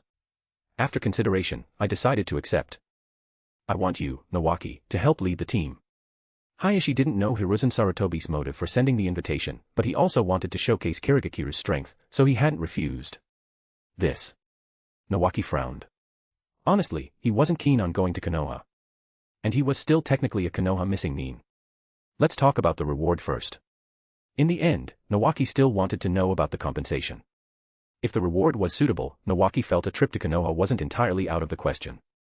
During the Chunin exams, even if he entered Konoha, the danger wouldn't be too great. Besides, Nawaki was confident in his own strength. Regarding the reward, Hayashi certainly wouldn't disappoint Nawaki. He offered a price Nawaki couldn't refuse, and Nawaki immediately agreed. Nawaki wouldn't be leading the team alone, Hisashi Hyuga would also accompany him. If Hayashi wasn't tied down by his duties, he would have wanted to go to Konoha himself. Chapter 336, Hayashi Hyuga, both my daughters have been kidnapped. Shin stroked his chin, deep in thought. Hiruzen Sarutobi inviting Kirigakure to the Chunin exams. Honestly, Shin was surprised. What's Hiruzen's motive? To assess Kirigakure's strength? Perhaps. Shin didn't bother speculating further. He had decided to go too. I'll be going to Konoha this time as well, Shin announced. His words stunned Hayashi Hyuga and Nawaki. Hayashi was pleasantly surprised, while Nawaki was simply shocked. Hayashi was thrilled because Shin's presence guaranteed the safety of the Kirigakure ninja he sent. Nawaki was just surprised Shin was going. Shin-sama, if you're going, can I come too? I don't know if I can. Karen looked at Shin expectantly. Shin nodded gently, then turned to Hayashi. Give Karen and Hinata Kirigakure ninja status, let them participate in the Chunin exams. Hayashi hesitated, a worried look flashing across his eyes. He was concerned about his daughter, Hinata. Participating in the Chunin exams wasn't without risk. If something happened, there would be no recourse. All right. Ultimately, Hayashi agreed. Since Shin suggested it, it probably meant things would be fine. Shin seemed fond of Hinata, he wouldn't let her come to harm. With Shin Uzumaki watching over her, Hayashi could rest assured. Father, I want to go too. Can I? Hanabi couldn't help but ask Hayashi. Staying cooped up in the clan compound was boring. Hanabi had wanted to go out for a long time but never had the chance due to being constantly watched. No. Hayashi refused without hesitation. Don't cause trouble. Go train. Hanabi's face fell. She grabbed Shin's clothes, tugging at them and looking up imploringly. Hayashi, just let Hanabi come with me. Shin crouched down, pinched Hanabi's cheek, and addressed Hayashi. Hayashi pondered for a moment, then finally agreed. He couldn't really refuse Shin's request. Thank you, Shin and I. You're the best. Hanabi cheered, hugging Shin's neck and planting a kiss on his cheek. That little brat, so annoying. Karen watched Hanabi kiss Shin, feeling surprisingly jealous. She never thought she'd be envious of a little girl. She calls you big brother. Nawaki's face turned green. Remembering Hanabi calling him uncle, he suddenly felt tears welling up. What's wrong with you? Having an episode? Shin looked at the suddenly tearful Nawaki, slightly speechless. Why does she call you big brother but call me uncle? Nawaki felt wronged. It wasn't wrong for Hanabi to call him uncle, he was that age, but Shin was the same age, yet he was called big brother. Nawaki felt completely unbalanced. The problem? I'd say it's because you look too old, Shin said, looking Nawaki over and nodding to himself. He did look rather weathered. Though only in his 30s, he looked like he was in his 40s, Shin thought Hanabi not calling Nawaki grandpa was already generous. Why do you still look like you're 20? Nawaki asked Shin. Even though he usually didn't care about his appearance, he couldn't help feeling a bit frustrated now. Can't help it. People are different, Shin said with a shrug and a smile. When are we heading to Konoha? Shin asked Hayashi. The Chunin exams aren't for another half-month, so there's no rush. Oh, in that case, I'll head back first. Nawaki, want to come with me to see Tsunade? Shin asked Nawaki before leaving. Nawaki shook his head vigorously, like a rattling drum. Forget it. I'm kind of afraid to see my sister. Who knows if she'll chew me out or something. I'd rather not go. I want to go. Hanabi jumped onto Shin, wrapping her arms around his neck. Seeing his daughter's unruly behavior, Hayashi felt quite displeased. Has she completely forgotten the etiquette I taught her? All right, I'll take you to the Land of Whirlpools for a visit. Hayashi, who was about to reprimand Hanabi, held his tongue upon hearing Shin's words. Goodbye, Hayashi, Nawaki. I'm leaving. Big brother, Shin Uzumaki took both your daughters. Hisashi Hyuga walked over just as Shin left with Hinata and Hanabi. Hayashi nodded, his face expressionless. Seeing his brother's impassive look, Hisashi decided not to provoke him further. If he pushed, Hayashi might actually explode. Hayashi felt helpless about both his daughters being kidnapped by Shin Uzumaki, but he couldn't say anything. I still have important matters to attend to. Oh, right, Nawaki, I can pay you the promised reward first, Hayashi said to Nawaki. To secure Nawaki's help, Hayashi had paid a hefty sum, a full 50 million ryo. This was not a small amount. Even Nawaki was surprised by Hayashi's generosity. Honestly, Hayashi's main goal was to leave a good impression on Nawaki, hoping to persuade him to stay in Kirigakure. Although Nawaki was currently staying in Kirigakure within the Hyuga compound, he wasn't officially part of the village. Hayashi wanted to see if he could recruit Nawaki. Nawaki didn't discern Hayashi's intentions but had his suspicions. However, he genuinely needed the money right now, so he accepted the payment. This amount was far more than he could have earned in a year doing missions on the black market. Meanwhile, Shin had returned to the Land of Whirlpools. Wow. Is this where you guys live, big sister? It feels much nicer than home. Hanabi looked around curiously, especially at the beautifully crafted house before her. The house had been decorated by Kushina and the others, making it look very cozy. While perhaps not as luxurious as the Hyuga compound, it was far more exquisite in its details. Hanabi, be careful. Don't fall, Hinata reminded Hanabi. Big sister, I'm not a child anymore. Hanabi turned, looking exasperatedly at Hinata. Though young, she was already quite capable. Hanabi's talent for training was excellent. Hinata shook her head slightly. No matter how old Hanabi grew, she would always be her little sister in Hinata's eyes. Naturally, Hinata felt the need to care for and remind her. Chapter 337, The Popular Little Hanabi. So adorable. Is this your little sister, Hinata? She's really cute, just like you were when you were little, Kushina cooed, holding Hanabi and pinching her cheeks. Tsunade, sitting beside Kushina, also couldn't resist pinching Hanabi's cheeks. Though, honestly, Tsunade would rather be pinching Shin's face. Ugh, I regret coming, Hanabi thought miserably. They were going to pinch her cheeks off. Let Hanabi go. Can't you see she's uncomfortable? Shin finally rescued Hanabi, who looked up at him with grateful eyes. Shin, did Hayashi Hyuga agree to let Hanabi come over? Mikoto couldn't help but ask Shin. Well, Hayashi didn't object, Shin replied with a smile. He knew Hayashi basically wouldn't refuse anything he said. At home, father always makes me train. I'm finally free. Hanabi found a comfortable position and sprawled out on the sofa. At home, Hanabi wouldn't dare be so unrestrained. Hayashi maintained strict authority when teaching his children. Hinata had been terrified of him when she was younger. If Hanabi wants, she can stay here for a while.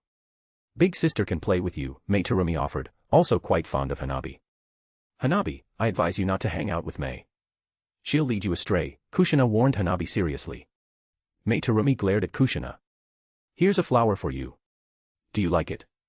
At that moment, Konan presented Hanabi with a paper flower she had folded, handing it to her. Wow. Did Konan Nichin make this out of paper?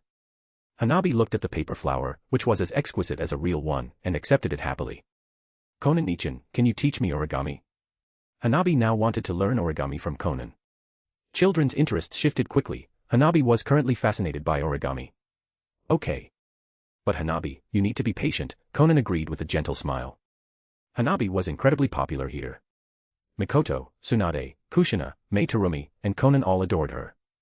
Seeing her sister looking so happy, a smile unconsciously appeared on Hinata's face. Oh right, Tsunade, I almost forgot to tell you. I saw Nawaki in Kirigakure, Shin suddenly remembered, patting his head. Since he'd seen Nawaki, he had to mention it to Tsunade. You saw Nawaki? What was he doing in Kirigakure? Tsunade was actually quite concerned about Nawaki. Well, she might forget about him most of the time, but when reminded, she still cared. If Nawaki knew this, would he be happy or sad? The last time I chatted with Nawaki was a few years ago. Wasn't he running a shop then? Apparently, he went bankrupt and Hisashi Hyuga invited him to Kirigakure. So, does that kid have a girlfriend yet? Tsunade was very concerned about this question. As for Nawaki losing money, Tsunade didn't really care. Even if Nawaki hit rock bottom, he definitely wouldn't starve. Money wasn't an issue. I didn't ask him, so I don't know. I'll ask next time I see him. Although Shin said he didn't know, he guessed Nawaki was likely still single.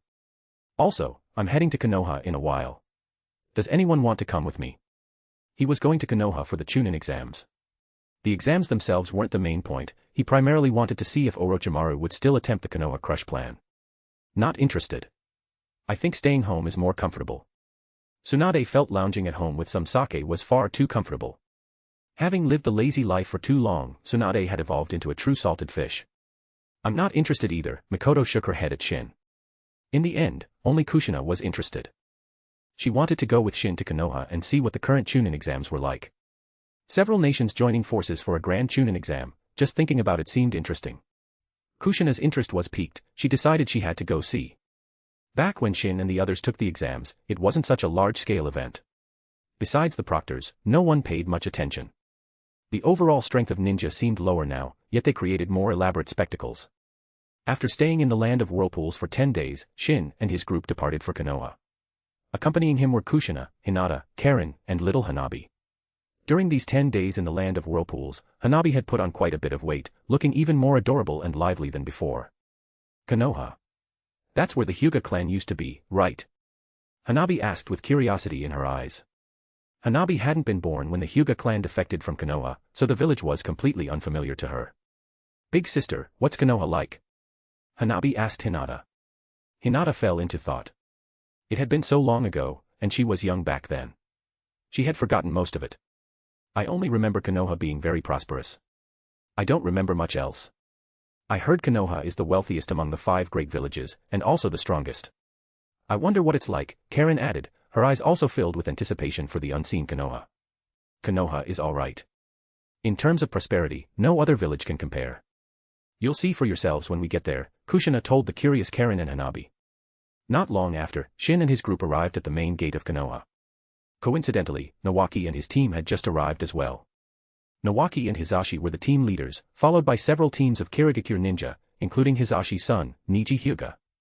Because Hisashi hadn't died, Niji naturally didn't harbor resentment towards the Hyuga main family. Furthermore, Niji didn't have the caged bird seal on his forehead now, he was considered part of the main family. Didn't expect us to arrive at the same time, Shin said with a smile. They hadn't coordinated their arrival times, it was pure coincidence. Sigh, back in Konoha again. Nawaki looked up at the village gate, his eyes filled with complex emotions. He, who once dreamed of becoming Hokage, never imagined he would end up as a missing nin of Konoha. Life truly was unpredictable. In fact, if Shin hadn't altered the plot, Nawaki wouldn't even have had the chance to become a missing nin. According to the original storyline, Nawaki's grave mound would be several feet high by now. Chapter 338, I specialize in bullying little girls. Hisashi Hyuga went to handle the registration process for entering Konoha. Ninja from other villages naturally needed to register, especially outside of the Chunin exams period. Normally, foreign ninja entering Konoha would be treated as spies and potentially arrested. Upon entering Konoha, they were surprisingly greeted personally by Hiruzen Sarutobi. Seeing Hisashi Hyuga, Hiruzen's expression was complex. Hisashi was once his subordinate, and the Hyuga clan had defected from Konoha. Facing him now felt awkward for Hiruzen. Shin and Iwaki weren't present. Meanwhile, Shin was currently exploring Konoha's streets with the curious Karen and Hanabi. Wah! Hanabi's mouth practically watered at the sight of the street food stalls. She quickly tugged Shin's sleeve and pointed at a takoyaki stand. I want that. If you want it, go buy it yourself. But I don't have any money, Hanabi looked at Shin pitifully. Shin smiled warmly, crouched down, and ruffled Hanabi's hair. No problem. If you don't have money, you can just pawn yourself off. A cute girl like you should be worth a few coins. Hanabi quickly backed away from Shin, tightly gripping her older sister Hinata's hand. Big sister, did you hear that? He wants me to sell me off. He's a big meanie. That's right, Hanabi. He is a big meanie, Kushina added, laughing heartily. Shin flicked Kushina's forehead, then walked over to the takoyaki stand and ordered a portion for everyone.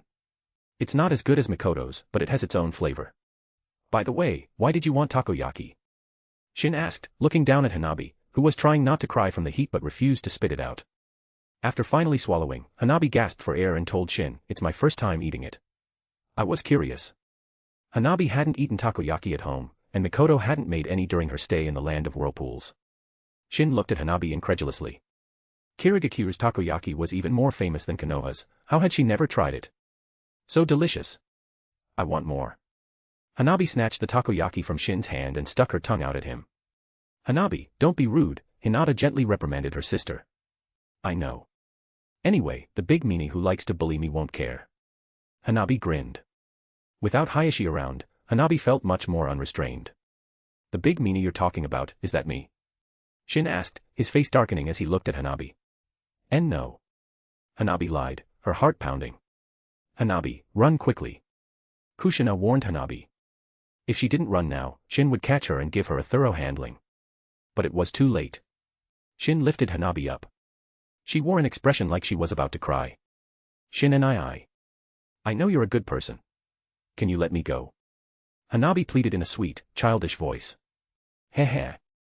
Hanabi, you're mistaken. I'm not a good person. I'm a villain, the kind who specializes in bullying little girls, Shin said with a malicious grin. I won't do it again. You said that last time too. And what happened? Shin pinched Hanabi's cheek, then temporarily let her go. Looks like there's some excitement up ahead, Karen tugged Shin's hand and pointed forward. What excitement? Just some kids fighting, Kushina said with a dismissive pout. It was indeed children fighting, or rather, about to fight. Among them were Naruto Uzumaki and Sasuke Uchiha. Let's go check it out. Shin smiled, taking Karen's hand with one hand and Hinata's with the other, walking towards the commotion. Why aren't you holding my hand? Hanabi pouted, then looked at Kushina. Don't look at me. Wipe the grease off your hands first, Kushina said, dodging Hanabi's oily hands. Damn it. Kushina-nichan, do you hate me too? Hanabi angrily pulled a tissue from her pocket, wiped her hands, and trotted after them. Wait for me. Don't leave me behind. Hanabi caught up to Shin and the others, breathing a sigh of relief. Didn't know you were such a scaredy cat. Don't you usually pretend to be brave? Kushina teased Hanabi. I was afraid you'd leave me behind, Hanabi pouted. You bastard. What kind of bully picks on little kids? Naruto Uzumaki yelled angrily at a figure with face paint and a sand village forehead protector. He had just attacked Konohamaru, but Sasuke Uchiha had intervened, saving Konohamaru with a well-aimed rock. Ha! Relying on numbers, Konoha. Kankuro looked around contemptuously at the gathering crowd. What did you say? Naruto, angered, impulsively moved to attack. You idiot. Don't cause trouble. Sakura punched Naruto on the head, stopping him from fighting Kankuro. Naruto grumbled in frustration. Interesting. The gourd boy isn't here. Shin observed the scene with amusement. Not only was Gaara absent, but Temari wasn't there either. Only Kankuro was present. Just you wait. Kankuro, surprisingly, calmed himself down without anyone needing to intervene and didn't escalate the fight. He wasn't stupid, he knew he was in Konoha and couldn't act too recklessly. Damn it. Who is that guy? He doesn't look like a Konoha ninja, Sakura muttered angrily as Kankuro left. Too bad they didn't fight. I was looking forward to it, Shin shook his head, watching Kankuro leave after delivering his threat. Just some kids. Even if they fought, it wouldn't be much of a show, Kushina yawned, expressing her boredom. Actually, I wasn't here to watch them fight.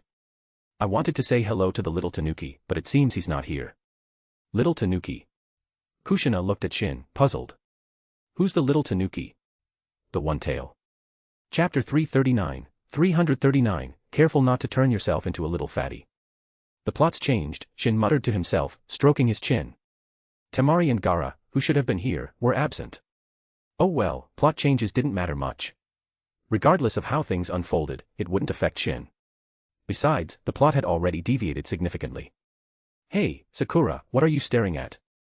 Naruto Uzumaki, momentarily forgetting his annoyance, noticed Sakura Haruno zoning out beside him and asked with concern. At this stage, Naruto was still Sakura's loyal simp, completely unaware that simping often leads to nothing. You're blocking my view of the handsome guy. Sakura punched Naruto away, her eyes sparkling as she gazed at Shin. Wow, someone even more handsome than Sasuke. Sakura felt like she was drooling. Hey, brat. You're still young. Don't stare at people like a pervert. Kushina glared angrily at Sakura Haruno. Ogling others was one thing, but ogling Shin. Even if she was just a little girl, Kushina still felt annoyed. Kushina-nichan, leave her to me, Karen said, rubbing her fists together eagerly. Let's not go that far. I'm not that petty, Kushina faltered, then said to Karen. Oh. Karen looked disappointed. She had also felt annoyed earlier and wanted to teach the girl a lesson. You three, come with me. Lord Hokage's orders. Just then, an Umbu ninja appeared, pointing at Naruto Uzumaki, Sasuke Uchiha, and Sakura Haruno. When leaving, the Umbu also took Konohamaru, Udon, and Moegi. Who's this guy? Why should we go with him just because he says so? Naruto grumbled, annoyed. But since the men mentioned the Hokage's orders, Naruto couldn't refuse.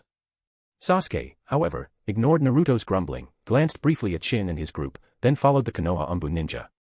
Unlike the clueless Naruto, Sasuke knew more. He recognized the legendary Umbu Black Ops. Naruto shot Shin a fierce glare, then dragged Sakura away with him. Haha, that kid seems hostile towards me. Shin chuckled. Naruto was clearly showing hostility because of Sakura. Why are you laughing when someone's hostile towards you? Hanabi looked up at Shin, puzzled. Shin looked down at Hanabi expressionlessly. Have you wiped your hands clean on my clothes yet? Hanabi immediately hid behind Hinata, stuck her tongue out at Shin, then pulled out snacks and continued eating. Stop eating. You'll cry when you turn into a little fatty. Shin tapped Hanabi's small head. You used to say I was too thin, Hanabi couldn't help but retort. Yes, I did say you were too thin back then. But look at you now. Are you still thin? If you keep eating recklessly like this, you really will become a little fatty. Hearing Shin's words, Hanabi, who was about to stuff more snacks into her mouth, put them down. Though tempted, she decided to restrain herself to avoid becoming overweight. Actually, even if you became a little fatty, you'd still be an adorable little fatty, Shin comforted Hanabi. Oh. So Shin, do you like that? Kushina couldn't help but ask Shin. I don't. I don't like tanks, not even small ones, Shin stated with absolute honesty. Kushina didn't know what Shin meant by tank, but her intuition told her it definitely wasn't a compliment. Those kids the Umbu took, they must be important, Kushina changed the subject. The Umbu ninja was clearly tailing Naruto and his group. Discovering Shin had prompted the Umbu to take them away immediately.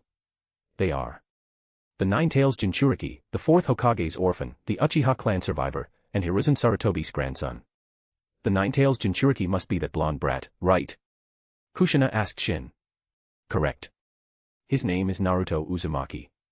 He's the Nine-Tails Jinchuriki and also the fourth Hokage's orphan, Shin nodded to Kushina. The fourth Hokage's orphan. So that means he's Akiko Uzumaki's son.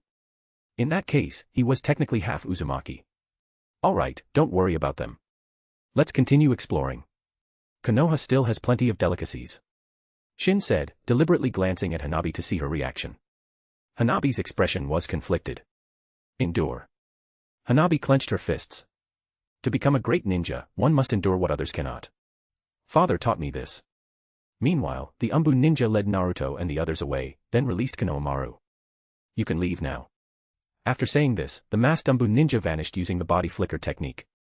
He just left. How weird. Naruto scratched his head. The Umbu had claimed it was the Hokage's orders and told them to follow, but then he just ran off halfway. Naruto thought they were going to see the third Hokage. Sasuke also found it strange, but since they were told to leave, he wouldn't linger. He needed to continue training to kill that man. Even though he hadn't been home to witness the Uchiha massacre firsthand, it didn't lessen Sasuke's hatred for Itachi Uchiha. The Umbu ninja who had led them away had already arrived at the Hokage's office, reporting the earlier incident to Hiruzen Sarutobi. He was the Umbu ninja assigned to monitor the Nine-Tails Jinchuriki, Naruto Uzumaki. Every Umbu ninja basically knew Shin Uzumaki by sight. That was why he had appeared and led Naruto and the others away. He feared Shin Uzumaki might harm the Jinchuriki. I understand. Continue your mission.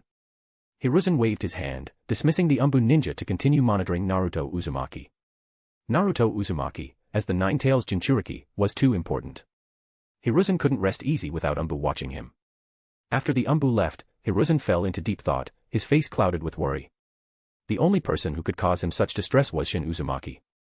Chapter 340, Destined to be Forever Alone. A few days passed, and the Konoha Chunin exams finally began. The first stage was the written exam. Hinata and Karen participated, teamed up with Niji Hyuga, representing Kirigakure in this exam. I really don't understand the point of having Hinata and Karen participate, Kushina said, lounging lazily against Shin. With their strength, having Hinata and Karen take part in the Chunin exams was like sending wolves into a sheep pen. It wasn't just bullying, it was practically a slaughter. Karen had mastered all sealing techniques, numerous ninjutsu including S-rank ones, and was proficient in taijutsu and genjutsu. Plus, she had the perfect sage body for seemingly endless stamina. As for Hinata, putting everything else aside, her awakened Tenseigen alone was enough to dominate any opponent in the Chunin exams. Actually, there is a point. The Chunin exams can involve casualties. It's a chance for them to see blood, especially Hinata. Hinata had been sheltered like a flower in a greenhouse. Though powerful, Shin didn't know how much of her strength she could actually unleash in a real fight. Consider it training for Hinata. You know she's too kind-hearted, she might hesitate against enemies. More experience will be good for her. I agree with that. Hinata is indeed too kind. She's not really suited to be a ninja, Kushina nodded. Let's go out. Where are we going? Kushina asked, seeing Shin stand up and head outside. To find Nawaki. I arranged to meet him earlier. He should be waiting at the tavern now. If you don't want to come, you can stay here, Shin told Kushina. Of course I'm coming with you. What if you're going to meet some other vixen? I need to keep an eye on you. Kushina immediately got up, came over to Shin, and clung to his arm. Kushina, why don't you trust me? I would never go looking for other women. Hehe, how can you expect me to trust you? You have me, Mikoto, Tsunade, Konan, and Mei Terumi. How can I possibly believe you? Kushina glared at him, clearly jealous. Faced with Kushina's question, Shin was speechless. He wisely chose silence. Besides, even if I trust you, I can't trust the women outside. What if some shameless hussy throws herself at you? Shin left with Kushina, and a small shadow, Hanabi Hyuga, tagged along. Hanabi, seeing Shin and Kushina leaving, immediately followed, clinging to Shin's back like a koala refusing to get down. Shin had no choice but to bring her along. Arriving at the tavern, Shin found not only Nawaki but also Hizashi Hyuga, Shikaka Nara, Inoichi Yamanaka, and Choza Kimichi. Uncle Hizashi is here too. Hanabi asked, surprised to see Hizashi. Well, look who's here, Shin said, surprised to see Shikaku and the others. After asking Nawaki, Shin learned it wasn't him. Nawaki knew his status as a missing nin, inviting them wouldn't be appropriate. It was just a coincidence they ran into each other at the tavern and decided to sit together. Shin, your presence in Konoha is giving the third Hokage sleepless nights, Shikaka Nara said with a wry smile. Just yesterday, the third Hokage had summoned him to analyze Shin's purpose for being in Konoha. It couldn't be helped. Someone capable of destroying Konoha appearing in the village, how could Hiruzen not be extremely cautious? And based on Hiruzen's past analysis, whenever Shin Uzumaki came to Konoha, it usually meant trouble. His sleepless nights have nothing to do with me. Since we're all here, how about we drink until we drop? Shin suggested. Forget it, Shikaku Nara quickly waved his hands. It wasn't that he didn't want to, but Shikaku was afraid of his wife. By the way, Shin, you specifically asked me out. What's up? Nawaki looked at Shin. Yes, Shin had asked Nawaki to meet him here. Of course, there's something. I wanted to ask you a question, but I don't know if it's convenient for you. What's inconvenient? Just ask. Shin was practically his brother-in-law. Nawaki felt there was nothing to hide, he wouldn't keep secrets from Shin. I wanted to ask. Nawaki, do you have a girlfriend now? Tsunade had asked Shin about this before, so now Shin was probing. After Shin asked, Nawaki's expression instantly froze. Seeing Nawaki's incredibly stiff face, Shin already guessed the answer. Nawaki, don't tell me you still don't have a girlfriend. I had one before. But didn't my business go bankrupt? So, she left, Nawaki said glumly. Didn't know you were that tragic. Shin felt like he might have just reopened Nawaki's old wounds. Are you sure you're not just pretending you had a girlfriend? Kushina asked Nawaki suspiciously. And no. Nawaki's face showed a flash of panic after being exposed. Busted. Kushina had just asked casually out of suspicion, but seeing Nawaki's reaction, she knew she'd hit the mark. Wow, Nawaki, even I almost believed you just now. Ahem, isn't it embarrassing if you guys knew? Nawaki scratched his head, saying awkwardly. Do you think lying about your girlfriend running away isn't embarrassing? Inoichi Yamanaka said, suppressing his laughter. I don't think anything is more embarrassing than not having a girlfriend, Nawaki said quietly. At the same time, Nawaki felt terrible. It seemed he was the only single one here. Everyone else was married and established. Thinking about it made Nawaki feel depressed. It wasn't that Nawaki hadn't thought about finding a girlfriend, but due to his personality issues, he was always awkward around women, too thin-skinned. That's why he was still single now. Don't you want to find someone? Tsunade asked me to bring it up. The Senju clan's future depends on you. Haven't thought about it for now. I think being alone is quite comfortable. And I've gotten used to living alone. Suddenly finding someone now would be a hassle. Nawaki felt he was used to it, whether he found a girlfriend or not didn't matter anymore. Seeing Nawaki's indifferent attitude, Shin felt he was destined to be single for life. If Tsunade knew, she'd probably beat him senseless. Hisashi Hyuga and the others couldn't help but exchange glances. If Nawaki continued like this, he probably would be single forever. After all, Nawaki wasn't young anymore. Chapter 341, Orochimaru, a filial student. Nawaki, are you really planning to stay single forever? Shin felt it was necessary to counsel Nawaki. Yeah. At least for now, I have no plans to find a partner. Being alone is quite nice. Besides, women are just a burden. Nawaki waved his hand dismissively, looking completely beyond saving. Nawaki, what did you just say? Women are just a burden. Did you really just say that? Kushina stood up, her face grim, questioning Nawaki. Nawaki's heart skipped a beat. He had forgotten about Kushina. And she was not someone to be trifled with. Sweat poured down Nawaki's forehead as an unprecedented sense of crisis washed over him. Hisashi Hyuga, Shikaku Nara, and the others quickly distanced themselves from Nawaki, not wanting to get caught in the crossfire. Kushina Nichin, beat him up. Hanabi cheered, waving her little fist in support of Kushina. She also disapproved of Nawaki's statement. Though still a little girl, she would grow up to be a woman. The precocious Hanabi was quite indignant about Nawaki's words. Besides, if women were a burden, little girls must be an even bigger burden in Nawaki's eyes. I gotta go. Nawaki immediately used the body flicker technique and fled. Forget it, Kushina. Don't chase him. Nawaki's just an idiot who doesn't know how to talk to women. Shin stopped Kushina, who was about to pursue Nawaki, preventing him from being beaten into a pulp. Humph. Someone like him absolutely deserves to be single forever. And he deserves it. Kushina huffed angrily. The key is, he seems happy about it, Shin said with a slight smile, trying to placate the fuming Kushina. With Nawaki gone, the drinking continued. By midday, Shin and the others finally dispersed. Besides Shin and Kushina, everyone else had passed out, including Hanabi. Hanabi had sneakily taken a sip while Shin wasn't looking and instantly became a little drunk kitten. Let's go. Shin carried the little drunk Hanabi on his back and took Kushina's hand, leaving the intoxicated Hisashi and the others sleeping there. Shin wasn't going to bother with them. Karen and Hinata's first exam should be over by now. We should pay attention to the second exam. The Chunin exams consisted of 3 stages. The first stage eliminated most participants. The second stage, the scroll scramble in the Forest of Death, was even more brutal, weeding out the weaklings.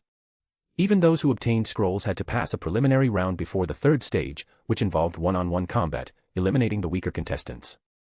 The third stage, the final tournament, was a true clash of the strong, offering greater entertainment value. During this stage, Konoha would invite the Land of Fire daimyo and Kage from other nations to observe. It was a time for nations to showcase their strength. These genin represented the future of their respective villages. If Hinata finds out Hanabi got drunk, will she be angry with you? Kushina asked Shin. Do you think Hinata would get angry with me? Shin countered with a smile. No, Kushina said, slightly disappointed. Honestly, she wanted to see Hinata get angry at Shin, just for the drama. Shin hic nii-chan. When I grow up, how about I marry you? Hanabi mumbled drunkenly, stirring restlessly on Shin's back. Wow, Shin. Not even sparing a little girl. Kushina looked at Shin with the expression one reserved for scum. Shin felt wronged. He shot a glare at Hanabi, who was already asleep on his back. Let's go. To the forest of death. Shin took Kushina, still carrying Hanabi, to the forest of death. The participants hadn't entered yet. The proctor for the second exam was Anko Mitarashi, a rather eccentric individual, similar in personality to Naruto, and also Orochimaru's student. Anko Mitarashi gave a dramatic speech, then distributed the scrolls. There were 26 teams participating in the second round, with 13 Heaven Scrolls and 13 Earth Scrolls. Only teams possessing both a Heaven and an Earth Scroll could pass the second exam. This meant at least half the teams would be eliminated. However, if some engaged in malicious competition, the elimination rate could be even higher. Shin believed everyone would try their best to obtain scrolls and eliminate rivals in this round. Shin's gaze fixed on one person, a woman wearing the forehead protector of a minor village. "Hey, since when did your taste get so bad?"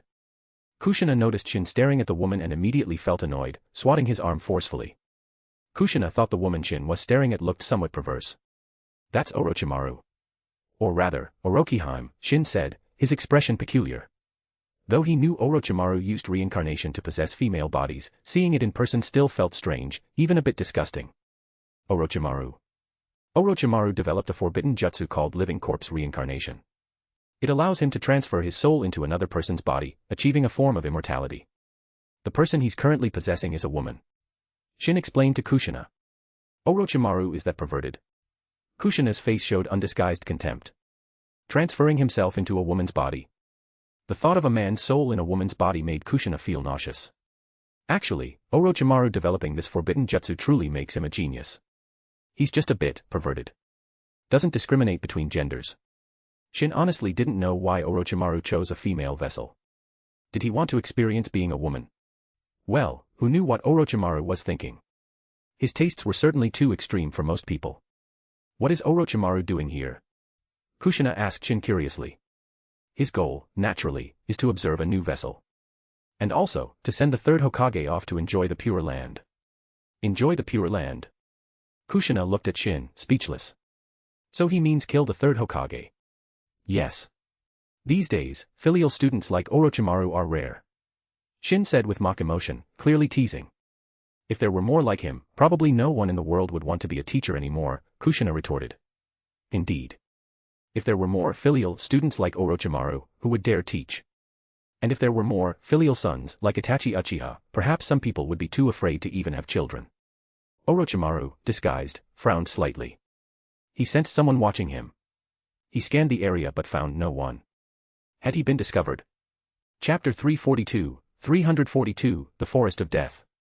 Shin watched Orochimaru scanning his surroundings and knew he'd sensed their observation. Orochimaru's perception is quite sharp. Kushina, looking at Orochimaru, had also noticed. Though Orochimaru hadn't pinpointed their location, he knew someone was watching him. At this point, Orochimaru is more snake than human. It's normal for animals to have keen senses. Shin commented. He truly didn't consider Orochimaru human anymore, his true form was likely a giant white serpent, similar to the white snake sage. Hinata and her team got a heaven scroll. You can see that from this distance. Kushina looked at Shin in astonishment. Is that really surprising? Shin gestured casually. I guess not. Kushina remembered Shin's eyes, a dojutsu even more advanced than the Rinnegan. Of course, Shin currently wasn't using his 9-tomo Rinnegan Seigen, but seeing things from afar was still effortless for him. Should we help Hinata and the others? Kushina asked Shin. Shin gave Kushina a speechless look. Hinata and Karen were already overwhelmingly strong for this exam. Help them? How were the other participants supposed to compete? Besides, they didn't need help. Shin wanted Hinata and Karen to gain experience, he wouldn't interfere. They don't need our help. Even if Orochimaru attacked them, he'd be the one getting beaten up. Hinata and Karen might lack combat experience and couldn't unleash their full power, but their strength already surpassed Kage level. Karen might struggle against Orochimaru, but Hinata had the Tenseigen. Even without experience, she could crush Orochimaru through sheer force. Besides, Orochimaru's target was Sasuke Uchiha, he wouldn't bother Hinata and her team. In fact, Shin almost hoped Orochimaru would target them. It would be good training. After all, the other participants probably weren't even capable of providing them a decent challenge. Here, hold Hanabi. Shin handed the little girl, who had fallen asleep on his back, to Kushina. Kushina took the blushing Hanabi, who still smelled faintly of alcohol. She looked quite cute. Kushina couldn't resist pinching her small cheek while she was drunk. All the participants had entered the forest of death. Shin and Kushina followed them in. Lived in Konoha for so many years, but never came here. I heard this place is dangerous. Kushina remembered her academy teacher repeatedly warning them never to enter the forest of death. It's gloomy. Not a great environment. Shin remarked upon entering the forest. Most dense forests were like this, with sunlight barely penetrating the canopy. Compared to some places, though, the forest of death wasn't that bad. There are summoning beasts living here. Kushina, if you find one you like, you could form a contract and keep it. Shin suggested. No thanks. Keep one as a pet to look at. Besides, most of them are ugly. Kushina preferred normal small animals as pets, not a summoning beast. Except for a few aesthetically pleasing ones, most summoning beasts looked bizarre. As Shin and Kushina entered the forest of death, Hinata and her team had already encountered enemies. It was an unknown team from a minor village. Niji Hyuga easily eliminated them before Hinata or Karen needed to act. He showed no mercy, severely injuring them all. Even killing them wouldn't matter here. Participants signed a waiver before entering the forest of death. Deaths here wouldn't be investigated. Well, theoretically. This was still Konoha's territory. If Konoha ninja were all wiped out, Hiruzen Sarutobi would definitely be furious. A heaven scroll. Not the earth scroll we need, Niji Hyuga said after examining the scroll they obtained. It's fine. Getting a heaven scroll means we eliminated another team. Karen Uzumaki took the scroll and stored it away. She didn't trust Niji's strength. What if he lost it? Our goal now is to reach the central tower first. We can intercept other teams there. Karen didn't plan on actively hunting other teams. The forest of death was vast, finding others would be troublesome. Even with her Kagura mind's eye, Karen preferred the easier route, wait at the destination and ambush arriving teams. Hinata had no objections to Karen's plan. As for Niji Hyuga, his father had instructed him to obey Karen and Hinata. Though somewhat reluctant, Niji never disobeyed his father's orders. Shin and Kushina didn't follow Hinata's group. Shin wasn't worried they wouldn't be able to gather the scrolls. Instead, he led Kushina, following Orochimaru, who had also entered the forest of death. Upon entering, Orochimaru ruthlessly killed his own teammates, then summoned countless small snakes, sending them out to locate Sasuke Uchiha's team. Finally found them. Orochimaru's eyes lit up. He headed swiftly in their direction. Meanwhile, Naruto Uzumaki and his team were being pursued by giant snakes summoned by Orochimaru. The Nine-Tails Jinchuriki is here too. Orochimaru frowned slightly. But even the Jinchuriki wouldn't stop him from achieving his goal, to lure Sasuke away from Konoha. Where did these giant snakes come from? Naruto Uzumaki felt fear creeping in as he faced the snake's killing intent. It wasn't just Naruto, even the usually cool Sasuke Uchiha was terrified, kneeling on the ground. Sakura had already fainted. They were just newly graduated genin. Though they had experienced the mission in the Land of Waves, they still felt fear when facing true danger. Sasuke, what are you doing? Waiting to die. Naruto yelled, seeing a giant snake lunging towards the stunned Sasuke. Naruto quickly pushed him out of the way. Saved by Naruto, Sasuke felt ashamed. He'd been paralyzed by fear. And needed Naruto, the dead last, to save him. Sasuke's pride couldn't accept it. He stabbed his own hand with a kunai, using the pain to dispel his fear. Chapter 343, 343, Naruto and Sasuke are true love. Sasuke Uchiha activated his One-Tomo Sharingan. With the Sharingan active, the attacking snake seemed to move much slower in his eyes. He had awakened his Sharingan during the mission in the Land of Waves, not during the Uchiha massacre as in the original story. Therefore, both of Sasuke's eyes were currently symmetrical, both possessing a single Tomo, unlike the original timeline where one might have evolved ahead of the other. Fire style, great fireball technique. The snakes were large targets, making them relatively easy to hit. Sasuke's ninjutsu wasn't wasted this time. However, the giant snakes summoned by Orochimaru were tough. Even after being hit by the ninjutsu, they weren't killed. A giant snake over 10 meters long could certainly withstand a mere great fireball technique. The main reason they weren't killed was Sasuke's own lack of strength. Orochimaru had arrived but remained hidden, observing Sasuke's battle and assessing his strength. A bit disappointing. Orochimaru was indeed somewhat disappointed by Sasuke's current level. He was stronger than the average genin, perhaps comparable to an ordinary chunin. But such strength meant nothing to Orochimaru. Compared to his older brother, Itachi Uchiha, the gap was immense. Unfortunately, Itachi was too strong, and now part of the Akatsuki.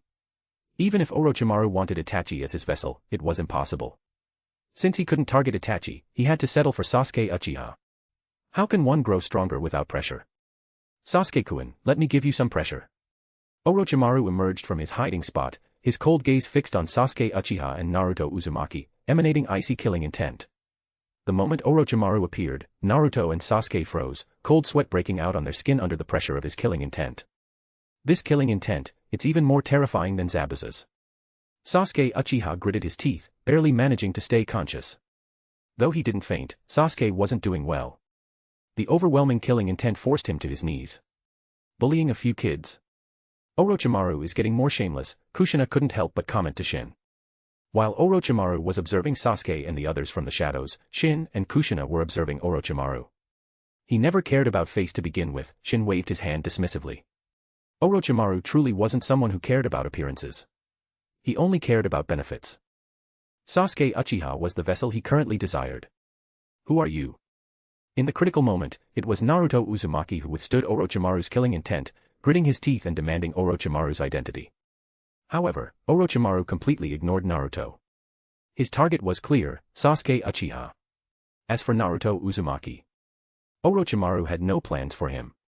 The Nine-Tails Jinchuriki status was troublesome. Killing him would disrupt his future plans. Sasuke Uchiha, if this is all you've got, you probably won't have a chance to avenge yourself against Itachi Uchiha. Orochimaru ignored Naruto, deliberately provoking Sasuke. Sasuke, who was about to be overwhelmed by the killing intent, suddenly looked up, his eyes fixed firmly on Orochimaru. You know that person? Orochimaru smiled with satisfaction. This kind of vessel is more interesting. He didn't need a weak container. Of course I know him. Though the people of Konoha call you a genius, compared to Itachi, you're nothing. Where is he? Tell me. Or I'll kill you. Rage burned away Sasuke Uchiha's rationality.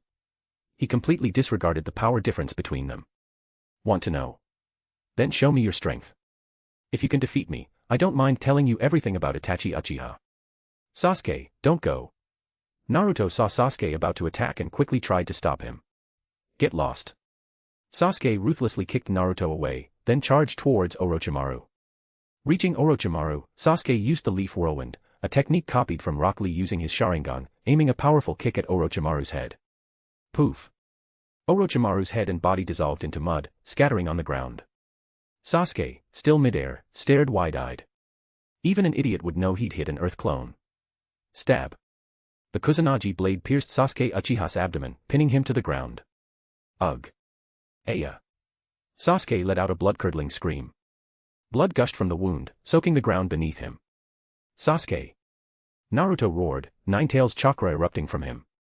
Seeing Sasuke in such a miserable state, Naruto couldn't hold back any longer. As for being kicked away by Sasuke earlier, Naruto didn't care about that at all. I'll kill you. Six Tails suddenly burst forth from Naruto's back. Having lost his sanity, Naruto charged madly towards Orochimaru. Naruto and Sasuke truly are true love. Shin watched the scene unfold, muttering to himself. Earlier, when facing the giant snakes, Naruto had been in constant danger, almost swallowed whole and turned into dung. Even then, Naruto hadn't unleashed the Nine-Tails chakra. But now, seeing Sasuke injured, he immediately erupted with Six Tails. What else could it be but true love? Shin glanced at Sakura, who had fainted nearby. Although Naruto still maintained a humanoid form, his body was completely enveloped by the tailed beast cloak formed from Kurama's chakra. He emanated an evil, hateful chakra, having completely lost consciousness, acting purely on instinct. Troublesome. Orochimaru pulled the Kusanagi blade from Sasuke's body, then kicked Sasuke far away. This was to prevent Sasuke from getting caught in the crossfire. The upcoming battle wouldn't be easy, even for Orochimaru. He had to toss Sasuke aside to avoid him being killed by the aftermath. As for Sasuke's injuries, Orochimaru had controlled the blow. He wanted Sasuke to experience the helplessness of near death, but he didn't intend to kill him. After all, Sasuke Uchiha was his intended vessel, Orochimaru wouldn't kill him carelessly. In fact, he had even secretly healed Sasuke's wounds slightly just now. Orochimaru versus a partially transformed Jinchuriki, who will win? Kushina asked Shin. Just watch and see. If I spoil it now, what's the fun? Shin wore an expression anticipating a good show. He hadn't expected this scene either. Chapter 344, Tailed Beast Naruto vs Orochimaru. That hateful chakra, it's the Nine Tails. Hiruzen Sarutobi stood up, his gaze directed towards the forest of death. Naruto Uzumaki, having entered a partial tailed beast state, radiated the Nine Tails' chakra so intensely that it could be felt far away, covering a vast distance. Besides, Hiruzen had been keeping an eye on the Chunin exam situation anyway. Without further thought, Hiruzen immediately headed towards the Forest of Death. He absolutely couldn't allow another Ninetales incident. Konoha, in its current state, truly couldn't withstand another rampage from the Ninetales. If it happened again, Konoha might fall to the bottom of the 5 great villages. While Hiruzen rushed towards the Forest of Death, Orochimaru was already clashing with the six-tailed Naruto. Naruto swiped at Orochimaru with claws formed from the Ninetales' chakra. These claws were as sharp as divine weapons. Orochimaru quickly raised his Kusanagi blade to block. The moment they clashed, Orochimaru's expression changed. The terrifying force was more than he could handle. He was sent flying backward. After knocking Orochimaru back, the tailed beast Naruto vanished in a blur, reappearing instantly behind Orochimaru. His claws tore a hole straight through Orochimaru's abdomen. "You stabbed Sasuke, I'll put a hole in you." Well, actually, the tailed beast Naruto had no consciousness, fighting purely on instinct. However, it was precisely this instinct that allowed him to easily suppress Orochimaru. Fighting purely on instinct was often more effective than conscious thought. Despite the gaping hole in his abdomen, Orochimaru didn't die. His Orochimaru-style body replacement technique came into play. Using his outer body as a substitute, his true form slithered out from the mouth of the original body. A completely unharmed Orochimaru emerged. Disgusting. I almost couldn't stop myself from attacking him. When Orochimaru used his body replacement technique, Kushina almost couldn't resist attacking the repulsive Sannin. Why are all his jutsu so gross? Kushina felt that Orochimaru's jutsu were progressively more revolting. Summoning dense swarms of snakes was bad enough. Now, this body replacement technique was even more nauseating. Though it's crude and disgusting, his substitution technique is powerful. It can save his life in critical moments. Shin commented. Orochimaru's substitution jutsu was probably the strongest of its kind, bar none. Regardless of how disgusting it was, practicality was paramount for a ninja. Ninja generally didn't care about such things. Well, except for Kushina, and Shin himself. Although Shin acknowledged the effectiveness of the body replacement technique, he had no desire to learn it. Besides, he didn't need it. Shin now pursued elegance. Such disgusting techniques. He definitely wouldn't touch them, they'd ruin his image. Roar. The tailed beast Naruto let out a low growl, then gathered yin and yang chakra, preparing to fire a tailed beast ball. Even in a partial tailed beast state, not fully transformed, he could still use the tailed beast ball. Summoning technique, Triple Rashomon. The Triple Rashomon, a summoning technique. The complete version was likely the 5-layer Rashomon, a jutsu belonging to the first Hokage, Hashirama Senju.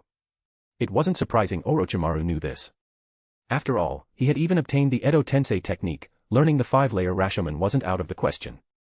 Orochimaru's strength wasn't sufficient, however, so he could only summon 3 gates.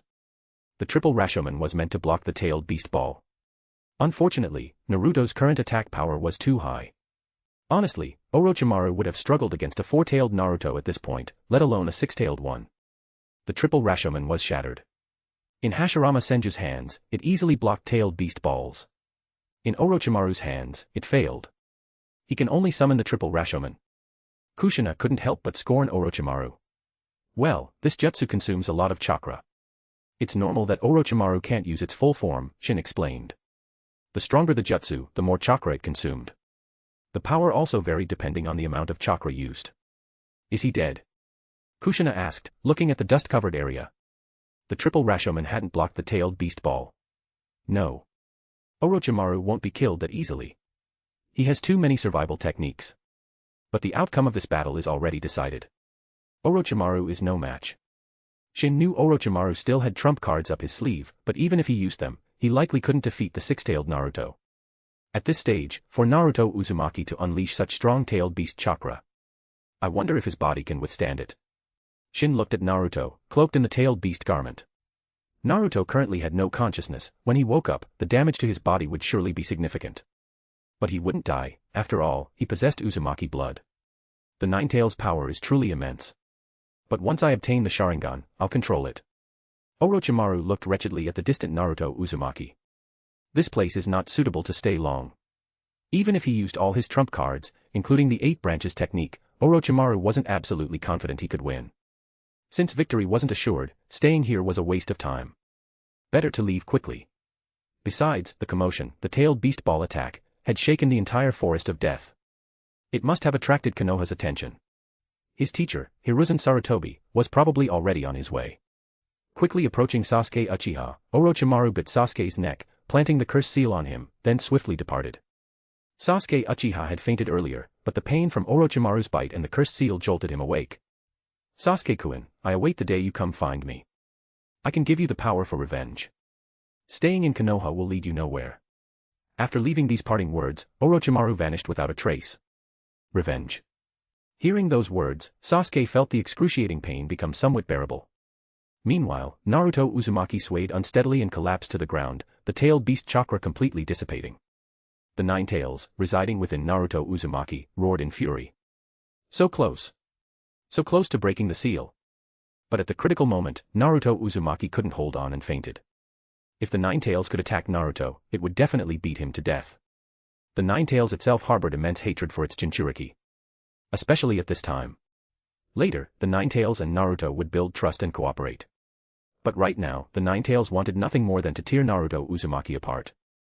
Shin glanced at the unconscious Naruto Uzumaki, then his gaze shifted to Hiruzen Sarutobi, who had just arrived. Chapter 345, Karen, am I really envying a little girl? Support my new fanfic, Food Wars, the fishing system. Hiruzen Sarutobi arrived at the scene, surveying the destroyed trees and the ground that looked like it had been carpet-bombed. There's definitely residual nine-tails chakra here. Thankfully, the seal didn't break. Hiruzen checked Naruto Uzumaki's seal and found it intact. Lord Hokage. Just then, Enko Mitarashi arrived. She had been tracking Orochimaru but was also a step too late. Perhaps it was for the best. In the original story, Enko encountered Orochimaru but ended up getting thoroughly beaten. Orochimaru was here, wasn't he? Hiruzen asked Enko. Enko touched the cursed seal on the back of her neck and nodded. She had been Orochimaru's student, and he had placed the cursed seal on her, a constant source of torment. Just as I thought. Orochimaru was the one fighting them earlier. Hiruzen had sensed Orochimaru's chakra signature and noticed snake scales scattered around. He was now 100% certain it was Orochimaru. Keep this quiet for now. Take care of them. If they can't continue the Chunin exams, let them withdraw. Hiruzen didn't directly force Naruto and his team to withdraw, leaving the choice to them. Then Hiruzen left. Appearing here wasn't ideal, it might raise suspicions among the other villages.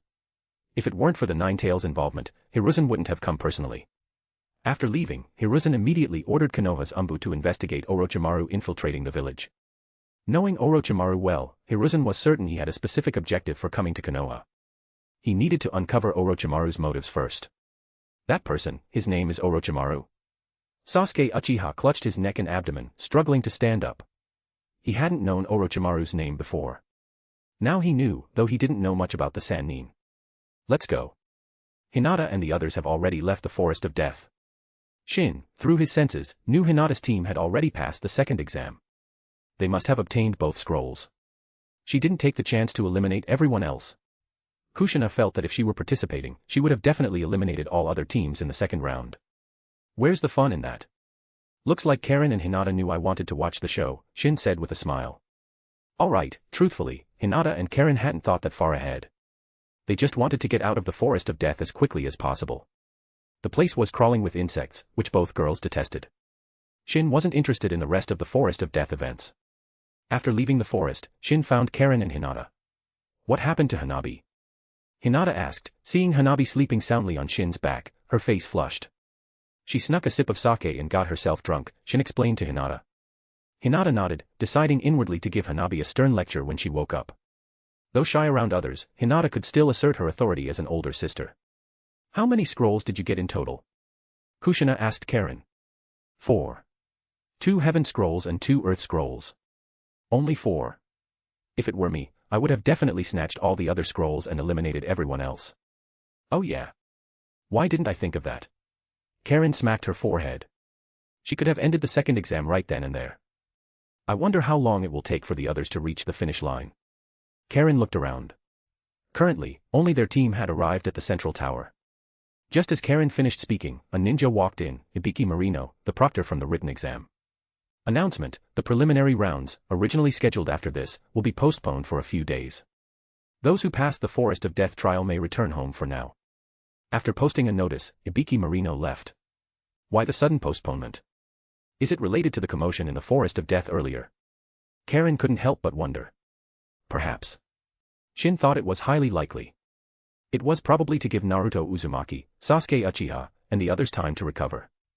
They likely hadn't given up and planned to continue the exams. But in their severely injured state, even if they passed the Forest of Death, they wouldn't pass the preliminaries. This was probably Hiruzen giving them a backdoor pass. Hiruzen still valued Sasuke Uchiha highly, expecting him to bring glory to Konoha. And since Sasuke was the sole survivor of the Uchiha massacre, many people were watching him closely.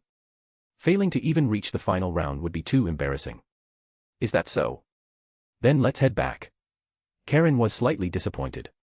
She had been looking forward to showing off her skills in the preliminaries and earning Shin's praise. Unfortunately, it was postponed. MMPH. Hold me. A whimper escaped Hanabi as she woke up, still groggy. She struggled out of Kushina's arms and lunged towards Shin. After landing in Shin's arms, she snuggled against him affectionately. Does she dislike me? Kushina glared at Hanabi. So comfy. Hanabi seemed oblivious to Kushina's words, rubbing against Shin contentedly. Damn it. I feel so annoyed. Karen watched Hanabi nestled in Shin's arms, wishing she could pull Hanabi away and take her place. How could a little girl monopolize Shin like that? It should be her in his arms. As she thought this, Karen subconsciously pictured herself leaping into Shin's arms, a love-struck expression appearing on her face. Karen, are you imagining something unhealthy? Kushina nudged Karen, snapping her back to reality. And no. Karen quickly waved her hands, vehemently denying it. Karen then looked enviously at little Hanabi. If possible, Karen really wanted to trade places with Hanabi. Originally, Karen had quite liked the adorable little Hanabi, but now, jealousy made her unrecognizable. After casting another envious glance at Hanabi, Karen began plotting, should I use the transformation technique to turn into a child? Maybe then I'll get the same treatment as Hanabi. Chapter 346, Losing All Sense of Decorum. Support my new fanfic, Food Wars, The Fishing System. After the second stage in the Forest of Death concluded, there was a 3-day break before the preliminary matches for the third stage began. Hiruzen Sarutobi had postponed the preliminaries for 3 days, giving Sasuke Uchiha and Naruto Uzumaki time to recover. This delay also benefited the other teams, providing them with much-needed rest and preparation time, so no one questioned Hiruzen's decision. Out of the 26 teams that entered the Forest of Death, only 7 passed. The rest were eliminated. Each team had 3 members, totaling 21 participants. However, one person withdrew, Kabuto Yakushi. This was Shin's first time seeing Kabuto Yakushi. He was quite a capable individual. Though seemingly insignificant early on, he became a major player later in the story. Kabuto was a spy planted by Orochimaru, a super spy. Karen, Hinata, good luck. Kushina cheered, giving them a thumbs up. Big sister, you have to win. I'll be watching. Hanabi waved at Hinata. Hanabi, aren't you going to cheer for me too? Karen asked Hanabi, feeling a bit left out. No way. What if you end up fighting Big Sister? Hanabi huffed. Though Karen had been nice to her, Hanabi naturally supported her own sister more. Besides, for some reason, Karen seemed a bit resentful towards her lately. Just then, the matches began. The proctor was Heiate Gecko, looking as sickly as ever. The first match was Sasuke Uchiha vs Yoroi Akato. Yoroi, seemingly a Konoha ninja, was actually another one of Orochimaru's spies. Shin wondered just how many spies Orochimaru had planted in Konoha. If the entire village turned out to be his spies, that would be quite the spectacle. Of course, that was just a thought. Orochimaru likely only had a few spies, planting too many would be impossible. Konoha's intelligence network wasn't completely incompetent. Sasuke Uchiha, despite his injuries, seemed to have a protagonist halo. After falling behind, he used the newly developed Lion Combo to defeat Yoroi. Naruto Uzumaki's opponent was Kiba Inuzuka, just like in the original story. And just like in the original, Naruto defeated Kiba with a fart.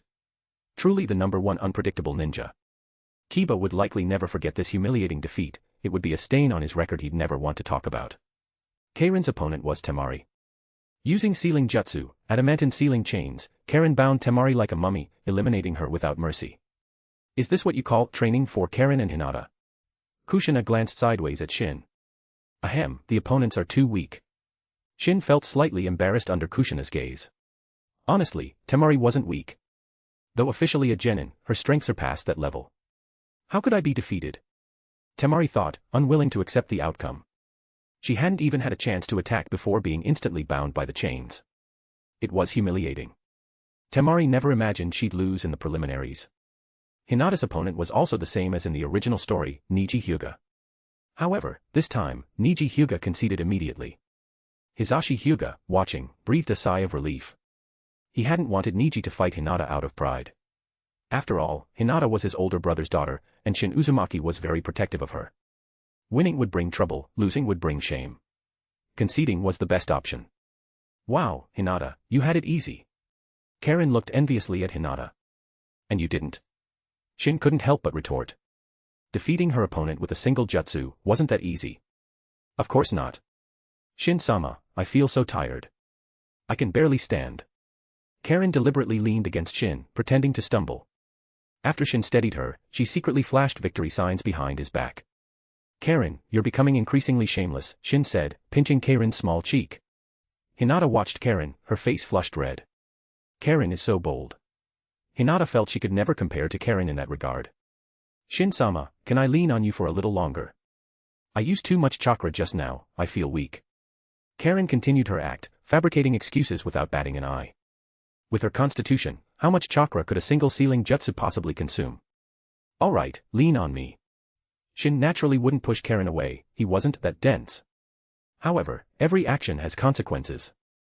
Now, he had to endure Kushina's murderous glare. Karen, well played. NTRing me right in front of my eyes. Kushina gritted her teeth, clenching her fists. Faced with Kushina's threat, Karen chose to close her eyes and pretend she couldn't hear. Let death come. Leaning against Shin-sama felt too comfortable. Even if she got beaten up later, she accepted it. Karen felt she had achieved enlightenment. Not long after, the preliminary matches concluded. Out of the 20 participants, only 9 advanced to the final round. Why 9 instead of 10? Because, just like in the original story, Sakura Haruno and Ino Yamanaka knocked each other out simultaneously, resulting in a double elimination. There would be a break before the final round of the third stage. This time was for the participants to prepare, and also for Konoha to handle logistics. Unlike the previous stages, the final round would involve inviting the daimyo to watch the exams, as well as the Kazekage from Sunagakure and the Mizukage from Kirigakure. Yes, Hiruzen Sarutobi also planned to invite Hayashi Hyuga. Whether Hayashi would come, Hiruzen didn't know. Inviting Hayashi was Hiruzen's attempt to discuss forming an alliance. In this world, there were no permanent enemies. Hayashi Hyuga was once a Konoha missing nin, an enemy. But now, Hayashi's identity had flipped. He was the Mizukage of Kirigakure. Hiruzen planned to resolve their past conflict and form an alliance with Kirigakure. After all, Konoha was currently too weak. Hiruzen knew he needed to gather allies. Shin and his group didn't stay in Konoha. The final stage wouldn't begin for nearly a month. Shin decided to return to the Land of Whirlpools and come back when the exams started. Besides, if Shin stayed away for too long, Tsunade, Mikoto, and the others still in the Land of Whirlpools might storm Konoha looking for him. Back in the Land of Whirlpools, little Hanabi clung to Shin, demanding he teach her the gentle fist. Shin initially tried to pawn Hanabi off on Hinata, letting Hinata teach her. But after less than half a day, Hanabi was back, clinging to Shin and threatening to tell Hayashi Hyuga he bullied her if he didn't teach her. Would Shin be afraid of her tattling? He decisively pushed Hanabi back onto Hinata. Shin had no interest in teaching this inattentive little girl. Chapter 347, Naruto Uzumaki as a whetstone. Time flew, and the final round of the Chunin exams began. Only 8 participants remained out of the original 9. Dosa Kinyuta, one of Orochimaru's subordinates, had challenged Gaara to prove himself but was killed effortlessly. Dosa challenged Gaara because Gaara was Sasuke Uchiha's opponent in the final round. Knowing Orochimaru's focus on Sasuke, Dosu, feeling resentful, planned to defeat Sasuke himself in front of everyone. To do that, he first needed to eliminate Gaara. Unfortunately, his strength was insufficient, it was a suicide mission. Orochimaru's subordinates were loyal, but most weren't very bright. Well, Konoha certainly put on a grand show. Shin observed the meticulously decorated venue. It was Konoha's face to the world, naturally, they'd put effort into the presentation. Hiruzen Sarutobi was present. It was the final round, the Hokage had to appear. Besides Hiruzen, Orochimaru, disguised as Raza, the 4th Kazekage, was also there. His disguise was excellent, Shin hadn't recognized him initially. Hayashi Hyuga was also present, sitting beside Hiruzen. Orochimaru glanced at Hayashi, frowning slightly. Hopefully, he won't interfere with his plan. Hayashi, we meet again. Hiruzen masked his complex feelings with a welcoming smile, as if genuinely happy to see Hayashi. Old fox, Hayashi cursed inwardly. I hear your daughter is also participating in these Chunin exams. Yes. My daughter also needs some training, Hayashi replied coolly. Oh. Isn't the Mizukage worried his daughter might encounter danger? Orochimaru, disguised as the Kazekage, spoke with a barbed tone, clearly irritating Hayashi. I'm not concerned. My daughter has been trained by Shin Uzumaki. I trust she can handle these exams. Perhaps the fourth Kazekage should worry more about his own son. Hayashi sneered back at Orochimaru. Orochimaru's eyes narrowed slightly. He discreetly observed Hinata Hyuga. Trained by Shin Uzumaki. Looks like I need to avoid his daughter during my plan. He didn't want to incur Shin Uzumaki's wrath. Hiruzen Sarutobi's face darkened slightly. Shin Uzumaki is still in Konoha. The thought made Hiruzen uneasy. Where is Sasuke Uchiha? Why isn't he here? I'm quite interested in this Uchiha genius. Orochimaru glanced at Hiruzen. Besides executing the Konoha Crush plan, his main focus during these exams was Sasuke Uchiha. When the match begins, Sasuke Uchiha will naturally arrive. Hiruzen smiled faintly. Honestly, Hiruzen didn't know what Sasuke was up to either. Originally, Sasuke's match against Gaara was supposed to be the first. Since Sasuke hadn't arrived, Hiruzen had to change the schedule temporarily. Perhaps it's for the best. Making Sasuke and Gaara's match the final event would create more anticipation. Many people, including the daimyo, had come specifically to see Sasuke, the famous Uchiha survivor and genius. The first match was Hinata vs Naruto Uzumaki. Originally, it should have been Naruto vs Neji Hyuga, but the plot had diverged. Hinata, good luck. Shin patted Hinata's shoulder. I won't disappoint Shin and I. Hinata said with unwavering determination. She wouldn't let him down.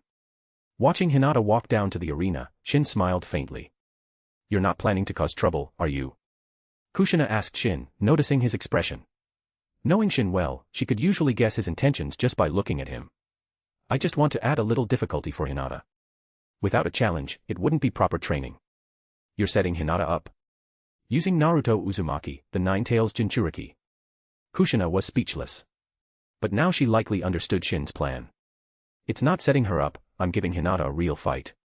Shin wasn't underestimating Kurama, but against the Tenseigan, even the Nine-Tails didn't have much of an advantage. What? My opponent is just a weak girl. They're totally looking down on me. Naruto complained upon seeing Hinata. Suddenly, Naruto, who had been complaining, froze, his expression turning completely blank. Inside Naruto Uzumaki's inner world, where the Nine-Tails was sealed, Shin's figure appeared. Nine-Tails, time to wake up. Seeing the sleeping giant fox, Shin released a sliver of his chakra, startling Kurama awake instantly. Nine-Tails, could you do me a favor? Shin's Sharingan spun, the tomo spinning slowly, seemingly capable of devouring everything. Sharingan. Kurama roared furiously, slamming against the bars of its cage. Silence. Shin glared, and Kurama instantly became docile. 3 tomo appeared in its eyes, Shin had controlled it. Whether you refuse or agree, you have no choice.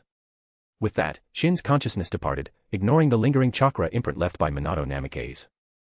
Knowing Kurama wouldn't cooperate, Shin had simply controlled it directly. Now, let's wait for a good show. Shin watched Naruto Uzumaki, whose body was now beginning to emanate Nine-Tails chakra. Naruto Uzumaki, the child of prophecy, was being used by Shin as a whetstone for Hinata. Will she really be okay? Kushina asked Shin. Of course, she won't be in danger. Trust Hinata's strength. Besides, with you and me here, could Hinata truly be in danger? Shin said with a smile. True. Kushina felt she had worried unnecessarily. The Nine-Tails. She could crush it with one hand. And it wasn't even the full Nine-Tails, just a fraction of its power.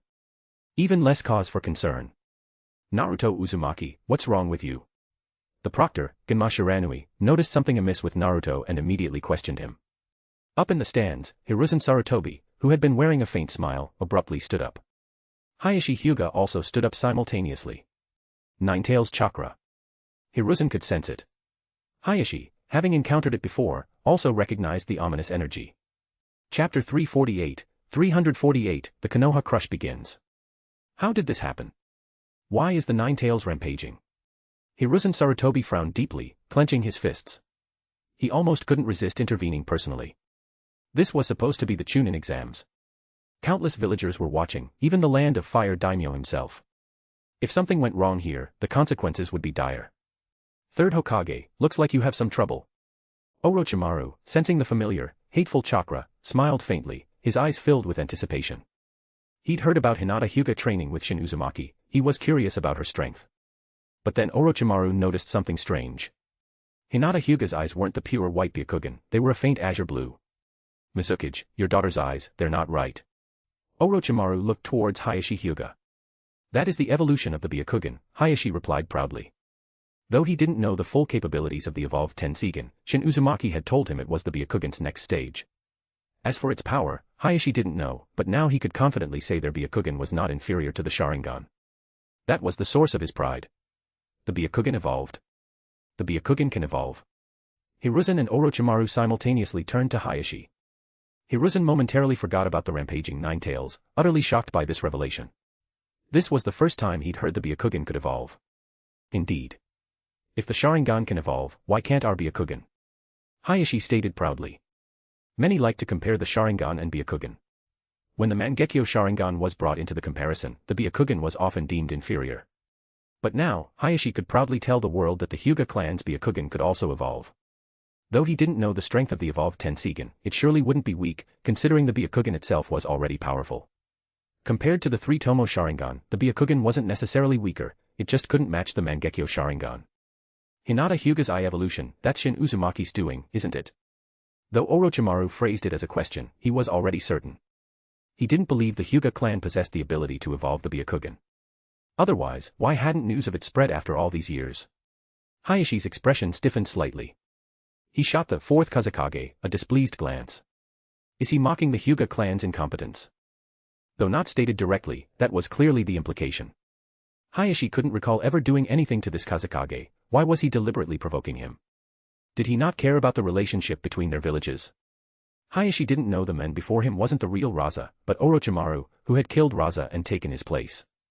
Raza had met a tragic end, just like the third Kazekage, both dying ignominiously, and both being Kazekage of Tsunagakure. Boom. The Nine Tails chakra erupted fully. Hiruzen pushed aside thoughts of the Byakugan's evolution. The priority now was evacuating the people here. Though the Nine Tails hadn't fully emerged, there were signs it might. If the Nine Tails truly broke free, this place would become the most brutal battlefield imaginable. Damn it. This power. Gaara frowned, looking at Naruto Uzumaki leaking tailed beast chakra. The one tail within him was also rampaging. Is he, like me? Gaara's expression turned complex. Gaara's childhood had been tragic, shaping his twisted personality. In truth, Naruto Uzumaki had suffered even more than Gaara, yet he hadn't become as dark and extreme. Before Naruto's talk no jutsu brainwashing, Gaara's personality was indeed quite warped. Guy, quickly. Don't move, third Hokage. Just as Hiruzen was about to order Might Guy to evacuate the crowd, Orochimaru's kunai pressed against Hiruzen's neck. Hiruzen was stunned. Fourth Kazekage, what is the meaning of this? Sensei, you've gotten old. You didn't even recognize me.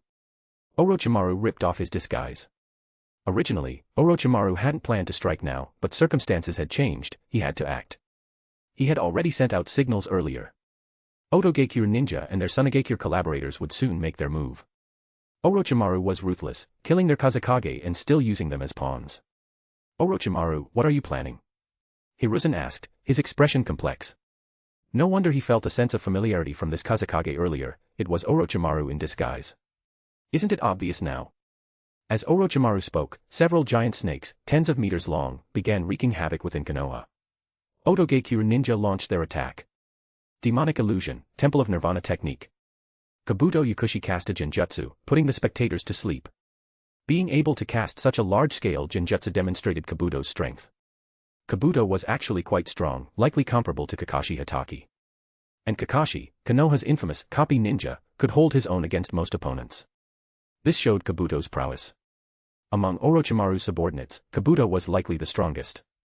He had forfeited the preliminary rounds earlier, fearing he couldn't control his strength and would expose himself. Of course, strong was relative. In Shin's eyes, Kabuto was still a weakling. From Shin's perspective, anyone below 6 paths level was a weakling. Mizukage, this is a personal grudge between me and Sensei. Are you planning to get involved? Orochimaru asked Hayashi Hyuga, holding Hiruzen hostage. Since it's the Hokage's personal grudge, I won't interfere. Hayashi Hyuga immediately stepped aside and moved far away. He wouldn't get involved in this matter. What happened in Konoha had nothing to do with him. He was now the Mizukage of Kirigakure, completely separate from Konoha, in fact, they even had friction. Not choosing to kick Konoha while it was down was already considered conscientious. He certainly wouldn't help Hiruzen Sarutobi. Orochimaru started his plan this early. Shin watched Orochimaru, frowning slightly. Hinata's match hadn't even begun yet. But it didn't matter. Even if Orochimaru's plan started ahead of schedule, it wouldn't stop the fight between Hinata and Naruto Uzumaki. Chapter 349, Hinata's Tenseigen Chakra Mode. Orochimaru held Hiruzen Sarutobi hostage. The Konoha Jonin, like Kakashi and Guy, didn't dare attempt a rescue. They feared any rash move might provoke Orochimaru into killing Hiruzen, a distinct possibility. Orochimaru, do you truly have no feelings left for Konoha? Hiruzen looked at Orochimaru with sorrow.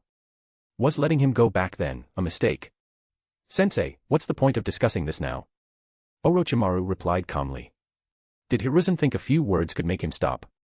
That was wishful thinking. Having come this far, Orochimaru wouldn't back down. His resolve wasn't so easily swayed. 4 Violet Flames Formation. The Sound 4 appeared, using the barrier ninjutsu, 4 Violet Flames Formation, to seal off the area. This is the battlefield for us, teacher and student. Do you like it, sensei? Orochimaru extended his long tongue, licking the kunai held against Hiruzen's neck. That creep. Shin, I'm going to kill him. Kushina, watching the situation unfold, was disgusted. The distance between Orochimaru and Hiruzen was already close. Orochimaru's actions looked disturbingly intimate. Kushina felt nauseated. Go ahead. Shin felt he needed to wash his eyes too. At that moment, Hinata was also bewildered. How did Konoha suddenly descend into chaos? Even the proctor left. Hinata didn't know if she should still fight. However, she didn't have much time to hesitate. Naruto Uzumaki, now with 6 tails manifested, charged towards her. Gentle Fist Art, 8 trigrams Vacuum Palm. Seeing the rapidly approaching tailed beast Naruto, Hinata panicked slightly but instinctively reacted, blasting him away. The palm strike, launched from a distance, sent Naruto flying far back, embedding him into a wall so deeply he couldn't be easily removed. Though sent flying, Naruto wasn't injured. The tailed beast cloak's defense was formidable, especially in his current 6-tailed state. Hinata, fight seriously. Let me see your strength. Shin yelled to Hinata. Hinata paused for a moment upon hearing Shin, then nodded with determination. He's here too. Orochimaru couldn't help but glance towards Shin's location. He hadn't known Shin was in Konoha before. Focused entirely on his Konoha crush plan, Orochimaru hadn't paid attention to other matters. Though aware of Shin's presence now, Orochimaru wasn't panicked. He knew Shin Uzumaki wouldn't help Hiruzen Sarutobi. Gentle Fist Art, 8 trigrams 128 palms. Hinata assumed the Gentle Fist stance and attacked the tailed beast Naruto. Her fists rained down continuously on Naruto, but they were all blocked by the tailed beast cloak. Her attacks couldn't penetrate its defense. As for the Gentle Fist's pressure point strikes, they were also useless, blocked by the tailed beast cloak.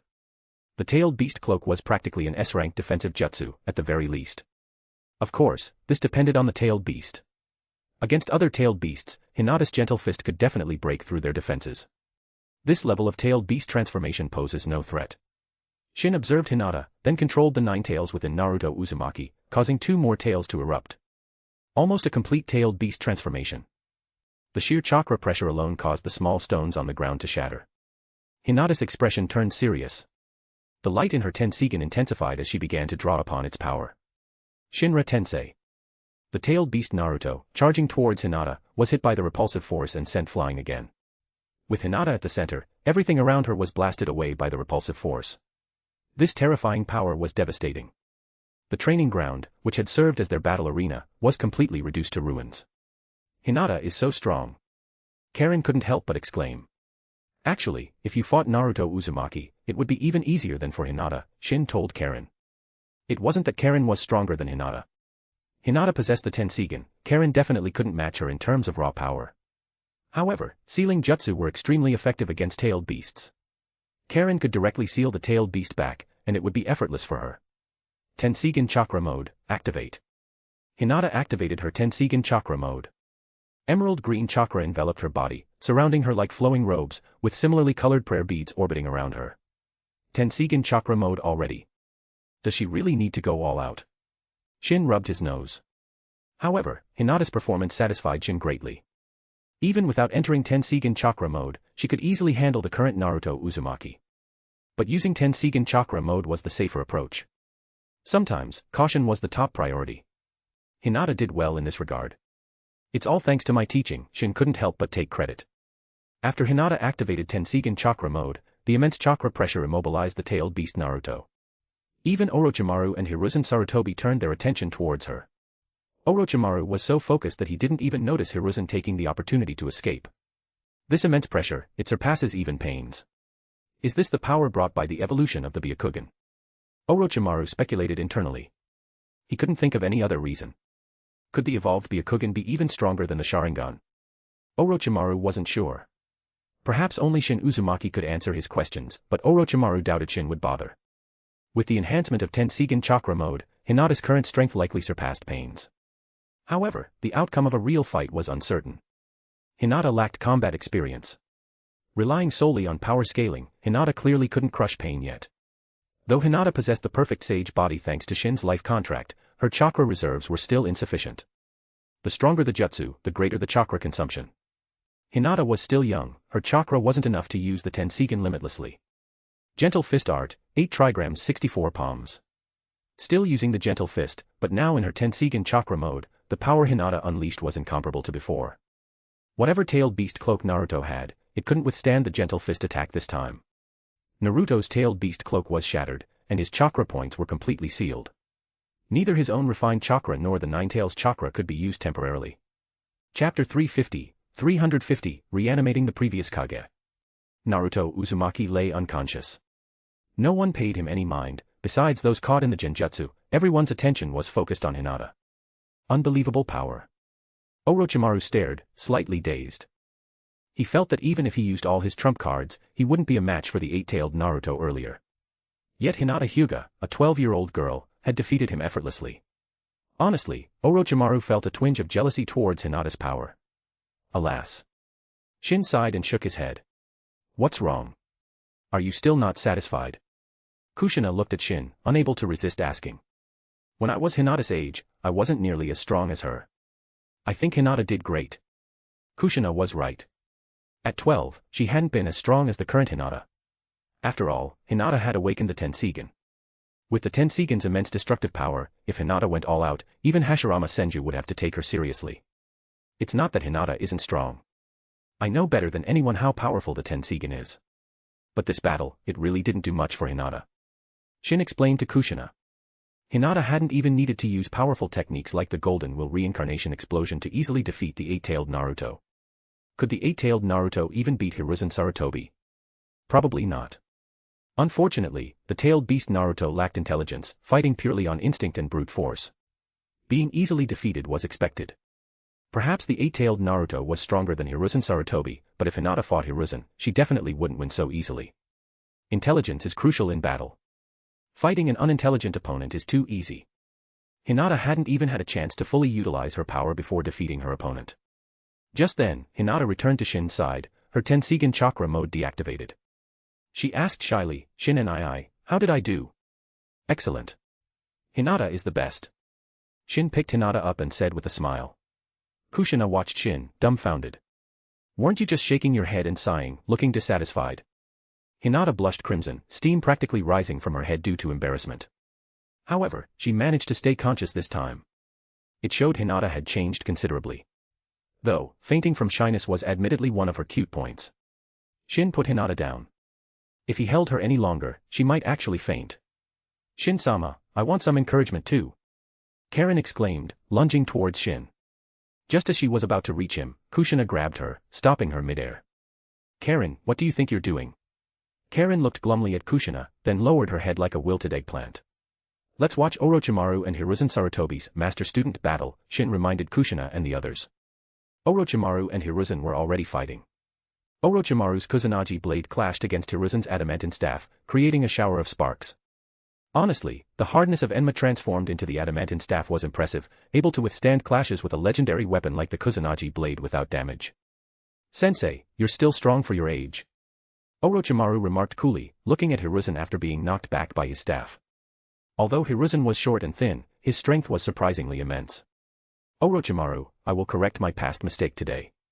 Hiruzen's expression was grave, a hint of sorrow deep within his eyes. Back then, he had momentarily softened, holding back when Orochimaru defected instead of trying his utmost to stop him. Now, Orochimaru had brought disaster upon Konoha. The thought filled Hiruzen with immense pain. Orochimaru, this time I absolutely will not forgive you. Seeing the devastation in Konoha through the 4 violet flames formation barrier, Hiruzen grew increasingly furious. Sensei, let me show you something interesting next. I hope you'll be satisfied with the opponents I've brought for you. Orochimaru bit his finger, then quickly formed hand seals, performing the Edo Tensei technique. Instantly, 1 coffin rose from the ground, followed by a second, then a third coffin marked with the number 4. Seeing Orochimaru's hand seals and the rising coffins, Hiruzen knew what jutsu it was and immediately tried to stop him. Hidden Shadow Snake Hands. Orochimaru seized the opportunity, attacking Hiruzen and successfully summoning all 3 coffins. Unlike the original story, where Hiruzen managed to stop 1 coffin, this time Hiruzen had to face 3 reanimated individuals. The coffins opened. A man wearing red Warring States period armor emerged, the first Hokage, Hashirama Senju. Then came Hashirama's younger brother, the second Hokage, Tobirama Senju.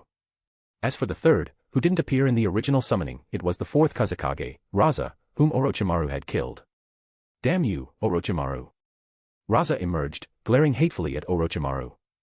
Just as Raza was about to attack, Orochimaru unhesitatingly plunged a kunai etched with a restraining seal into the back of Raza's head, completely erasing his consciousness. He had no choice. Otherwise, Raza would have attacked him. Though this would reduce Raza's combat effectiveness, it was necessary.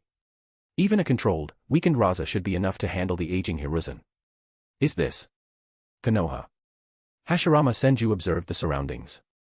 Big brother, pay attention to the situation. Someone is clearly hostile towards Konoha. Tobirama Senju's eyes flashed sharply. Was it you who used the Edo Tensei technique? Tobirama's icy gaze fixed on Orochimaru. Sigh. Tobirama, I told you long ago not to research such jutsu that tamper with souls. Hashirama looked at his younger brother, shaking his head slightly. He had advised Tobirama against it back then, such techniques shouldn't exist. Tobirama fell silent. Honestly, he had researched Edo Tensei to leave Konoha a trump card. If faced with an overwhelmingly powerful enemy, they could use Edo Tensei to summon previous Hokage to defend the village. He never expected it would eventually be used against Konoha. First. Sensei. Hiruzen's lips trembled as he addressed Tobirama and Hashirama. Seeing them appear, Hiruzen knew he was doomed. The legendary god of shinobi, and his own teacher, Tobirama Senju, now they were his enemies. Sensei, are you happy with this grand gift I prepared for you? Orochimaru asked with a smile, his grin somewhat unrestrained. Chapter 351, Jiraiya returns. Orochimaru actually learned Edo Tensei. Kushina remarked with surprise. She knew how difficult the technique was to learn. Shin possessed Konoha's scroll of seals, which contained all of the village's forbidden jutsu, including Edo Tensei. Kushina had even tried to learn it once but failed. Even with Shin's personal instruction later, she couldn't master it. For Kushina, Edo Tensei seemed even harder than the Flying Thunder God technique. Don't underestimate Orochimaru. He's very capable, Shin told Kushina. Orochimaru was indeed brilliant. Most people could study Edo Tensei their entire lives and never learn it. He truly deserved the title of genius. However, Orochimaru's Edo Tensei is still somewhat crude. The reanimated first Hokage isn't that strong. Shin looked at Hashirama Senju, sensing his power. The reanimated Hashirama could only utilize a fraction of his original strength, probably less than a tenth. First and second Hokage, I must apologize for the offense. Orochimaru held kunai etched with restraining seals and plunged them into the backs of Hashirama and Tobirama Senju's heads. Given their loyalty to Konoha, Orochimaru had to control them completely to ensure they would fight Hiruzen wholeheartedly. Orochimaru, I never thought you would become like this, Hiruzen said sorrowfully. His most prized student had become his enemy. Sensei, do you really have time to talk right now? Orochimaru sneered coldly. Did Hiruzen think a few words could stop him? That was wishful thinking. Having come this far, Orochimaru wouldn't back down. His determination couldn't be swayed by Hiruzen's pleas. Hashirama's wood release, Tobirama's water release, and Raza's gold dust techniques simultaneously assaulted Hiruzen. Now, Hiruzen faced 4 opponents, 3 reanimated Kage and Orochimaru himself. Hiruzen Sarutobi is finished. He's dead meat. Absolutely no hope. Shin watched the scene unfold. Hiruzen probably wouldn't even get the chance to use the Reaper Death Seal this time. Yeah, I agree. Hiruzen is definitely done for, Kushina concurred. But what I find most amusing are the expressions on the Suna ninjas' faces. Shin glanced towards the Suna ninja, who had ceased fighting. They stared dumbfounded at the reanimated fourth Kazekage, Raza. How could this be? Baki, the elite jonin from Sunagakure, stared wide-eyed. Their Kazekage was dead. Killed by Orochimaru, their supposed ally. Captain Baki, what do we do now? Some Suna ninja asked Baki, who was now their acting commander. Baki fell silent. Continue fighting Konoha. He knew instantly that Suna had been used by Orochimaru. And Orochimaru had killed their Kazekage, even reanimating him to desecrate his soul. Unforgivable. Help Konoha. Attack the Otogakure ninja. Baki decisively ordered. The Suna ninja immediately stopped fighting Konoha and turned their attacks towards the Otogakure ninja. The Konoha ninja, understanding the situation, tacitly stopped engaging the Suna ninja as well. Kakashi Hatake arrived with Sasuke, having just returned from Sasuke's special training. He was stunned by the chaotic scene. Guy, what's going on here? Kakashi stopped Might Guy and asked. Kakashi, you're finally back. No time for questions. Help us deal with Otogakure. And hurry, figure out a way to save Lord Hokage. Guy urged anxiously. Many Konoha ninja had tried to rescue Hiruzen but were blocked by the four violet flames formation. Touching the barrier meant being incinerated, they dared not approach. Kakashi surveyed the surroundings, quickly grasping the situation. Seeing Orochimaru fighting Lord Hokage, he knew Orochimaru was behind this. The first and second Hokage, what's going on? He had many questions, but the urgent situation left no time for answers. Naruto. Just then, Kakashi saw the unconscious Naruto and immediately rushed over to check on him. Though Kakashi often seemed to favor Sasuke, he actually cared deeply for Naruto, the son of his late teacher. Sasuke, go eliminate the Otogakure ninja and the rampaging giant snakes, Kakashi instructed Sasuke after picking up Naruto. HN. Sasuke glanced complexly at Naruto, then nodded curtly. Though he had fainted later, Sasuke had witnessed the beginning of Naruto's tailed beast transformation and his battle against Orochimaru. Naruto, the dead last he'd always looked down upon, possessed such power. Sasuke couldn't help but feel a pang of jealousy. It was normal to feel envious when someone you previously scorned surpassed you. Cough cough. Kakashi-sensei. Naruto opened his eyes at that moment, looking at Kakashi holding him. Hinata, that girl, had been kind, her attacks weren't severe, allowing Naruto to wake up now. Naruto, are you alright? Kakashi's face showed relief, though hidden behind his mask. I'm okay. Kakashi-sensei, what happened? Naruto couldn't help but ask. Naruto, just rest for now. Don't worry about it. Kakashi carried Naruto to a safe place, then set him down and joined the fight against the Otogakure ninja. Otogakure was just a minor village. They had initially caused chaos because Sunagakure was assisting them, and they caught Konoha off guard. Now that Konoha had reacted and Sunagakure had switched sides, the Otogakure ninja were quickly subdued. The giant snakes summoned by Orochimaru were also slain by giant toads summoned by Jiraiya. Yes, Jiraiya had returned. He hadn't been far from Konoha, having recently tutored Naruto. After leaving Konoha, Jiraiya felt uneasy and decided to return. Jiraiya arrived at the site of Orochimaru and Hiruzen's battle, his expression grim as he watched the fight unfold. Orochimaru, plus the three reanimated Kage, were pushing Hiruzen back relentlessly. Hiruzen was already injured. Orochimaru. Are you really going to kill the old man? Jiraiya clenched his fists, roaring angrily. Lord Jiraiya, how can we get inside to help Lord Hokage? Kakashi quickly asked Jiraiya. I don't know. Jiraiya shook his head with a sigh. He knew about the four violet flames formation. Although the casters, the Sound Four, weren't strong, Jiraiya couldn't break through the barrier. The four violet flames formation was a simplified version of the four red yang formation, which could withstand a tailed beast bomb from the Ten Tails. Even the simplified version was incredibly durable. Chapter 352, the undisputed strongest in the shinobi world. Jiraiya, Kakashi, and the others stared helplessly at the four violet flames formation. Without space-time ninjutsu, there was no way to get inside. Hiruzen Sarutobi is about to die, and Danzo doesn't even bother showing up. He really is heartless. Shin walked over, followed by Kushina, Hinata, and Karen. Jiraiya immediately turned upon hearing Shin's voice. His eyes lit up, then quickly dimmed again. Shin, you can definitely save the old man, right? And why would I? Shin asked Jiraiya flatly. What do you want? As long as you save the third Hokage, I'll agree to any condition. Jiraiya's expression was incredibly earnest, as if he truly meant it. Don't be ridiculous. If I asked for the entire village of Konoha, could you agree? Even if you could you make others agree? Shin asked Jiraiya mockingly. Jiraiya fell silent. He couldn't agree to that. And as Shin said, even if he did, it would be meaningless. Not even Hiruzen Sarutobi himself had the authority to sell Konoha, let alone Jiraiya. You. Since you can save Grandpa Hokage, why won't you help? Naruto Uzumaki angrily demanded of Shin. Shin glanced sideways at Naruto Uzumaki, then said to Hinata, Hinata, you were too soft on him. Otherwise, he wouldn't still be hopping around like this. Currently, Naruto's chakra was still sealed, and his body was fatigued from the Ninetales chakra outburst, but otherwise, he was mostly fine. Yes, Shin and I. Next time, I'll definitely use my full strength, Hinata nodded seriously. Who do you think you are, brat? You're also an Uzumaki, which means you're part of the Uzumaki clan. Shin-sama is the head of the Uzumaki clan. You have no right to question him. Karen stared sharply at Naruto Uzumaki. Shin was completely baffled. He exchanged a look with Kushina. Since when did he become the Uzumaki clan head? Shin, how come I didn't know you became the Uzumaki clan head? Kushina asked, blinking. I didn't know either. Shin shrugged at Kushina, then looked at Karen. I just think Shin-sama is very suitable to be the head of our Uzumaki clan. Karen admitted that she had bestowed the title upon him herself.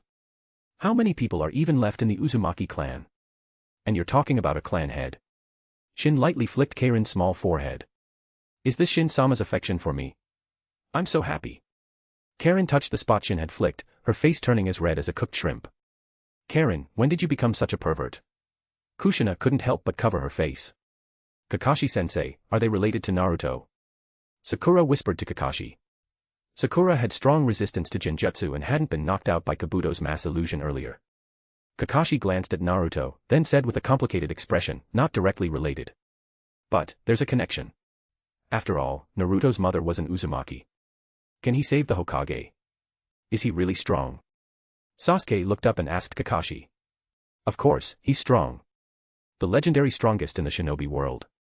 No one knows the true extent of his power. Kakashi sighed. He had heard many legends about Shin Uzumaki, but he didn't know the specifics of his strength. But he looked so young, Kakashi thought, even younger than me. It's like time stopped for him. Didn't you say before that the Hokage was the strongest? Sasuke pointed out, calling Kakashi out. During the Land of Waves mission, Kakashi had told them the third Hokage was the strongest ninja, the strongest Hokage. Well. Kakashi felt awkward. Back then, being a Konoha ninja, he naturally had to hype up the Hokage. There might have been some exaggeration back then.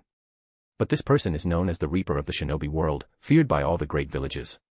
He's the undisputed strongest in the shinobi world. Is he stronger than him? Sasuke's eyes suddenly flashed with killing intent and boundless hatred.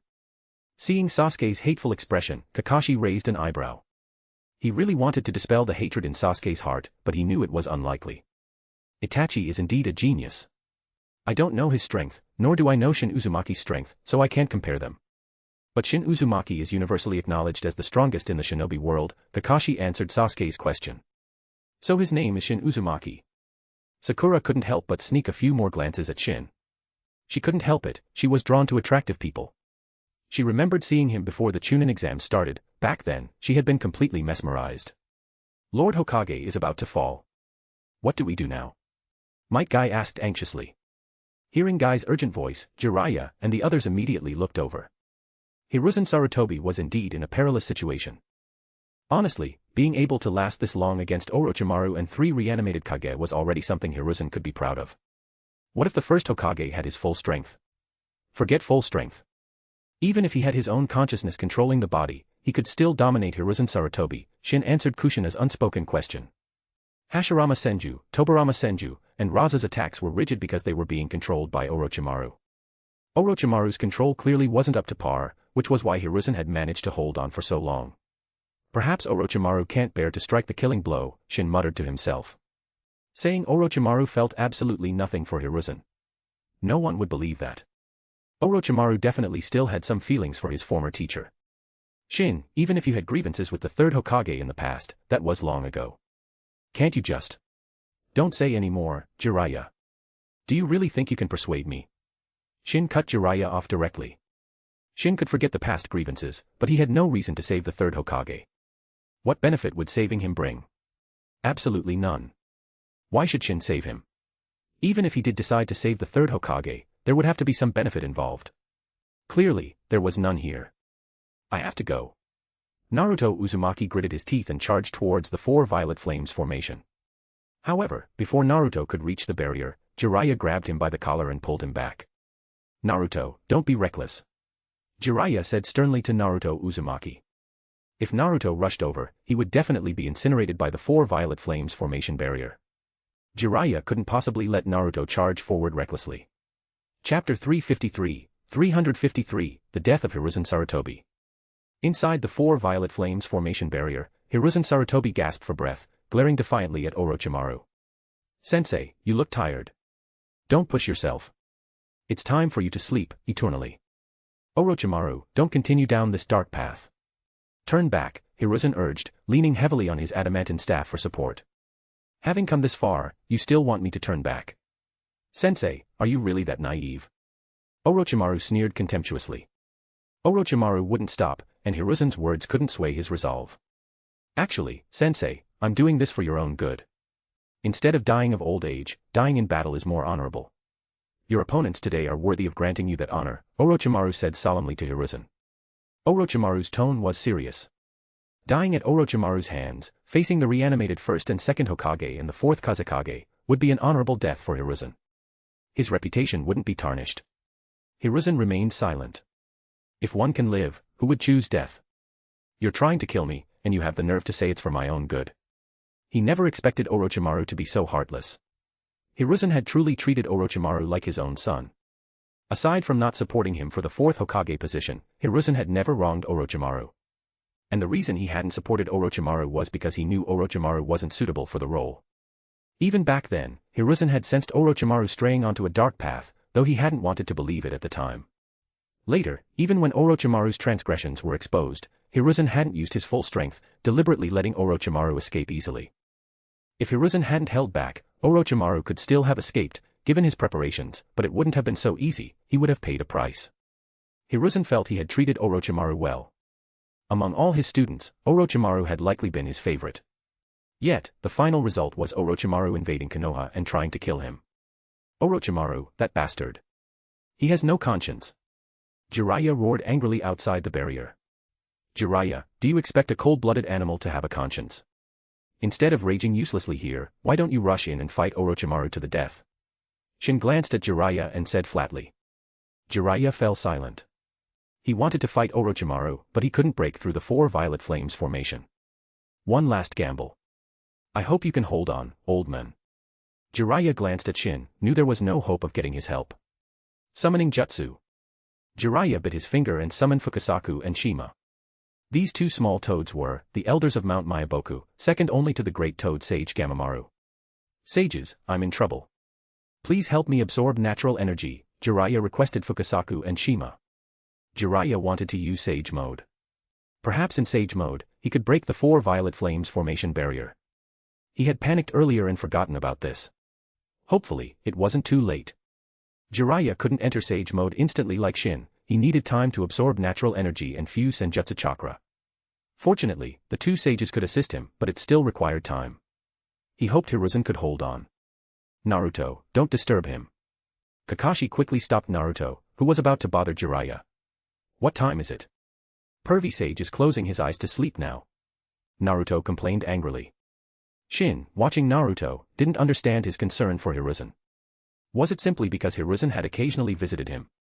Minato Namikaze had asked Hiruzen to take care of Naruto, but Hiruzen hadn't done a good job. Whatever the reason, it was Hiruzen's failure. Besides, if Hiruzen truly wanted to protect Naruto, would it have been difficult? The Hokage couldn't even protect one child. That was laughable. Deep down, Hiruzen probably saw Naruto as a tool too. After all, Jinchuriki were tools for their villages. Bang. Hiruzen took a kick from Tobarama Senju.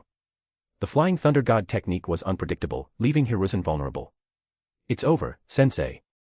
Orochimaru sneered coldly, then controlled Raza to use magnet release, gold dust to block all of Hiruzen's escape routes. The Kusanagi blade extended, instantly piercing Hiruzen's body. This time, Hiruzen didn't dodge. Orochimaru, the jutsu I taught you, today, I take them back. Knowing survival was impossible, Hiruzen gave up struggling and prepared to take Orochimaru down with him. Those hand seals. Orochimaru's expression changed drastically upon seeing Hiruzen's hand seals. Initially, Hiruzen formed seals for the shadow clone technique, instantly creating 3 clones. But the subsequent seals made Orochimaru panic. The hand seals for the Reaper Death Seal. Orochimaru knew them, he had seen the sealing jutsu description before, though he hadn't learned it. Damn it. Stop him. Orochimaru knew he absolutely couldn't let Hiruzen complete this jutsu, otherwise, he'd be in serious trouble. Hiruzen focused solely on the hand seals. Just then, the Adamantine staff suddenly transformed back into Enma, who desperately blocked Orochimaru's attack, as well as those from Hashirama and Tobirama. Even the indestructible Enma was severely injured. That damned monkey. Because Enma blocked him, Orochimaru couldn't interrupt Hiruzen. The Reaper Death Seal was activated. Die. Orochimaru roared furiously. The shadow clones performed the Reaper Death Seal, summoning the Shinigami, who swung its blade, reaping the souls of Hashirama Senju, Tobirama Senju, and Raza. With their souls reaped, the Edo Tensei could no longer be maintained. Hiruzen's main body used the Reaper Death Seal as well, stripping the souls from Orochimaru's arms, rendering them useless. At the last moment, Orochimaru's Kusanagi blade fatally pierced Hiruzen. Otherwise, Orochimaru's entire soul would have been reaped by the Shinigami. After Hiruzen died, the summoned Shinigami vanished. Orochimaru looked down at Hiruzen's fallen body, his eyes filled with crazed hatred. He used the Reaper Death Seal, with shadow clones. Can shadow clones even do that? Kushina found it incredible. Although I killed Hamura Otsutsuki, the Shinigami can still be used, Shin explained. When he killed Hamura, Shin hadn't destroyed the Shinigami itself. However, Hiruzen's shadow clones being able to use the Reaper Death Seal, that was indeed a bug, practically cheating. Regardless, Hiruzen Sarutobi was finally dead. Chapter 354, Orochimaru escapes. By the time Jiraiya entered Sage Mode, Hiruzen Sarutobi was already dead. He was a step too late. Damn you, Orochimaru. Jiraiya roared angrily, charging towards Orochimaru. At this moment, all emotional ties were severed. Orochimaru had committed an unforgivable crime. Retreat. Orochimaru yelled to the Sound 4. Didn't expect that idiot Jiraiya to master Sage Mode. Orochimaru couldn't afford to be surprised now.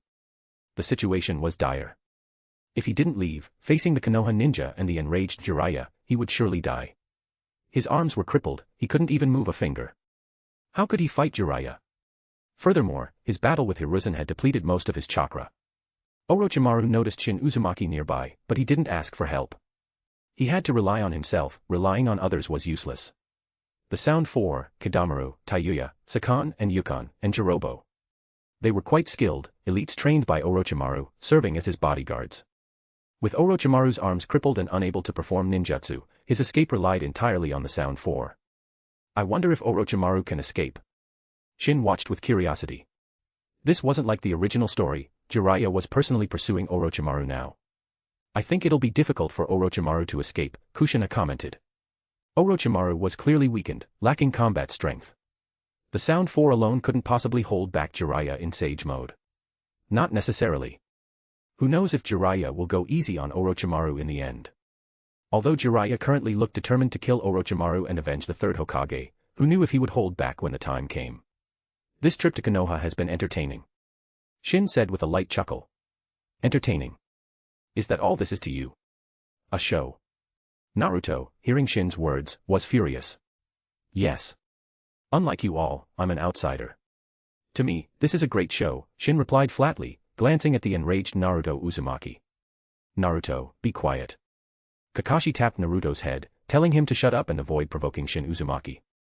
Even though Shin's words made Kakashi uncomfortable, he knew they couldn't afford to offend Shin. Orochimaru alone had caused such chaos in Konoha, what about Shin Uzumaki? Kakashi didn't even want to imagine. Let's go check on Lord Hokage, Kakashi said gravely to Naruto Uzumaki.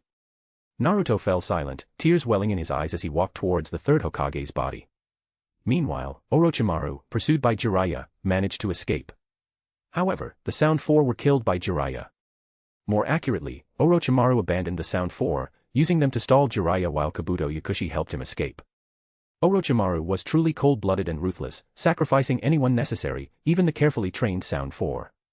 To Orochimaru, the Sound 4 had served their purpose, saving his life. However, the events unfolded completely unexpectedly for Orochimaru. In his original plan, he wouldn't have ended up in such a pathetic state. But he hadn't anticipated Hiruzen's Reaper death seal, nor Jiraiya's timely return. Jiraiya stood with a dark expression, not pursuing further. He couldn't catch Orochimaru now. Orochimaru had disappeared. Orochimaru escaped after all. Jiraiya held back a bit. Shin shook his head slightly. If Jiraiya had gone all out, even if Orochimaru survived, he would have been severely injured. Perhaps Jiraiya still held onto their past bond and let him go. Danzo never showed up from beginning to end. I don't believe for a second that he didn't know what was happening, Kushina muttered, pouting. Danzo wants Hiruzen dead. Wished for chaos in Konoha, Shin said with a faint smile. With Hiruzen dead, Danzo would have a chance to become Hokage.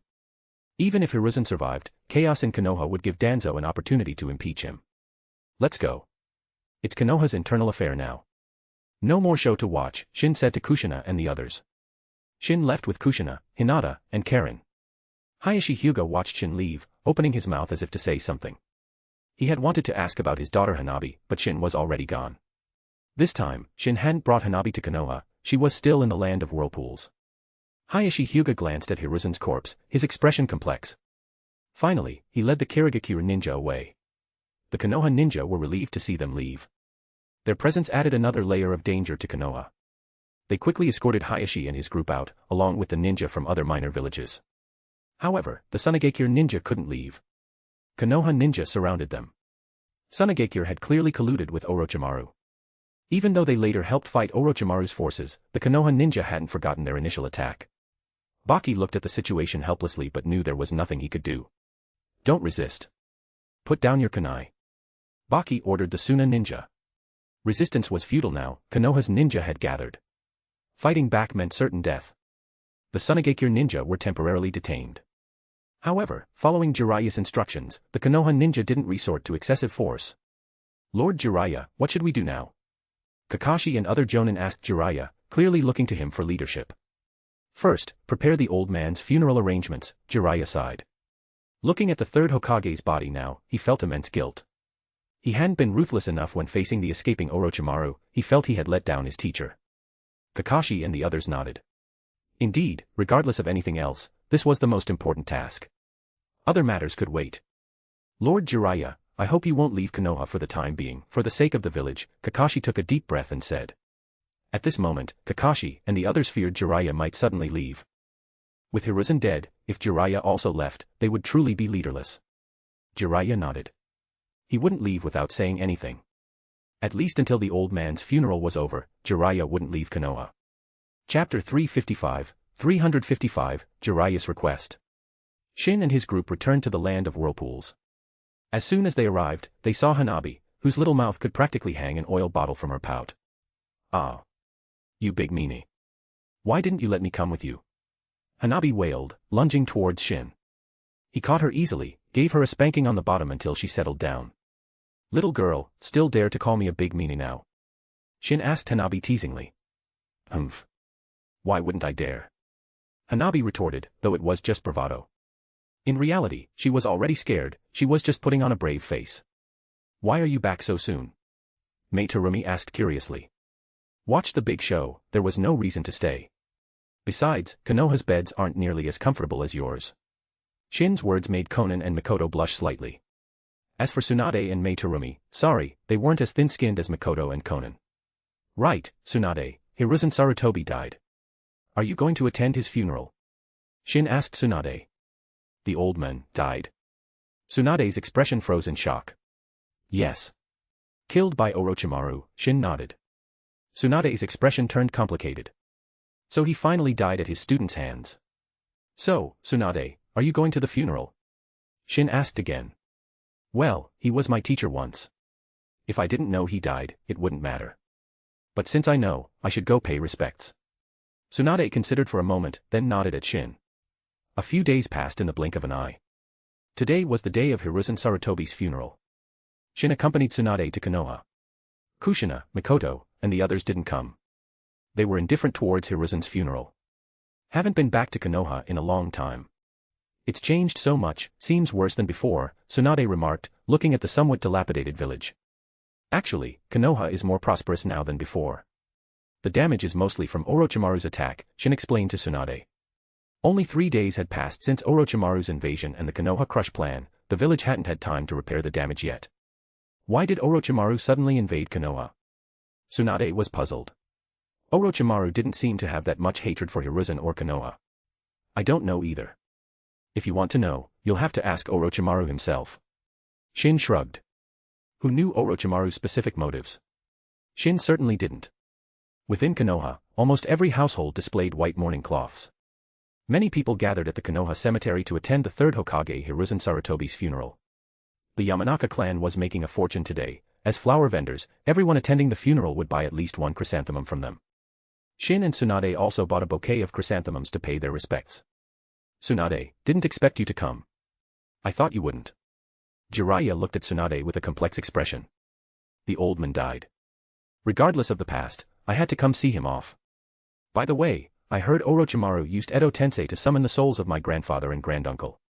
Tsunade's expression turned cold. She was furious about Orochimaru's actions. Disturbing the peace of the dead was a major taboo, especially when it involved her relatives. Jiraiya nodded grimly. Tsunade, I need to discuss something with you. What is it? Tsunade glanced at Jiraiya, asking indifferently. About the Hokage position. I want to recommend you become Konoha's Hokage. You understand Konoha's current situation, the village is in dire straits. Only. First, I don't understand Konoha's situation. Second, I'm no longer a Konoha ninja. What does the Hokage position have to do with me? Tsunade interrupted Jiraiya with a cold, dismissive laugh. She wasn't even a Konoha ninja anymore, why would she become Hokage? Tsunade had never desired the Hokage title. Back when Shin hadn't left Konoha, Tsunade had considered supporting him for Hokage, but she never wanted the position herself. It was simple, becoming Hokage meant losing her current leisurely freedom. Obviously impossible. Jiraiya, even if Tsunade wanted to be Hokage, do you think it's possible? Shin asked Jiraiya. Jiraiya was speechless. He knew that even if Tsunade agreed, others in Konoha wouldn't, especially Danzo and the two advisors, they would definitely oppose it, and Jiraiya lacked the influence to sway them. However, in Jiraiya's mind, Tsunade taking over as Hokage was the best choice. Given Tsunade's relationship with Shin Uzumaki, her becoming Hokage would essentially pull Shin Uzumaki back into Konoha's sphere. But this was just Jiraiya's wishful thinking. He didn't have much say, and his support was meaningless. Moreover, Tsunade wasn't willing. She looked down on the Hokage position. This is my earnest request. I hope you'll consider it, Tsunade. I will do my best to handle the pressure from the Konoha leadership, Jiraiya pleaded solemnly with Tsunade. No need to ask. I have zero interest. Tsunade flatly refused again. Shin and Tsunade then left, leaving Jiraiya looking disappointed. Sigh. Jiraiya sighed heavily. He felt the most distressed now. Although Jiraiya had spent recent years traveling abroad, rarely returning to Konoha, it didn't mean his feelings for the village had faded. On the contrary, Jiraiya felt deeply for Konoha. During the days preparing for the third Hokage's funeral, Jiraiya had thoroughly grasped Konoha's internal situation. The village couldn't even select a new Hokage. Jiraiya favored Kakashi, his grand student, but Kakashi's strength was still lacking. Perhaps he could handle the responsibility in the future, but not now. If Kakashi wasn't suitable, then no one else was either. Especially Danzo. Danzo absolutely could not become Hokage. Jiraiya knew Danzo too well. If Danzo became Hokage, Konoha might truly be finished. Jiraiya's current goal was clear, no matter what, Danzo could not become Hokage. For this, Jiraiya was willing to pay any price. He absolutely could not let that sinister old man become Hokage. After sighing, Jiraiya headed towards the Hokage tower. He had invited Hamura Mitokado and Koharu Yudetane, along with Danzo, whom he reluctantly included, to discuss the selection of Konoha's next Hokage. The village couldn't remain without a Hokage for long. If a successor wasn't chosen quickly, Konoha could descend into chaos. Chapter 356, Because You're Too Lazy. Inside a Konoha tavern, Shin and Tsunade sat together. I didn't expect Jiraiya to ask me to be Hokage. It's almost laughable. Tsunade took a sip of sake, a humorous expression on her face. She had left Konoha after the Second Shinobi World War. Later, after Hiruzen branded Nawaki a missing nin, Tsunade completely severed her ties with the village in her heart. To her, Konoha meant nothing. She had only attended Hiruzen Sarutobi's funeral out of respect for their past teacher-student relationship. Even if Jiraiya asked, it wouldn't matter. Even if he wanted to become Hokage, Danzo, Hamura Mitokado, and Koharu Yudetane would definitely try to stop you. Shin tore off a chicken leg and started eating it. Thwack. Tsunade smacked Shin's hand with her chopsticks. Can't you use chopsticks? Isn't eating with your hands embarrassing? Big sis, we're in a private room. Who's going to see? Shin retorted, though he picked up his chopsticks anyway. When eating roasted chicken, Shin preferred using his hands. Chopsticks were too troublesome. Big sis. Are you mocking my age? Tsunade slammed the table and stood up, glaring angrily at Shin. Shin blinked, momentarily stunned. All right. I'll call you little sister from now on. Happy. You little. Tsunade playfully punched his arm, then sat back down. Shin, you're saying even if I wanted to become Hokage, it would be impossible, right? No, I never said that. Shin shook his head directly.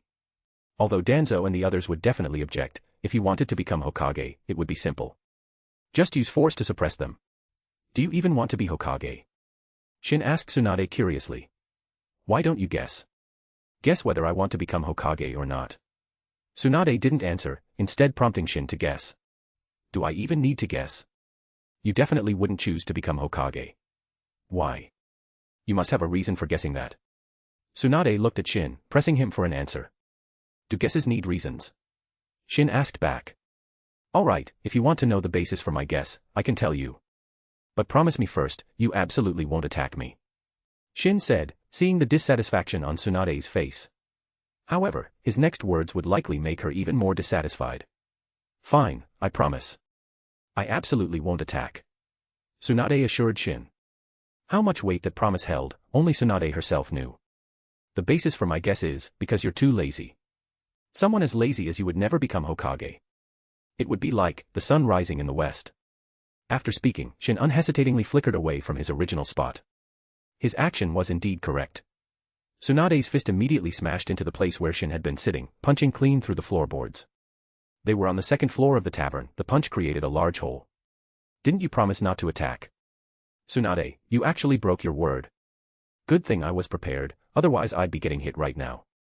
Shin said with a smile, reappearing nearby. Count yourself lucky you dodged quickly. Otherwise, I'd have given you a proper beating. Tsunade grumbled, quite annoyed. I was telling the truth. If you don't believe me, ask Kushina and Mikoto when you get back.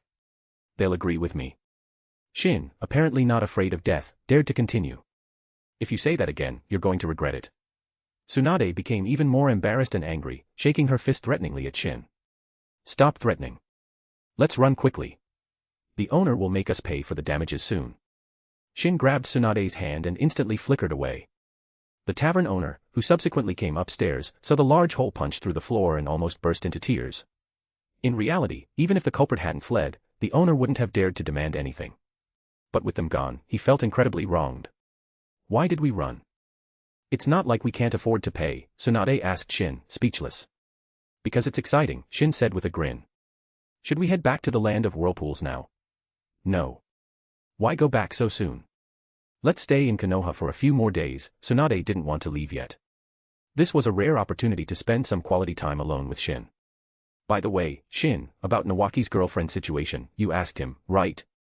Does he have a girlfriend? Tsunade suddenly remembered this issue and asked Shin. No. Regarding Nawaki, you probably know him better than I do.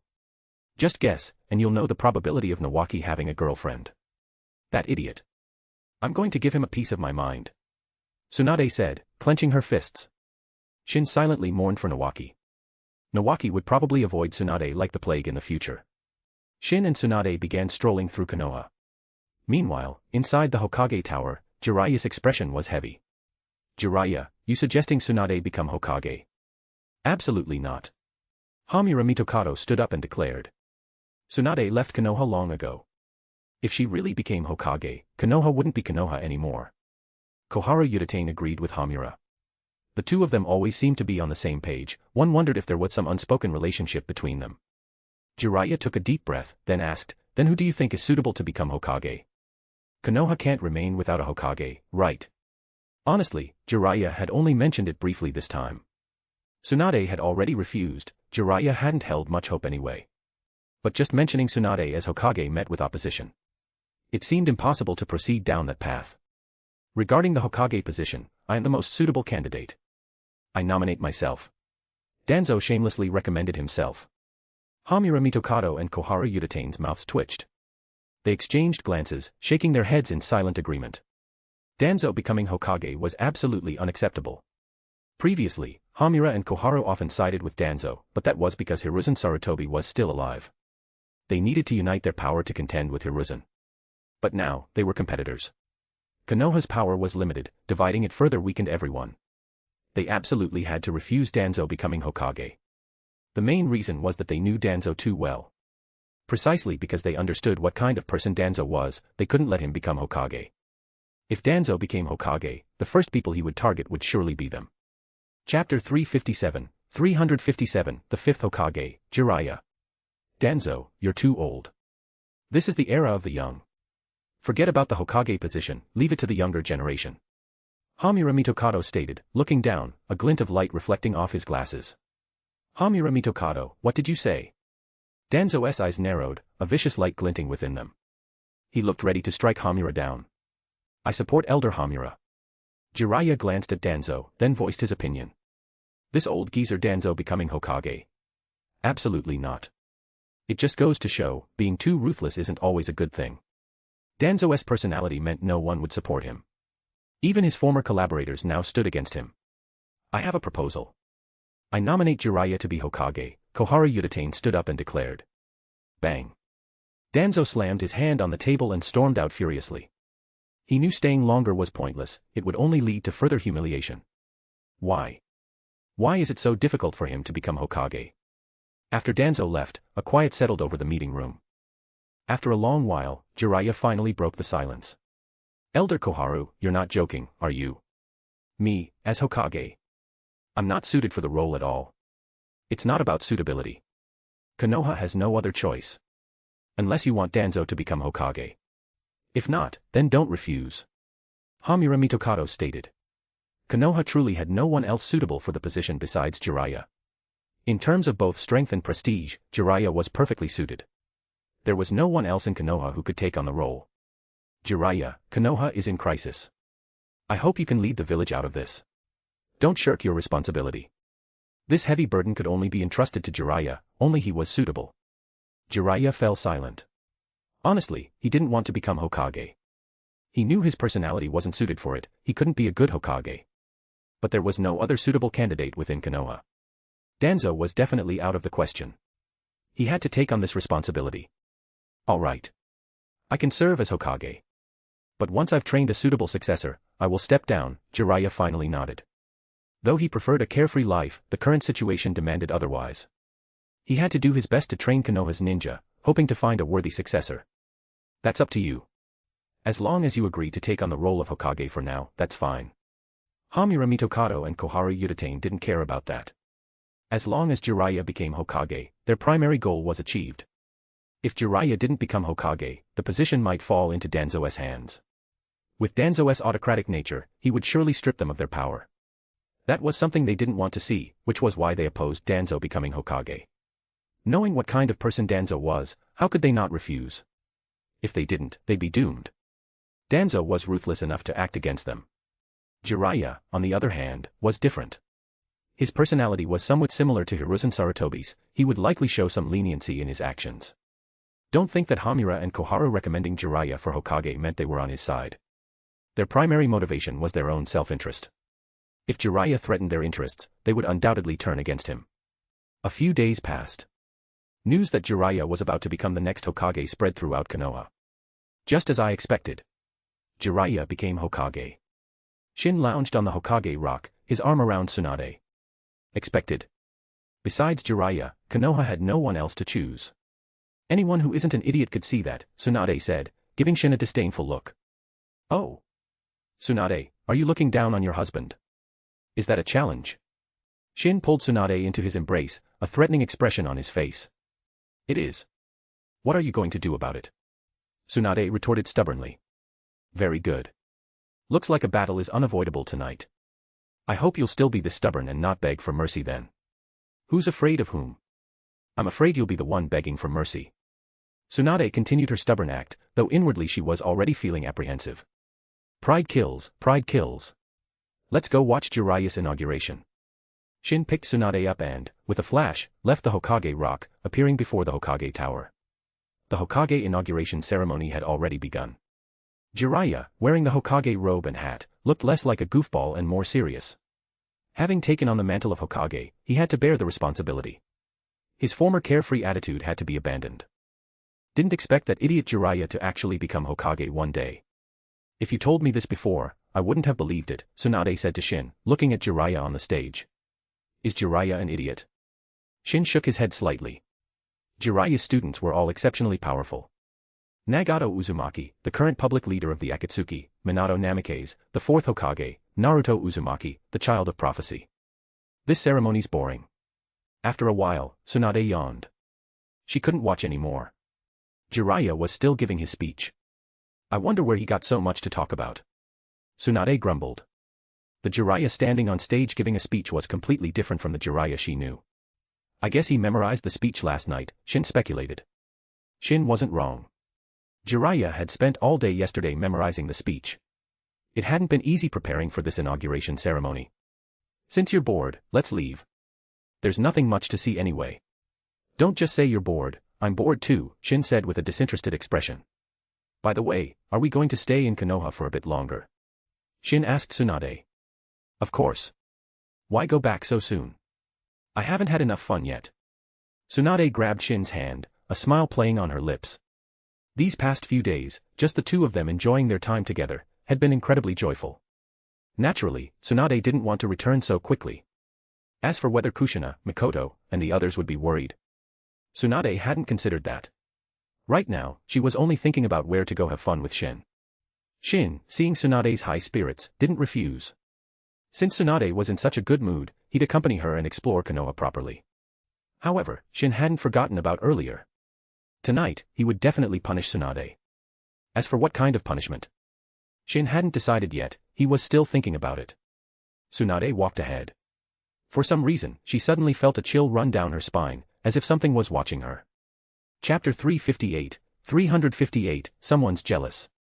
After Jiraiya became the fifth Hokage, his first order of business was dealing with Tsunade. The Suna ninja who had collaborated with Orochimaru were still detained in Konoha, but they couldn't be held indefinitely.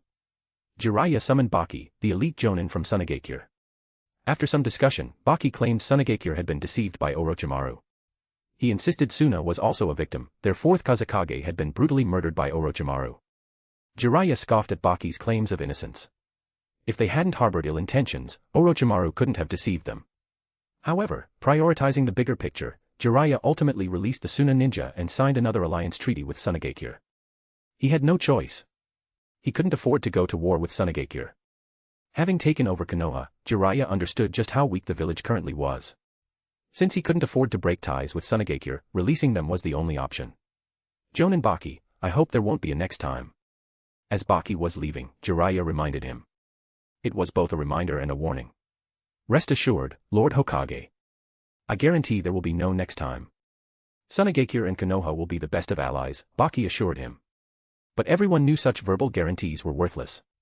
If things went south, a treaty was just a piece of paper. Baki then led the Suna ninja out of Konoha. For them, it was like surviving a disaster. On the streets of Konoha, Shin and Tsunade walked side by side, though Tsunade looked weak and lethargic. Tsunade, how are you feeling? Want to rest for a bit? I told you not to push yourself so hard, Shin said with concern. You have the nerve to ask. Tsunade gritted her teeth and glared at Shin. If she hadn't begged for mercy last night, she probably wouldn't even be able to walk now. If I had any strength left right now, I'd throw you into a trash can if I didn't take your last name. Tsunade was incredibly embarrassed and angry. She wanted to teach Shin a lesson, but she lacked the strength, her punches were weak. Heh, you're my woman. You should be called Tsunade Uzumaki anyway. Shin chuckled. To Tsunade, his smile was infuriatingly punchable. Don't get cocky, Tsunade said through gritted teeth, annoyed.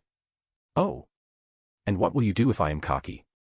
Shin's smile didn't diminish, in fact, it widened. Tsunade snorted coldly and simply stopped talking. She realized now that the angrier she got, the more smug Shin, that jerk, became. When we get back, I'm going to team up with Kushina and Mikoto and teach you a proper lesson, Tsunade thought fiercely. Tsunade, are you thinking about how to deal with me right now? Shin asked Tsunade. It wasn't that Shin was a mind reader, Tsunade's expression betrayed her. A fleeting, smug smile had crossed her face. In this situation, what else could make her smile like that except thinking of a way to get back at him? Tsunade glanced at Shin, then put on a cold, aloof expression and said nothing. When are we going back? Shin asked Tsunade. Why? Are you missing Kushina and Mikoto? Tsunade asked Shin faintly. Her tone seemed calm, but it was laced with a hint of sourness. Someone's jealous. Shin looked at Tsunade teasingly. I am not jealous.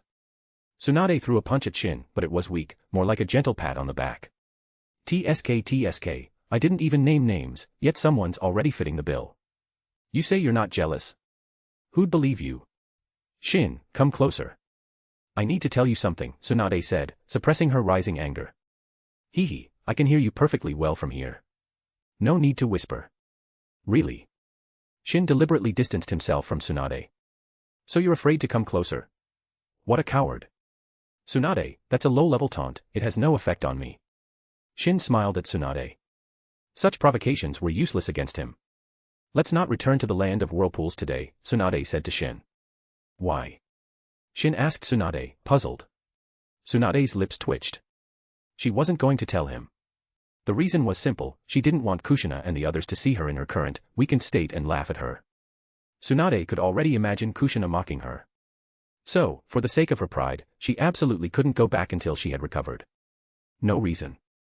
Just not going back right now. Tsunade certainly wouldn't tell Shin the real reason. Fine. Whatever makes you happy. Shin didn't mind staying in Konoha for a few more days. By the way, Tsunade, Orochimaru's arms were crippled before, right? So he might come looking for you for treatment, Shin said to Tsunade. Looking for me for treatment? Tsunade scoffed. She wouldn't even bother with Orochimaru, let alone treat him. The Tsunade from the original story might not have been able to heal Orochimaru's crippled hands, but the current Tsunade could. However, Tsunade absolutely wouldn't treat Orochimaru. Their past camaraderie had long since vanished without a trace. What do you want to eat today? Shin asked Tsunade. Shin wasn't a picky eater, it mainly depended on what Tsunade wanted. Let's go eat yakiniku. I need to replenish my strength, Tsunade said. If you want yakiniku, there's a great place on Konoha's main street. Shin was clearly very familiar with Konoha's food scene, having spent a long time in the village before. Tsunade nodded, then leaned against Shin's back. Carry me, Tsunade whispered softly in Shin's ear. Shin's expression faltered for a moment, then he readily agreed. Carrying Tsunade. Shin was more than willing. If there was anyone Shin was most willing to carry, it was definitely Tsunade. As for the reason, those who understood, understood. Being carried by Shin, Tsunade felt much more comfortable. Tsunade wasn't the only one feeling comfortable, Shin also felt quite content. If possible, Shin would be willing to carry Tsunade forever. Unfortunately, the yakiniku restaurant wasn't too far away. Upon arriving, Shin reluctantly put Tsunade down. Actually, Tsunade felt the same way. She was a bit reluctant to get off Shin's back. Chapter 359, Itachi and Sasuke. After their yakiniku feast, Shin and Tsunade strolled through Konoha's streets. Are you still not full? Shin looked at Tsunade, who was juggling various snacks in her hands. Her appetite wasn't usually this large. I used up a lot of energy yesterday. Need to replenish it quickly. Got a problem?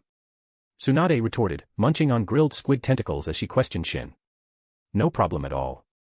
As Shin replied, he turned his gaze towards two figures wearing black cloaks adorned with red clouds and conical hats with wind chimes. What are you looking at? Tsunade, who had been watching Shin closely, noticed him stop and asked. Looks like the Akatsuki has gotten bolder. Coming to Konoha so openly. The attire was unmistakable, the uniform of Akatsuki members. The two figures were Itachi Uchiha and Kisame Hashigaki. Shin wasn't surprised to see them. After all, in the original story, they appeared in Konoha shortly after the Konoha Crush plan. Hearing Shin's words, Tsunade also looked towards them, then pouted slightly. Bold indeed. But even if they show up in Konoha, the village doesn't really have the means to deal with them. Tsunade wasn't implying that Itachi and Kisame's combined strength surpassed Konoha's. What she meant was, if they decided to flee, Konoha couldn't stop them. As Shin looked towards them, Itachi Uchiha keenly sensed his gaze and looked back. Seeing Shin, Itachi's brow furrowed slightly. He hadn't known Shin was in Konoha. Itachi, that man's here in Konoha. Kisame Hashigaki glanced towards Shin's direction and grinned broadly. Kisame had naturally heard the rumors about Shin, and heard them often, but this was the first time he had actually seen him. This was another figure hailed as godlike after the first Hokage, Hashirama Senju. His strength was unfathomable, legend claimed no one knew the true extent of Shin Uzumaki's power. He's also part of our Akatsuki, right? Should we go say hello? Kisame asked Itachi. Kisame was eager to approach Shin and get a measure of the legendary Reaper of the shinobi world. We have a mission. Don't cause unnecessary trouble. Itachi glanced at Kisame and said flatly. Itachi truly didn't want to interact with Shin. Just seeing Shin gave him a profound sense of danger. Pain, the Akatsuki leader, was unfathomable, but Itachi felt that compared to Shin Uzumaki, Pain's threat level was negligible. Itachi, if you went all out, could you fight Shin Uzumaki? Kisame asked Itachi. Kisame greatly admired Itachi's strength, believing few in the shinobi world surpassed him. But Kisame was simply ill-informed. There were quite a few individuals stronger than Itachi. There's no way to compare. Itachi replied to Kisame, then quickly walked away. Kisame naturally followed. When executing missions outside, Kisame usually followed Itachi's lead, primarily because Kisame believed Itachi was stronger and willingly deferred to him. Their purpose in coming to Konoha was to investigate the Nine-Tails Jinchuriki. The Akatsuki was now beginning preparations for their ultimate plan. Of course, Itachi had another reason for coming to Konoha, his younger brother, Sasuke Uchiha. This is going to be interesting. Let's follow them. Shin's face lit up with a smile. He grabbed Tsunade's hand and followed. Tsunade looked at Shin inexplicably, wondering what show he was talking about. Perfect. Just as planned. Shin stood nearby, watching the confrontation between the two brothers with keen interest. This was the show Shin wanted to see. The two brothers encountering each other on the streets of Konoha. Shin eagerly anticipated the sparks that would fly. There's a tavern nearby. Let's go in, have a drink, and watch the show. Shin spotted a nearby tavern, pulled Tsunade inside, and sat at a table near the window. Itachi looked at Sasuke before him, his lips moving slightly. He hadn't expected to run into Sasuke Uchiha on the street. Sasuke Uchiha stared blankly at Itachi for a moment, then his eyes blazed with killing intent, his gaze filled with boundless hatred. Itachi Uchiha, it's you. Instantly drawing a kunai, Sasuke charged towards Itachi. His hatred for Itachi ran too deep. Sasuke thought of nothing but killing Itachi every moment. Seeing him now, he attacked immediately. Sasuke's speed was incredible, perhaps several times faster than usual due to the surge of anger upon seeing Itachi. He appeared before Itachi in an instant, the kunai aimed straight at Itachi's face. Don't interfere. I'll handle this myself. Itachi sensed Kisame about to move and quickly stopped him. Kisame fought ruthlessly. Itachi feared he might kill Sasuke. Itachi easily caught Sasuke's wrist, his speed unimaginable to Sasuke. My foolish little brother. Today, I'll deliver your punishment, Itachi said calmly. Crack. Sasuke's wrist was forcefully broken by Itachi. Though Itachi broke his wrist, he controlled his strength precisely. Sasuke would be injured, but there would be no lasting damage. Arga. Sasuke cried out in pain, collapsing to one knee, cold sweat dripping from his forehead. My hand. Weakling. You haven't grown at all after all these years. You're not even worth killing. Itachi taunted Sasuke coolly, deliberately fueling his hatred. So he's your younger brother. Kisame Hoshigaki took a closer look at Sasuke Uchiha. He hadn't expected this to be Itachi's brother. Compared to Itachi, he was far inferior. Indeed, though they were brothers, and Sasuke was the secondary protagonist, compared to Itachi, Sasuke was completely outclassed in every aspect. If Sasuke wasn't a main character, with his personality, he would have died countless times already. He's a disgrace. He's not worthy of being my brother, Itachi stated ruthlessly. Kisame glanced secretly at Itachi.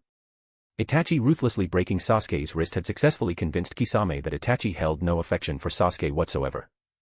Chapter 360, Kisame Hoshigaki's lifelong enemy. In the tavern across the street, Shin had watched the entire incident unfold. Itachi Uchiha is quite ruthless. No wonder he could kill his own clansmen, even his own father, Tsunade commented, taking a small sip of sake.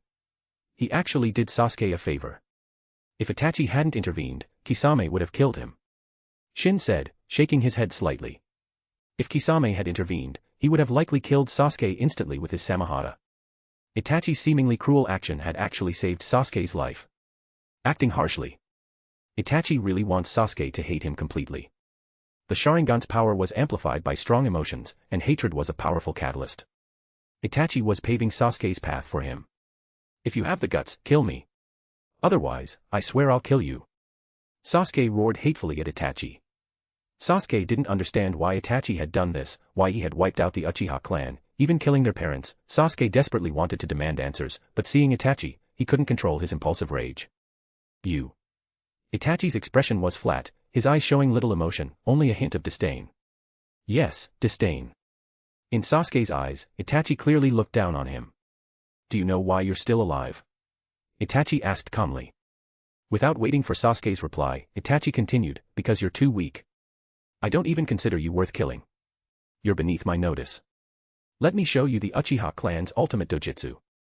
Without these eyes, you wouldn't even have the right to stand before me. Itachi activated his Mangekyo Sharingan. The ocular pressure emanating from it forcibly deactivated Sasuke's newly awakened Sharingan. In my presence, you can't even keep your eyes open. Pathetic. This dismissive attitude deeply wounded Sasuke's pride. Though weak, Sasuke's pride was immense. I will kill you. Sasuke used his remaining good hand to attack Itachi. However, before Itachi, Sasuke truly was like an infant, easily toyed with, utterly vulnerable. Sasuke collapsed to the ground, his hatred for his own weakness consuming him. He wanted power. He needed power. Just as his despair threatened to overwhelm him, the cursed seal Orochimaru had placed on his neck began to throb, causing veins to bulge on his forehead. Itachi looked at Sasuke, frowning slightly. Tsukuyomi. He activated the Tsukuyomi dojutsu, pulling Sasuke into the illusionary world.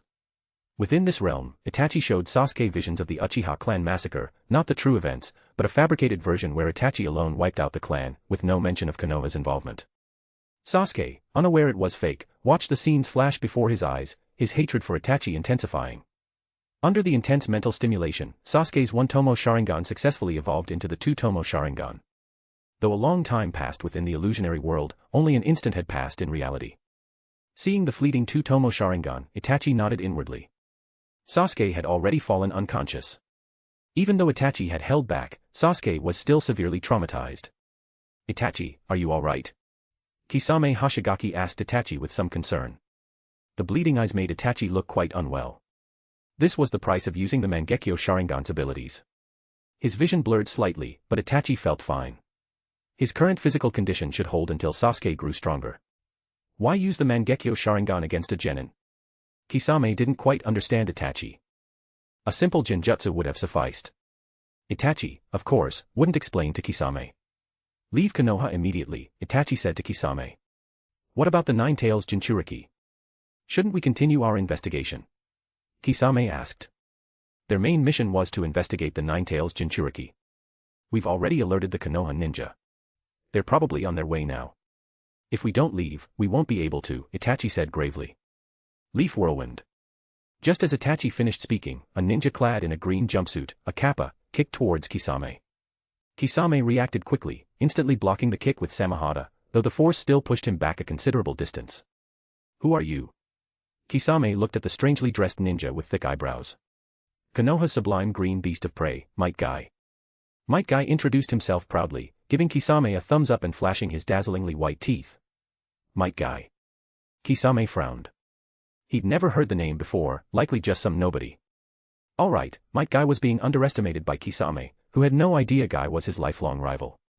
In the original story, Kisame Hoshigaki was ultimately defeated by Might Guy and committed suicide. Kisame, don't underestimate him. Itachi warned Kisame.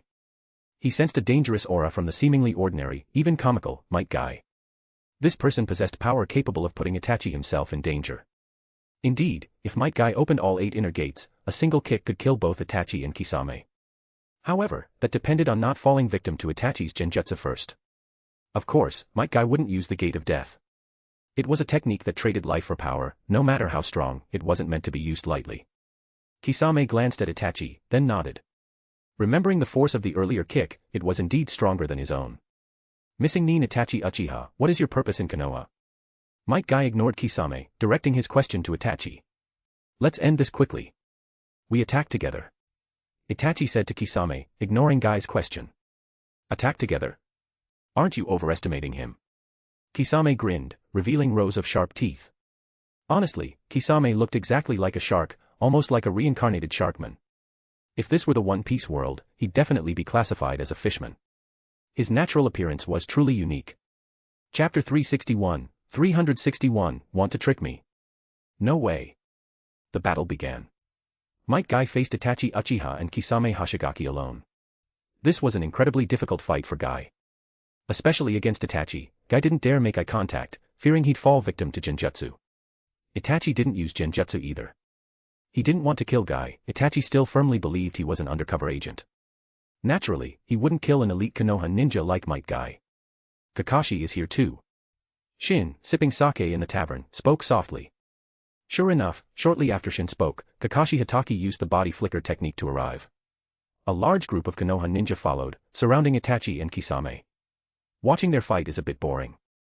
If it were me, a single truth-seeking orb would wipe them all out, Tsunade said, pouting. Shin looked at Tsunade, somewhat speechless. Your truth-seeking orbs are thanks to my power. Once you learn Kekkei Mora and can create your own, then you can brag. However, that was difficult. Kekkei Mora wasn't something just anyone could master. It was one of the highest forms of power in the Naruto world. What are the chances of Konoha's ninja capturing them? Tsunade asked Shin, resting her chin on her hand. That depends on when Jiraiya arrives. If Jiraiya gets here quickly enough, they might be able to hold them. Conversely, if Jiraiya was too slow, it would be too late. They couldn't possibly stop Itachi and Kisame. At this moment, Itachi and Kisame were already attempting to break through. Kakashi, renowned for being able to fight anyone to a standstill, was taken down by Itachi's Tsukuyomi.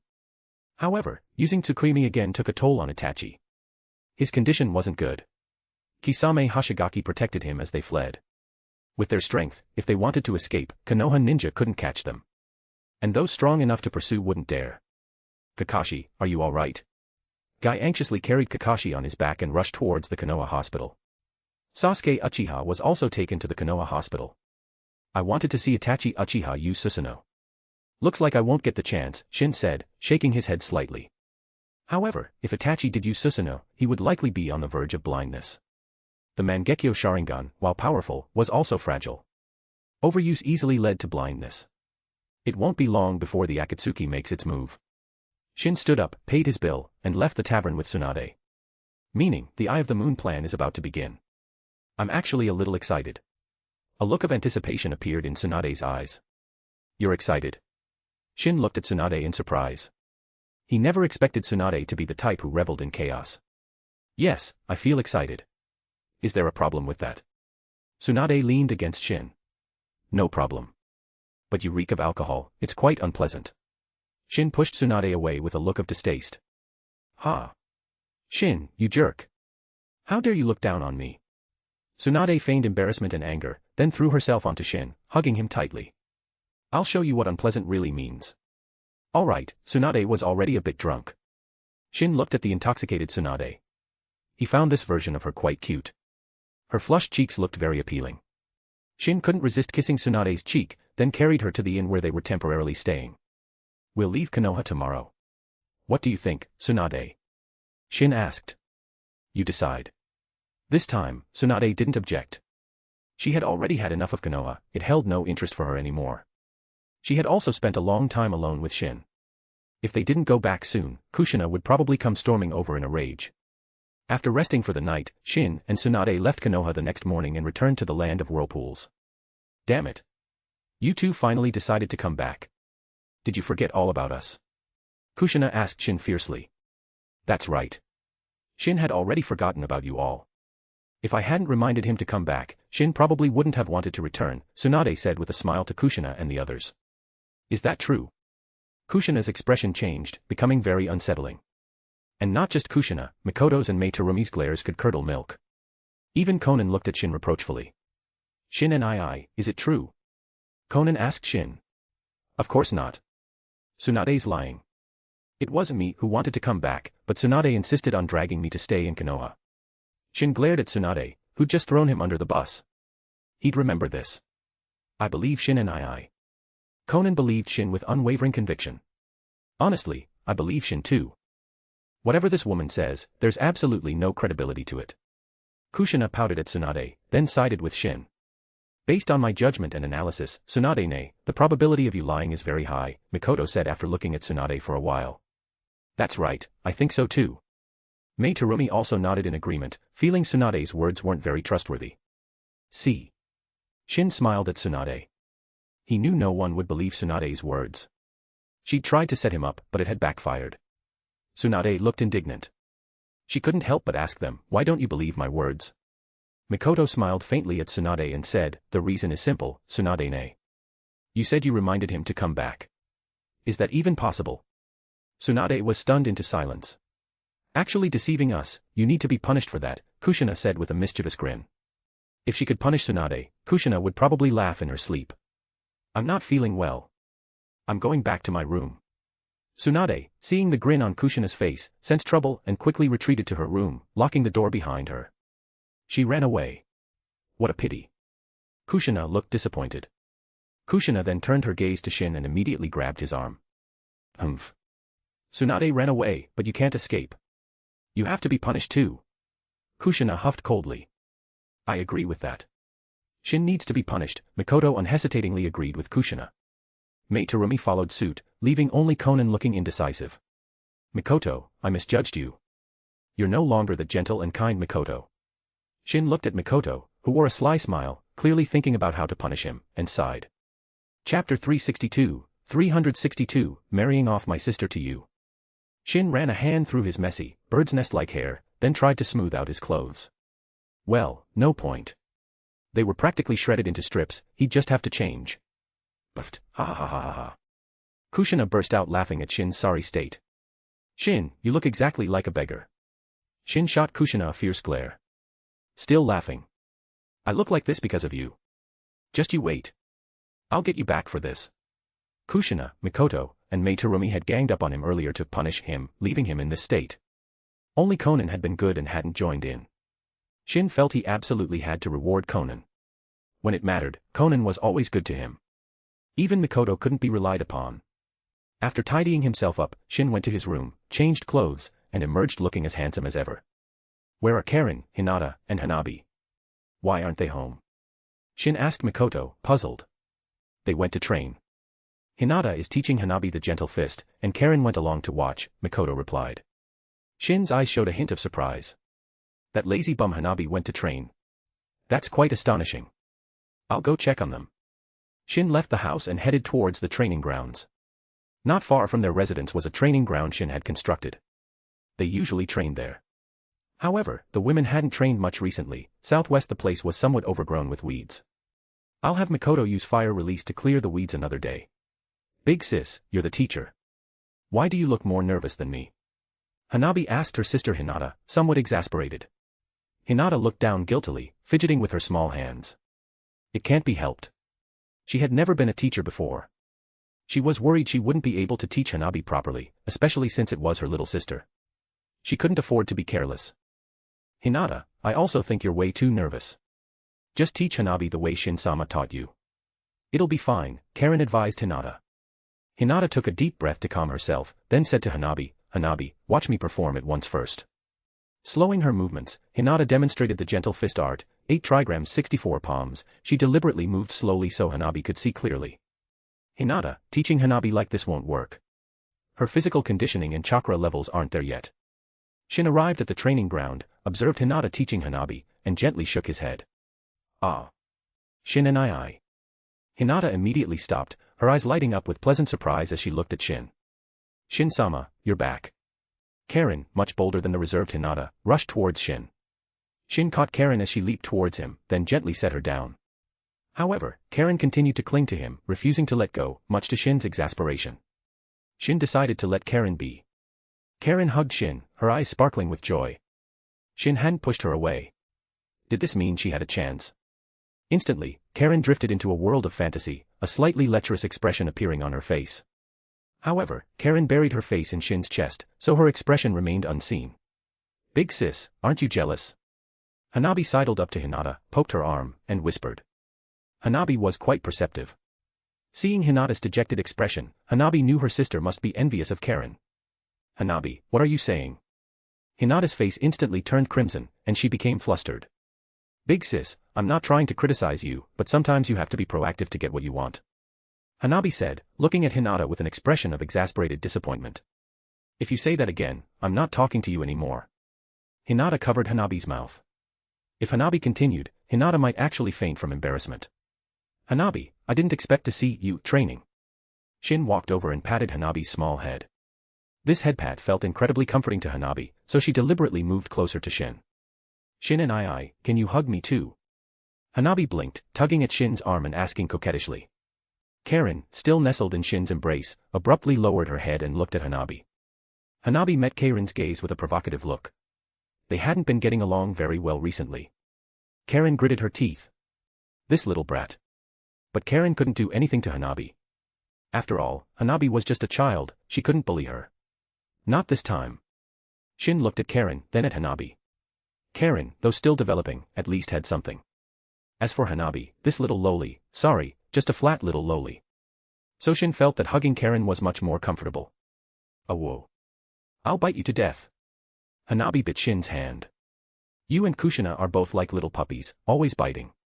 Shin tapped Hanabi's small head with his other hand. Hanabi, in pain, had no choice but to let go. Damn it. You bullied me. I'll. Hanabi wanted to threaten Shin but didn't know how. She wore a frustrated expression. Just you wait. Once I'm stronger, I'm gonna pound you so hard you'll look like mashed potatoes. Hanabi threatened Shin. Oh. You're quite ambitious. Alright, I'll be waiting for that day. Shin patted Hanabi's small head, his expression unconcerned. Damn it. You're not taking me seriously, are you? I swear, I will definitely defeat you in the future. Hanabi, seeing Shin's indifferent expression, felt incredibly indignant. Oh. And what if you can't do it? You don't believe me. If I really can't, then I'll marry my sister to you. How about that? Hanabi said to Shin in a fit of pique. Hanabi. What nonsense are you spouting? I'm really going to get angry. Hinata glared at Hanabi, so embarrassed she didn't even dare to look at Shin. Hearing her sister's scolding, Hanabi smirked inwardly. Don't think I'm little and don't understand anything. Big sis, you're clearly very happy about this in your heart, aren't you? Chapter 363, Tsundere ruins everything. Under Shin's instruction, Hanabi assumed the stance and continued practicing the gentle fist. Just so we're clear, I don't want you to teach me. You're the one who insisted, Hanabi said, her voice dripping with Tsundere's trademark haughty disdain. Thwack. Shin tapped Hanabi's small head. Don't be so Tsundere at such a young age. Haven't you heard? Tsundere ruins everything. Nowadays, Tsundere wasn't in vogue anymore. Tsundere characters usually ended up as the losing party, mostly due to their own actions. I am not Tsundere. Hanabi glared angrily at Shin, only to receive another tap on her head. She immediately became obedient. Outwardly compliant, inwardly aggrieved. Damn it. Always bullying little girls. You big meanie. When I master the gentle fist, I'll turn you into a punching bag. What are you smirking about? Get into proper stance, will you? Shin poked Hanabi's cheek with his finger, snapping her back to reality. Hanabi had been lost in a mental image of herself, a master of the gentle fist, decimating Shin. The thought had unconsciously brought a silly grin to her face. Honestly, that goofy smile looked quite embarrassing, even Hanabi herself felt a flush of shame. I've already mastered the gentle fist art, 8 trigrams 32 palms. Why do I have to keep practicing? Hanabi whined, her expression glum. Mastered. You're not even proficient yet. And proficient isn't mastered. Shin poked her cheek again. Big sis. Did you see that? He keeps touching me. He's taking advantage of me. Hanabi yelled angrily towards Hinata. Before Hinata could speak, Karen couldn't help but burst out laughing. Taking advantage of a flat-chested little girl. Really? Don't be ridiculous. Karen even deliberately flaunted her own figure at Hanabi, making Hanabi so angry she almost coughed up blood. So annoying. I'm still growing. I'll be bigger than you someday. Just you wait. Hanabi declared proudly. However, deep down, Hanabi wasn't very confident. Enough of that. Focus on your training, Shin told Hanabi, urging her to concentrate. Hanabi had indeed grasped the gentle fist art, 8 trigrams 32 palms, but she wasn't proficient yet. Shin was currently guiding her to achieve greater mastery. Then there was the issue of chakra. Although the gentle fist was a taijutsu style, it didn't mean it didn't require chakra. The reason the gentle fist could strike pressure points was because the chakra imbued in the palms sealed the opponent's tenketsu, chakra points. Don't be so mean, or I'll hate you. Hanabi pouted but obediently resumed her training. She still harbored plans of defeating Shin, so naturally, she had to put in the effort. Unfortunately, some goals couldn't be achieved through effort alone. Hanabi was still young and didn't understand Shin's true strength, which was why she held on to this ambition. Having this goal was good, though. It motivated Hanabi to work hard. Only through effort could one achieve results. Hanabi's inherent talent was also quite good. Teaching her wasn't particularly difficult for Shin. Not bad, little girl. You're training quite hard. I thought you'd be complaining about the difficulty by now. After 2 hours of training, Shin saw Hanabi still diligently practicing, a surprised expression on his face. She truly was working hard. Shin appreciated that. If one wasn't hardworking, even immense talent wouldn't lead to great achievements. This is nothing, Hanabi said, her tsundere expression returning. I told you before, tsundere ruins everything. Stop being tsundere in the future. Since you performed so well today, I'll give you a reward. Shin said, patting Hanabi's small head. Hanabi enjoyed Shin's head pats, but she was more curious about the reward Shin intended to give her. Shin and I, what reward are you going to give me? Hanabi's expression was full of undisguised anticipation. What kind of reward do you want? Shin didn't specify, instead asking Hanabi. I don't know. Hanabi placed a finger on her chin and began to think. It seemed she didn't particularly need anything. Since that's the case, then I'll reward you with a feast. That feels underwhelming. Hanabi rolled her eyes. Did he think she was easy to please? They ate feasts all the time. It's decided then. Shin ignored Hanabi's words, let her rest for a bit, then took Hinata, Karen, and Hanabi back home. Shin had timed their return perfectly. Just as they arrived, Mikoto had finished cooking. Mikoto's cooking is the best. I miss it if I don't eat it for a day. Is that so? Mikoto asked, her tone questioning. Of course. I would never lie to you, Mikoto. In terms of culinary skills, Mikoto is #1 in the world. If you missed it so much, why did you stay away for so long? It seems my cooking isn't attractive enough for you. My skills still aren't up to par. Mikoto glanced at Shin and said. Shin felt a bit awkward. Saying anything now wouldn't be good. So, he decided to just lower his head and eat. By the way, Hanabi, when are you planning to go back? Shin asked Hanabi after dinner, who was stuffed. Hanabi rubbed her round belly, then her face instantly filled with grievance. Are you trying to get rid of me?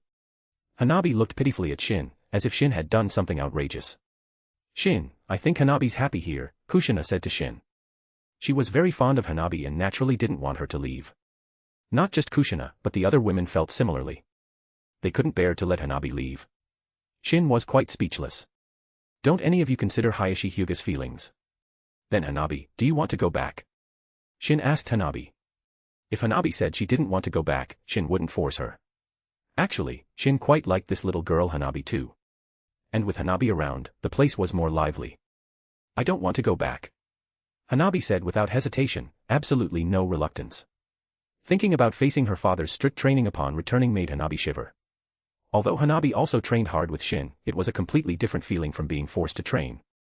No one liked being forced, especially a little girl like Hanabi. Since you don't want to go back, I won't take you back. As for whether Hayashi Hyuga will come looking for you, that's none of my business, Shin said with a shrug. Hanabi was relieved by this. Her father definitely wouldn't come looking for her. He was so busy he barely had time to go home, he certainly wouldn't have time to come here and take her back. Chapter 364, Orochimaru hits a wall. Orochimaru-sama, can this place really heal your arms? Kabuto Yakushi asked, light glinting off his glasses as he looked up at Orochimaru. Of course. If Shin is willing, he can heal anything. Orochimaru's face was confident. This confidence stemmed from his faith in Shin. The Reaper Death Seal was originally an Uzumaki Clan sealing technique, Shin Uzumaki should have a way to break it. Kabuto's eyes flickered, but he said nothing, only following closely behind Orochimaru like a loyal subordinate. After the Konoha Crush plan, Orochimaru had fled back to Odogekure. He had tried every conceivable method to restore his arms, but all had failed. With no other options, Orochimaru had come to the Land of Whirlpools to seek Shin's help. Losing the use of his arms was a devastating blow to his combat strength. After all, performing ninjutsu required hand seals. Without hands, how could he form them? A ninja unable to form hand seals was practically useless, their combat power severely diminished. Orochimaru's current strength was likely not much greater than Kabuto Yakushi's. Of course, Kabuto wouldn't dare attack Orochimaru. He was afraid. Kabuto held Orochimaru in deep awe. The moment Orochimaru and Kabuto set foot in the Land of Whirlpools, Shin knew. The entire Land of Whirlpools was constantly within his sensory range. I suspected Orochimaru would come. And now, he's finally here. Hinata, you continue guiding Hanabi's training. Shin said to Hinata nearby. Okay. Hinata nodded in agreement. These past few days, Hinata had been watching Shin teach Hanabi and had gained some insight into guiding her. Shin flickered and reappeared before Orochimaru and Kabuto, who had just arrived in the Land of Whirlpools. Seeing Shin appear instantly, without any warning, Orochimaru was momentarily stunned, then a smile spread across his face. Shin, it's been a while. No one visits a temple without a reason. Orochimaru, you're here for something, aren't you? Because of your hands. Shin had guessed long ago that Orochimaru would seek either him or Tsunade. But regardless of who he sought, he would have to come to the Land of Whirlpools. Kabuto Yakushi sized up Shin, then lowered his head. He knew he had no right to speak here, he just needed to listen obediently. You're as perceptive as ever, Shin. I did come to ask for your help. Orochimaru maintained his smile. He was, after all, asking for a favor. Asking for my help isn't impossible. The soles of your arms are sealed, but that's not a problem for me. However, what's in it for me? Shin wasn't running a charity. Just because Orochimaru asked for help didn't mean he would provide it. Unless Orochimaru could offer something that interested him, Shin would send him away. In fact, Shin was already planning to send Orochimaru away. The reason was simple, Shin didn't particularly need anything. If he truly wanted something, Shin could obtain it himself. If he couldn't get it, Orochimaru certainly couldn't provide it either. Orochimaru fell into deep thought. He knew seeking Shin Uzumaki's help wouldn't be easy. What do you want, Shin? Name your price. I'll do my best to meet your demands. Orochimaru said seriously.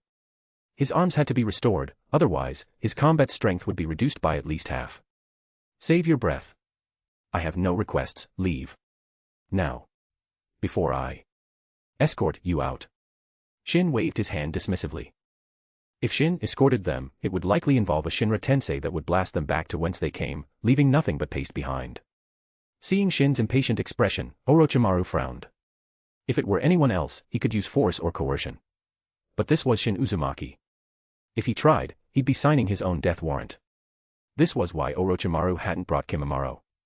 If Kimimaro were here, he might attack Shin Uzumaki out of loyalty to Orochimaru.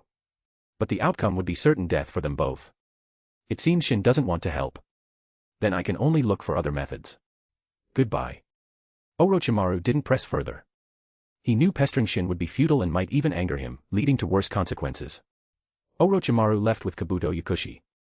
Having hit a wall with Shin, he had to find another solution. After watching them leave, Shin turned and went back. Honestly, if Orochimaru possessed something that interested him, Shin wouldn't mind helping. Unfortunately, Orochimaru had nothing Shin wanted. Or rather, Shin's standards were too high, Orochimaru's possessions didn't impress him. Including the forbidden jutsu, living corpse reincarnation. Shin looked down on that too. The jutsu had significant flaws. Each reincarnation damaged the user's soul. To successfully occupy another's body, one had to battle their soul for control. Only the victor could command the vessel. If Orochimaru continued using this jutsu, he would likely end up destroying himself. Of course, whether Orochimaru destroyed himself or not was none of Shin's concern. After returning, Shin continued guiding Hanabi's training. Hanabi had been quite diligent lately, perhaps motivated by her desire to defeat him. Though impossible, it was a good goal. Having such an objective was beneficial for Hanabi. Shin-sama, what were you doing earlier? When Shin returned, he found Karen also there, holding a fruit platter. Hanabi looked at the fruit platter, already drooling, but Karen wouldn't let Hanabi eat any, which made Hanabi quite angry. Nothing much. Just a couple of guys came to the Land of Whirlpools, I sent them away, Shin said after sitting down. Seeing Shin sit, Karen immediately sat beside him and diligently offered him the fruit platter. I prepared this for you, Shin-sama. Try some, Karen said, looking at Shin with an expectant gaze. Shin wouldn't refuse such a kind gesture. He picked up a piece of unidentifiable fruit with a toothpick. Yes, unidentifiable. It was a fruit native to the Land of Whirlpools, not found elsewhere. It tasted good and wasn't poisonous, but its name was unknown. Big sis. Hanabi called out to Hinata. Hanabi, what is it? Hinata asked Hanabi, puzzled. I think Big Sis needs to be more proactive. Otherwise. Karen, that simp, is going to win him over, Hanabi whispered into Hinata's ear. Hinata's face instantly turned red. She understood Hanabi's meaning, but where did Hanabi learn the term simp? That's too rude. She'd have to correct her sister's language later. Chapter 365, Hanabi playing with fire. Hinata disciplined Hanabi for her inappropriate comments, leaving Hanabi feeling quite frustrated. Sigh, my dumb big sister, always bossing me around. Hanabi propped her chin on her hand, pouting like a miniature adult. Hanabi, do you want some fruit? If you don't come now, there won't be any left, Shin called out to Hanabi. Hanabi, who had stopped training to rest, stood up and trotted over to Shin with her short legs. Yes. Of course, I want some. Don't eat it all. This little foodie Hanabi would never pass up delicious food. Hinata, what was Hanabi whispering to you so mysteriously just now? Karen asked Hinata, incredibly curious. And nothing. Hinata naturally wouldn't tell Karen. If she did, Karen would definitely get angry. After all, Hanabi had just called Karen a simp. Karen felt frustrated. It seemed she wouldn't get an answer from Hinata. As for Hanabi, this little lowly, Karen had no hope of getting anything out of her. Expecting Hanabi to tell her was less likely than expecting a pig to climb a tree. What are you looking at? Hanabi put on a fierce expression and glared at Karen. I wasn't looking at you. Karen glared back at Hanabi, not to be outdone. Karen, why are you always bickering with Hanabi? Shin couldn't help but ask. He remembered they used to get along quite well. Now, they seemed to fight every time they met. Shin-sama, it's not me. It's this little brat who's looking for trouble. Karen immediately shirked responsibility, placing all the blame on Hanabi. Nonsense. You were jealous of me earlier. Hanabi retorted defiantly to Karen. Hinata, let's go. Let these two bicker here slowly. Shin stood up, took Hinata's hand, and headed home. Being held by Shin, Hinata felt very shy, lowering her head to hide her blush. However, she quickly remembered Hanabi's words. Being this shy isn't good. Her resolve firmed, and she looked up at Shin. Gripping Shin's hand tightly, Hinata followed behind him, seeming somewhat less shy than before. Shin glanced back at Hinata. He had noticed the subtle change in her, she seemed a bit different from before. Wait for us. Karen and Hanabi, forgetting their argument, immediately chased after Shin and Hinata. Why are you back so early today? Mei Terumi asked, surprised to see Shin and the others return. I missed you, so I came back early. Shin looked at Mei Terumi and smiled gently.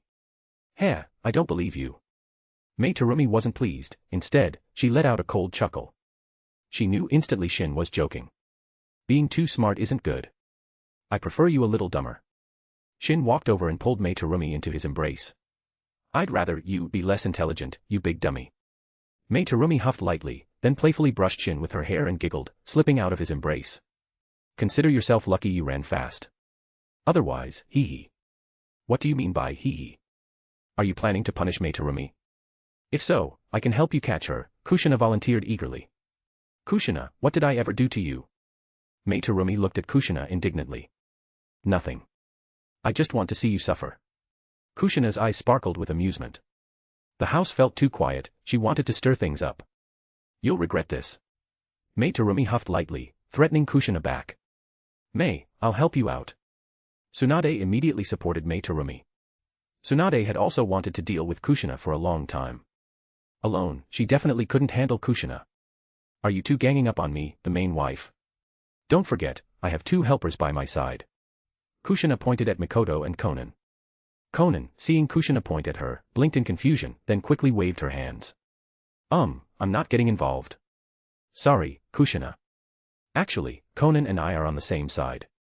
As for you calling yourself the main wife, Kushina, I find that rather presumptuous. Mikoto smiled at Kushina. Kushina looked at Mikoto and Konan with a heartbroken expression. I can't believe you two actually betrayed me. Don't be dramatic. Who let you call yourself the main wife, Kushina? And don't say betrayal, it sounds so harsh. Mikoto pushed away the dramatically heartbroken Kushina. And I considered you my best friend. We're done.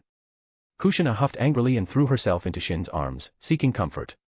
Shin, the melon-eating bystander, patted Kushina's soft hair while munching on his metaphorical melon seeds. Kushina, how many times have you broken up with Mikoto? I've lost count, Tsunade asked Kushina. This time I'm serious. Mikoto, we're really done. We're not good sisters anymore. Kushina huffed lightly, looking at Mikoto. All right. Mikoto smiled and nodded, completely unaffected by Kushina's words. Hey. Mikoto, are you that heartless? Shouldn't you be crying and begging me not to break up with you right now? Kushina, seeing Mikoto agree so readily, became embarrassed and angry, lunging towards Mikoto. Kushina, stop imagining things, all right? Mikoto immediately grabbed Kushina's hands. Kushina had wanted to tickle her, and Mikoto was extremely ticklish. If Kushina really started, she might end up begging for mercy in a humiliating way. To avoid such embarrassment, Mikoto naturally couldn't let Kushina act. Let me go. Kushina struggled, realizing she couldn't break free. Mikoto rolled her eyes at Kushina. Shin sat beside them, watching their playful antics. Such grown-ups, still acting like little kids. Hanabi looked at Kushina and Mikoto with disdain, speaking in a mature, old-fashioned tone. Kushina and Mikoto, who had been wrestling, suddenly stopped, their gazes fixed on the little girl Hanabi. Seeing Kushina and Mikoto both staring at her, Hanabi instantly panicked. This doesn't look good. I was just kidding. Please don't hurt me. Hanabi put on a pitiful expression. Hanabi, trying to gain sympathy with that pitiful look again. Mikoto smiled at Hanabi. Mikoto's smile made Hanabi feel extreme danger. She subconsciously tried to run towards Shin, seeking his protection. Alas, she was a step too late. How could she possibly escape from Mikoto and Kushina? They caught her simultaneously. Let's go, Hanabi. Let's take you to the room and have a good discussion about some things. Kushina and Mikoto led the small, pitiful, and helpless Hanabi to Kushina's room. As for what happened afterward, Shin didn't see, but he heard Hanabi's wailing pleas for mercy. Chapter 366, Kidnapping Sasuke Uchiha. At the Konoha hospital, Sasuke Uchiha emerged, his face dark and sullen. His wrist, broken by Itachi Uchiha, had healed, but the image of his own weakness and helplessness against Itachi was deeply seared into his mind. Sasuke, why didn't you tell us you were being discharged? Naruto Uzumaki and Sakura Haruno rushed over, Naruto complaining to Sasuke. Sasuke didn't even look at Naruto or Sakura, merely walking past them coolly. Hey!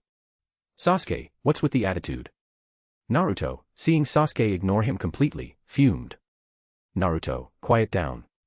Sasuke must be feeling terrible right now, Sakura said, punching Naruto. Violent woman. Naruto muttered under his breath, not daring to let Sakura hear. Sasuke returned alone to his residence, which was still within the Uchiha compound, now located on the outskirts of Konoha. Who's there? Suddenly, Sasuke Uchiha sensed someone following him. He stopped and looked back. Sasuke-kun, it's been a while. Orochimaru-sama misses you very much. Kabuto Yukushi appeared, a benign smile on his face, though it looked somewhat artificial. So it's you. Orochimaru's lackey. Sasuke recognized Kabuto. During the Konoha crush, Kabuto was the one who had helped Orochimaru escape. Kabuto's face turned grim, a flash of killing intent in his eyes as he looked at Sasuke Uchiha. Even though Kabuto considered himself patient, being called a lackey still infuriated him. Though I may be a lackey, you're not much better, the Uchiha clan's only surviving stray dog. Kabuto stated flatly. Knowing Sasuke's strong pride, Kabuto didn't mind retaliating verbally. Do you have a death wish? Sasuke, enraged, didn't hesitate. Fire style, great fireball jutsu, he formed hand seals and spewed a large fireball towards Kabuto. Kabuto frowned, using a ninjutsu to block Sasuke's attack, then instantly flickered to Sasuke's side. So fast. Sasuke's eyes widened. He immediately activated his Sharingan, trying to track Kabuto's movements, but it was too late.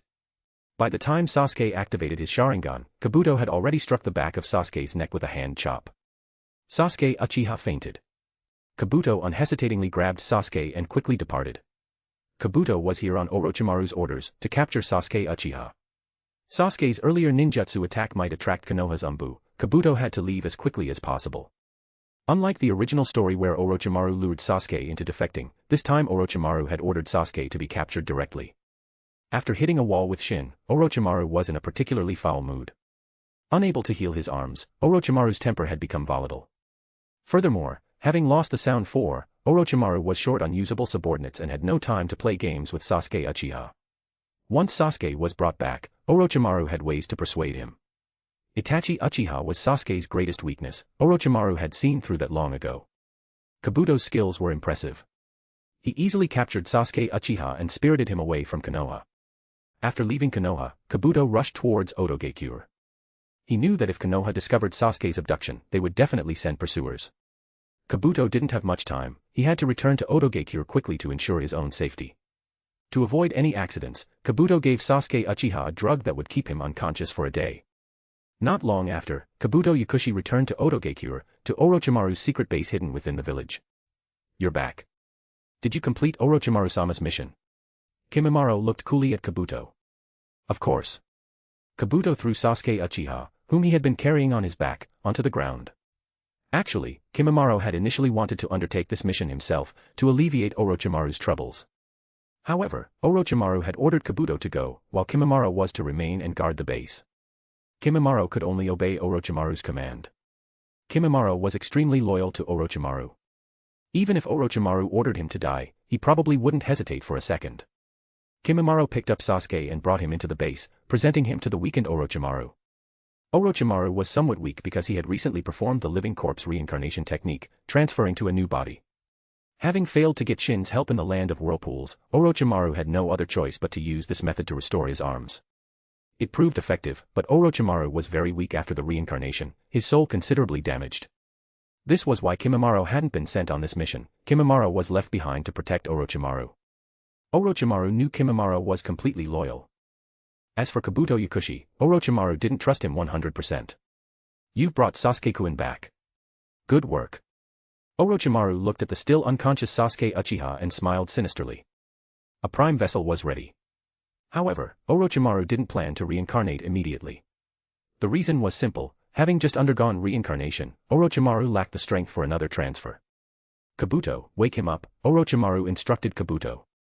Yes, Orochimaru-sama. Kabuto had the drug to knock Sasuke out. Naturally, he also had the antidote. He administered the antidote to Sasuke, and Sasuke quickly regained consciousness. Where is this? Sasuke, just waking up, was a bit disoriented. Sasuke-kun, we meet again. Orochimaru's cold, sinister voice reached Sasuke's ears. Only then did Sasuke's gaze focus on Orochimaru. Orochimaru. Sasuke immediately became wary. This man was capable of throwing Konoha into crisis. Though Sasuke sometimes lacked intelligence, he wasn't foolish now. Orochimaru didn't care about Sasuke's wariness. Having been brought here, could Sasuke Uchiha possibly escape? Obviously not. Besides, Orochimaru, having thoroughly studied Sasuke, knew persuading him wouldn't be particularly difficult. Perhaps Sasuke would even willingly stay here. Why did you bring me here? Sasuke Uchiha questioned Orochimaru. Sasuke-kun, do you yearn for great power? The power to defeat Itachi Uchiha. Orochimaru chuckled, asking Sasuke. Orochimaru was confident of victory. Sasuke Uchiha was already his. Chapter 367, Naruto Uzumaki, where's my best bro? Inside the damp, dark base, Sasuke Uchiha stared at Orochimaru with crazed eyes. Can you give me the power to defeat that man? Of course. Obey me, and I'll grant you power beyond even Itachi Uchiha's. A fanatical gleam appeared in Orochimaru's eyes. He wanted to nurture Sasuke Uchiha, then take over his body. Well, Orochimaru wasn't afraid of his plans backfiring. The Orochimaru from the original story did have his plans backfire. I don't need your help. Even with my own strength, I can defeat that man. Sasuke Uchiha turned, preparing to leave. However, just as Sasuke turned, a bone blade blocked his path. Kimimaro looked at Sasuke expressionlessly. Are you trying to stop me? This time, Sasuke Uchiha activated his Sharingan beforehand, not wanting to be defeated by a sneak attack from Kabuto Yakushi like before. However, even with his Sharingan active and fighting at full strength, Sasuke was absolutely no match for Kimimaro. Kimimaro was currently dying from illness, but if he unleashed his full power, he could fight a Kage-level opponent.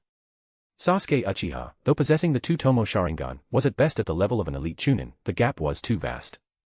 Sasuke-kun, do you truly believe you can defeat Itachi Uchiha? You should know, Itachi is the most talented individual I've ever seen, second only to Shin Uzumaki, Orochimaru said. Sasuke, who was about to attack, held back, turning his head to look at Orochimaru. Is Shin Uzumaki really that strong? Sasuke Uchiha frowned, asking Orochimaru.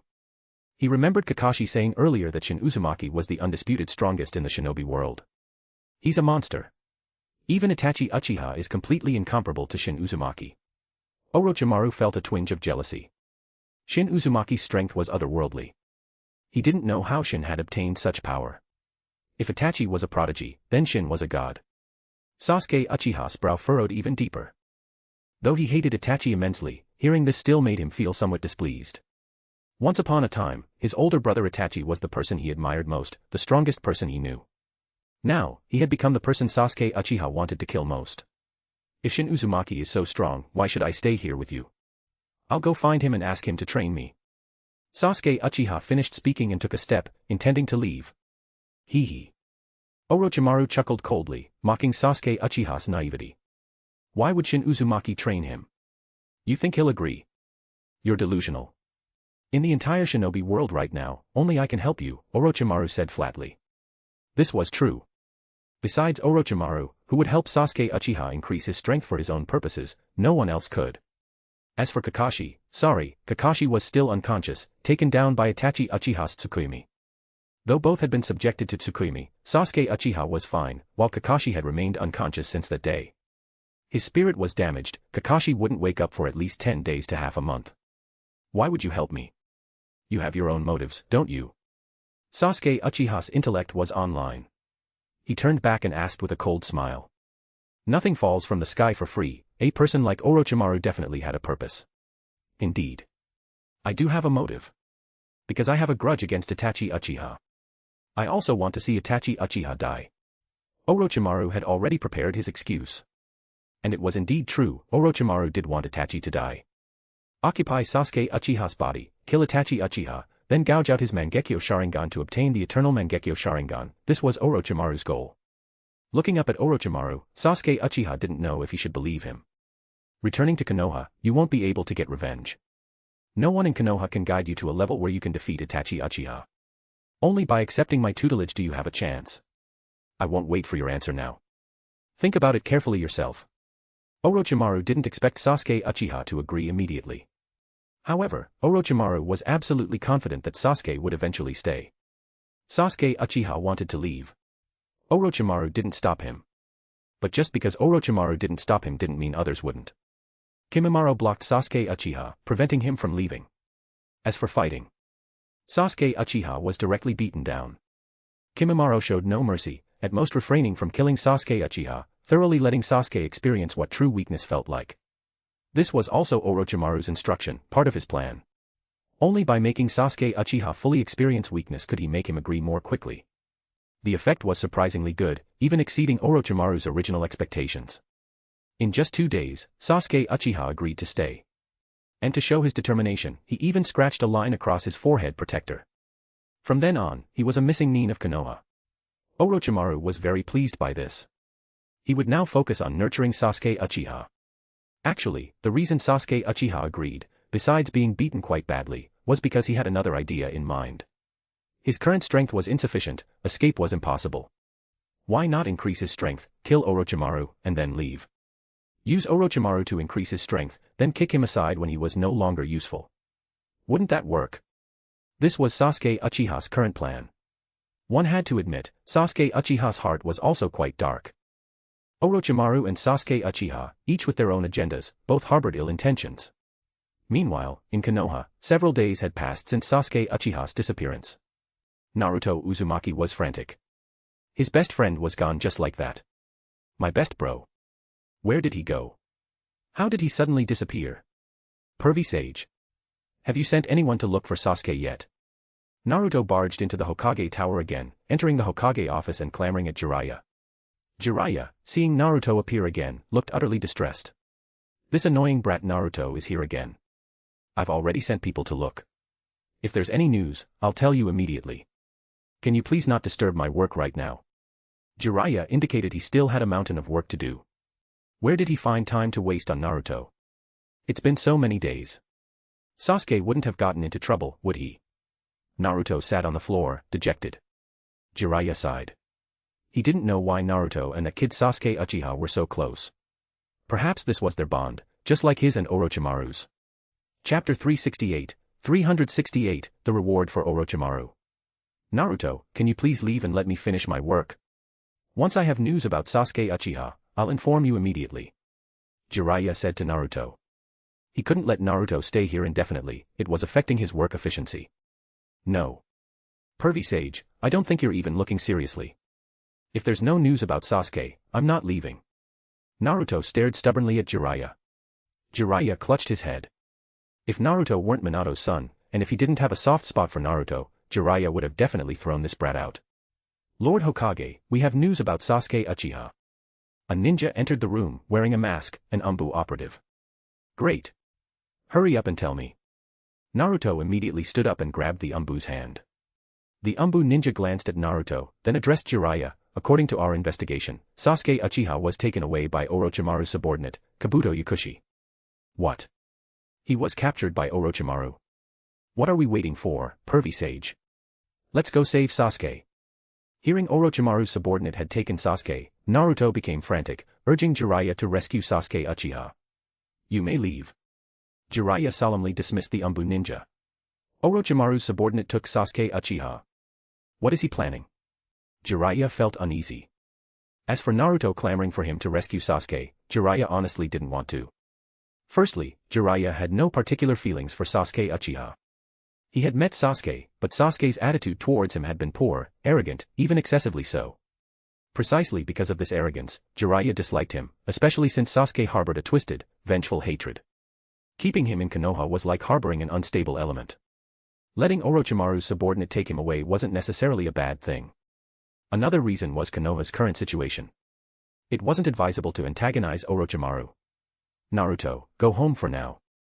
As for rescuing Sasuke Uchiha, we need to plan carefully. I'll make arrangements. Jiraiya intended to send Naruto away first. No. If you don't do anything, pervy sage, then I'll go myself. Naruto stood up angrily and started walking towards the door. Jiraiya's face darkened. He flickered over and grabbed Naruto, tossing him aside. Do you even know where Orochimaru is? Can you bring Sasuke Uchiha back? It's better than doing nothing. Now that I know Sasuke was captured by Orochimaru, I'll definitely save him. Naruto's eyes shone with unwavering determination. Looking at Naruto's determined expression, Jiraiya sighed. All right. I promise I'll go rescue Sasuke Uchiha. But we need to find Orochimaru's location first. Only then can we act. Jiraiya nodded at Naruto. For now, he had to agree. Pervy sage, you better not be tricking me. Naruto looked at Jiraiya suspiciously, which made Jiraiya's liver ache with frustration. Right now, Jiraiya had no intention of deceiving Naruto. He knew Naruto wouldn't rest until Sasuke Uchiha was rescued, so Jiraiya genuinely planned to save him. However, there was a condition: Sasuke Uchiha had to be willing to return. But based on Jiraiya's understanding of Orochimaru and Sasuke Uchiha, Sasuke might already be a missing nin by then. If that truly happens, I hope Naruto won't be heartbroken. Jiraiya didn't care about Sasuke Uchiha's fate, he was worried about Naruto. He just hoped Naruto wouldn't react too drastically. Though these were just Jiraiya's speculations, his guesses were usually accurate. He trusted his intuition. Naruto was sent away by Jiraiya. Then, Jiraiya dispatched Umbu to investigate Orochimaru's base with all their resources. As the strongest hidden village, Konoha was quite capable. Finding Orochimaru's base wasn't impossible. After considerable effort, they finally located Orochimaru's base. Let's go, Naruto. I'll take you myself. Jiraiya decided to go personally. He also wanted to see Orochimaru again. However, Jiraiya brought a bodyguard with him, Might Guy. If Kakashi were awake, he probably would have brought Kakashi too. Konoha's affairs were temporarily left in the hands of Hamura Mitokado and Kohara Udatane. Jiraiya trusted they could handle things. He had also instructed them not to let Danzo interfere in Konoha's internal matters. Lord Hokage, I still think this is somewhat dangerous, Guy said cautiously to Jiraiya. The Hokage absolutely shouldn't leave Konoha easily. If anything unexpected happened, Guy truly couldn't bear the responsibility. It's fine. Jiraiya shook his head. He had spent years traveling outside the village before, and nothing had happened. Facing Orochimaru, Jiraiya wasn't afraid. Guy said nothing more. Even if it cost him his life, he would absolutely protect Lord Hokage. Meanwhile, at Orochimaru's location, Shin Uzumaki was currently there. Shin had come here because Orochimaru had specifically notified him. Shin currently held a document in his hand, Orochimaru's research data on Shikatsumiyaku. Shin-kun, I've spent so many years researching, and this is all I've managed. Continuing this research. I'm afraid I won't discover anything further, Orochimaru said to Shin. Though these things are useless to me, you've worked hard, Orochimaru. Let me give you some compensation. Shin hadn't expected Orochimaru to be so diligent. He himself had almost forgotten about this matter. It had been nearly 10 years since Shin asked Orochimaru to research Shikatsumiyaku. Although the research data was largely useless to Shin, seeing Orochimaru's attitude, Shin felt he should offer some reward, otherwise, he'd feel a bit embarrassed. Oh. I wonder what kind of reward Shin-kun will give me. Orochimaru looked at Shin expectantly, not saying anything about refusing. Are you kidding?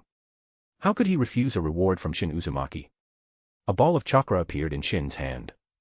He tossed it towards Orochimaru, and the chakra instantly merged into Orochimaru's body. This is... Orochimaru looked at Shin in shock, clearly sensing a change within himself, especially a change in his soul. The damage from his body transfers was fading, it had actually healed. Orochimaru felt better than ever. Your reward. I helped heal your current injuries, Shin said to Orochimaru. Orochimaru likely already felt it, his weakened body was no longer weak. Orochimaru clenched his fists. Indeed, his current state was excellent, even better than his peak condition. Chapter 369, Not Bullying the Weak. Orochimaru adjusted to the changes in his body, then looked curiously at Shin. How did you heal my injuries, Shin?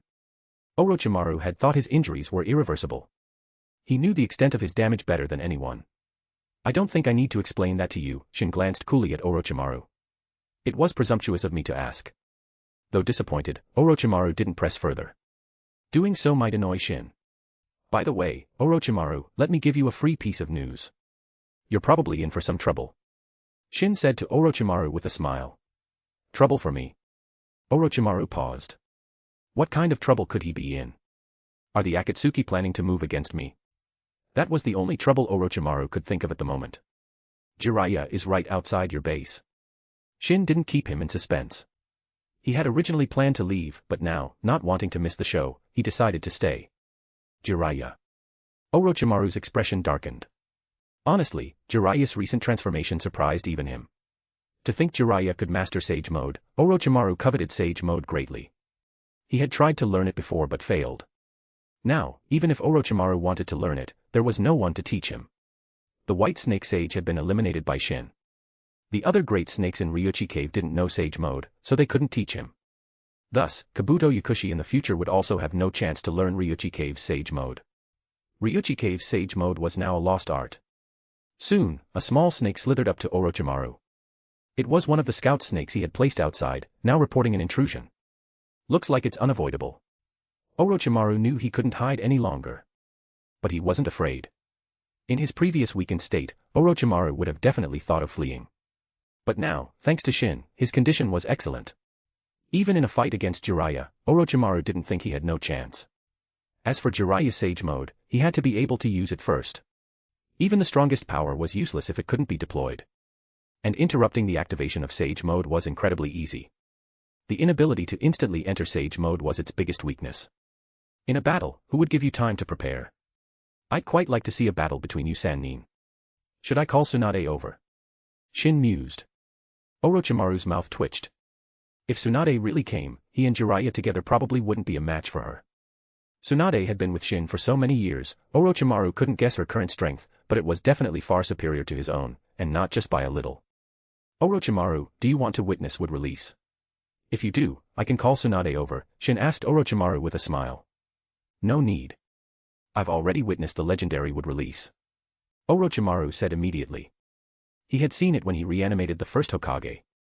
So, it was best not to see Tsunade. He believed that if he saw Tsunade, she would definitely attack him. The reason was simple, he had reanimated her grandfather and granduncle. That was tantamount to desecrating the souls of the dead. It would be strange if Tsunade didn't beat him to death. Orochimaru didn't want to test that theory. The consequence of testing it would likely be actually getting beaten to death. Orochimaru, who cherished his life, wouldn't dare play such games. When it came to Tsunade, it was best to avoid her if possible, to try not to meet her at all. Jiraiya has already entered. I'll go deal with him. Orochimaru gestured to Kimimaro, Kabuto Yakushi, and Sasuke, then went to confront Jiraiya. If too many Konoha ninja arrived, Orochimaru would have to flee with Sasuke, leaving Kimimaro and Kabuto to cover their retreat. Yes, Kimimaro, who was utterly loyal to him, and Kabuto, who was quite capable and had helped him greatly, were both less important than Sasuke Uchiha. Sasuke Uchiha was Orochimaru's most important vessel. Others could be abandoned, but not Sasuke. At this moment, Sasuke Uchiha gave Shin a deep look, then followed Orochimaru. Interesting. I hope this won't disappoint me. Shin felt his boring life was about to get another dose of drama. Now, he just had to see if the show was good. Orochimaru. Jiraiya, upon entering, hadn't even finished speaking when he saw Shin casually walking over from behind. Shin, why are you here too? Jiraiya frowned. Shin being here was troublesome. Who knew what he was doing here? If he helped Orochimaru, it would be really problematic. Jiraiya, don't worry so much. At most, I'll just watch the show. I won't interfere, I wouldn't stoop to bullying the weak. Shin waved his hand at Jiraiya, offering some reassurance. But Jiraiya still felt incredibly awkward. Not bullying the weak. Does that mean I'm already considered weak in his eyes? Perhaps he was unwilling to admit it, but it was indeed the truth. In Shin's eyes, they were all weak. However, since Shin said he wouldn't interfere, Jiraiya felt a sense of relief. With Shin's strength, he probably wouldn't lie. There was no need to deceive him, nor was there any reason to. Jiraiya, to think you could find this place. I underestimated your abilities. Orochimaru's eyes held a hint of surprise. He truly was surprised Jiraiya had found him. Orochimaru considered his base extremely well hidden. Why is Sasuke Uchiha with you? Jiraiya grabbed the somewhat impulsive Naruto beside him and questioned Orochimaru. Actually, upon seeing the scratched forehead protector on Sasuke Uchiha, Jiraiya's heart had already sunk. Just as he had suspected, Sasuke Uchiha had become a missing nin. Sasuke-kun is no longer a ninja of Konoha, Orochimaru replied coolly. What did you say, you damn snake? Naruto glared angrily at Orochimaru. Orochimaru's cold, sinister gaze fixed on Naruto. Naruto, step back. Jiraiya glanced at Naruto, then said to Guy, make sure you protect Naruto later. Guy's face showed a hint of conflict. Under normal circumstances, protecting Naruto was the right thing to do. But with the Hokage here, wasn't his duty to protect the Hokage? You seem to value this Ninetales Jinchuriki brat quite highly. Orochimaru glanced at Jiraiya, his mind already scheming. Orochimaru, perhaps it's time to settle the grudge between us. This time, I absolutely will not hold back. Jiraiya took a deep breath, avoiding Orochimaru's question. Chapter 370, Copying the 8 Inner Gates. Shin used wood release to create a chair, then settled in to watch the impending battle between Orochimaru and Jiraiya. He felt like he was missing some popcorn. Is that wood release? Both Orochimaru and Jiraiya stared intently at the wooden chair Shin had created. Orochimaru wasn't overly surprised, he wouldn't be shocked by anything Shin Uzumaki could do anymore. Jiraiya, however, was genuinely astonished. But now wasn't the time to marvel at wood release, he had to focus on Orochimaru. Naruto, leave this place, Jiraiya instructed Naruto. No. I'm not going. Naruto refused, his gaze fixed on Sasuke. That lovesick look. If I had a teammate like that, I'd slap him dead. Shin glanced at Naruto and said flatly. Naruto, though weak, was always so stubborn and defiant, refusing to obey orders. If it were Shin, he would have eliminated such a liability to avoid being dragged down. Being weak wasn't the issue, the problem was lacking self-awareness. And protagonists in shonen anime were often like that. Jiraiya was helpless. He instructed Guy to watch over Naruto and prevent any accidents. As for himself, Jiraiya had no time to spare for Naruto, he had to face Orochimaru. Just as Jiraiya was about to say a few more words to Orochimaru, he suddenly sensed danger. A chill ran down his spine. He quickly used the body flicker technique to dodge a spotted snake that lunged at him from behind. The snake was clearly venomous, a single bite could be fatal. Orochimaru truly fought dirty, resorting to sneak attacks. Many hidden shadow snake hands. Orochimaru didn't give Jiraiya a chance to breathe. Countless snakes were summoned, swarming towards Jiraiya. Shin watched intently. He couldn't predict the outcome of this battle between Orochimaru and Jiraiya. In terms of pure strength, Shin believed Jiraiya was stronger, especially with Sage Mode. Sage Mode was a powerful trump card, enhancing all aspects of one's abilities by tens, even dozens of times.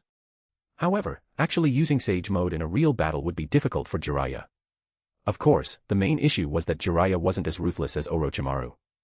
Orochimaru wouldn't hesitate to kill Jiraiya, but Jiraiya would definitely hesitate to kill Orochimaru.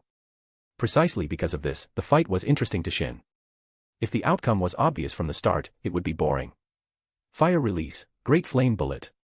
This technique involved first refining chakra into oil, then igniting it with fire release as it was spewed out, creating a violent conflagration. Sizzle. A scorched, acrid smell filled the air, the scent of Orochimaru's snakes being roasted and burned. It was quite unpleasant. Shin held his breath, not wanting to inhale the foul odor. Shikatsumiyaku, 10-finger drilling bullets, Kimimaro seized the opportunity and attacked Jiraiya. As long as I'm here, don't even think about harming Lord Hokage. Guy jumped out, intercepting Kimimaro's attack for Jiraiya.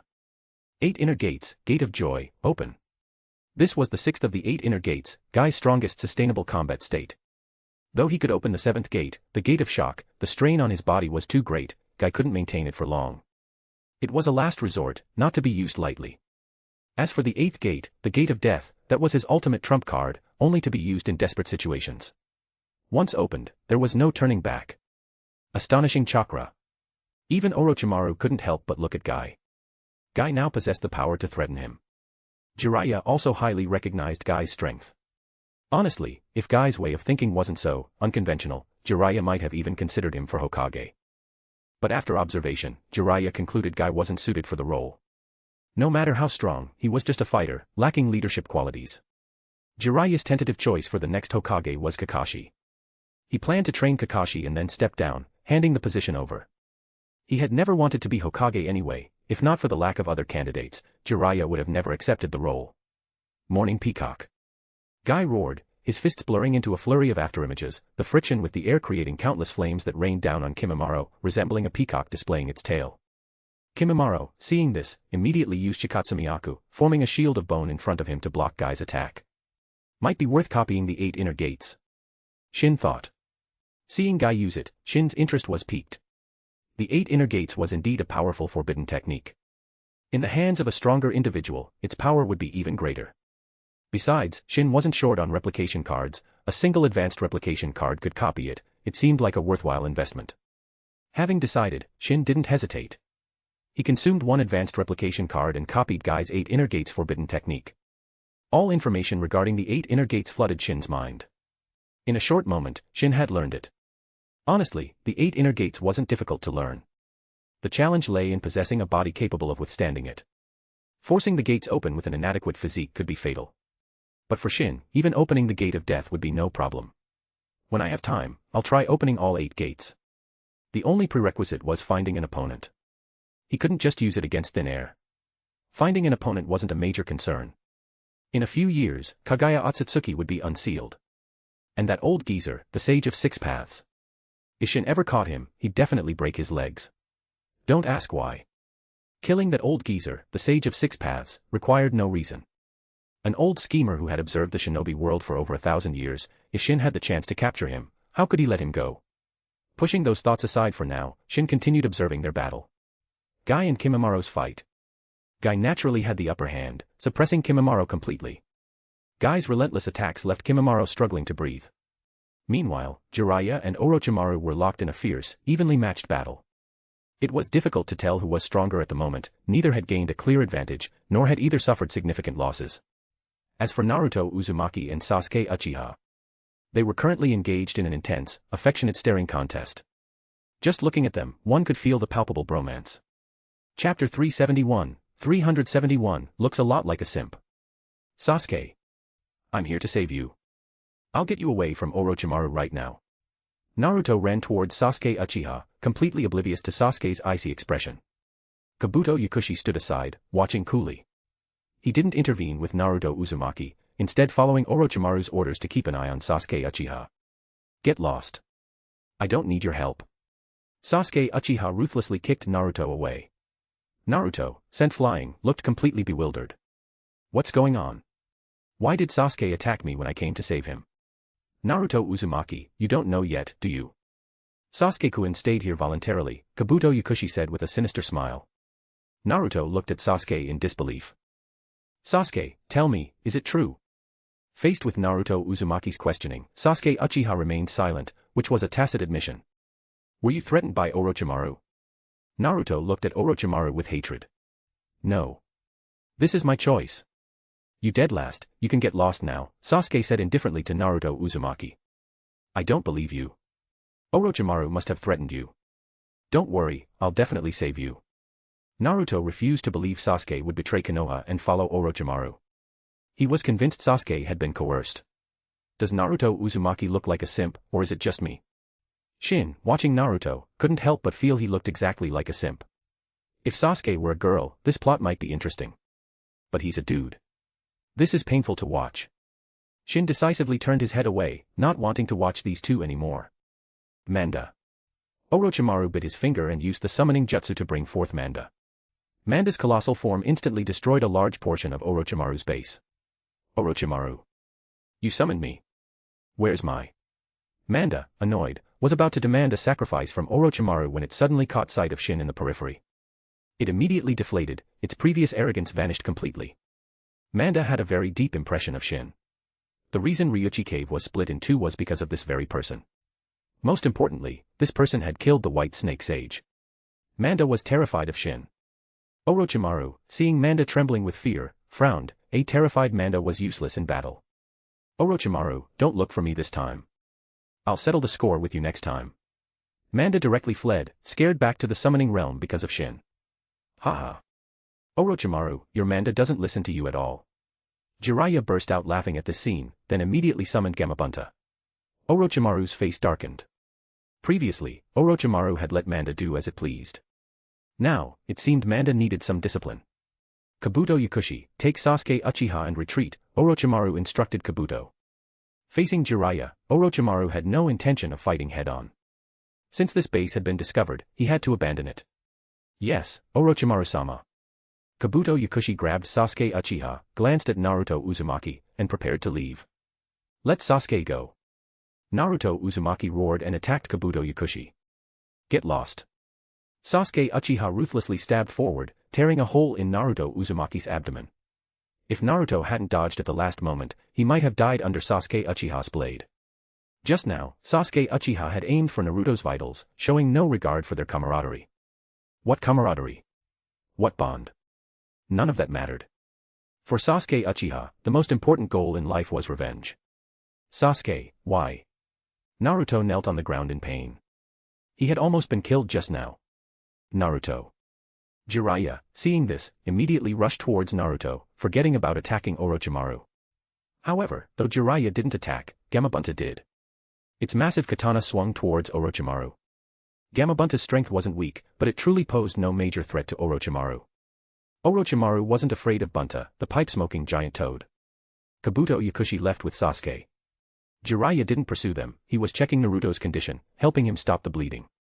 Pervy Sage, stop Sasuke. We have to bring Sasuke back. Naruto endured the pain and said to Jiraiya. He almost killed you. Why do you still care about him? Jiraiya was so angry he wanted to beat Naruto up. If Naruto weren't severely injured, he definitely would have. I believe Sasuke has his reasons. Please, Pervy Sage. Naruto pleaded with Jiraiya. Kimimaro, you stay behind and cover our retreat. Orochimaru summoned a swarm of snakes, blocking Gamabunta's attack, then instructed Kimimaro. After giving the order, Orochimaru left. Kimimaro, that guy, to be precise, he was sold out by Orochimaru. It didn't matter. Kimimaro didn't care. Compared to Naruto Uzumaki, Kimimaro was an even bigger simp, Orochimaru's true simp. Being abandoned by Orochimaru to cover the retreat, not only did he not complain, but he even felt excited. Being able to help Orochimaru was something to be excited about. In comparison, Naruto Uzumaki, who was so determined to bring Sasuke back, was far inferior. Jiraiya didn't pursue the fleeing Orochimaru. The injured Naruto was still here, Jiraiya couldn't possibly leave Naruto to chase after him. At this point, Naruto had already fainted from blood loss. It was probably for the best. If he were awake, he'd definitely pester Jiraiya to save Sasuke. Jiraiya had no desire to save Sasuke, especially since Sasuke had willingly gone with Orochimaru. Guy, this person is yours. Be sure to defeat him. I'm taking Naruto for treatment, Jiraiya instructed Guy. Looking at the battle situation, Jiraiya knew Guy could handle the opponent, so he could leave with Naruto without worry. Bunta, sorry to trouble you. You can go back now. Jiraiya said to Gamabunta before leaving, then picked up Naruto and quickly departed. He had to get Naruto back for treatment as soon as possible. Although Naruto hadn't been hit in a vital spot, the injury was still severe. If not treated quickly, it could also be life-threatening. Though Jiraiya knew basic first aid, he didn't know medical ninjutsu, so he had to take Naruto back to Konoha. Chapter 372, Don't You Want To? After Jiraiya left, Shin glanced at Gamabunta, who was returning to Mount Maiboku. Gamabunta was unaware that something extra had been added to it on its return trip, a flying thunder god mark. Shin was, of course, the one who had placed it there. This trip wasn't a complete waste. I found the location of Mount Maiboku, Shin smiled faintly. He wanted to meet Gamamaru, the great Toad Sage. The Toad Sage possessed vast knowledge.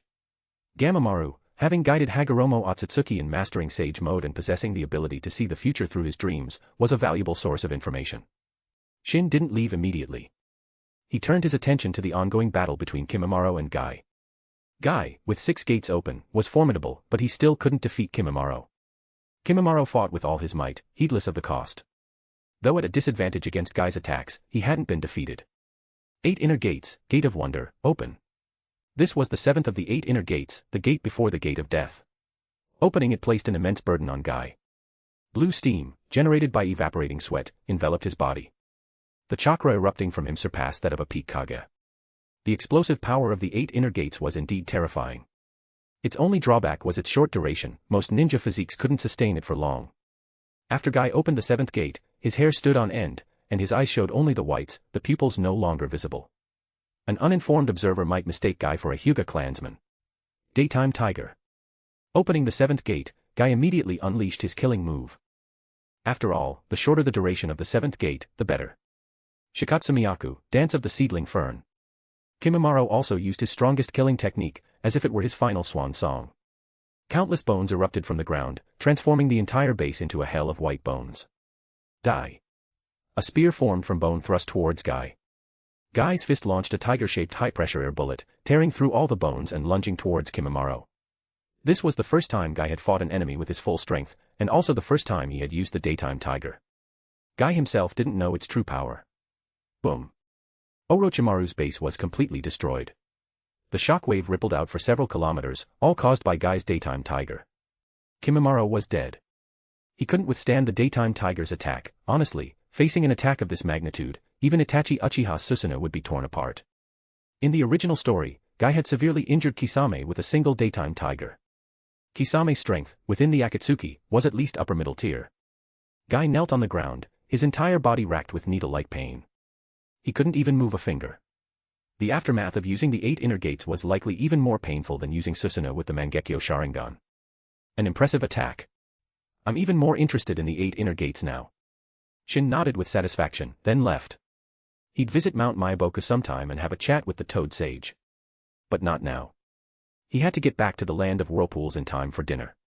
Shin arrived just as Mikoto was finishing up. I made extra, just in case you came back, Mikoto said. That means I'm lucky. Shin replied with a smile. He then scanned the table, most of the dishes were fish. It seemed Kushina and the others had gone fishing. Did you go fishing? Yes. Mei Terumi dragged us along. Look at this giant crab. Isn't it huge? Kushina held up a massive crab, gesturing towards Shin. The crab was indeed enormous.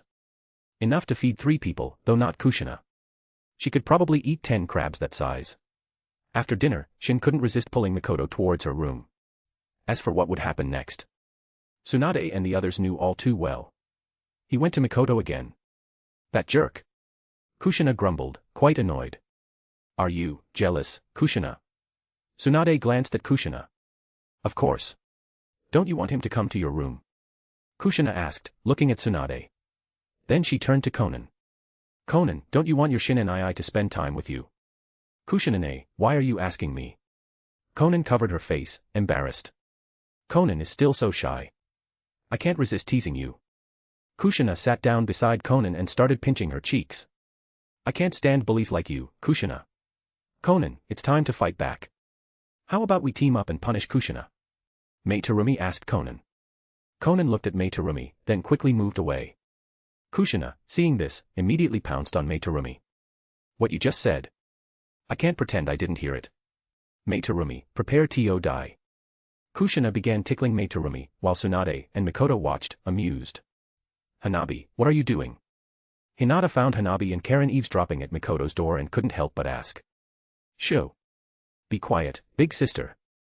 Hanabi surreptitiously glanced towards the living room. Seeing Kushina and the others hadn't heard, she breathed a sigh of relief. What are you doing? Hinata also deliberately lowered her voice and asked Karen and Hanabi. And nothing. Hanabi's eyes darted around, then she quickly signaled Karen for help. Why you guys, you wouldn't be eavesdropping, would you? Hinata glanced at Mikoto's door. Thinking about Shin and Mikoto being inside together, her face instantly turned crimson, steam puffing from her head. Oh no. Big sister is going to faint from shyness. Hanabi, seeing Hinata's state, knew her sister was probably about to pass out. Hanabi knew her sister well, if Hinata got too embarrassed, she would faint. Hanabi had seen her sister faint several times already. She was much better now. Before, she would faint from shyness at the slightest provocation. Before Hinata collapsed, Karen managed to catch her, preventing her from falling to the ground. Let's take Hinata to her room first. And stop eavesdropping here. If we get caught, we'll be in trouble, Karen said to Hanabi. Most importantly, even if they eavesdropped, they wouldn't hear anything. The soundproofing was too good. Hanabi nodded. If they were caught, they'd definitely be in trouble. She quickly helped carry her fainted sister away. Chapter 373, Journey to Mount Mayaboku. Karen, Hanabi, come here for a moment. I need to ask you something. Shin called Karen and Hanabi over. Both Karen and Hanabi looked apprehensive, exchanging glances. Did he find out about their eavesdropping yesterday? Hanabi, quick-witted, already had a plan. She'd blame everything on Karen. After all, she was just a child, Shin wouldn't punish her. Thinking this, Hanabi put on an innocent expression. Karen was still unaware that Hanabi was already planning to throw her under the bus. What were you two doing yesterday? Shin looked at them with a half-smile. All right, hearing Shin's question, any lingering hope Karen and Hanabi had vanished. It seemed they truly had been discovered. Shin and it wasn't me. Karen dragged me there. I didn't mean to eavesdrop on anything. Hanabi decisively threw Karen under the bus. Her quick thinking was impressive. Karen was utterly stunned, staring blankly at the little lowly Hanabi. She never expected this little girl to be so cunning and ruthless. Yesterday, it wasn't Karen who dragged Hanabi along. Karen had been eavesdropping when Hanabi saw her and joined in. That's a lie. Karen angrily grabbed Hanabi and pinched her small face forcefully. This was slander. She wouldn't tolerate such an attack on her reputation. Ah. Let go of me. I'll bite you. Hanabi struggled, but she was no match for Karen. She could only resort to biting. I was prepared. I knew you little puppy would bite me. Can't bite me now, can you? Karen looked triumphantly at Hanabi. She held Hanabi from behind, pinching her small face, making it impossible for Hanabi to bite. Damn it. You mean it? Let me go if you dare, let me bite. Hanabi roared in impotent fury. Hee hee. Do you think I'm an idiot? Karen rolled her eyes at Hanabi. Does this little girl really take her for a fool? All right, you two stop fooling around. I haven't even decided how to punish you yet.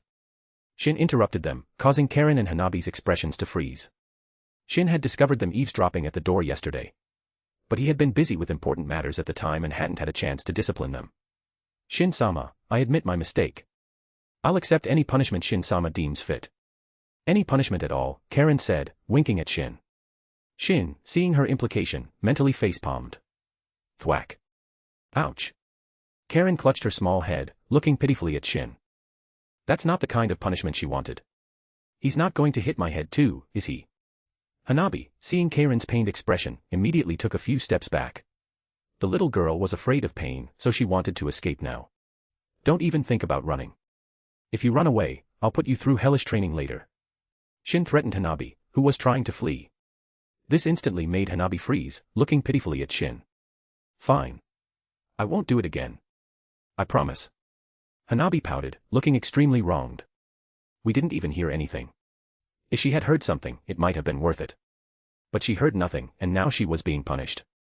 Hanabi felt incredibly aggrieved. You actually wanted to hear something. Shin was speechless. Don't you two have any shame? If only your personalities could complement Hinata's. Thwack. Hanabi didn't escape either. Shin tapped her small head, causing Hanabi to crouch on the ground, holding her head, tears welling up in her eyes, looking adorable. All right, I won't punish you further. But remember, don't let there be a next time. Or else. Shin felt it necessary to remind them properly, lest they forget. However, Shin felt his warning probably wouldn't be very effective. Though they appeared meek and submissive now, they were actually quite bold. Understood. There will absolutely be no next time. Karen and Hanabi promised in unison. Shin sighed, glancing at Karen and Hanabi. He felt he shouldn't let Hanabi hang out with Karen anymore. Hanabi wasn't like this before. Previously, Hanabi was at most a slightly tsundere little lowly. Now. Hayashi Hyuga probably wouldn't even believe this was his daughter. All right, you two go reflect on your actions. Shin sent them away to reflect, then went to the courtyard. Tsunade and the others were sitting there. Tsunade, Kushina, and Mei Terumi were playing cards. Konan was doing origami. Hinata was watering flowers with Mikoto. Mikoto, I need to leave for a bit, Shin said to Mikoto. Where are you going? Mikoto put down the watering can and turned to ask Shin. To Mount Mayaboku. I have some business to attend to. I probably won't be gone long. Mount Mayaboku. Isn't that the Toad Sage's sanctuary? How are you getting there? Tsunade put down her cards, peeled a paper strip from her face, and asked Shin. They had been playing cards, and the loser had to stick a paper strip on their face. Tsunade had never won, her situation was quite pitiful. It was normal. It would be strange if Tsunade's luck ever allowed her to win. I have my ways. I'm leaving now. Shin didn't explain to Tsunade. It was a bit complicated to explain, starting from Jiraiya and Orochimaru's battle. Too troublesome. He sure runs fast. Tsunade watched Shin's figure disappear and couldn't help but mutter. However, Tsunade wasn't desperate to know. Tsunade, are you going to keep playing? If you're afraid of losing, you can just give up, Kushina asked Tsunade. That's right, that's right. We absolutely won't laugh at you, Mei-Terumi nodded. Shin, using the flying thunder god mark he had left, sensed the space of Mount Mayaboku and arrived at one of the 3 great sage regions. Much better than Ryuchi Cave. Arriving at Mount Mayaboku, Shin felt this place was far superior to Ryuchi Cave.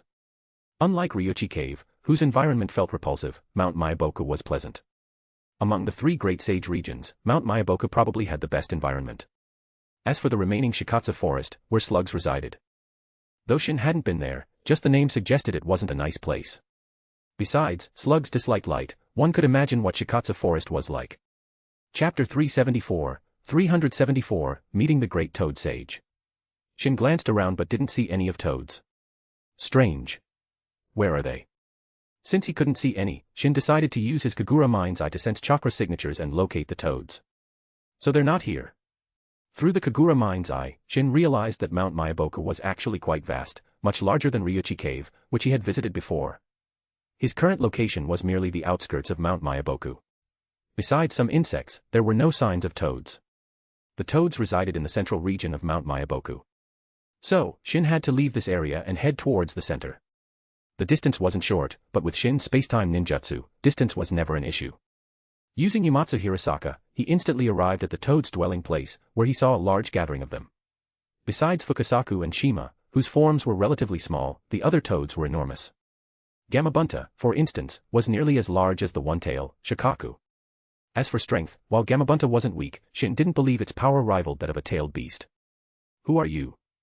A large, emerald-green toad carrying 2 massive swords on its back questioned Shin warily. If Shin wasn't mistaken, this giant toad was Gamabunta's brother, Gamahiro. Gamabunta had 2 brothers, Gamaken and Gamahiro.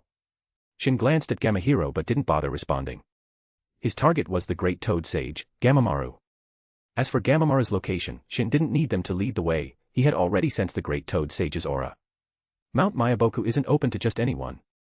Seeing this red-haired human ignore him and attempt to enter the inner sanctum, Gamahiro immediately drew the 2 large swords from his back. Gamahiro was usually taciturn, not fond of speaking. This time was no different. After a brief warning, he prepared to attack. Mount Mayaboku didn't forbid humans, but it didn't welcome uninvited strangers, especially when they were heading towards the area where their ancestor slept. Get out of my way. Without even turning his head, Shin's 9-tomo Rinnegan Seigen flashed. An immense, irresistible repulsive force sent Gamahiro flying. Though Gamahiro wasn't killed, he was severely injured, unable to get up for at least a short while. However, Shin's aura attracted even more toads. Even Fukasaku and Shima appeared. The 2 elderly toads stood atop Gamabunta's head. You're Shin Uzumaki. Fukasaku looked at Shin, taking a deep breath. Why has Shin Uzumaki come to Mount Mayaboku? He also knew this meant trouble. Don't assume these toads, living in the summoning domains, were ignorant. They knew quite a bit about the shinobi world's affairs. Their main source of information was, of course, Jiraiya. So, besides a few toads who rarely went out and were unfamiliar with outside intelligence, the others had some knowledge of Shin. Move aside.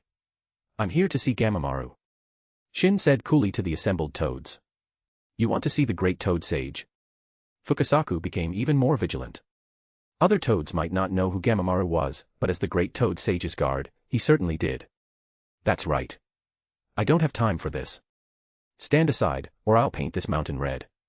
Shin's tone was utterly flat, but his words overflowed with killing intent. Shin held no particular ill will towards these toads, but he didn't have any fondness for them either. If they blocked his path, Shin wouldn't mind crushing them. Even if you are strong, do you think you can run wild in Mount Mayaboku? Gamabunta was furious, his already fierce face looking even more menacing. He had heard how strong Shin Uzumaki was, but it was all hearsay, he hadn't witnessed it himself. So, though Gamabunta was wary of Shin, he wasn't yet afraid. Shin stared at the group of toads, his aura turning dangerous, the killing intent he had been suppressing was instantly released. The blood-red killing intent stained the entire space, terrifying the toads. They had never encountered such horrifying killing intent before. Fukasaku and Shima felt as if they were seeing mountains of corpses and rivers of blood. The killing intent affected their minds, causing them to hallucinate, just as killing intent alone was enough to trap them in a genjutsu. Shinra Tensei. Shin had no time to waste on these toads. He said he would act, and he did. With a single Shinra Tensei, he sent all the toads flying. Even Fukasaku and Shima, whose strength was comparable to Kaga level, were severely injured, slammed against the rock walls, their bodies too damaged to move. Shin walked past them with unhurried steps, feeling no emotion about defeating these toads in an instant. Shin hadn't killed these toads. After all, he had no deep-seated hatred for them. He had come here only to see Gamamaru. With all these toads incapacitated, no toad could stop Shin from meeting the great toad sage. A few minutes later, Shin arrived at the true inner sanctum of Mount Mayaboku and saw the great toad sage, Gamamaru, who had lived for at least 1,000 years. Gamamaru, still pretending to be asleep. Shin looked at the giant toad and said coolly. The toad sage opened its eyes, its deep, wise gaze fell upon Shin. First time meeting. Let me introduce myself. My name is Shin Uzumaki. Have you heard of me? Shin floated in the air, meeting the great toad sage's gaze. No. I am very unfamiliar with you. Gamamaru shook his head. He truly didn't know this Shin Uzumaki. Or rather, this person shouldn't even exist. Shin hadn't appeared in any of Gamamaru's past prophecies. And even now, meeting him, Gamamaru couldn't see through him, but he could sense that Shin was very dangerous. Familiar or unfamiliar, it's irrelevant. I came to find you for a reason. Shin didn't care if this giant toad knew him or not. He was here to ask Gamamaru some questions. I have some questions. I'm hoping you can answer them. Gamamaru looked at Shin, understanding inwardly that if his answers didn't satisfy this person, their sacred Mount Mayaboku might truly be in danger. If I know the answers, I will tell you. Gamamaru said to Shin. Refusing would only anger him. Judging by the killing intent he had sensed earlier, this person was not to be trifled with.